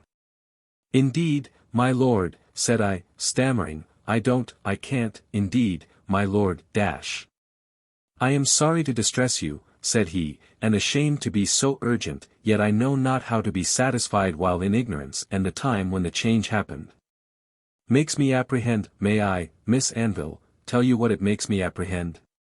Certainly, my lord. Tell me, then, and pardon a question most essentially important to me, had, or had not, Sir Clement Willoughby any share in causing your inquietude? No, my lord, answered I, with firmness, none in the world. A thousand thanks, cried he, you have relieved me from a weight of conjecture which I supported very painfully. But one thing more. Is it, in any measure, to Sir Clement that I may attribute the alteration in your behaviour to myself, which, I could not but observe, began the very day after his arrival at the Hot Wells? To Sir Clement, my lord, said I, attribute nothing. He is the last man in the world who would have any influence over my conduct. And will you, then, restore to me that share of confidence and favour with which you honoured me before he came? Just then, to my great relief, for I knew not what to say, Mrs. Beaumont opened the door, and in a few minutes we went to breakfast. Lord Orville was all gaiety, never did I see him more lively or more agreeable. Very soon after, Sir Clement Willoughby called, to pay his respects, he said, to Mrs. Beaumont. I then came to my own room, where, indulging my reflections, which, now soothed, and now alarmed me, I remained very quietly, till I received your most kind letter. Oh, sir, how sweet are the prayers you offer for your Evelina! How grateful to her are the blessings you pour upon her head! You commit me to my real parent, guardian, friend, protector of my youth, by whom my helpless infancy was cherished, my mind formed, my very life preserved. You are the parent my heart acknowledges, and to you do I vow eternal duty, gratitude, and affection. I look forward to the approaching interview with more fear than hope, but, important as is this subject, I am just now wholly engrossed with another, which I must hasten to communicate. I immediately acquainted Mrs. Selwyn with the purport of your letter. She was charmed to find your opinion agreed with her own, and settled that we should go to town tomorrow morning, and the chaise is actually ordered to be here by 1 o'clock. She then desired me to pack up my clothes, and said she must go herself to make speeches and tell lies to Mrs. Beaumont. When I went downstairs to dinner, Lord Orville, who was still in excellent spirits, reproached me for secluding myself so much from the company. He would sit next me at table. And he might, I am sure, repeat what he once said of me before, that he almost exhausted himself in fruitless endeavours to entertain me, for, indeed, I was not to be entertained, I was totally spiritless and dejected. The idea of the approaching meeting and oh, sir, the idea of the approaching parting gave a heaviness to my heart that I could neither conquer nor repress. I even regretted the half-explanation that had passed, and wished Lord Orville had supported his own reserve, and suffered me to support mine. However, when, during dinner, Mrs. Beaumont spoke of our journey, my gravity was no longer singular. A cloud instantly overspread the countenance of Lord Orville, and he became nearly as thoughtful and as silent as myself. We all went together to the drawing-room. After a short and unentertaining conversation, Mrs. Selwyn said she must prepare for her journey, and begged me to see for some books she had left in the parlour. And here, while I was looking for them, I was followed by Lord Orville. He shut the door after he came in, and, approaching me with a look of anxiety, said, "Is this true, Miss Anville, are you going?" "I believe so, my lord," said I, still looking for the books. "So suddenly, so unexpectedly must I lose you?" "No great loss, my lord," cried I, endeavouring to speak cheerfully. "Is it possible," said he gravely, "Miss Anville can doubt my sincerity?" "I can't imagine," cried I, "what Mrs. Selwyn has done with these books. Would to heaven," continued he, "I might flatter myself you would allow me to prove it." "I must run upstairs," cried I, greatly confused, "and ask what she has done with them."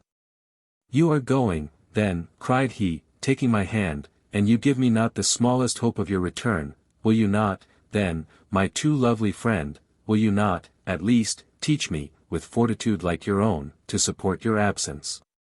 "My lord," cried I, endeavouring to disengage my hand, "pray let me go." "I will," cried he, to my inexpressible confusion, dropping on one knee, "if you wish to leave me." "Oh, my lord," exclaimed I, "rise, I beseech you, rise, such a posture to me. Surely your lordship is not so cruel as to mock me." "Mock you," repeated he earnestly, "no, I revere you. I esteem and I admire you above all human beings. You are the friend to whom my soul is attached as to its better half. You are the most amiable, the most perfect of women. And you are dearer to me than language has the power of telling." I attempt not to describe my sensations at that moment. I scarce breathed. I doubted if I existed, the blood forsook my cheeks, and my feet refused to sustain me. Lord Orville, hastily rising, supported me to a chair, upon which I sunk, almost lifeless. For a few minutes, we neither of us spoke. And then, seeing me recover, Lord Orville, though in terms hardly articulate, entreated my pardon for his abruptness. The moment my strength returned, I attempted to rise, but he would not permit me. I cannot write the scene that followed, though every word is engraven on my heart. But his protestations, his expressions, were too flattering for repetition, nor would he, in spite of my repeated efforts to leave him, suffer me to escape. In short, my dear sir, I was not proof against his solicitations, and he drew from me the most sacred secret of my heart. I know not how long we were together, but Lord Orville was upon his knees, when the door was opened by Mrs. Selwyn. To tell you, sir, the shame with which I overwhelmed, would be impossible. I snatched my hand from Lord Orville, he, too, started and rose, and Mrs. Selwyn, for some instants, stood facing us both in silence. "At last, my lord," said she, sarcastically, "have you been so good as to help Miss Anville to look for my books?" "Yes, madam," answered he, attempting to rally, "and I hope we shall soon be able to find them." "Your lordship is extremely kind," said she, drily, "but I can by no means consent to take up any more of your time." Then looking on the window seat, she presently found the books, and added, "Come, here are just 3, and so like the servants in the drummer, this important affair may give employment to us all." She then presented one of them to Lord Orville, another to me, and taking a third herself, with a most provoking look, she left the room. I would instantly have followed her. But Lord Orville, who could not help laughing, begged me to stay a minute, as he had many important matters to discuss. "No, indeed, my lord, I cannot. Perhaps I have already stayed too long. Does Miss Anville so soon repent her goodness?" "I scarce know what I do, my lord, I am quite bewildered." "1 hour's conversation," cried he, "will, I hope, compose your spirits, and confirm my happiness. When, then, may I hope to see you alone? Shall you walk in the garden tomorrow before breakfast? No, no, my lord, you must not, a second time, reproach me with making an appointment. Do you then, said he, laughing, reserve that honor only for Mr. Macartney? Mr. Macartney, said I, is poor, and thinks himself obliged to me, otherwise dash. Poverty, cried he, I will not plead, but, if being obliged to you has any weight, who shall dispute my title to an appointment? My lord, I can stay no longer, Mrs. Selwyn will lose all patience. Deprive her not of the pleasure of her conjectures, but tell me, are you under Mrs. Selwyn's care? Only for the present, my lord. Not a few are the questions I have to ask Miss Anville. Among them, the most important is, whether she depends wholly on herself, or whether there is any other person for whose interest I must solicit. I hardly know, my lord, I hardly know myself to whom I most belong. Suffer me, then, cried he, with warmth, to hasten the time when that shall no longer admit a doubt, when your grateful Orville may call you all his own. At length, but with difficulty, I broke from him. I went, however, to my own room, for I was too much agitated to follow Mrs. Selwyn.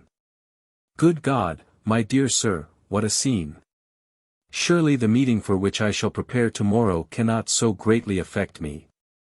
To be loved by Lord Orville, to be the honoured choice of his noble heart, my happiness seemed too infinite to be borne, and I wept, even bitterly I wept, from the excess of joy which overpowered me. In this state of almost painful felicity I continued till I was summoned to tea. When I re-entered the drawing-room, I rejoiced much to find it full of company, as the confusion with which I met Lord Orville was rendered the less observable. Immediately after tea, most of the company played at cards, and then till supper time, Lord Orville devoted himself wholly to me. He saw that my eyes were red, and would not let me rest till he made me confess the cause. And when, though most reluctantly, I had acknowledged my weakness, I could with difficulty refrain from weeping again at the gratitude he expressed. He earnestly desired to know if my journey could not be postponed. And when I entreated permission to attend me to town. Oh, my lord, cried I, what a request! The sooner, answered he, I make my devotion to you in public, the sooner I may expect, from your delicacy, you will convince the world you encourage no mere danglers. You teach me, then, my lord, the inference I might expect, if I complied. And can you wonder I should seek to hasten the happy time, when no scruples, no discretion will demand our separation? And the most punctilious delicacy will rather promote, than oppose, my happiness in attending you? To this I was silent, and he re-urged his request. My lord, said I, you ask what I have no power to grant. This journey will deprive me of all right to act for myself. What does Miss Anville mean? I cannot now explain myself. Indeed, if I could, the task would be both painful and tedious. Oh, Miss Anville, cried he, when may I hope to date the period of this mystery? When flatter myself that my promised friend will indeed honour me with her confidence. My lord, said I mean not to affect any mystery, but my affairs are so circumstanced, that a long and most unhappy story can alone explain them. However, if a short suspense will give your lordship any uneasiness, My beloved Miss Anville, cried he, eagerly, pardon my impatience. You shall tell me nothing you would wish to conceal, I will wait your own time for information, and trust to your goodness for its speed. There is nothing, my lord, I wish to conceal, to postpone an explanation is all I desire. He then requested, that, since I would not allow him to accompany me to town, I would permit him to write to me, and promised to answer his letters. A sudden recollection of the 2 letters which had already passed between us occurring to me, I hastily answered, no, indeed, my lord, I am extremely sorry, said he, gravely, that you think me too presumptuous. I must own I had flattered myself, that, to soften the inquietude of an absence, which seems attended by so many inexplicable circumstances, would not have been to incur your displeasure. This seriousness hurt me. And I could not forbear saying, can you indeed desire, my lord, that I should, a second time, expose myself, by an unguarded readiness, to write to you? A second time. Unguarded readiness, repeated he, you amaze me. Has your lordship then quite forgot the foolish letter I was so imprudent as to send you when in town? I have not the least idea, cried he, of what you mean. Why then, my lord, said I, we had better let the subject drop.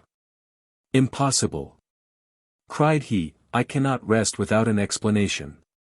And then, he obliged me to speak very openly of both the letters, but, my dear sir, imagine my surprise, when he assured me, in the most solemn manner, that, far from having ever written me a single line, he had never received, seen, or heard of my letter.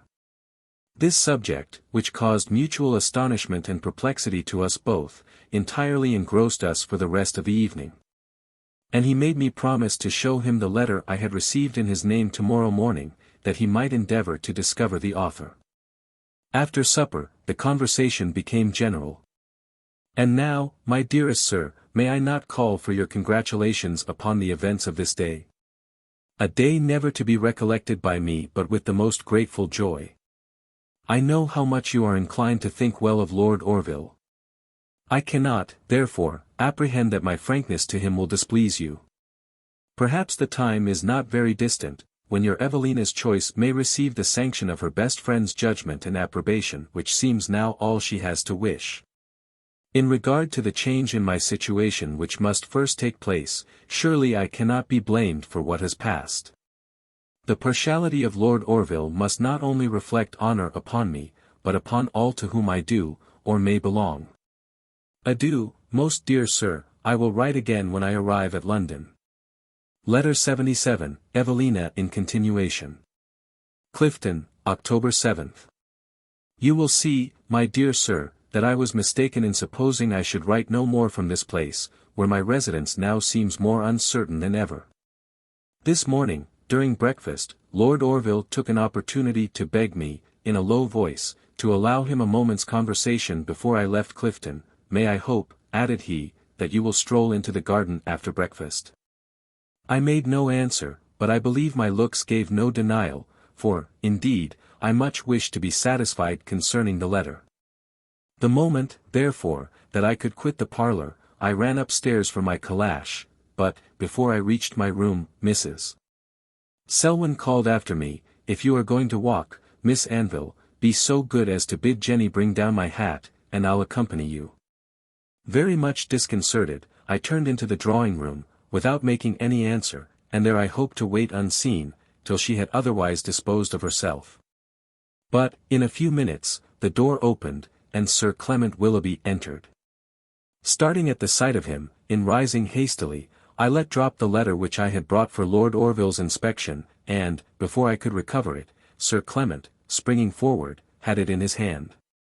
He was just presenting it to me, and, at the same time, inquiring after my health, when the signature caught his eye, and he read aloud, Orville.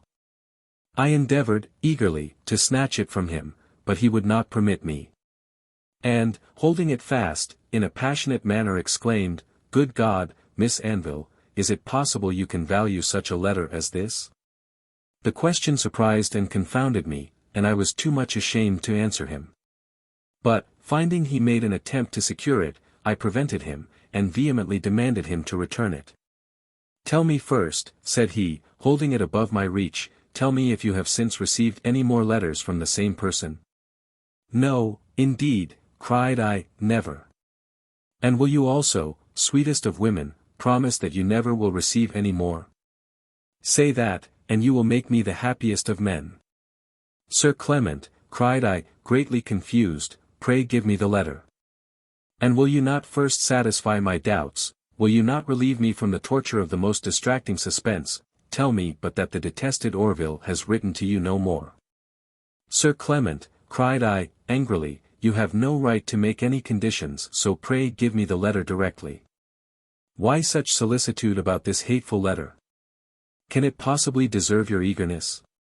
Tell me, with truth, with sincerity tell me, does it really merit the least anxiety?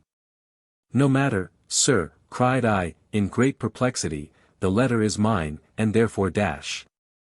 I must conclude, then," said he, "that the letter deserves your utmost contempt, but that the name of Orville is sufficient to make you prize it." "Sir Clement," cried I, colouring, you are very much the letter is not dash." "Oh, Miss Anville," cried he, "you blush, you stammer, great heaven! It is then all as I feared." "I know not," cried I, half frightened, "what you mean. But I beseech you to give me the letter, and to compose yourself." "The letter," cried he, gnashing his teeth, "you shall never see more. You ought to have burnt it the moment you had read it." And in an instant he tore it into 1,000 pieces. Alarmed at a fury so indecently outrageous, I would have run out of the room, but he caught hold of my gown, and cried, not yet must you go. I am but half mad yet, and you must stay to finish your work. Tell me, therefore, does Orville know your fatal partiality? Say yes," added he, trembling with passion, "and I will fly you for ever." "For heaven's sake, Sir Clement," cried I, "release me, if you do not, you will force me to call for help." "Call then," cried he, "inexorable and most unfeeling girl, call, if you please, and bid all the world witness your triumph, but could 10 worlds obey your call, I would not part from you till you had answered me. Tell me, then, does Orville know you love him?" At any other time, an inquiry so gross would have given me inexpressible confusion. But now, the wildness of his manner terrified me, and I only said, "Whatever you wish to know, Sir Clement, I will tell you another time, but, for the present, I entreat you to let me go." "Enough," cried he, "I understand you. The art of Orville has prevailed, cold, inanimate, phlegmatic as he is, you have rendered him the most envied of men, one thing more, and I have done, will he marry you? What a question!" My cheeks glowed with indignation, and I felt too proud to make any answer. I see how it is," cried he, after a short pause, "and I find I am undone for ever." Then, letting loose my gown, he put his hand to his forehead, and walked up and down the room in a hasty and agitated manner. Though now at liberty to go, I had not the courage to leave him, for his evident distress excited all my compassion. And this was our situation, when Lady Louisa, Mr. Coverley, and Mrs. Beaumont entered the room. "Sir Clement Willoughby," said the latter, "I beg your pardon for making you wait so long, but She had not time for another word. Sir Clement, too much disordered to know or care what he did, snatched up his hat, and, brushing hastily past her, flew downstairs, and out of the house. And with him went my sincerest pity, though I earnestly hope I shall see him no more. But what, my dear sir, am I to conclude from his strange speeches concerning the letter? Does it not seem as if he was himself the author of it? How else should he be so well acquainted with the contempted merits? Neither do I know another human being who could serve any interest by such a deception. I remember, too, that just as I had given my own letter to the maid, Sir Clement came into the shop, probably he prevailed upon her, by some bribery, to give it to him. And afterwards, by the same means, to deliver to me an answer of his own writing. Indeed, I can in no other manner account for this affair. Oh, Sir Clement, were you not yourself unhappy, I know not how I could pardon an artifice that has caused me so much uneasiness. His abrupt departure occasioned a kind of general consternation. Very extraordinary behavior this, cried Mrs. Beaumont. "Egad," said Mr. Coverley, "the baronet has a mind to tip us a touch of the heroics this morning." "I declare," cried Miss Louisa, "I never saw anything so monstrous in my life. It's quite abominable. I fancy the man's mad. I'm sure he has given me a shocking fright." Soon after, Mrs. Selwyn came upstairs with Lord Merton. The former, advancing hastily to me, said, "Miss Anville, have you an almanac?" "Me, no, madam." "Who has one, then?" "Egad," cried Mr. Coverley, "I never bought one in my life, it would make me quite melancholy to have such a timekeeper in my pocket. I would as soon walk all day before an hourglass." "You are in the right," said Mrs. Selwyn, "not to watch time, lest you should be betrayed, unawares, into reflecting how you employ it. "Egad, ma'am," cried he, "if time thought no more of me than I do of time, I believe I should bid defiance, for one while, to old age and wrinkles, for deuce take me, if ever I think about it at all." "Pray, Mr. Coverley," said Mrs. Selwyn, "why do you think it necessary to tell me this so often?" "Often," repeated he, "egad, madam, I don't know why I said it now, but I'm sure I can't recollect that ever I owned as much before." "Owned it before?" cried she, "why, my dear sir, you own it all day long, for every word, every look, every action proclaims it." I now not if he understood the full severity of her satire, but he only turned off with a laugh, and she then applied to Mr. Lovell, and asked if he had an almanac. Mr. Lovell, who always looks alarmed when she addresses him, with some hesitation answered, "I assure you, ma'am, I have no manner of antipathy to an almanac, none in the least, I assure you. I dare say I have 4 or 5. 4 or 5, pray, may I ask what use you make of so many?" "Use, really, ma'am, as to that, I don't make any particular use of them. But one must have them, to tell one the day of the month, I'm sure, else I should never keep it in my head." "And does your time pass so smoothly unmarked, that, without an almanac, you could not distinguish one day from another?" "Really, ma'am," cried he, coloring, "I don't see anything so very particular in having a few almanacs, other people have them, I believe, as well as me." "Don't be offended," cried she, "I have but made a little digression. All I want to know is, the state of the moon, for if it is at the full, I shall be saved a world of conjectures, and know at once to what cause to attribute the inconsistencies I have witnessed this morning.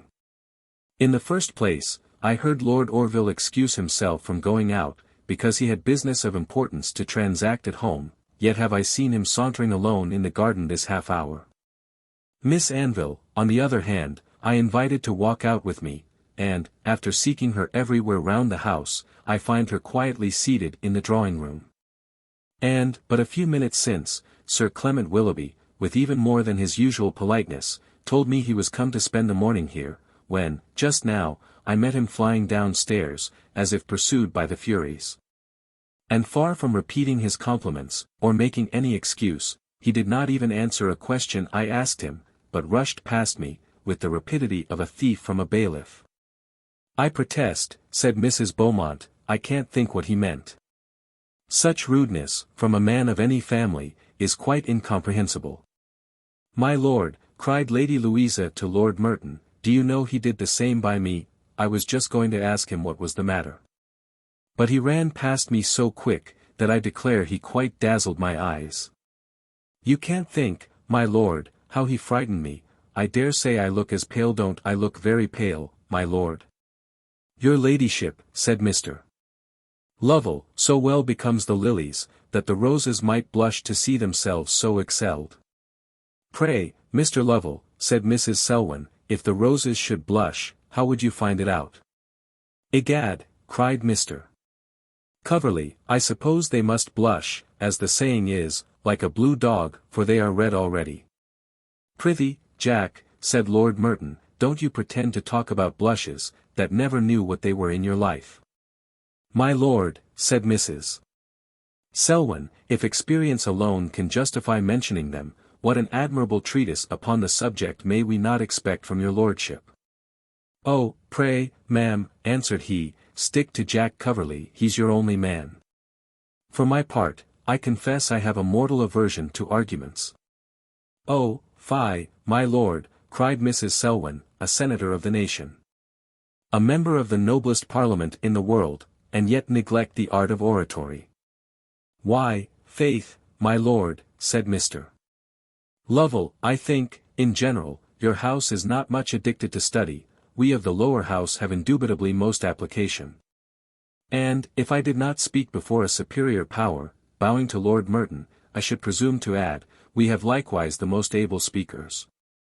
"Mr. Lovell," said Mrs. Selwyn, "you deserve immortality for that discovery.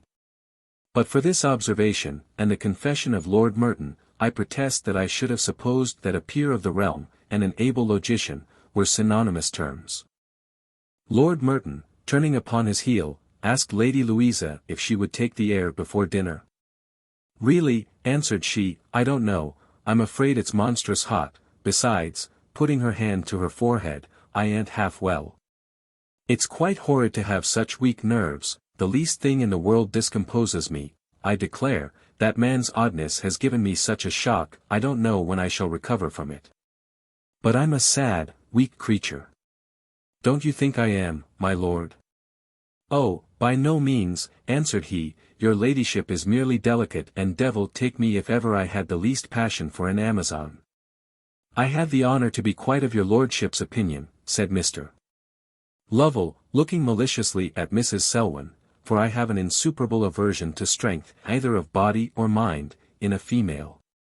Faith, and so have I, said Mr. Coverley, for egad, I'd as soon see a woman chop wood, as hear her chop logic. So would every man in his senses, said Lord Merton, for a woman wants nothing to recommend her but beauty and good nature, in everything else she is either impertinent or unnatural. For my part, deuce take me if ever I wish to hear a word of sense from a woman as long as I live. It has always been agreed, said Mrs. Selwyn, looking round her with the utmost contempt, that no man ought to be connected with a woman whose understanding is superior to his own. Now I very much fear, that to accommodate all this good company, according to such a rule, would be utterly impracticable, unless we should choose subjects from Swift's Hospital of Idiots. How many enemies, my dear sir, does this unbounded severity excite? Lord Merton, however, only whistled, Mr. Coverley sang, and Mr. Lovell, after biting his lips, said, "'Pon honour, that lady if she was not a lady I should be half tempted to observe that there is something in such severity that is rather, I must say, rather oddish." Just then a servant brought Lady Louisa a note upon a waiter, which is a ceremony always used to her ladyship, and I took the opportunity of this interruption to the conversation to steal out of the room. I went immediately to the parlour, which I found quite empty, for I did not dare walk in the garden, after what Mrs. Selwyn had said. In a few minutes a servant announced Mr. Macartney, saying, as he entered the room, that he would acquaint Lord Orville he was there. Mr. Macartney rejoiced much at finding me alone. He told me he had taken the liberty to inquire for Lord Orville, by way of pretext for coming to the house. I then very eagerly inquired if he had seen his father. "I have, madam," said he, "and the generous compassion you have shown made me hasten to acquaint you, that, upon reading my unhappy mother's letter, he did not hesitate to acknowledge me." "Good God!" cried I, with no little emotion, "how similar are our circumstances! And did he receive you kindly?" "I could not, madam, expect that he would. The cruel transaction, which obliged me to fly to Paris, was recent in his memory." "And have you seen the young lady?" "No, madam," said he, mournfully, "I was forbid her sight." "Forbid her sight, and why?" "Partly, perhaps, from prudence and partly from the remains of a resentment which will not easily subside. I only requested leave to acquaint her with my relationship, and to be allowed to call her sister, but it was denied me." "You have no sister," said Sir John, "you must forget her existence." "Hard and vain command." You have a sister," cried I, from an impulse of pity, which I could not repress, "a sister who is most warmly interested in your welfare, and who only wants opportunity to manifest her friendship and regard." "Gracious heaven," cried he, "what does Miss Anville mean?" "Anville," said I, "is not my real name. Sir John Belmont is my father, he is yours, and I am your sister. You see, therefore, the claim we mutually have to each other's regard. We are not merely bound by the ties of friendship, but by those of blood. I feel for you, already, all the affection of a sister. I felt it, indeed, before I knew I was one. Why, my dear brother, do you not speak, do you hesitate to acknowledge me?" "I am so lost in astonishment," cried he, "that I know not if I hear right." "I have, then, found a brother," cried I, holding out my hand, "and he will not own me." "Own you?"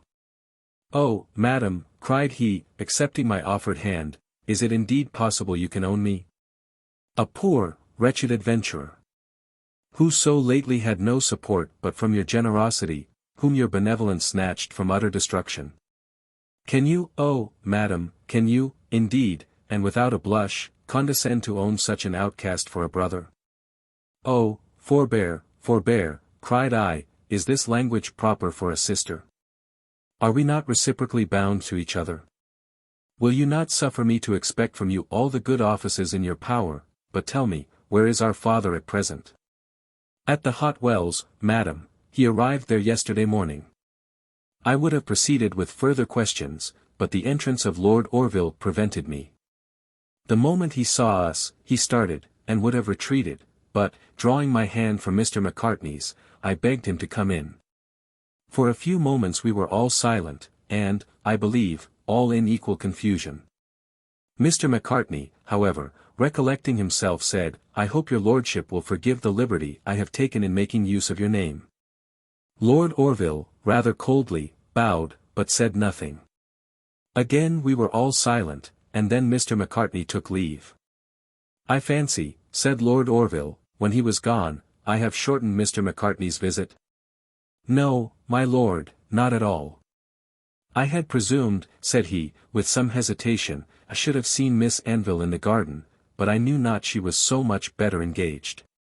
Before I could answer, a servant came to tell me the chaise was ready, and that Mrs. Selwyn was inquiring for me. I will wait on her immediately, cried I, and away I was running, but Lord Orville, stopping me, said, with great emotion, Is it thus, Miss Anville, you leave me? My lord, cried I, how can I help it? Perhaps, soon, some better opportunity may offer dash. Good heaven, cried he, do you take me for a stoic? What better opportunity may I hope for? Is not the chaise come, are you not going? Have you even deigned to tell me whither? My journey, my lord, will now be deferred. Mr. Macartney has brought me intelligence which renders it at present unnecessary. Mr. Macartney, said he, gravely, seems to have great influence, yet he is a very young counsellor. Is it possible, my lord, Mr. Macartney can give you the least uneasiness? My dearest Miss Anville, said he, taking my hand, I see, and I adore the purity of your mind, superior as it is to all little arts, and all apprehensions of suspicion. And I should do myself, as well as you, injustice, if I were capable of harboring the smallest doubts of that goodness which makes you mine forever. Nevertheless, pardon me, if I own myself surprised, nay, alarmed, at these frequent meetings with so young a man as Mr. Macartney. My lord, cried I, eager to clear myself, Mr. Macartney is my brother. Your brother? You amaze me. What strange mystery, then, makes his relationship a secret? Just then Mrs. Selwyn opened the door. Oh, you are here, cried she. Pray, is my lord so kind as to assist you in preparing for your journey, or in retarding it? I should be most happy, said Lord Orville, smiling, if it were in my power to do the latter.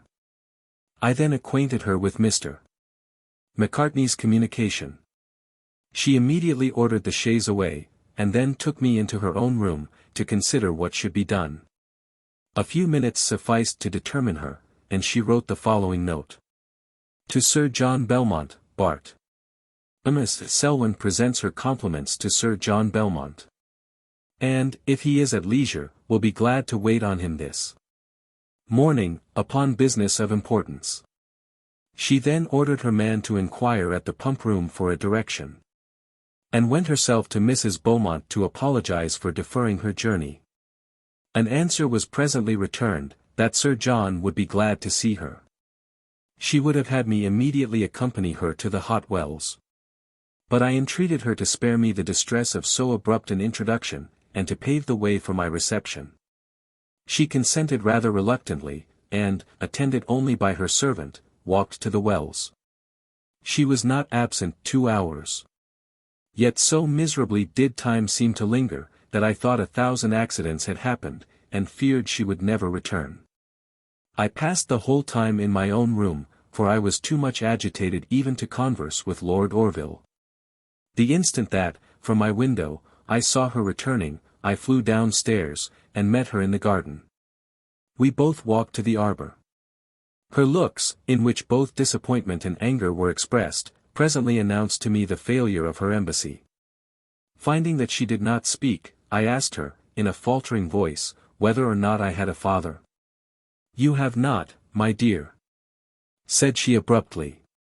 "Very well, madam," said I, with tolerable calmness, "let the chaise then be ordered again, I will go to Berry Hill, and there, I trust, I shall still find one." It was some time ere she could give, or I could hear, the account of her visit, and then she related it in a hasty manner, yet, I believe I can recollect every word.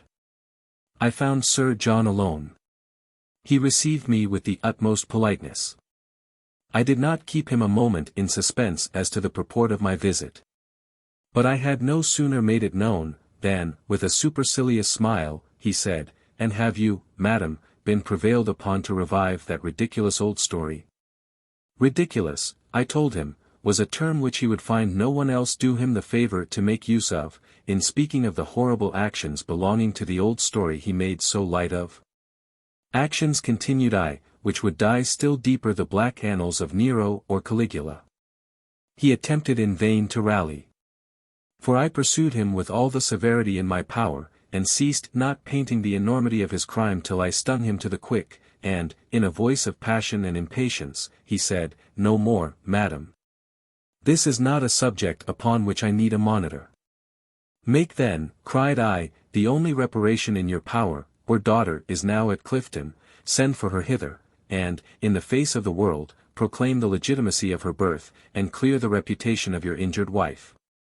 "Madam," said he, "you are much mistaken, if you suppose I waited for the honor of this visit before I did what little justice now depends upon me, to the memory of that unfortunate woman. Her daughter has been my care from her infancy, I have taken her into my house. She bears my name, and she will be my sole heiress." For some time this assertion appeared so absurd, that I only laughed at it, but, at last, he assured me, I had myself been imposed upon. For that very woman who attended Lady Belmont in her last illness, conveyed the child to him while he was in London, before she was a year old. Unwilling, he added, at that time to confirm the rumor of my being married, I sent the woman with the child to France. As soon as she was old enough, I put her into a convent, where she has been properly educated, and now I have taken her home. I have acknowledged her for my lawful child, and paid, at length, to the memory of her unhappy mother a tribute of fame, which has made me wish to hide myself hereafter from all the world. This whole story sounded so improbable, that I did not scruple to tell him I discredited every word. He then rung his bell, and, inquiring if his hairdresser was come, said he was sorry to leave me. But that, if I would favor him with my company tomorrow, he would do himself the honor of introducing Miss Belmont to me, instead of troubling me to introduce her to him. I rose in great indignation. And assuring him I would make his conduct as public as it was infamous, I left the house. Good heaven, how strange the recital! How incomprehensible an affair! The Miss Belmont then who is actually at Bristol, passes for the daughter of my unhappy mother, passes, in short, for your Evelina. Who she can be, or what this tale can mean, I have not any idea. Mrs. Selwyn soon after left me to my own reflections. Indeed they were not very pleasant. Quietly as I had borne her relation, the moment I was alone I felt most bitterly both the disgrace and sorrow of a rejection so cruelly inexplicable. I know not how long I might have continued in this situation, had I not been awakened from my melancholy reverie by the voice of Lord Orville. "May I come in?" cried he, "or shall I interrupt you?" I was silent, and he seated himself next me. "I fear," he continued, "Miss Anville will think I persecute her, yet so much as I have to say, and so much as I wish to hear, with so few opportunities for either. She cannot wonder, and I hope she will not be offended that I seize with such avidity every moment in my power to converse with her. You are grave," added he, taking my hand, "I hope the pleasure it gives to me, will not be a subject of pain to you. You are silent, something, I am sure, has afflicted you. Would to heaven I were able to console you. Would to heaven I were worthy to participate in your sorrows. My heart was too full to bear this kindness, and I could only answer by my tears. "Good heaven," cried he, "how you alarm me! My love, my sweet Miss Anville, deny me no longer to be the sharer of your griefs, tell me, at least, that you have not withdrawn your esteem, that you do not repent the goodness you have shown me. That you still think me the same grateful Orville, whose heart you have deigned to accept." "Oh, my lord," cried I, "your generosity overpowers me." And I wept like an infant.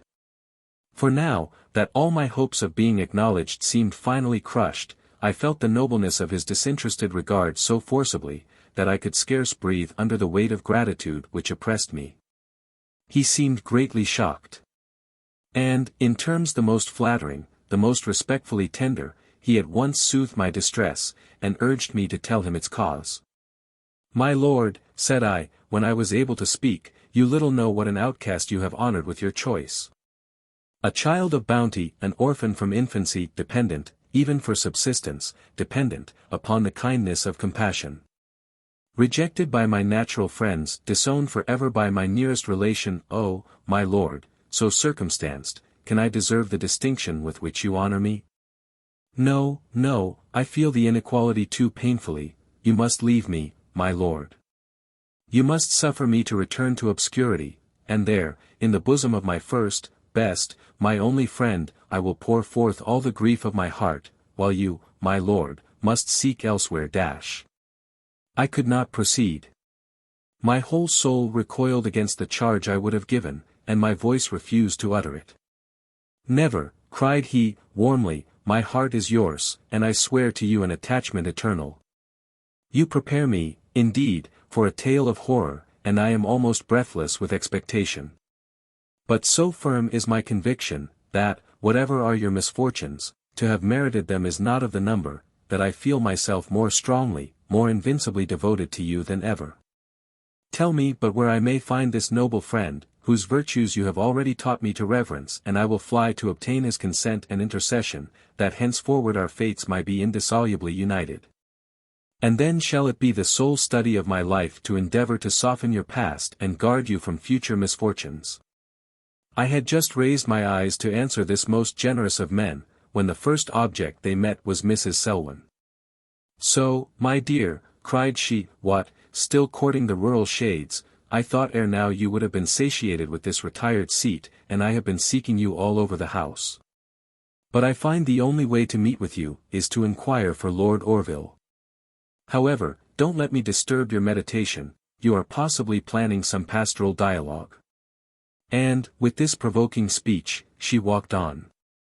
In the greatest confusion I was quitting the arbor, when Lord Orville said, "Permit me to follow Mrs. Selwyn, it is time to put an end to all impertinent conjectures, will you allow me to speak to her openly?" I assented in silence, and he left me. I then went to my own room, where I continued till I was summoned to dinner, after which, Mrs. Selwyn invited me to hers.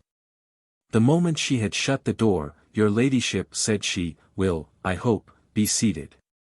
"Ma'am," cried I, staring. Oh, the sweet innocent!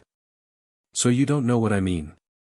But, my dear, my sole view is to accustom you a little to your dignity elect, lest, when you are addressed by your title, you should look another way, from an apprehension of listening to a discourse not meant for you to hear. Having, in this manner, diverted herself with my confusion, till her raillery was almost exhausted, she congratulated me very seriously upon the partiality of Lord Orville, and painted to me, in the strongest terms, his disinterested desire of being married to me immediately. She had told him, she said, my whole story, and yet he was willing, nay eager, that our union should take place of any further application to my family. "Now, my dear," continued she, "I advise you by all means to marry him directly. Nothing can be more precarious than our success with Sir John, and the young men of this age are not to be trusted with too much time for deliberation, where their interests are concerned." "Good God, madam," cried I, "do you think I would hurry Lord Orville?" "Well, do as you will," said she, "luckily you have an excellent subject for quixotism, otherwise this delay might prove your ruin. But Lord Orville is almost as romantic as if he had been born and bred at Berry Hill." She then proposed, as no better expedient seemed likely to be suggested, that I should accompany her at once in her visit to the Hotwells tomorrow morning. The very idea made me tremble, yet she represented so strongly the necessity of pursuing this unhappy affair with spirit, or giving it totally up, that, wanting her force of argument, I was almost obliged to yield to her proposal. In the evening we all walked in the garden. And Lord Orville, who never quitted my side, told me he had been listening to a tale, which though it had removed the perplexities that had so long tormented him, had penetrated him with sorrow and compassion. I acquainted him with Mrs. Selwyn's plan for tomorrow, and confessed the extreme terror it gave me. He then, in a manner almost unanswerable, besought me to leave to him the conduct of the affair, by consenting to be his before an interview took place. I could not but acknowledge my sense of his generosity, but I told him I was wholly dependent upon you, and that I was certain your opinion would be the same as mine. Which was, that it would be highly improper I should dispose of myself for ever, so very near the time which must finally decide by whose authority I ought to be guided. The subject of this dreaded meeting, with the thousand conjectures and apprehensions to which it gives birth, employed all our conversation then, as it has all my thoughts since. Heaven only knows how I shall support myself, when the long-expected the wished yet terrible moment arrives, that will prostrate me at the feet of the nearest, the most reverenced of all relations, whom my heart yearns to know, and longs to love. Letter 78, Evelina in continuation. October 9th. I could not write yesterday, so violent was the agitation of my mind. But I will not, now, lose a moment till I have hastened to my best friend an account of the transactions of a day I can never recollect without emotion. Mrs. Selwyn determined upon sending no message, lest, said she, Sir John, fatigued with the very idea of my reproaches, should endeavour to avoid a meeting.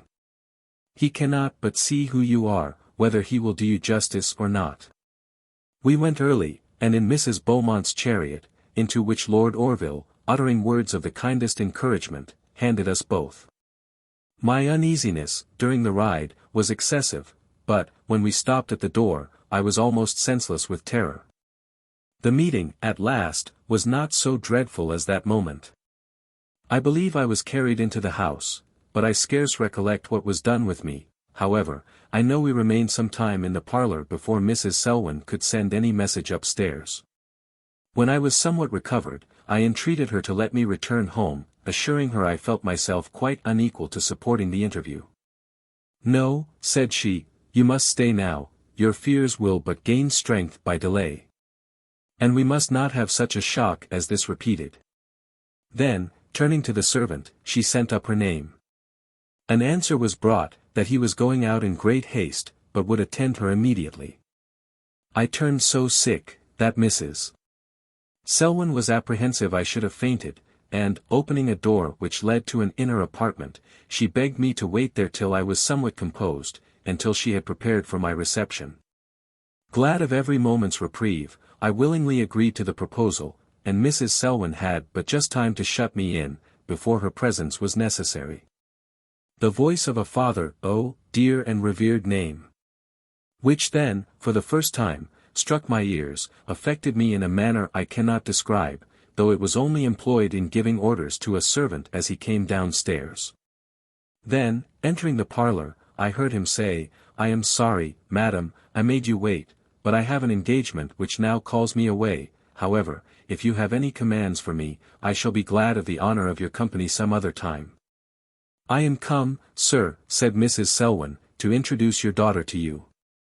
I am infinitely obliged to you, answered he, but I have just had the satisfaction of breakfasting with her. Ma'am, your most obedient. You refuse, then, to see her.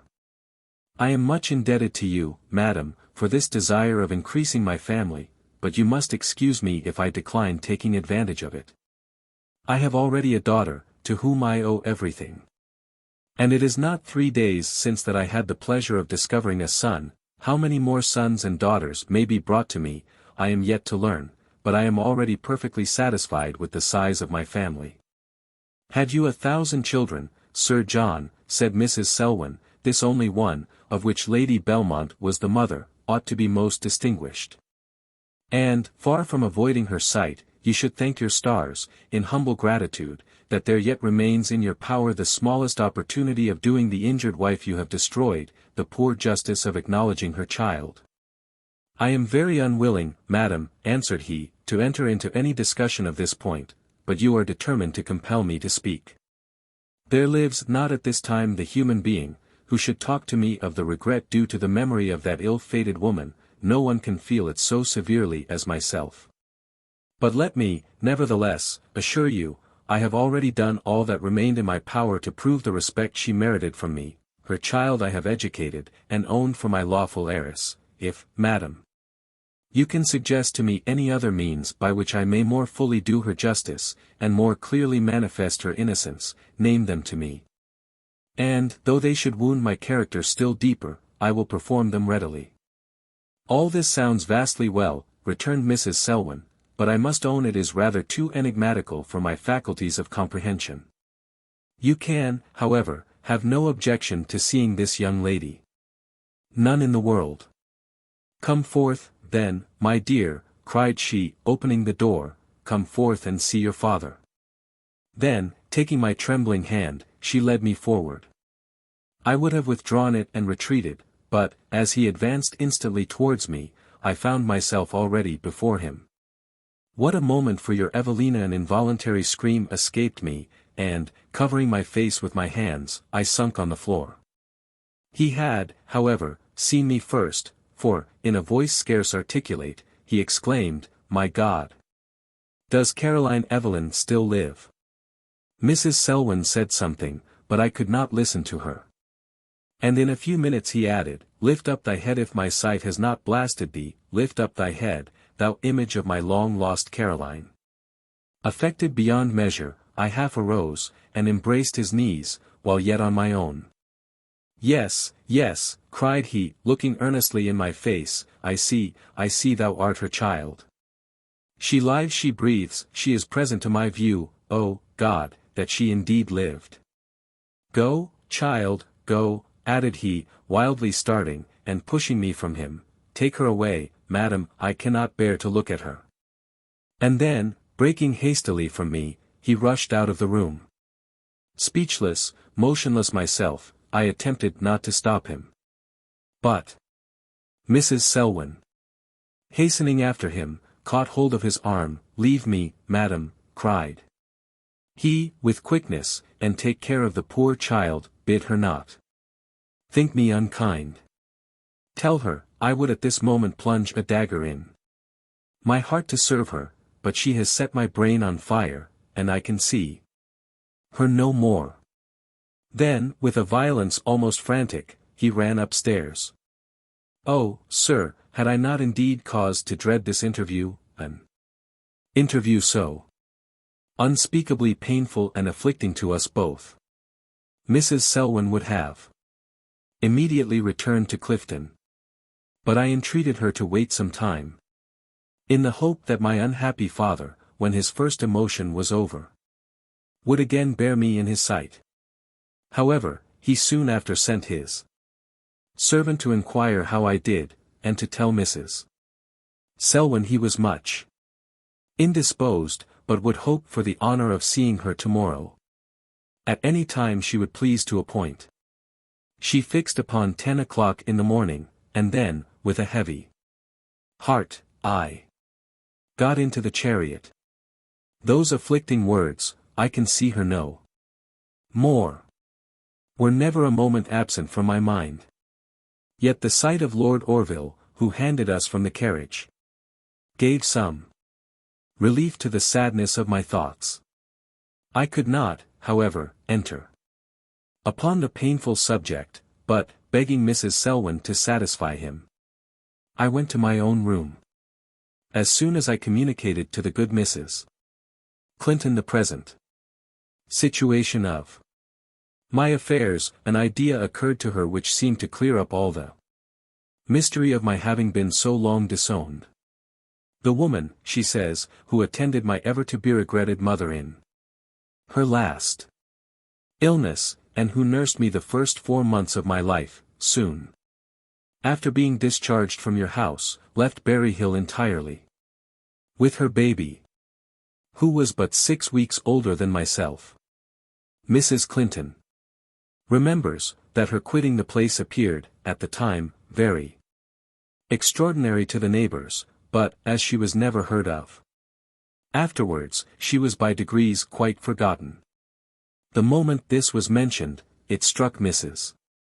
Selwyn, as well as Mrs. Clinton herself, that my father had been imposed upon, and that the nurse, who said she had brought his child to him, had, in fact, carried her own. The name by which I was known, the secrecy observed in regard to my family, and the retirement in which I lived, all conspired to render this scheme, however daring and fraudulent, by no means impracticable. And, in short, the idea was no sooner started, than conviction seemed to follow it. Mrs. Selwyn determined immediately to discover the truth or mistake of this conjecture. Therefore, the moment she had dined, she walked to the hot wells, attended by Mrs. Clinton. I waited in my room till her return, and then heard the following account of her visit. She found my poor father in great agitation. She immediately informed him of the occasion of her so speedy return, and of her suspicions of the woman who had pretended to convey to him his child. Interrupting her with quickness, he said he had just sent her from his presence. That the certainty I carried in my countenance of my real birth, made him, the moment he had recovered from a surprise which had almost deprived him of reason, suspect, himself, the imposition she mentioned. He had therefore sent for the woman, and questioned her with the utmost austerity. She turned pale, and was extremely embarrassed, but still she persisted in affirming, that she had really brought him the daughter of Lady Belmont. His perplexity, he said, almost distracted him. He had always observed, that his daughter bore no resemblance to either of her parents, but, as he had never doubted the veracity of the nurse, this circumstance did not give birth to any suspicion. At Mrs. Selwyn's desire, the woman was again called, and interrogated.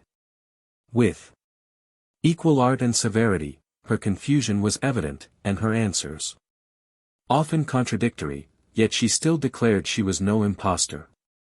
"We will see that in a minute," said Mrs. Selwyn, and then desired Mrs. Clinton might be called upstairs. The poor wretch, changing color, would have escaped out of the room, but, being prevented, dropped on her knees, and implored forgiveness. A confession of the whole affair was then extorted from her. "Doubtless, my dear sir, you must remember Dame Green, who was my first nurse. The deceit she has practiced was suggested, she says, by a conversation she overheard, in which my unhappy mother besought you, that, if her child survived her, you would take the sole care of its education. And, in particular, if it should be a female, you would by no means part with her in early life. You not only consented, she says, but assured her you would even retire abroad with me yourself, if my father should importunately demand me.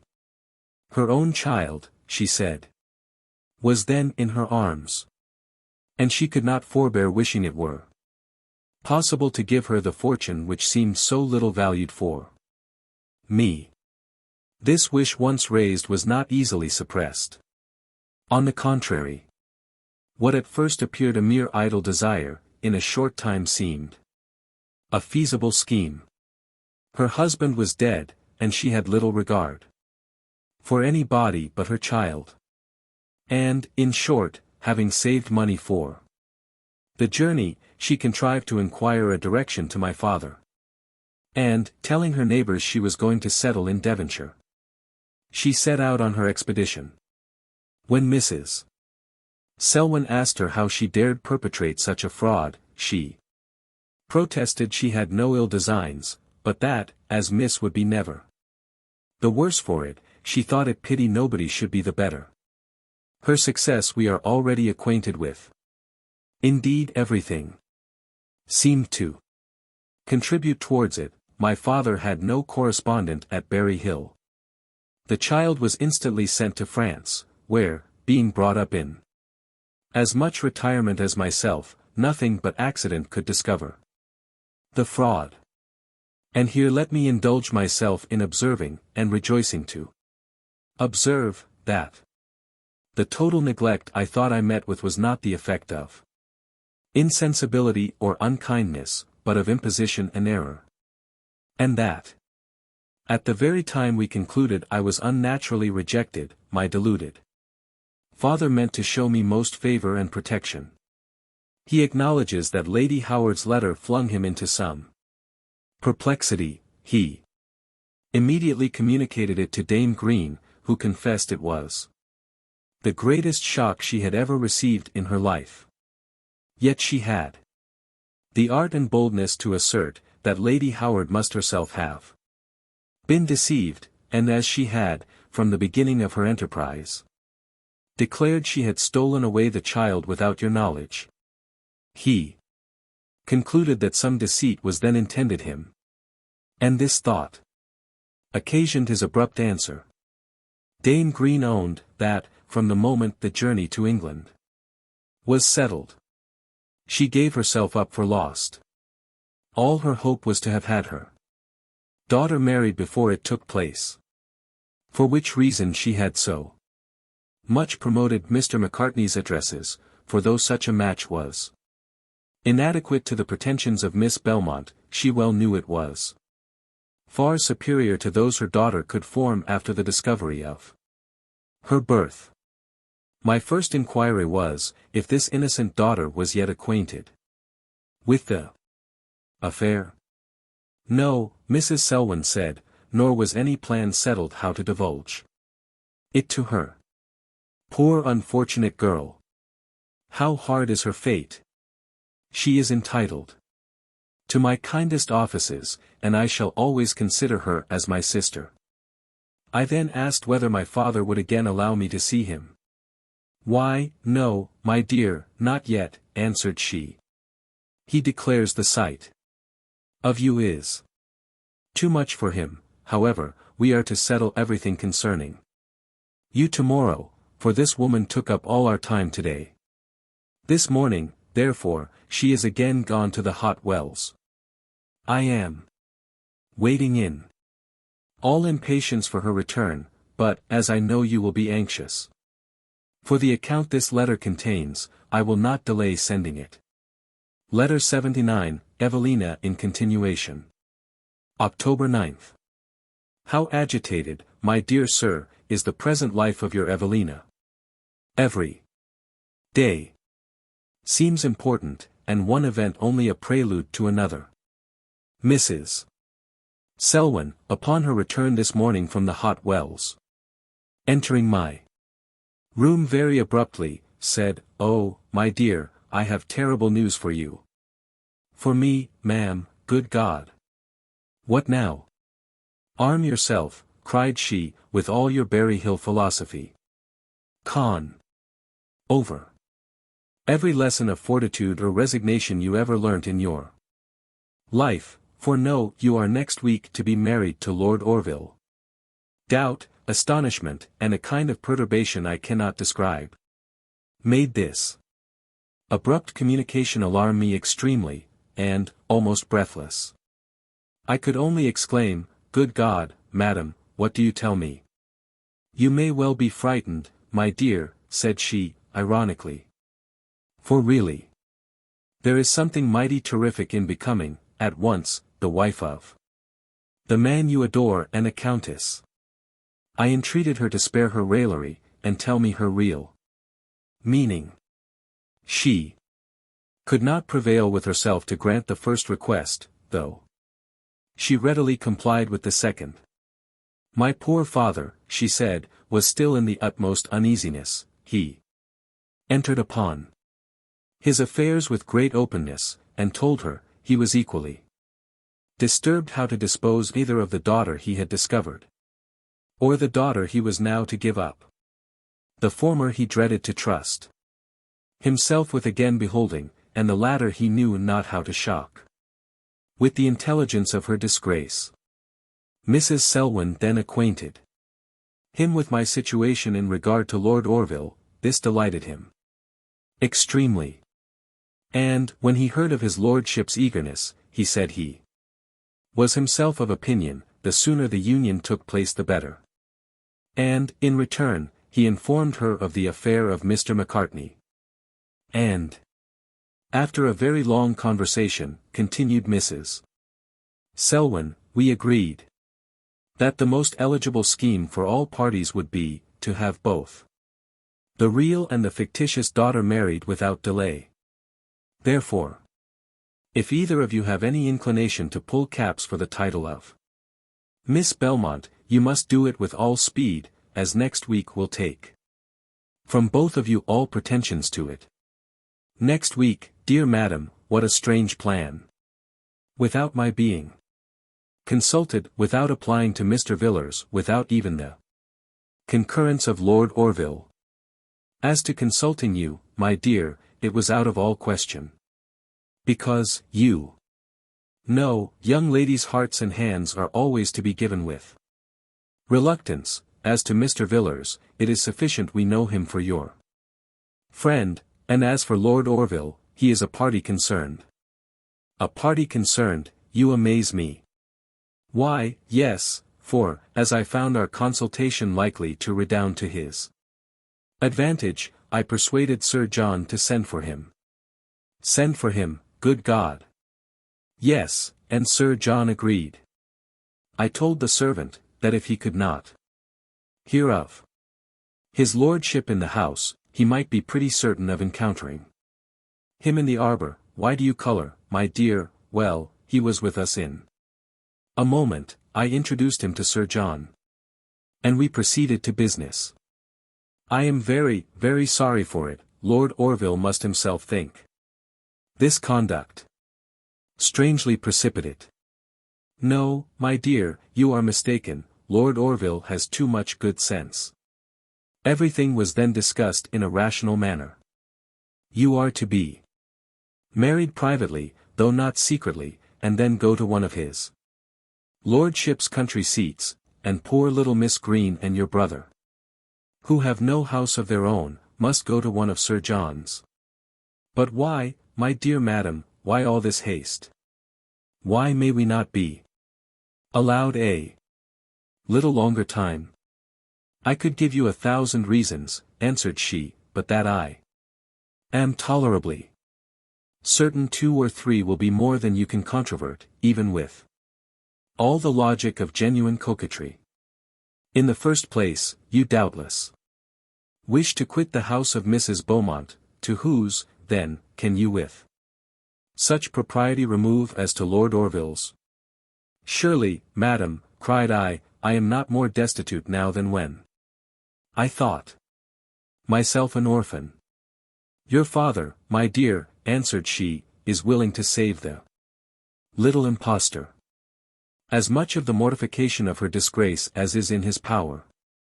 Now, if you immediately take her place, according to your right as Miss Belmont, why, not all that either of you can do for her will prevent her being eternally stigmatized as the bantling of Dame Green, washwoman and wet nurse, of Berry Hill, Dorsetshire. Now such a genealogy will not be very flattering, even to Mr. Macartney, who, all dismal as he is, you will find by no means wanting in pride and self-consequence. For the universe, interrupted I would not be accessory to the degradation you mention, but surely, madam, I may return to Berry Hill. By no means, said she. For though compassion may make us wish to save the poor girl the confusion of an immediate and public fall, yet justice demands you should appear henceforward in no other light than that of Sir John Belmont's daughter. Besides, between friends, I, who know the world, can see that half this prodigious delicacy for the little Usurper is the mere result of self-interest.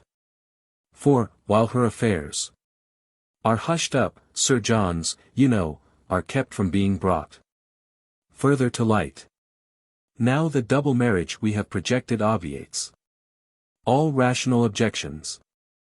Sir John will give you immediately L.30,000. All settlements, and so forth, will be made for you in the name of Evelina Belmont. Mr. Macartney will at the same time take poor Polly Green, and yet, at first, it will only be generally known that a daughter of Sir John Belmont is married.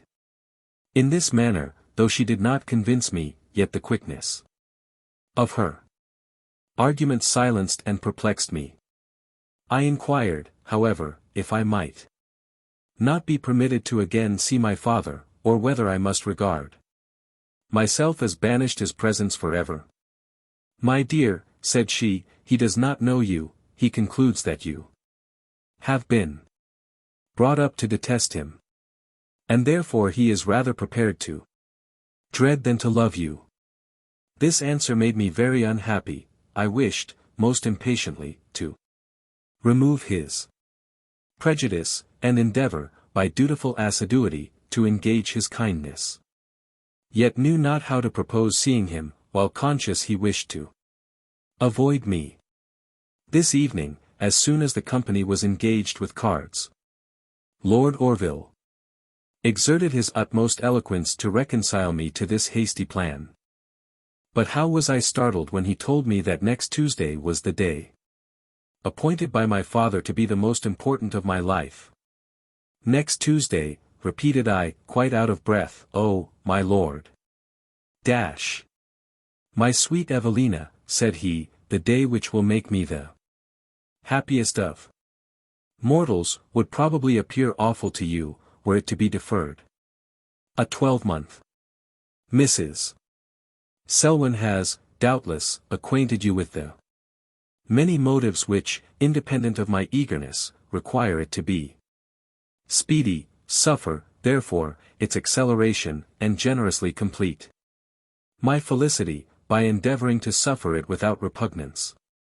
Indeed, my lord, I would not wilfully raise objections, nor do I desire to appear insensible of the honor of your good opinion. But there is something in this plan so very hasty, so unreasonably precipitate. Besides, I shall have no time to hear from Berry Hill.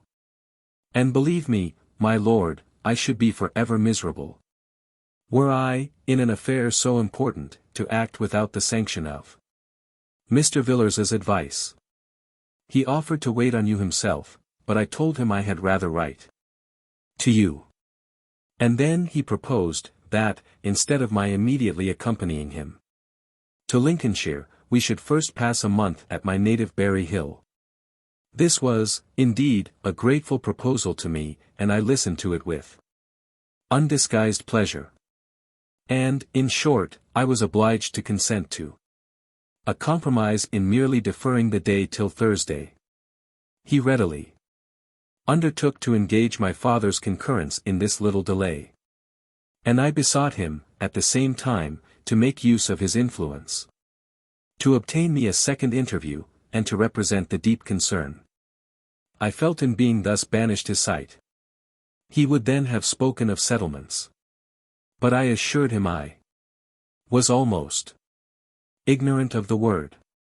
And now, my dearest sir, what is your opinion of these hasty proceedings?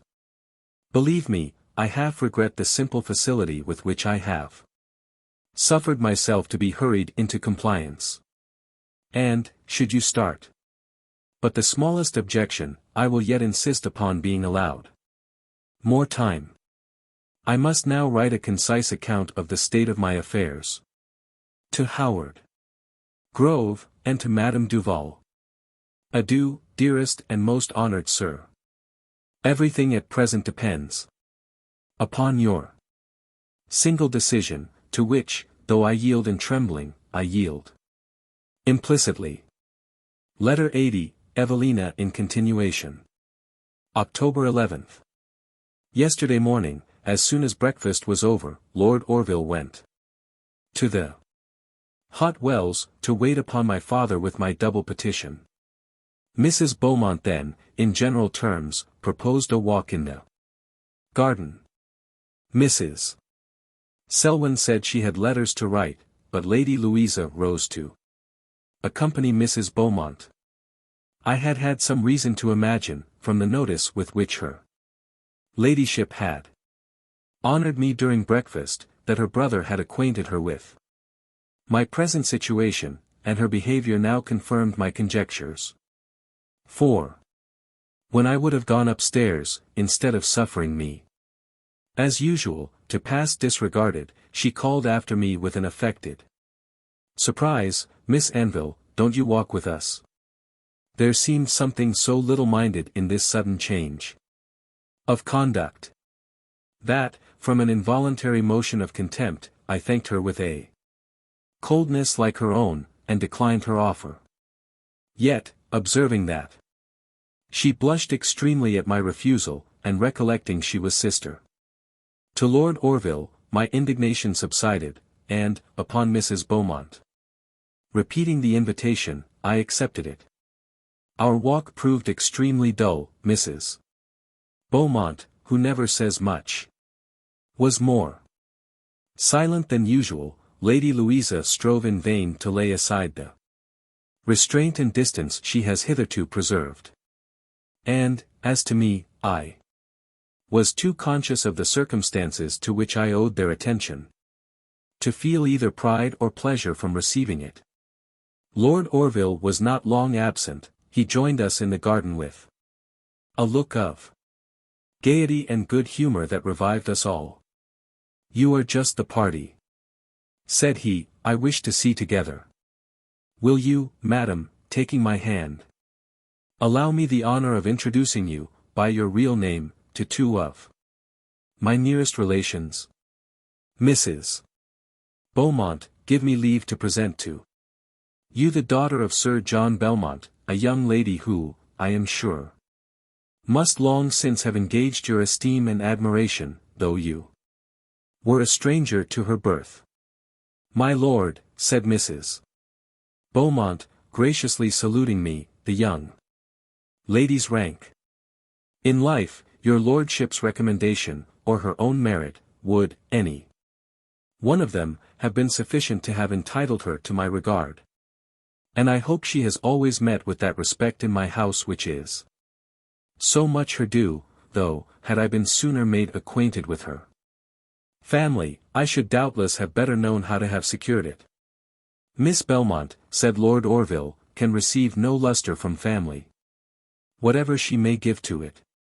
Louisa, you will, I am sure, be happy to make yourself an interest in the friendship of Miss Belmont, whom I hope shortly, kissing my hand, and joining it with her ladyship's, to have the happiness of presenting to you by yet another name, and by the most endearing of all titles." I believe it would be difficult to say whose cheeks were, at that moment, of the deepest dye, Lady Louisa's or my own. For the conscious pride with which she has hitherto slighted me, gave to her an embarrassment which equalled the confusion that an introduction so unexpected gave to me. She saluted me, however, and, with a faint smile said, "I shall esteem myself very happy to profit by the honour of Miss Belmont's acquaintance." I only courtesied, and we walked on. But it was evident, from the little surprise they expressed, that they had been already informed of the state of the affair. We were soon after joined by more company, and Lord Orville then, in a low voice, took an opportunity to tell me the success of his visit. In the first place, Thursday was agreed to. And, in the second, my father, he said, was much concerned to hear of my uneasiness, sent me his blessing, and complied with my request of seeing him, with the same readiness he should agree to any other I could make. Lord Orville, therefore, settled that I should wait upon him in the evening, and At his particular request, unaccompanied by Mrs. Selwyn. This kind message, and the prospect of so soon seeing him, gave me sensations of mixed pleasure and pain, which wholly occupied my mind till the time of my going to the hot wells. Mrs. Beaumont lent me her chariot, and Lord Orville absolutely insisted upon attending me. "If you go alone," said he, "Mrs. Selwyn will certainly be offended. But if you allow me to conduct you, though she may give the freer scope to her raillery, she cannot possibly be affronted. And we had much better suffer her laughter, than provoke her satire." Indeed, I must own, I had no reason to regret being so accompanied. For his conversation supported my spirits from drooping, and made the ride seem so short, that we actually stopped at my father's door, before I knew we had proceeded 10 yards. He handed me from the carriage, and conducted me to the parlour, at the door of which I was met by Mr. Macartney. "Ah, my dear brother," cried I. "How happy am I to see you here." He bowed, and thanked me. Lord Orville, then, holding out his hand, said, "Mr. Macartney, I hope we shall be better acquainted, I promise myself much pleasure from cultivating your friendship." "Your lordship does me but too much honour," answered Mr. Macartney. "But where," cried I, "is my sister? For so I must already call. And always consider her. I am afraid she avoids me. You must endeavour, my dear brother, to prepossess her in my favour, and reconcile her to owning me." "Oh, madam," cried he, "you are all goodness and benevolence.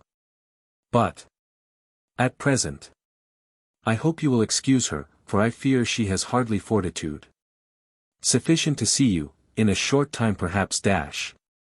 "In a very short time, then," said Lord Orville, "I hope you will yourself introduce her. And that we shall have the pleasure of wishing you both joy. Allow me, my Evelina, to say we, and permit me, in your name, as well as my own, to entreat that the first guests we shall have the happiness of receiving may be Mr. and Mrs. Macartney." A servant then came to beg I would walk upstairs. I besought Lord Orville to accompany me, but he feared the displeasure of Sir John, who had desired to see me alone. He led me, however, to the foot of the stairs, and made the kindest efforts to give me courage. But indeed he did not succeed, for the interview appeared to me in all its terrors, and left me no feeling but apprehension. The moment I reached the landing place, the drawing-room door was opened, and my father, with a voice of kindness, called out, "My child, is it you?" "Yes, sir," cried I, springing forward, and kneeling at his feet. "It is your child, if you will own her." He knelt by my side, and, folding me in his arms, "Own me," repeated he.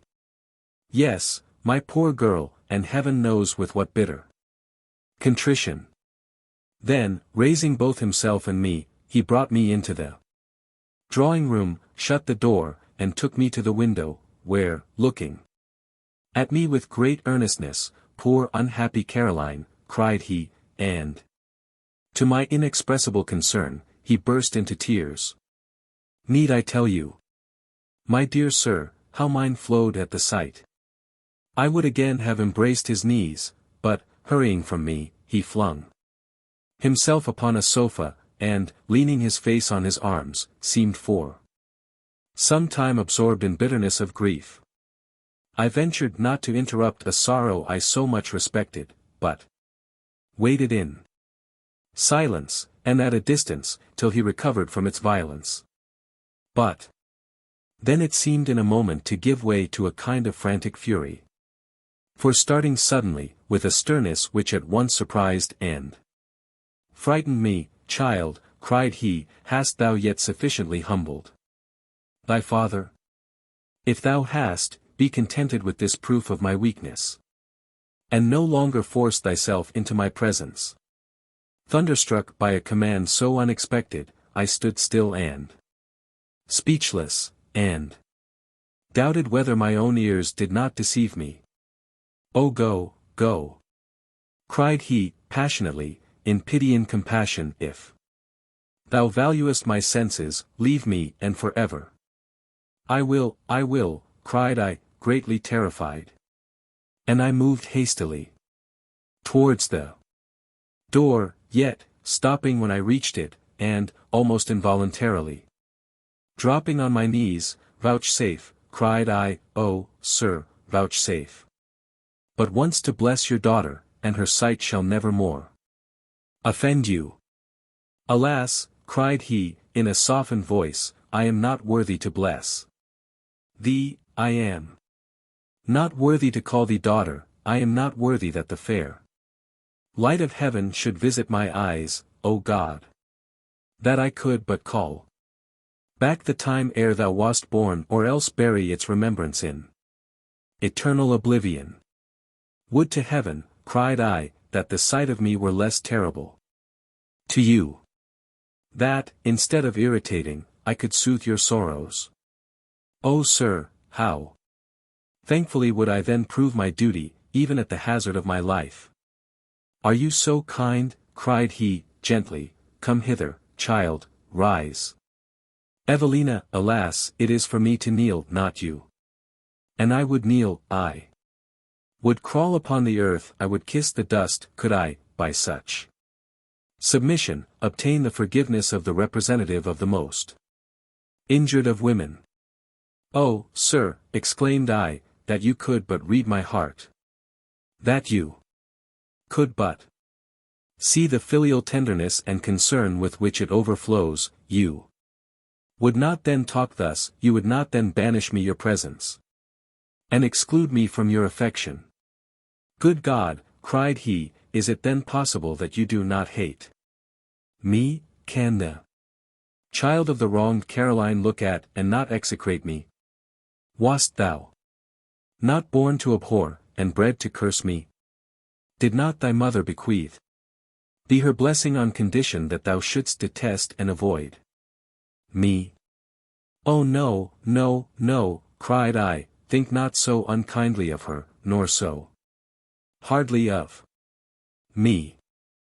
I then took from my pocketbook her last letter, and, pressing it to my lips, with a trembling hand, and still upon my knees, I held it out to him. Hastily snatching it from me, "Great heaven," cried he, "'tis her writing. Whence comes this? Who gave it you? Why had I it not sooner?"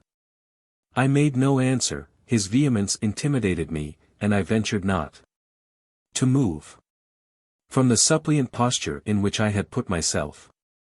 He went from me to the window, where his eyes were for some time rivet upon the direction of the letter, though his hand shook so violently he could hardly hold it. Then, bringing it to me, "Open it," cried he, "for I cannot." I had myself hardly strength to obey him, but when I had, he took it back and walked hastily up and down the room, as if dreading to read it. At length, turning to me, "Do you know," cried he, "its contents?" "No, sir," answered I, "it has never been unsealed." He then again went to the window, and began reading. Having hastily run it over, he cast up his eyes with a look of desperation. The letter fell from his hand, and he exclaimed, "Yes. Thou art sainted, thou art blessed, and I am cursed forever." He continued some time fixed in this melancholy position. After which, casting himself with violence upon the ground, "O wretch," cried he, "unworthy life and light! In what dungeon canst thou hide thy head?" I could restrain myself no longer, I rose and went to him. I did not dare speak, but, with pity and concern unutterable, I wept and hung over him. Soon after, starting up, he again seized the letter, exclaiming, "Acknowledge Thee, Caroline, yes, with my heart's best blood would I acknowledge. Thee. Oh, that thou couldst witness the agony of my soul, 10,000 daggers could not have wounded me like this letter. Then, after again reading it, Evelina, he cried, she charges me to receive thee. Wilt thou, in obedience to her will, own for thy father the destroyer of thy mother? What a dreadful question, I shuddered, but could not speak. To clear her fame, and receive her child, continued he, looking steadfastly at the letter, are the conditions upon which she leaves me her forgiveness. Her fame I have already cleared. And oh, how willingly would I take her child to my bosom, fold her to my heart, call upon her to mitigate my anguish, and pour the balm of comfort on my wounds. Were I not conscious I deserve not to receive it, and that all my affliction is the result of my own guilt. It was in vain I attempted to speak, horror and grief took from me all power of utterance. He then read aloud from the letter, look not like thy unfortunate mother. Sweet soul, with what bitterness of spirit hast thou written? Come hither, Evelina, gracious heaven. Looking earnestly at me, never was likeness more striking, the eyes the face the form, oh, my child. My child. Imagine, sir, for I can never describe my feelings, when I saw him sink upon his knees before me. Oh, dear resemblance of thy murdered mother, oh, all that remains of the most injured of women. Behold thy father at thy feet, bending thus lowly to implore. You would not hate him. Oh, then, thou representative of my departed wife, speak to me in her name, and say that the remorse which tears my soul tortures me not in vain. Oh, rise, rise, my beloved father, cried I, attempting to assist him.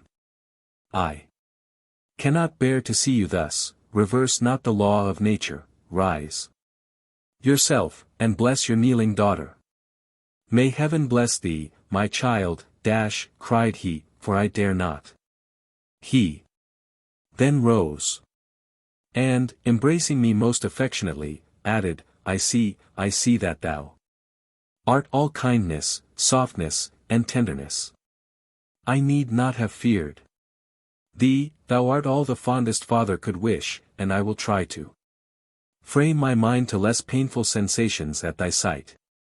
Perhaps the time may come when I may know the comfort of such a daughter. At present I am only fit to be alone, dreadful as are my reflections. They ought merely to torment myself. Adieu, my child, be not angry, I cannot stay with thee, oh, Evelina. Thy countenance is a dagger to my heart. Just so thy mother looked, just so. Tears and sighs seemed to choke him, and, waving his hand, he would have left me, but, clinging to him, oh, sir, cried I, will you so soon abandon me? Am I again an orphan? Oh, my dear, my long-lost father. Leave me not, I beseech you.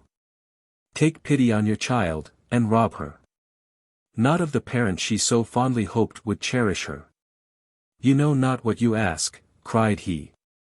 The emotions which now rend my soul are more than my reason can endure. Suffer me then, to leave you, impute it not to unkindness, but think of me as well as thou canst. Lord Orville has behaved nobly, I believe he will make thee happy. Then, again embracing me, God bless thee, my dear child. Cried he, God bless thee, my Evelina, endeavor to love, at least. Not to hate me, and to make me an interest in thy filial bosom. By thinking of me as thy father. I could not speak. I kissed his hands on my knees, and then, with yet more emotion, he again blessed me, and hurried out of the room, leaving me almost drowned in tears. Oh, sir, all goodness as you are, how much will you feel for your Evelina? During a scene of such agitation. I pray heaven to accept the tribute of his remorse, and restore him to tranquility.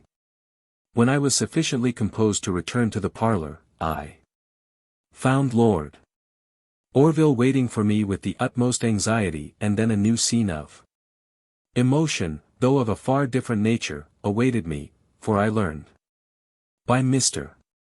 Macartney, that this noblest of men had insisted the so long supposed Miss Belmont should be considered, indeed, as my sister, and as the co-heiress of my father. Though not in law, in justice, he says, she ought ever to be treated as the daughter of Sir John Belmont. Oh, Lord Orville! It shall be the sole study of my happy life to express, better than by words, the sense I have of your exalted benevolence and greatness of mind. Letter 81, Evelina in continuation. Clifton, October 12. This morning, early, I received the following letter from Sir Clement Willoughby. To Miss Anville. I have this moment received intelligence that preparations are actually making for your marriage with Lord Orville. Imagine not that I write with the imbecile idea of rendering those preparations abortive. No, I am not so mad. My sole view is to explain the motive of my conduct in a particular instance, and to obviate the accusation of treachery which may be laid to my charge. My unguarded behavior, when I last saw you, has, probably, already acquainted you, that the letter I then saw you reading was written by myself. For your further satisfaction, let me have the honor of informing you, that the letter you had designed for Lord Orville, had fallen into my hands. However I may have been urged on by a passion the most violent that ever warmed the heart of man, I can by no means calmly submit to be stigmatized for an action seemingly so dishonorable. And it is for this reason that I trouble you with this justification. Lord Orville, the happy Orville, whom you are so ready to bless, had made me believe he loved you not, nay, that he held you in contempt. Such were my thoughts of his sentiments of you, when I got possession of the letter you meant to send him. I pretend not to vindicate either the means I used to obtain it, or the action of breaking the seal. But I was impelled, by an impetuous curiosity, to discover the terms upon which you wrote to him. The letter, however, was wholly unintelligible to me, and the perusal of it only added to my perplexity. A tame suspense I was not born to endure, and I determined to clear my doubts at all hazards and events. I answered it, therefore, in Orville's name. The views which I am now going to acknowledge, must infallibly incur your displeasure, yet I scorn all palliation. Briefly, then, I concealed your letter to prevent a discovery of your capacity. And I wrote you an answer, which I hoped would prevent your wishing for any other. I am well aware of everything which can be said upon this subject. Lord Orville will, possibly, think himself ill-used. But I am extremely indifferent as to his opinion, nor do I now write by way of offering any apology to him, but merely to make known to yourself the reasons by which I have been governed. I intend to set off next week for the Continent. Should his lordship have any commands for me in the meantime, I shall be glad to receive them. I say not this by way of defiance. I should blush to be suspected of so doing through an indirect channel, but simply that, if you show him this letter, he may know I dare defend, as well as excuse, my conduct. Clement Willoughby. What a strange letter! How proud and how piqued does its writer appear!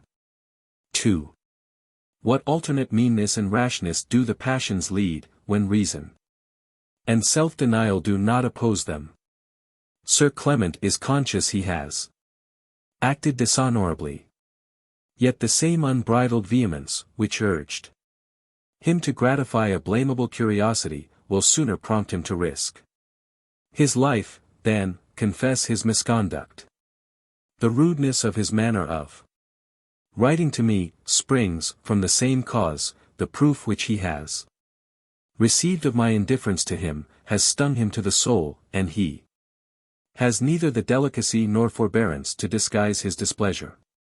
I determined not to show this letter to Lord Orville, and thought it most prudent to let Sir Clement know I should not. I therefore wrote the following note. To Sir Clement Willoughby. Sir, the letter you have been pleased to address to me, is so little calculated to afford Lord Orville any satisfaction, that you may depend upon my carefully keeping it from his sight. I will bear you no resentment for what is past. But I most earnestly entreat, nay implore, that you will not write again, while in your present frame of mind, by any channel, direct or indirect. I hope you will have much pleasure in your promised expedition. And I beg leave to assure you of my good wishes. Not knowing by what name to sign, I was obliged to send it without any. The preparations which Sir Clement mentions, go on just as if your consent were arrived. It is in vain that I expostulate. Lord Orville says, should any objections be raised, all shall be given up. But that, as his hopes forbid him to expect any, he must proceed as if already assured of your concurrence. We have had, this afternoon, a most interesting conversation, in which we have traced our sentiments of each other from our first acquaintance. I have made him confess how ill he thought of me upon my foolish giddiness at Mrs. Stanley's ball. But he flatters me with assurances, that every succeeding time he saw me, I appeared to something less and less disadvantage. When I expressed my amazement that he could honor with his choice a girl who seemed so infinitely, in every respect, beneath his alliance, he frankly owned, that he had fully intended making more minute inquiries into my family and connections, particularly concerning those people he saw me with at Marybone, before he acknowledged his prepossession in my favor, but seeing me again, put him quite off his guard, and, divesting him of prudence, left him nothing but love. These were his words, and yet, he has repeatedly assured me, that his partiality has known no bounds from the time of my residing at Clifton. Mr. Macartney has just been with me, on an embassy from my father. He has sent me his kindest love and assurances of favor, and desired to know if I am happy in the prospect of changing my situation, and if there is anything I can name which he can do for me. And, at the same time, Mr. Macartney delivered to me a draft on my father's banker for £1,000, which he insisted that I should receive entirely for my own use, and expend in equipping myself properly for the new rank of life to which I seem destined. I am sure I need not say how much I was penetrated by this goodness. I wrote my thanks, and acknowledged, frankly, that if I could see him restored to tranquillity, my heart would be without a wish. Letter 82, Evelina in continuation. Clifton, October 13th. The time approaches now when I hope we shall meet, yet I cannot sleep. Great joy is as restless as sorrow, and therefore I will continue my journal. As I had never had an opportunity of seeing Bath, a party was formed last night for showing me that celebrated city, and this morning, after breakfast, we set out in 3 phaetons. Lady Louisa and Mrs. Beaumont with Lord Merton, Mr. Coverley, Mr. Lovell, and Mrs. Selwyn, and myself with Lord Orville. We had hardly proceeded half a mile, when a gentleman from the post-chaise which came galloping after us, called out to the servants, "Holla, my lads! Pray, is one Miss Anville in any of them thingamabobs?" I immediately recollected the voice of Captain Mirvan, and Lord Orville stopped the phaeton. He was out of the chaise, and with us in a moment. "So, Miss Anville," cried he, "how do you do? So I hear you're Miss Belmont now. Pray, how does old Madame French do?" "Madame Duval," said I, "is, I believe, very well. I hope she is in good case, said he, winking significantly, and won't flinch at seeing service. She has laid by long enough to refit and be made tight. And pray how does poor Monsieur Doleful do? Is he as lank-jawed as ever? They are neither of them, said I, in Bristol. No, cried he, with a look of disappointment, but surely the old dowager intends coming to the wedding. 'Twill be a most excellent opportunity to show off her best lion's silk.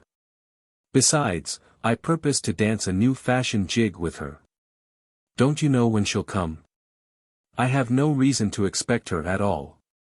No, for George, this here's the worst news I'd wish to hear. Why I've thought of nothing all the way, but what trick I should serve her.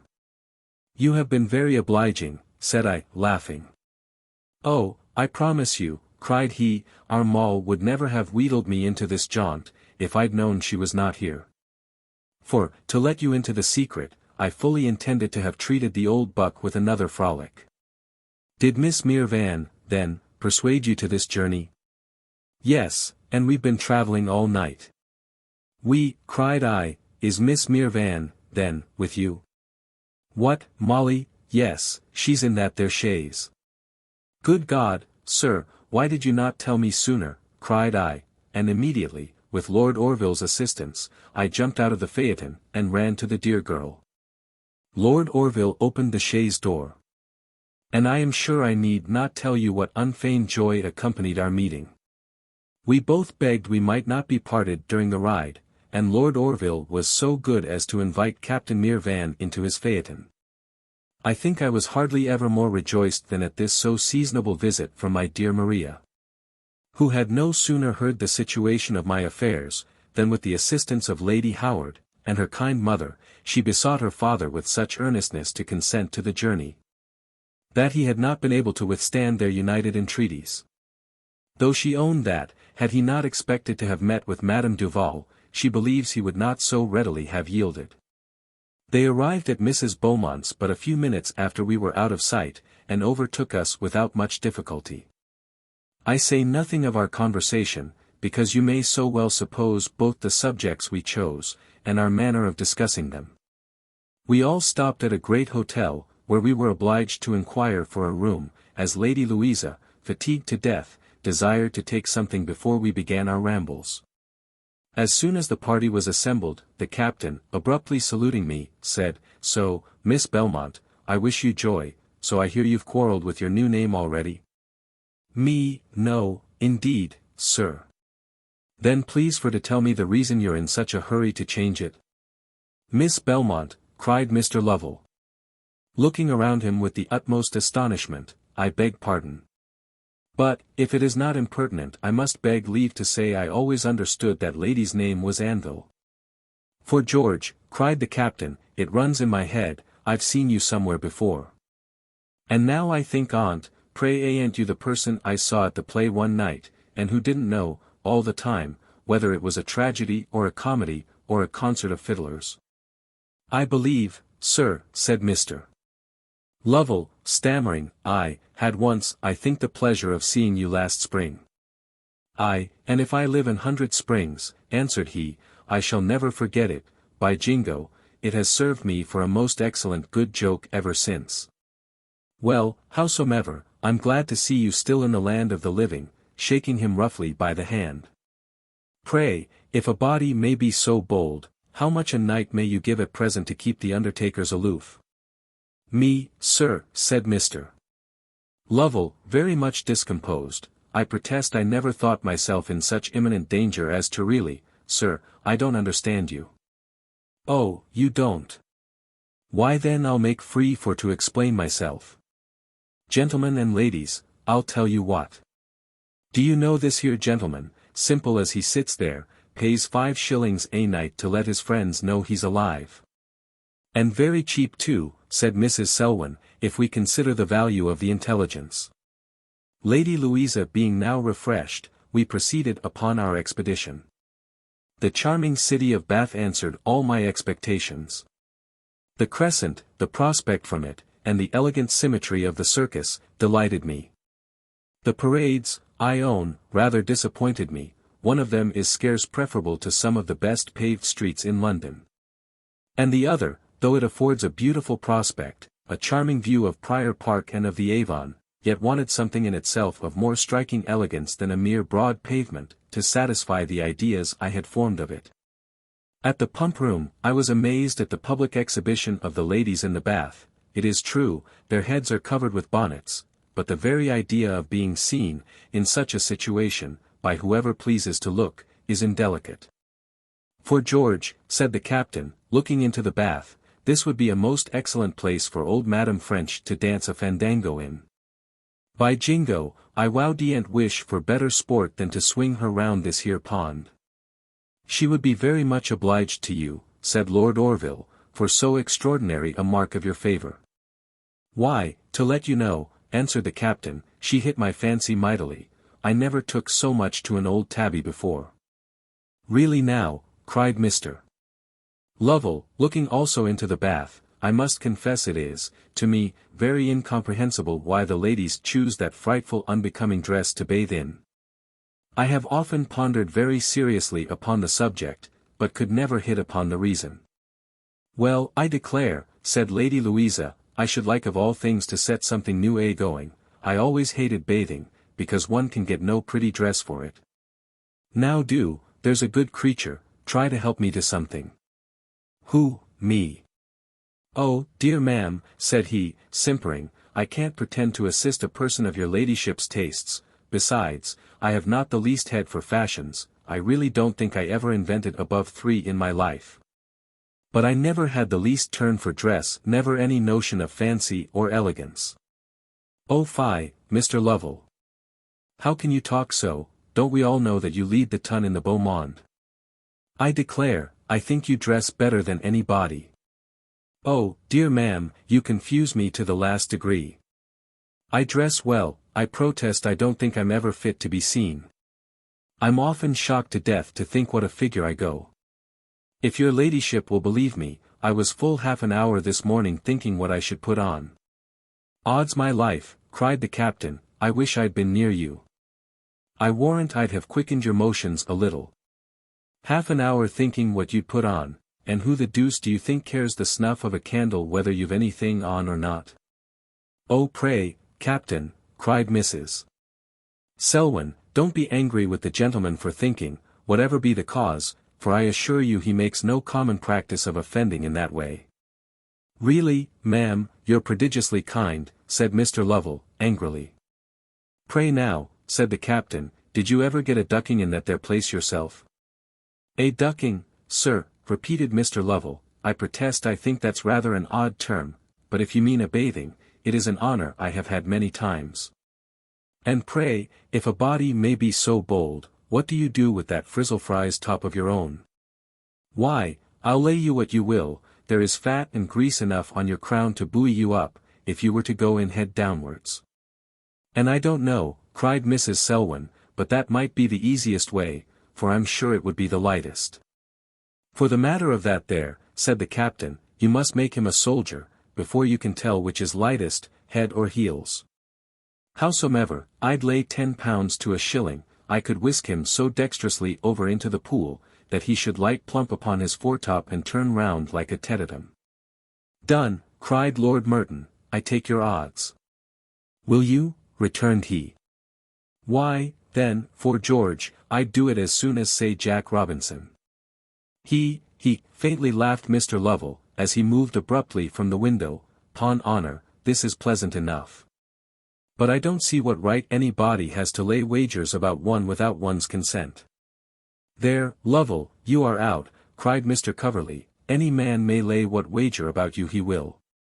Your consent is nothing to the purpose, he may lay that your nose is a sky blue, if he pleases. Ay, said Mrs. Selwyn, or that your mind is more adorned than your person, or any absurdity whatsoever. I protest, said Mr. Lovell, I think it's a very disagreeable privilege, and I must beg that nobody may take such a liberty with me. Like enough you may, cried the captain, but what's that to the purpose? Suppose I've a mind to lay that you've never a tooth in your head, pray, how will you hinder me? You'll allow me, at least, sir, to take the liberty of asking how you'll prove it. How? Why, by knocking them all down your throat. Knocking them all down my throat, sir, repeated Mr. Lovell, with a look of horror. I protest I never heard anything so shocking in my life. And I must beg leave to observe, that no wager, in my opinion, could justify such a barbarous action. Here Lord Orville interfered, and hurried us to our carriages. We returned in the same order we came. Mrs. Beaumont invited all the party to dinner, and has been so obliging as to beg Miss Van may continue at her house during her stay. The captain will lodge at the Wells. The first half hour after our return was devoted to hearing Mr. Lovell's apologies for dining in his riding dress. Mrs. Beaumont then, addressing herself to Miss Van and me, inquired how we liked Bath. I hope, said Mr. Lovell, the ladies do not call this seeing Bath. No, what should ail them, cried the captain, do you suppose they put their eyes in their pockets? No, sir. But I fancy you will find no person that is no person of any condition call going about a few places in a morning seeing Bath. Mayhap, then, said the literal captain, you think we should see it better by going about at midnight? No, sir, no, said Mr. Lovell, with a supercilious smile, I perceive you don't understand me, we should never call it seeing Bath, without going at the right season. Why, what a plague, then, demanded he, can you only see at one season of the year? Mr. Lovell again smiled, but seemed superior to making any answer. The Bath amusements, said Lord Orville, have a sameness in them, which, after a short time, renders them rather insipid, but the greatest objection that can be made to the place, is the encouragement it gives to gamesters. Why, I hope, my lord, you would not think of abolishing gaming, cried Lord Merton, 'tis the very zest of life. Devil take me if I could live without it. I am sorry for it, said Lord Orville, gravely, and looking at Lady Louisa. Your lordship is no judge of this subject, continued the other, but if once we could get you to a gaming table, you'd never be happy away from it. I hope, my lord, cried Lady Louisa, that nobody here ever occasions your quitting it. Your ladyship, said Lord Merton, recollecting himself, has power to make me quit anything. Except herself, said Mr. Coverley. Egad, my lord, I think I've helped you out there. You men of wit, Jack, answered his lordship, are always ready. For my part, I don't pretend to any talents that way. Really, my lord, asked the sarcastic Mrs. Selwyn, well, that is wonderful, considering success would be so much in your power. Pray, ma'am, said Mr. Lovell to Lady Louisa, has your ladyship heard the news? News, what news? Why, the report circulating at the Wells concerning a certain person. Oh Lord, no, pray tell me what it is. Oh no, ma'am, I beg your lordship will excuse me. 'Tis a profound secret, and I would not have mentioned it, if I had not thought you knew it. Lord, now, how can you be so monstrous? I declare, now, you're a provoking creature. But come, I know you'll tell me, won't you now? Your lordship knows I am but too happy to obey you, but, 'pon honor, I can't speak a word, if you won't all promise me the most inviolable secrecy. I wish you'd wait for that from me, said the captain, and I'll give you my word you'd be dumb for one while. Secrecy, quoth they, for George, I wonder you ain't ashamed to mention such a word, when you talk of telling it to a woman. Though, for the matter of that, I'd as leave blab it to the whole sex at once, as to go for to tell it to such a thing as you. Such a thing as me, sir, said Mr. Lovell, letting fall his knife and fork, and looking very important. I really have not the honor to understand your expression. It's all one for that, said the captain, you may have it explained whenever you like it. 'Pon honor, sir, returned Mr. Lovell, I must take the liberty to tell you, that I should be extremely offended, but that I suppose it to be some sea phrase, and therefore I'll let it pass without further notice. Lord Orville, then, to change the discourse, asked Miss Van if she should spend the ensuing winter in London. No, to be sure, said the captain, what should she for? She saw all that was to be seen before. Is London, then, said Mr. Lovell, smiling at Lady Louisa, only to be regarded as a sight. Why, pray, Mr. Wiseacre, how are you pleased for to regard it yourself? Answer me to that. Oh sir, my opinion, I fancy, you would hardly find intelligible. I don't understand sea phrases enough to define it to your comprehension. Does not your lordship think the task would be rather difficult? Oh Lord, yes, cried Lady Louisa, I declare I'd as soon teach my parrot to talk Welsh. Ha! Ha! Ha! Admirable, pon honour, your lordship's quite in luck today, but that, indeed, your lordship is every day. Though, to be sure, it is but candid to acknowledge, that the gentlemen of the ocean have a set of ideas, as well as a dialect, so opposite to ours, that it is by no means surprising they should regard London as a mere show.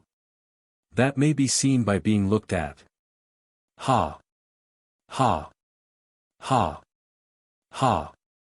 Ha! Echoed Lady Louisa, well, I declare you are the drollest creature. He! Pon honour, I can't help laughing at the conceit of seeing London in a few weeks. And what a plague should hinder you, cried the captain. Do you want to spend a day in every street? Here again Lady Louisa and Mr. Lovell interchanged smiles. Why, I warrant you, if I had the showing it, I'd haul you from St. James's to Wapping the very first morning.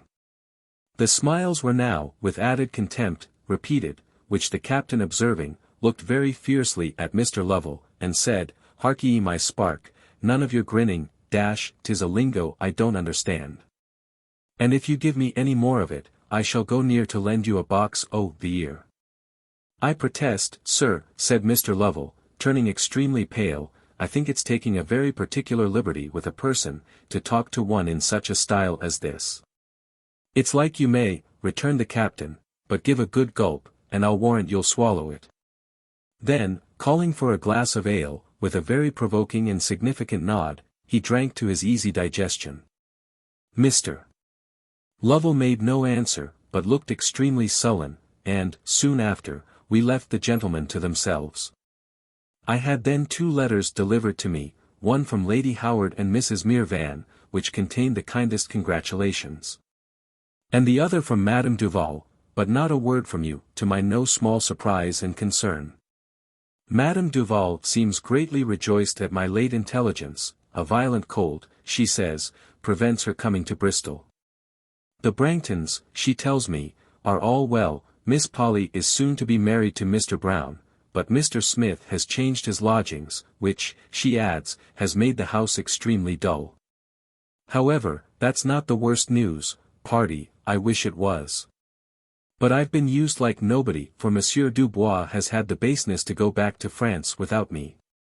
In conclusion, she assures me, as you prognosticated she would, that I shall be sole heiress of all she is worth, when Lady Orville. At tea time, we were joined by all the gentlemen but Captain Mirvan, who went to the hotel where he was to sleep, and made his daughter accompany him, to separate her trumpery, as he called it, from his clothes. As soon as they were gone, Mr. Lovell, who still appeared extremely sulky, said, I protest, I never saw such a vulgar, abusive fellow in my life, as that captain, 'pon honour, I believe he came here for no purpose in the world but to pick a quarrel. However, for my part, I vow I wa'n't humour him. I declare, cried Lady Louisa, he put me in a monstrous fright, I never heard any body talk so shocking in my life. I think, said Mrs. Selwyn, with great solemnity, he threatened to box your ears, Mr. Lovell, did not he? Really, ma'am, said Mr. Lovell, colouring, if one was to mind everything those low kind of people say, one should never be at rest for one impertinence or other, so I think the best way is to be above taking any notice of them. What, said Mrs. Selwyn, with the same gravity, and so received the blow in silence.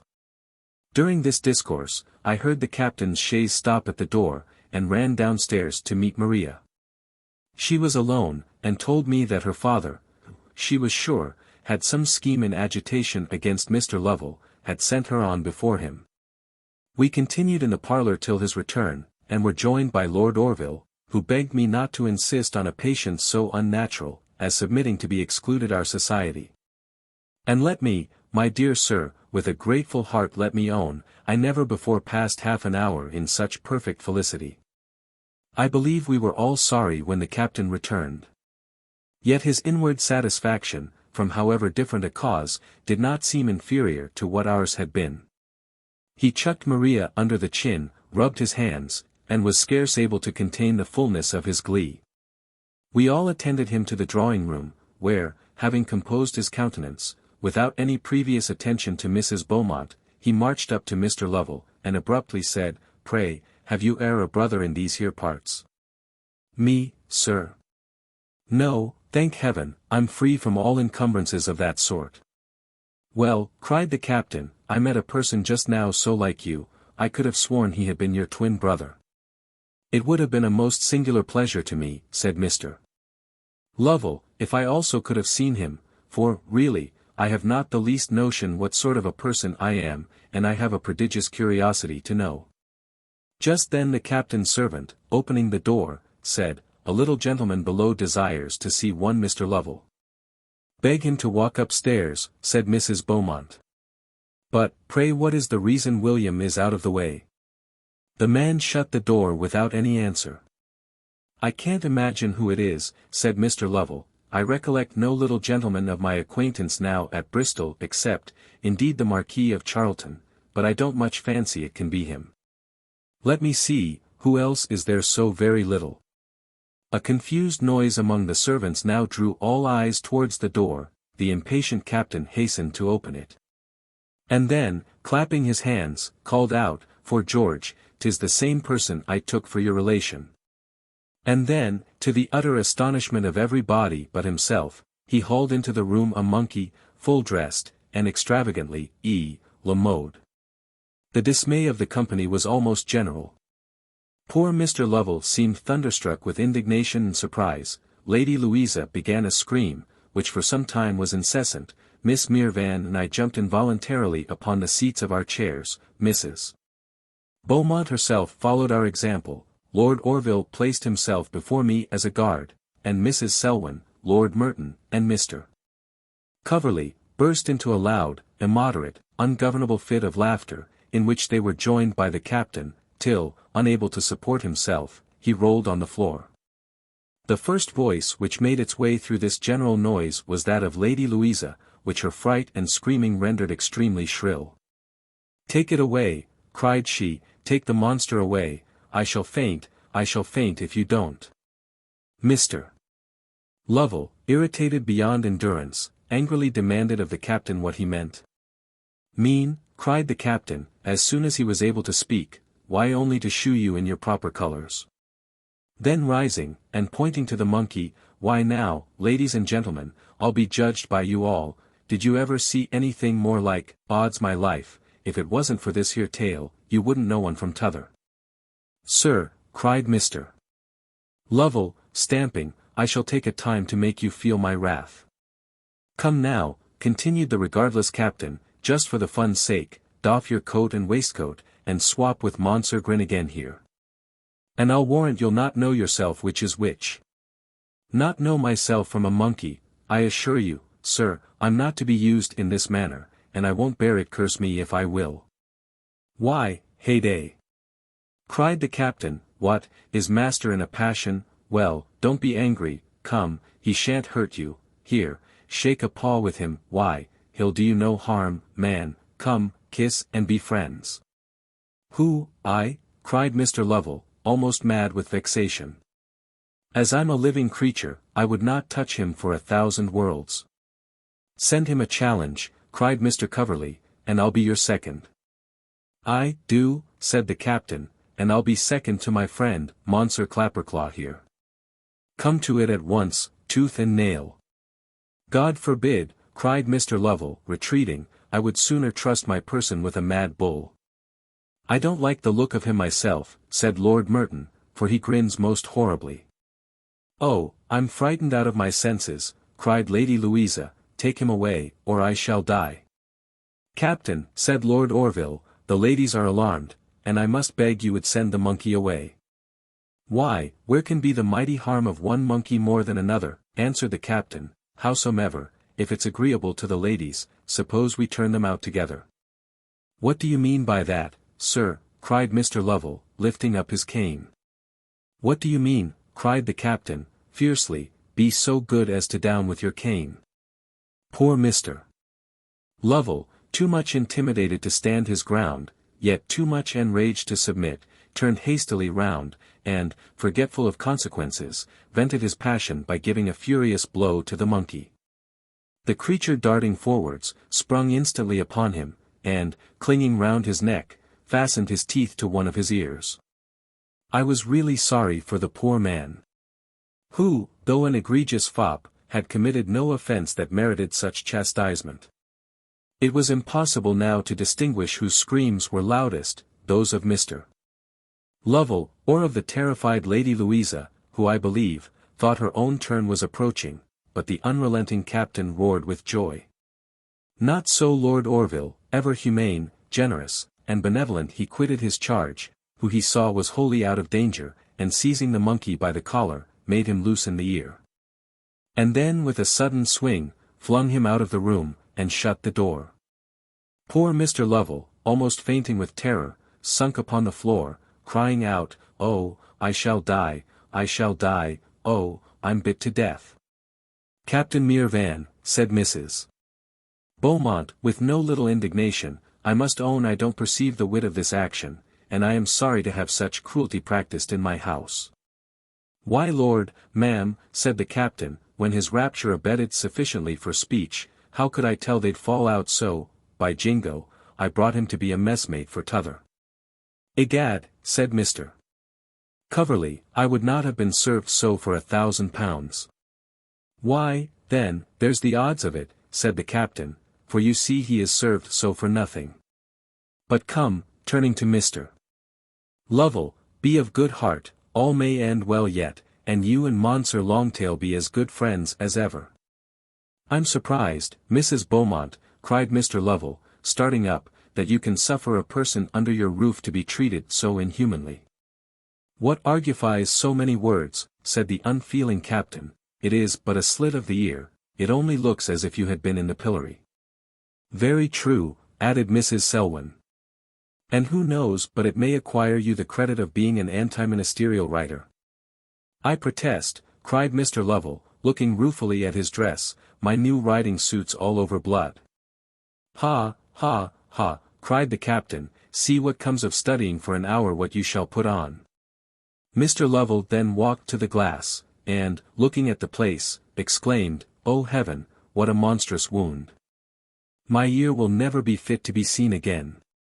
Why then, said the captain, you must hide it, 'tis but wearing a wig. A wig, repeated the affrighted Mr. Lovell, I wear a wig, no, not if you would give me £1,000 an hour. I declare, said Lady Louisa, I never heard such a shocking proposal in my life. Lord Orville, then, seeing no prospect that the altercation would cease, proposed to the captain to walk. He assented, and having given Mr. Lovell a nod of exultation, accompanied his lordship downstairs. "'Pon honour," said Mr. Lovell, the moment the door was shut, "that fellow is the greatest brute in nature. He ought not to be admitted into a civilized society." "Lovell," said Mr. Coverley, affecting to whisper, "you must certainly pink him, you must not put up with such an affront." "Sir," said Mr. Lovell, "with any common person I should not deliberate an instant. But really with a fellow who has done nothing but fight all his life, 'pon honour, sir, I can't think of it." "Lovell," said Lord Merton, in the same voice, "you must call him to account. Every man," said he, pettishly, "is the best judge of his own affairs, and I don't ask the honour of any person's advice." "Egad, Lovell," said Mr. Coverley, "you're in for it, you can't possibly be off." "Sir," cried he, very impatiently, "upon any proper occasion I should be as ready to show my courage as anybody, but as to fighting for such a trifle as this I protest I should blush to think of it." "A trifle," cried Mrs. Selwyn, "good heaven! And have you made this astonishing riot about a trifle?" Ma'am, answered the poor wretch, in great confusion, I did not know at first but that my cheek might have been bit, but as 'tis no worse, why, it does not a great deal signify. Mrs. Beaumont, I have the honor to wish you a good evening, I'm sure my carriage must be waiting. And then, very abruptly, he left the room. What a commotion has this mischief-loving captain raised! Were I to remain here long, even the society of my dear Maria could scarce compensate for the disturbances which he excites. When he returned, and heard of the quiet exit of Mr. Lovell, his triumph was intolerable. I think, he cried, I have peppered him well. I'll warrant he won't give an hour tomorrow morning to settling what he shall put on. Why, his coat, turning to me, would be a most excellent match for old Madame Furbelow's best lion's silk. For George, I desire no better sport than to have that there old cat here to go her snacks. All the company, the Lord Orville, Miss Mirvan, and myself excepted, played at cards, and we, oh, how much better did we pass our time. While we were engaged in a most delightful conversation, a servant brought me a letter, which he told me had by some accident been mislaid. Judge of my feelings when I saw, my dearest sir, your revered handwriting. My emotions soon betrayed to Lord Orville whom the letter was from, the importance of the contents he well knew, and, assuring me I should not be seen by the card-players, he besought me to open it without delay. Open it, indeed, I did but read it I could not. The willing, yet awful consent you have granted, the tenderness of your expressions, the certainty that no obstacle remained to my eternal union with the loved owner of my heart, gave me sensations too various, and, though joyful, too little placid for observation. Finding myself unable to proceed, and blinded by the tears of gratitude and delight, which started into my eyes, I gave over the attempt of reading till I retired to my own room. And, having no voice to answer the inquiries of Lord Orville, I put the letter into his hands, and left it to speak both for me and itself. Lord Orville was himself affected by your kindness, he kissed the letter as he returned it. And, pressing my hand affectionately to his heart, "You are now," said he, in a low voice, "all my own. Oh, my Evelina, how will my soul find room for its happiness, it seems already bursting." I could make no reply, indeed I hardly spoke another word the rest of the evening, so little talkative is the fullness of contentment. Oh, my dearest sir, the thankfulness of my heart I must pour forth at our meeting, when, at your feet, my happiness receives its confirmation from your blessing. And when my noble-minded, my beloved Lord Orville, presents to you the highly honored, and thrice happy Evelina. A few lines I will endeavor to write on Thursday, which shall be sent off express, to give you, should nothing intervene, yet more certain assurance of our meeting. Now then, therefore, for the first and probably the last time I shall ever own the name, permit me to sign myself, most dear sir, your gratefully affectionate, Evelina Belmont. Lady Louisa, at her own particular desire, will be present at the ceremony, as well as Miss Mirvan and Mrs. Selwyn. Mr. Macartney will, the same morning, be united to my foster sister, and my father himself will give us both away. Letter 83, Mr. Villars to Evelina. Every wish of my soul is now fulfilled, for the felicity of my Evelina is equal to her worthiness. Yes, my child, thy happiness is engraved in golden characters upon the tablets of my heart. And their impression is indelible, for, should the rude and deep-searching hand of misfortune attempt to pluck them from their repository, the fleeting fabric of life would give way. And in tearing from my vitals the nourishment by which they are supported, she would but grasp at a shadow insensible to her touch. Give thee my consent. O thou joy, comfort, and pride of my life, how cold is that word to express the fervency of my approbation. Yes, I do indeed give thee my consent. And so thankfully, that, with the humblest gratitude to Providence, I would seal it with the remnant of my days. Hasten then, my love, to bless me with thy presence, and to receive the blessings with which my fond heart overflows. And oh, my Evelina, hear and assist in one only, humble, but ardent prayer, which yet animates my devotions, that the height of bliss to which thou art rising may not render thee giddy, but that the purity of thy mind may form the brightest splendor of thy prosperity. And that the weak and aged frame of thy almost idolizing parent, nearly worn out by time, past afflictions, and infirmities, may yet be able to sustain a meeting with all its better part holds dear. And then, that all the wounds which the former severity of fortune inflicted, may be healed and purified by the ultimate consolation of pouring forth my dying words in blessings on my child. Closing these joy-streaming eyes in her presence, and breathing my last faint sighs in her loved arms. Grieve not, O child of my care. Grieve not at the inevitable moment. But may thy own end be equally propitious. Oh, mayst thou, when full of days, and full of honor, sink down as gently to rest, be loved as kindly, watched as tenderly, as thy happy father. And mayest thou, when thy glass is run, be sweetly, but not bitterly, mourned by some remaining darling of thy affection, some yet surviving Evelina. Arthur Villars. Letter 84, Evelina to the Rev. Mr. Villars. All is over, my dearest sir, and the fate of your Evelina is decided. This morning, with fearful joy and trembling gratitude, she united herself for ever with the object of her dearest, her eternal affection. I have time for no more. The chaise now waits which is to conduct me to dear Berry Hill, and to the arms of the best of men. Evelina. The End.